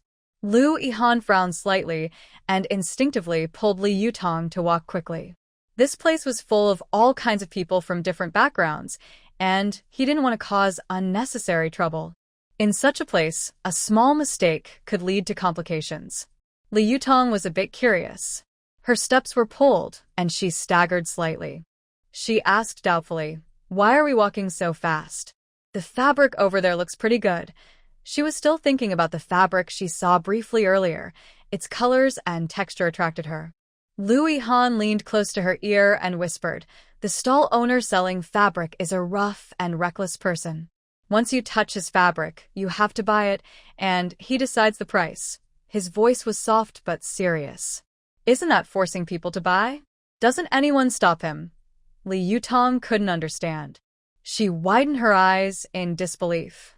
In her mind, buying and selling should be fair and voluntary. How could someone be so overbearing and unreasonable? Lu Yihan sighed helplessly. In this place, management isn't as strict as you think. Plus, these people are colluding with each other. Ordinary folks don't dare to offend them easily. If a conflict breaks out, they usually end up losing out. He tried to help Li Yutong understand how complicated the situation was. After hearing this, Li Yutong still felt angry. She thought this behavior was really unfair and spoiled the harmony of the market. She couldn't help but look back at the stall. The owner was still enthusiastically attracting other customers, unaffected by their departure. Should we just let him keep bullying people like this? Li Yutong muttered unhappily. Lu Yihan gently patted her shoulder. Next time, just walk around. There are many unfair things in this world, and we can't fix them all. Although he was also unhappy about the situation, he understood how to weigh the pros and cons and protect those around him. Li Yutong nudda. She still wanted to sell her goods here. The wheat and rice in her space were already piled up high. If she didn't understand the hidden rules here, she would suffer a big loss. She followed Lu Yihan as they explored the black market and learned some of its tricks. Lu Yihan, let's go. You go to the market to handle your business first. I'll go to the post office to pick up my letter, so I won't go with you. Lu Yihan nodded. Okay, we'll go now. I can finish everything in the city in about 3 hours. If you come out early, wait for me at the gate of the state-run restaurant. We can eat together. All right. You go ahead and get busy. The important thing is to handle your work, Li Yutong urged as she left the black market. Actually, she wanted to go into the black market alone to deal with the unfertilized eggs in her space, see if she could find someone suitable to sell them to, and sell all her grain. Lu Yihan kindly reminded her a few words before hurrying off. Li Yutong watched him leave, then entered a quiet alley and went into her space. First, she disguised herself. Looking at her dark, ugly reflection in the mirror, she couldn't help but smile. With this look, even Lu Yihan probably wouldn't recognize me. After finishing her disguise, she quickly packed the eggs into a basket, carried it, and left her space. When she re-entered the black market, she found a less crowded spot, placed the basket on the ground, and started calling out to sell her eggs, mimicking the vendors. "Hey, don't miss out. Come take a look. Freshly laid chicken and duck eggs here. Clean, shiny, no flaws. Ladies, if you need eggs for cooking, soup, or baking, don't hesitate. Come buy from me. I guarantee you'll be satisfied." Her clear, bright voice had a strong penetrating quality, and soon a few women gathered around. "Young girl, how much are your eggs?" asked an older woman about 40.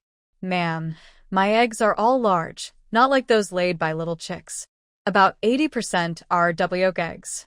9 cents each. Rest assured, you won't be losing out," Li Yutong explained. What she didn't say was, "You're lucky to get eggs from chickens and ducks raised on spiritual spring water. That's expensive. Others are selling for just 8 cents, another woman complained.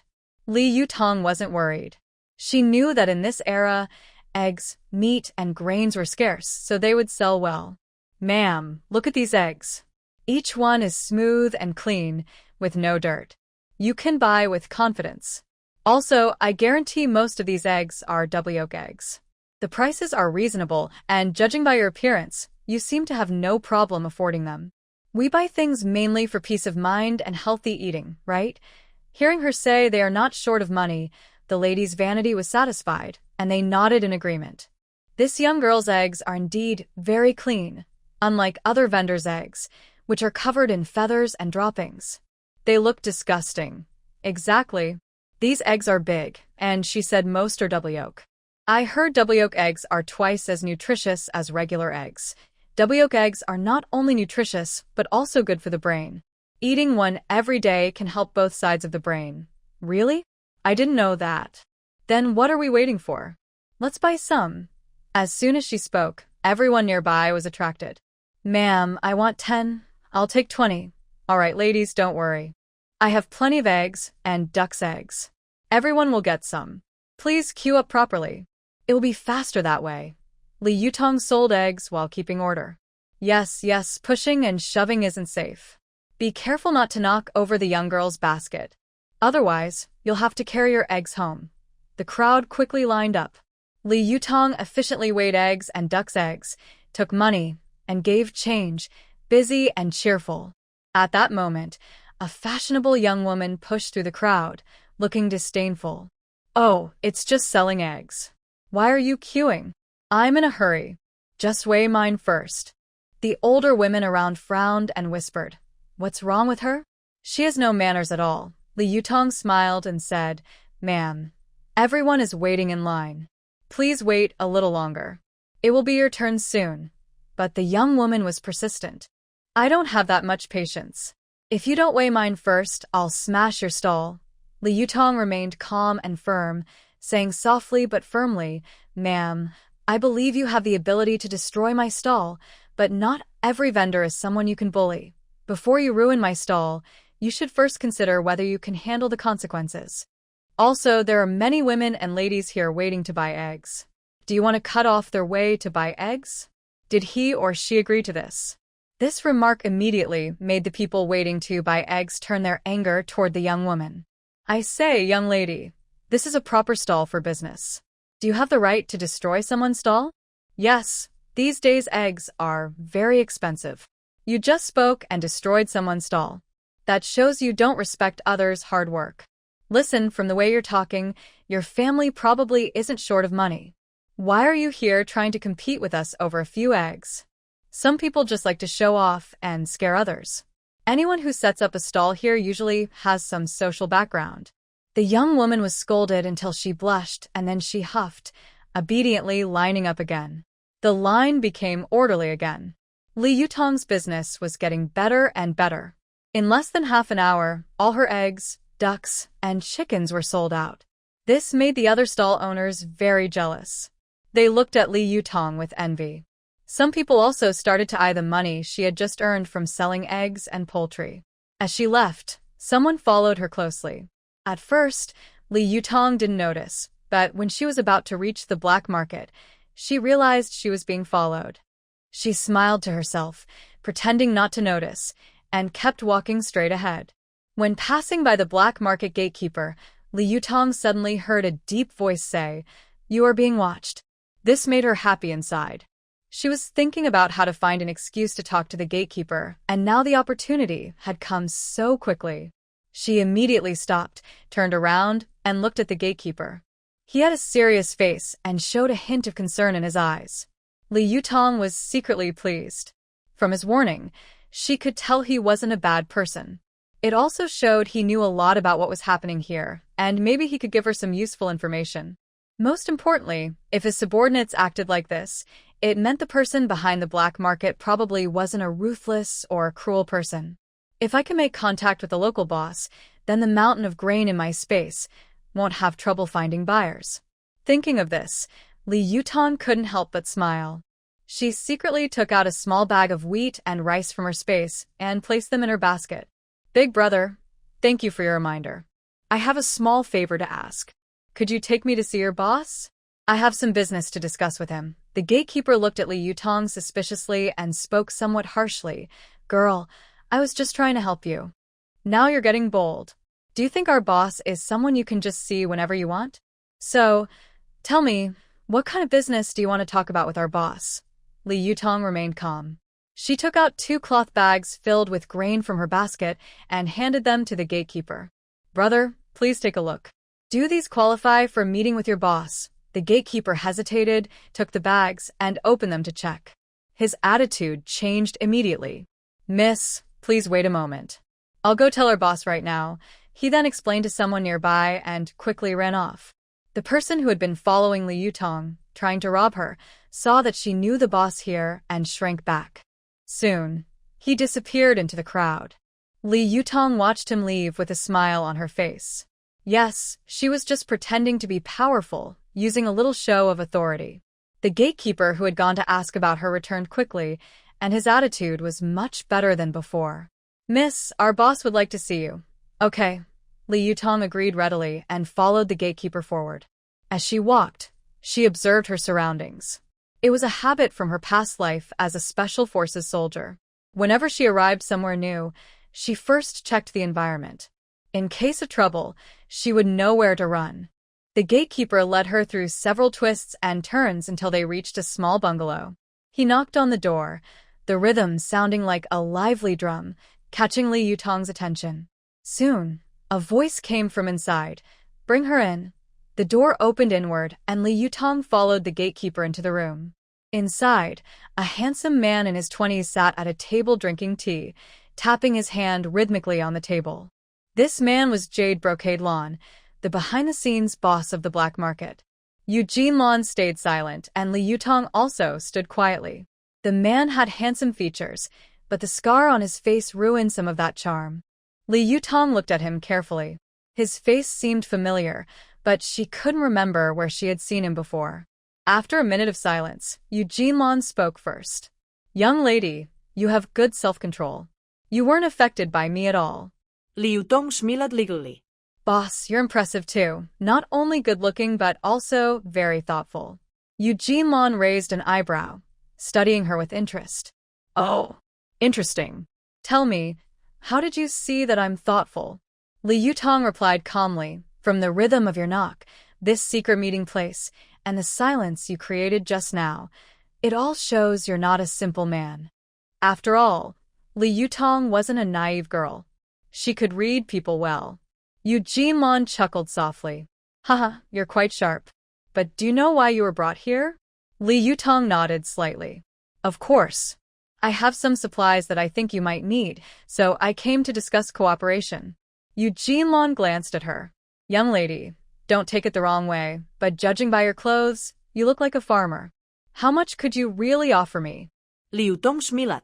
"I'm afraid, boss, that what I have might be more than you can handle." Her words made Eugene Lawn laugh.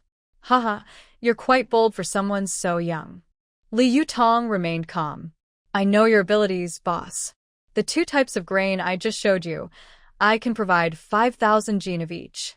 Yu Jinlan's smile froze for a moment, surprise flashing in his eyes before he quickly regained his composure. 5,000 Jin? Young lady, don't joke with me. That's no small amount. How can you prove you really have that much? Li Yutong took out a map from her pocket and pointed to a spot. Boss, look here. This is my secret storage site. The grain there is piled high. I can take you to see it, but first, we need to agree on the terms of cooperation. Yu Jinlan took the map with interest, studying it carefully as he began to weigh his options. Okay, I can go with you to see. If what you say is true, we can discuss cooperation later. But if you dare to lie to me, young girl, you know the consequences. Li Yutong confidently nodded. I never do things I'm not sure about. Boss, besides grain, I also have other supplies. There's nothing I can't provide if you want it. Yu Jinlan was slightly surprised. You little girl, you're talking more and more unbelievable. Can you really provide other supplies? No problem. Just give me a list, and I can supply everything. It's a joke. She had stored millions of supplies in her space in her previous life, with a full variety and enough quantity. Yu Jinlan gave a signal to someone nearby, who quickly started making a list. Before long, the list was in Li Yutong's hands. She looked it over and smiled. Boss, I have all these things. I'll go prepare the supplies first. We'll meet in half an hour at the location on the map. But you need to prepare some sacks for the grain. Okay? Yu Jinlan agreed happily. I'll trust you this time. I hope you won't let me down. The place Li Yutong mentioned was told to her by Lu Yihan. This black market is a storage spot for passing southern drivers, an abandoned house. Drivers can temporarily store their goods there, making it easier to contact clients. Li Yutong left the black market without being followed. She didn't delay and went straight to the house Lu Yihan mentioned. She first observed the surroundings. Feeling no one was following her, she entered one of the houses and quickly went into her space.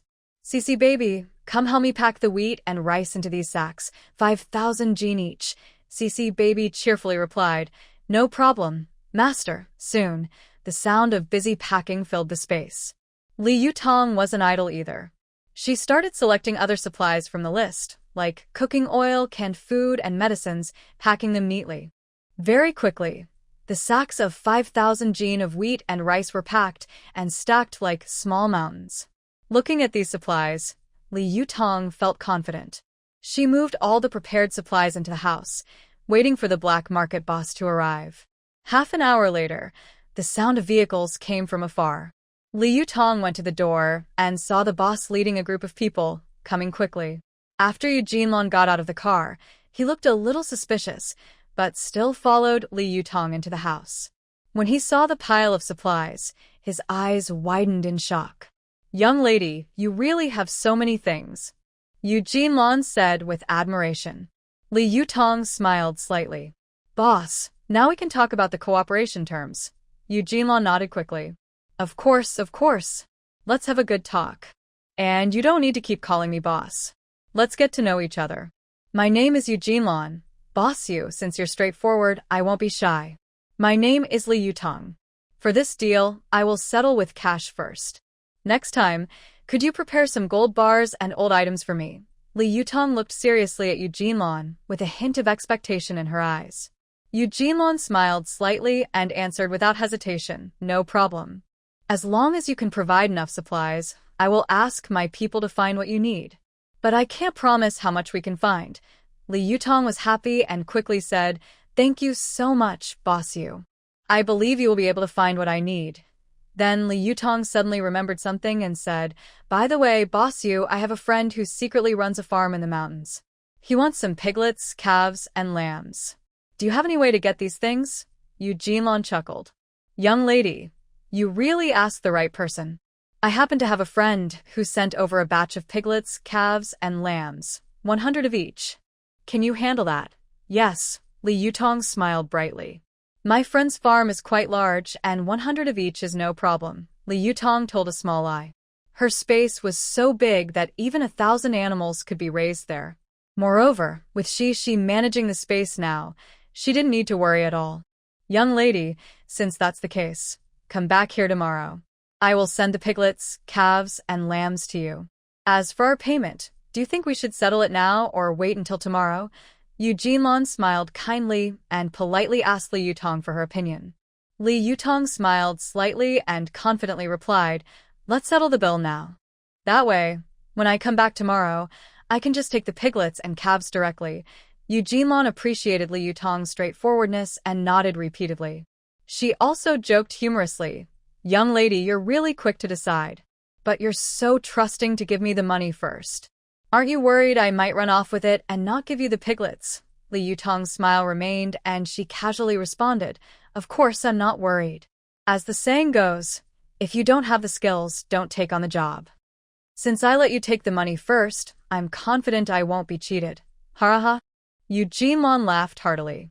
"Li Yutong, I like your personality. It suits me. I hope we can work together long term. Also, can you give priority to supplying the products from your friend's farm?" "No problem.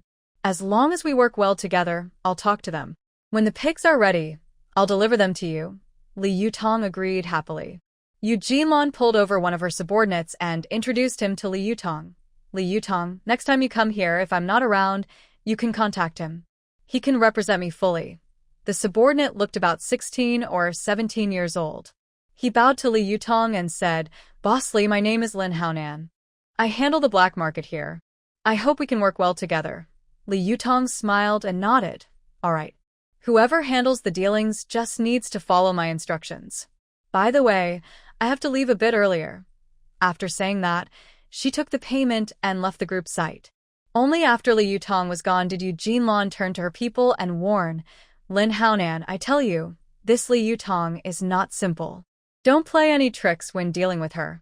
If you offend her, you won't like the consequences." Lin Haonan scratched his head and said casually, "Boss, how hard can she be? She's just a female boss running a breeding business." Yu Jinlong glared at him. "You don't understand. Li Yutong is young but has built a big business. She's very clever, and she definitely has powerful backing, otherwise she wouldn't dare do business with us in this black market." Lin Haonan pouted but still agreed. Seeing his reaction, Yu Jinlong knew he wasn't taking her words seriously, and her face grew serious. "Lin Haonan, don't think that just because you're the son of the county party secretary, I won't dare to touch you. Let me tell you, if you ruin my plans, not only will you be in trouble, but even your father should go back to farming sweet potatoes." Startled by her words, Lin Haonan quickly said, "Boss, please don't be angry. You know me, I'm not that kind of person when it comes to business. I won't cause any trouble." "Good," Yu Jinlong replied coldly. "As long as you don't interfere with my work, I don't care about your habit of challenging others." Her words were reasonable. Lin Haonan is a good person overall, but he has one flaw. He must respect those he looks up to. For example, Yu Jinlong is his idol. When Yu Jinlong first started this black market, Lin Haonan often challenged her. Relying on his fighting skills and connections, he caused trouble here and there.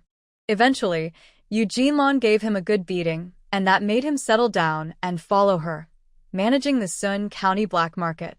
Of course, Yu Jinlong's profits from him weren't small. Their relationship was a typical case of you hit me, I hit you back, so Lin Haonan was very annoyed when Li Yutong said today that if you don't have the skills, don't take on the job. His competitive spirit flared up again. Li Yutong didn't care about what was happening on their side. After leaving the black market, she headed straight to the state-run restaurant. When she reached a quiet alley to remove her disguise, Lin Haonan's voice came from behind. "Li Yutong, I followed you here, but I mean no harm. I wasn't ordered by my boss either. It's just my own decision," he said sincerely. Li Yutong nodded expressionlessly, seeming indifferent to his words, and replied softly, "Tell me, what exactly is your purpose? Today, your words successfully caught my interest. So, I want to ask you, do you have the courage to compete with me?" Li Yutong smiled faintly, showing confidence and calmness. She gently parted her lips and said, "Lin Haonan, are you sure you really want to fight me? But first, let's be clear, if I accidentally hurt you, please don't cry like a child." Hearing this, Lin Haonan didn't back down at all. Instead, he smiled more boldly. His smile grew wider, and a teasing look appeared in his eyes. He replied, "Haha, I'm giving you the same warning. If I make you cry for your mother later, don't blame me for not being gentle." Li Yutong was unfazed by his provocation. She simply said calmly, "All right, since you're so eager for a challenge, I'll play along and help you out." Then, she leaned slightly forward and assumed a standard fighting stance, clearly ready to fight. Seeing this, Lin Haonan didn't waste time. He took a quick step forward, like an arrow shot from a bow, rushing toward Li Yutong. He threw a sharp right punch aimed at her face. Li Yutong easily sidestepped and grabbed his arm, pulling hard. Lin Haonan was caught off guard by her quick reaction and staggered. But he quickly steadied himself and kicked toward Li Yutong. Li Yutong jumped back nimbly to avoid the attack, then seized the moment and swept her leg at Lin Haonan's leg. He hurriedly jumped to dodge, but Li Yutong followed with a hook punch. Lin Haonan blocked with his arm but was shaken, feeling numb. After a few rounds, Lin Haonan was gradually losing stamina, while Li Yutong remained calm and composed. Suddenly, Li Yutong delivered a precise flying kick to Lin Haonan's chest. He fell to the ground and struggled to get up. Fortunately, Li Yutong only used about 20% of her strength. Otherwise, that kick could have seriously injured him. He looked at her in surprise and frustration. You're really strong." Li Yutong stepped forward and helped him up. "Now you see there are always people better than you, and there's always someone higher. Don't challenge others lightly in the future." Lin Haonan blushed and stood up, holding Li Yutong's hand. He felt more respect for her. "All right, I have other things to do, so I won't stay and play." Li Yutong said this and left quickly, leaving Lin Haonan standing there with wide eyes. When Li Yutong reached the gate of the state-run restaurant, Lu Yihan was already waiting for her. "Yutong, have you finished your work?" Lu Yihan asked as soon as he saw her. "Yes, I finished." How about you? "What did you gain from this city trip?" Hearing about the gains, Lu Yihan became excited. "Yutong, a friend of mine is the manager of a soy sauce and vinegar factory in the city. He took me to visit their plant and showed me the entire process of making soy sauce and vinegar. I think it's quite simple." They talked as they entered the restaurant. Lu Yihan ordered the day's special dishes: hand-cut noodles, braised pork, and cold shredded potatoes, continuing their conversation. "Yutong, my friend told me that making grain vinegar is very easy. I want the Yangjiahui team to also set up a soy sauce and vinegar factory to increase the villagers' income." Li Yutong's eyes lit up and she said enthusiastically, "That's a good idea. The leftover grain waste from our farm can be used to make soy sauce and vinegar, which is a great way to reuse resources." Lu Yihan smiled and nodded. "That's what I think too. Plus, there's a big market demand for soy sauce and vinegar, so selling should not be a problem." The food was served quickly. "Yutong, it's just the two of us. I didn't order many dishes, only braised pork and cold shredded potatoes." "Don't say I'm stingy." Li Yutong teased with a smile. "Lu Yihan, food is the most important thing in the world. If you don't let me eat enough, how can that be okay?" Hearing this, the waiter came over. "Excuse me, comrade, you ordered 2 bowls of rice and 2 dishes, but isn't that not enough?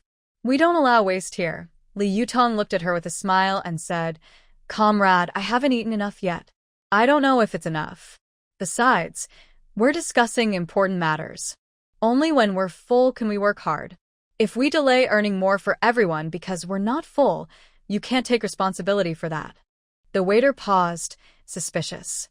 "What big matter could you have?" Lu Yihan stood up with a smile and took out his work ID from his pocket. "Comrade, we are from the Yangjiahui team. We plan to set up a soy sauce and vinegar factory. This is a big matter related to increasing villagers' income." The waiter widened his eyes and quickly changed his attitude. "Oh, I see you're important people. Sorry for being rude. Please enjoy your meal. Just let me know if you need anything." Li Yutong and Lu Yihan looked at each other and smiled, then happily continued eating. While eating, they kept discussing the details of the soy sauce and vinegar factory, from choosing the location to equipment, from staffing to marketing. They paid attention to every detail. By the end of the meal, their plan for the factory became clearer. The meal ended in a relaxed and peaceful atmosphere. Li Yutong thought about the wheat produced in her space. It would be great if she could grind it into flour. Thinking about grinding flour, Li Yutong remembered her past life. She had to go undercover at a repair shop, learning how to assemble machinery from the factory workers. She learned well, and, when she left, the workers even gave her a set of welding tools. If she had the materials, she could assemble a flour processing machine. Oh, and in this era, aren't there good things at the junkyard? That's how stories from that time often describe it. Louis Han, let's go to the junkyard this afternoon. I want to find some parts and see if I can assemble a flour machine, she said. Lu Yihan wasn't focused on the assembly. He felt a bit uncomfortable when he heard Li Yutong call him by his full name. So he spoke up, Yutong, don't call me by my full name. It makes me feel like we're strangers and I don't like it. Just call me a Han. You can call me that just like Chin Kiki calls me. He remembered his father sharing his experience of chasing his mother. His father said that if you want to win a girl's heart, you need to be brave, loud, sweet, confident, and sometimes a little pitiful. But all of that should be based on true love. Now, he was following his father's advice. He decided that if this method could help him win Yutong, he would pass down these 5 points as family rules to his children and grandchildren. Oops, I've gone off topic. Seeing Lu Yihan looking a bit sad and hopeful at the same time, Li Yutong couldn't help but chuckle. Alrit, Han. We'll go to the junkyard this afternoon. I can't wait. Lu Yihan immediately smiled happily. It seemed his father's method really worked. All right, Tong Tong, I know there's a junkyard in the town that has a lot of useful stuff. We can use the tractor to pull the things we find back. After deciding on the plan, the two of them ate quickly as if on a big mission and finished their meal in no time. They arrived at the junkyard, where various old items were piled up messily. Li Yutong looked like a treasure hunter, carefully searching through the piles. Of course, she had her own reasons. In stories from this era, junkyards are full of hidden treasures. She was especially eager about old antiques, calligraphy, paintings, jewelry, and jade. While digging through the trash, Li Yutong suddenly felt something hard. Her eyes lit up, and she quickly moved aside the clutter, revealing an old wooden box. Carefully opening it, she found an ancient painting inside. Her heart raced as she examined it closely, noticing it seemed quite old. At that moment, Lu Yihan came over. Tong Tong, did you find something valuable? Excited, Li Yutong handed him the painting. Han, look. Maybe this is a valuable antique. Lu Yihan also became interested and started examining the painting with her.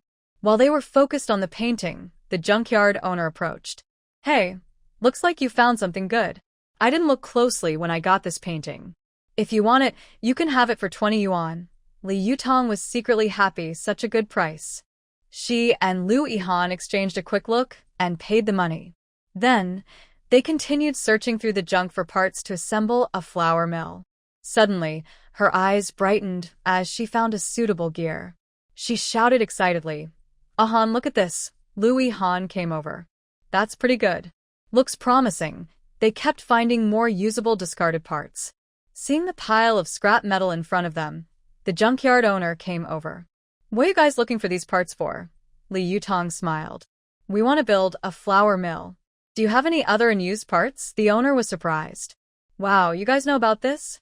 Impressive. I have a lot of machine parts stored in my warehouse. I'll show you. He then enthusiastically helped them find some usable materials in the warehouse. Boss, can you weigh these?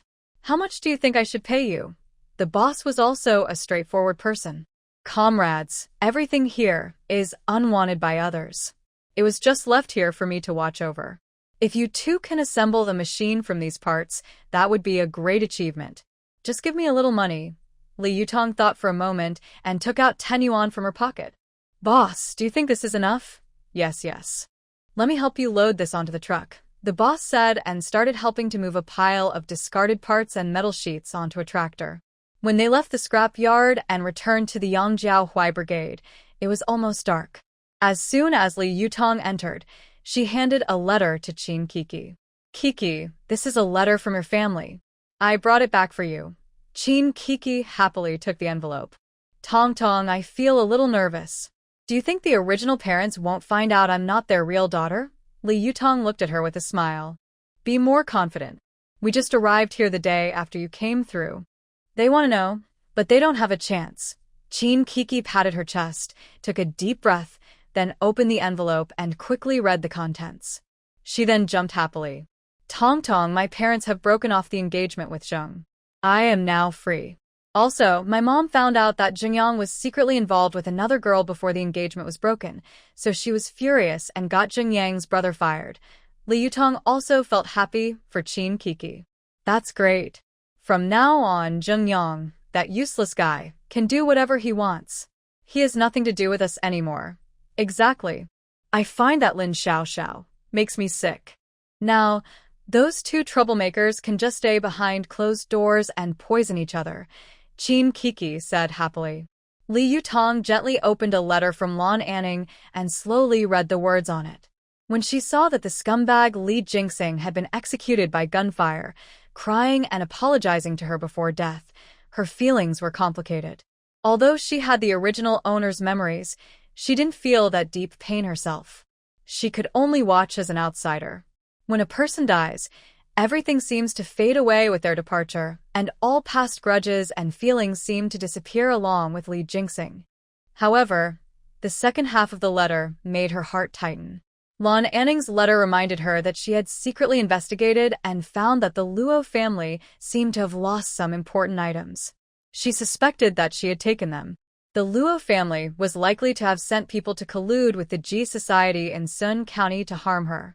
She was advised to be very careful and to write if she encountered any problems. Li Yutong was deep in thought. Items lost by the Luo family? Could they be the two sets of belongings in Luo Yenshua's houses? Those items were quite numerous. The Luo family didn't keep them at home but stored them outside, which suggested there was a hidden reason. It was clear these items weren't meant for the Luo family itself, but were intended to be given to others.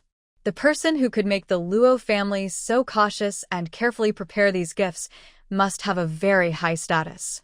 Luo Zhenbong, as the deputy director of the Ji Society in Jin City, would only respect and give gifts to someone from the provincial or even the Kyoto Ji Society. Li Yutong knew this was a difficult situation. The Luo family had strong influence, and now they might be colluding with the Ji Society in Sun County. The danger she faced was obvious. But she remained calm and thought carefully about her response. She knew that Lan Anning had already spent a lot of effort to find out this information, and she couldn't just rely on others. While Li Yutong was pondering, Chin Kiki's voice interrupted her thoughts. Tong Tong, my mom also wrote you a letter. I haven't opened it. Here, you can read it yourself. To me, Li Yutong was a bit confused. How could Chin Kiki's mother write a letter to her? Suddenly, her eyes lit up. Could it be that the paternity test with Li Jianxing had results? She quickly opened the envelope, and a paternity test report fell out. As a master of traditional and Western medicine, Li Yutong looked at it and smiled. Because the report clearly stated, Father Li Jianxing and daughter Li Yutong are not related. This meant that the person suspected of corruption, bribery, and murder, the death row inmate Li Jianxing, had no relation to her at all. Li Yutong's heart immediately relaxed. Kiki, I have good news. The paternity test report with Li Jianxing is out. The main person and Li Jianxing are not related. Chin Kiki was stunned at first, then cheered happily. That's great, Tong Tong. Now you don't have to be involved with Li Jianxing anymore. Li Yutong smiled and nodded, feeling much lighter. But soon, she remembered the Luo family matter mentioned in Lan Anning's letter, and her smile gradually faded. Coco, I have some more trouble. Li Yutong told Chin Kiki about the situation with the Luo family. After hearing this, Chin Kiki frowned and said, What should we do? The Luo family, along with the Ji group from Sun County, has a strong influence. Li Yutong took a deep breath and replied, I won't just sit and wait. But, Coco, since you live with me, you might get involved. If it's too dangerous, you should stay at Uncle Wang's house with Wang Muxin for a few days. Once my problems are solved, you can come back. Hearing this, Chin Kiki was immediately unhappy. Tong Tong, what are you saying? We are comrades we can trust with our backs. I would never leave you alone here. Li Yutong felt warm inside because of Chin Kiki's words, but the situation was serious. She couldn't let Chin Kiki get involved, so she lied. Coco, this is something we have to do. You know I have a space. If there's danger, I can hide inside it. But you can't. No one can enter my space, so for now you'll need to stay somewhere else. By the way, Coco, this is the money from selling that wild boar, 206 yuan in total. We split it 3 ways with Liu Yihan, so each gets 68.66 yuan. Keep it. Chin Kiki stubbornly shook her head. Tong Tong, I'll take the money, but I won't leave. We face this together. Maybe I can help. Plus, your space is an advantage, but you also need someone outside to watch out for you. Li Yutong sighed helplessly, knowing she couldn't persuade Chin Kiki. Oh well, take it step by step. When trouble comes, we face it head-on. Meanwhile, over at the youth training center, Zheng Yang was pulling weeds in the field when he received a letter from home. It was from his father, who scolded him harshly in the letter and said he wouldn't send any more supplies. He told Zheng Yang to figure things out himself. Zheng Yang was furious, but had nowhere to vent. How could Chin Kiki be so cruel? Breaking off their engagement was one thing, but making her brother lose his job was too much. He had followed her like a shadow before, and now she says she doesn't love him anymore. No wonder people say women are unpredictable. That's completely true. Brother Yang, hurry up and pull the weeds. Look, the scorekeeper is coming this way. We'll get scolded again if we're not careful, Lin Xiaoxiao urged him. Zheng Yang put aside his thoughts and quickly got back to work. When the scorekeeper walked away, Lin Xiaoxiao started applying eye drops to Chin Kiki again. Brother Yang, Kiki really is too much. You two are engaged, yet she doesn't care about you at all. Look at your hands, you're getting calluses. It makes me feel so sad for you. Zheng Yang sighed. Don't mention Chin Kiki in front of me anymore. We've already broken off the engagement. Because her family asked to end it, my dad decided not to send me any living expenses. Now I have to fend for myself here. When Lin Xiaoxiao heard that her family was no longer sending money, her eyes flickered. It seemed Zheng Yang was no longer useful. If I had known, I wouldn't have tried to steal Chin Kiki away. But it's still not too late to back out now. There are many men in the world. If Zheng Yang doesn't work out, I can find someone else. Lin Xiaoxiao thought this, but she said with red eyes, Brother Yang, how can your family do this? Not sending you money. How can you live here? And I don't have much money left, and our food supplies are almost gone. They even talk about us building a house ourselves. Where would we get the money to build a house now? Zheng Yang saw Lin Xiaoxiao feeling sorry for him and felt warm inside. Don't worry, I won't let you go hungry. As for building a house, let's put that aside for now. I'll talk to the team leader about it. Seeing Zheng Yang give up so quickly, Lin Xiaoxiao cursed him silently as useless. She quickly started planning who else in the youth brigade she could try to. That night, Li Yutong disguised her room to look like she was sleeping on the bed. After finishing, she entered her space to watch a show. Suddenly, Shishi's reminder sounded. Master, 6 people outside are trying to climb over the wall. I think the Luo family has come to seek revenge. Li Yutong quickly activated her space's mental energy. On the screen above the space, she saw clearly that 6 people in black had already climbed onto the wall. Shishi, can you do something so they can't detect Keek's presence? Shishi's voice responded quickly. No problem, Master. I can release a hidden energy wave around Kiki to make their perception ignore her. While speaking, the black-clad people had already jumped into the yard and were crawling toward the house. Li Yutong clenched her fists and asked, What about me? Can I make them not notice me? Sisi said, Okay, but only for half an hour. After that, the energy will fade. Li Yutong took a deep breath. Alright, let's activate the stealth mode. After turning on the stealth energy wave, Li Yutong left the space and quietly approached the window to observe.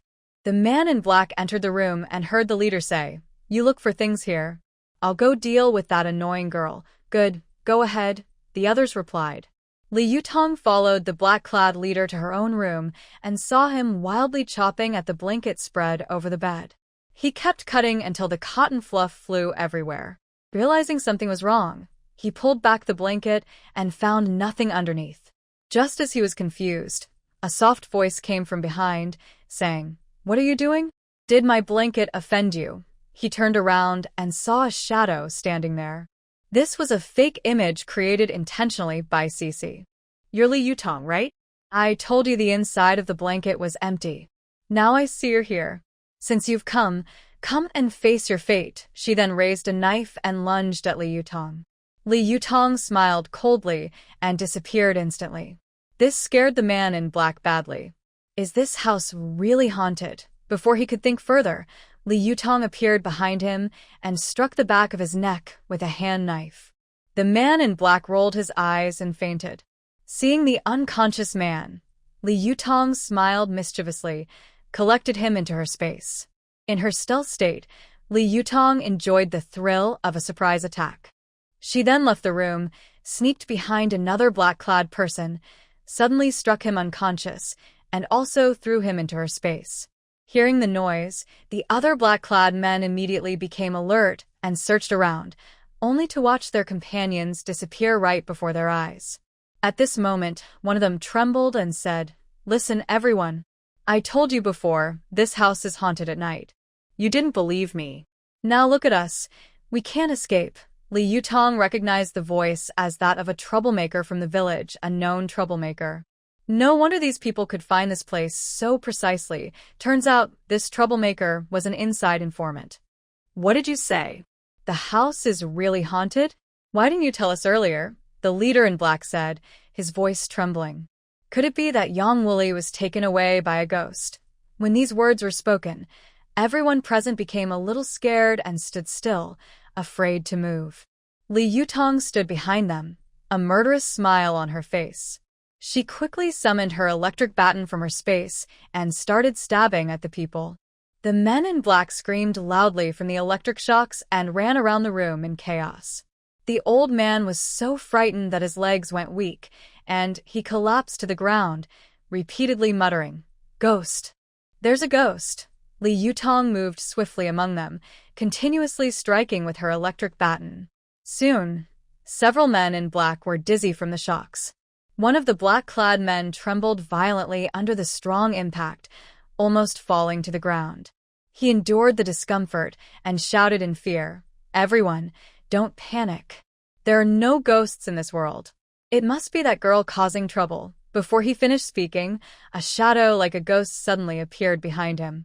Before he could react, he felt a sharp pain at the back of his neck, then everything went black, and he fell straight down.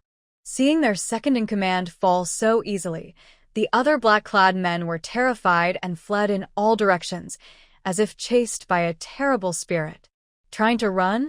Not so easy, Li Yutong sneered, her electric baton crackling loudly, clearly increasing its power. She moved like lightning, quickly catching up to the fleeing men, her baton flicking wildly at them. They heard continuous thuds as the men in black seemed to lose all strength, one after another collapsing to the ground and unable to get up again. Li Yutong waved her hand, and the black-clad men disappeared into thin air. The old man was so frightened by what he saw that he collapsed on the ground, face full of terror. "Ghost Master, please spare me. I didn't mean to offend you. I accidentally bumped into you. Please forgive me. I'll burn 3 sticks of incense for you every day when I go home. I haven't done anything bad normally, just small thefts and petty tricks. It's not a big deal."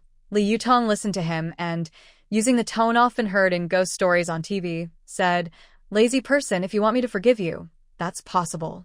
But first, you must tell me all the bad things you've done."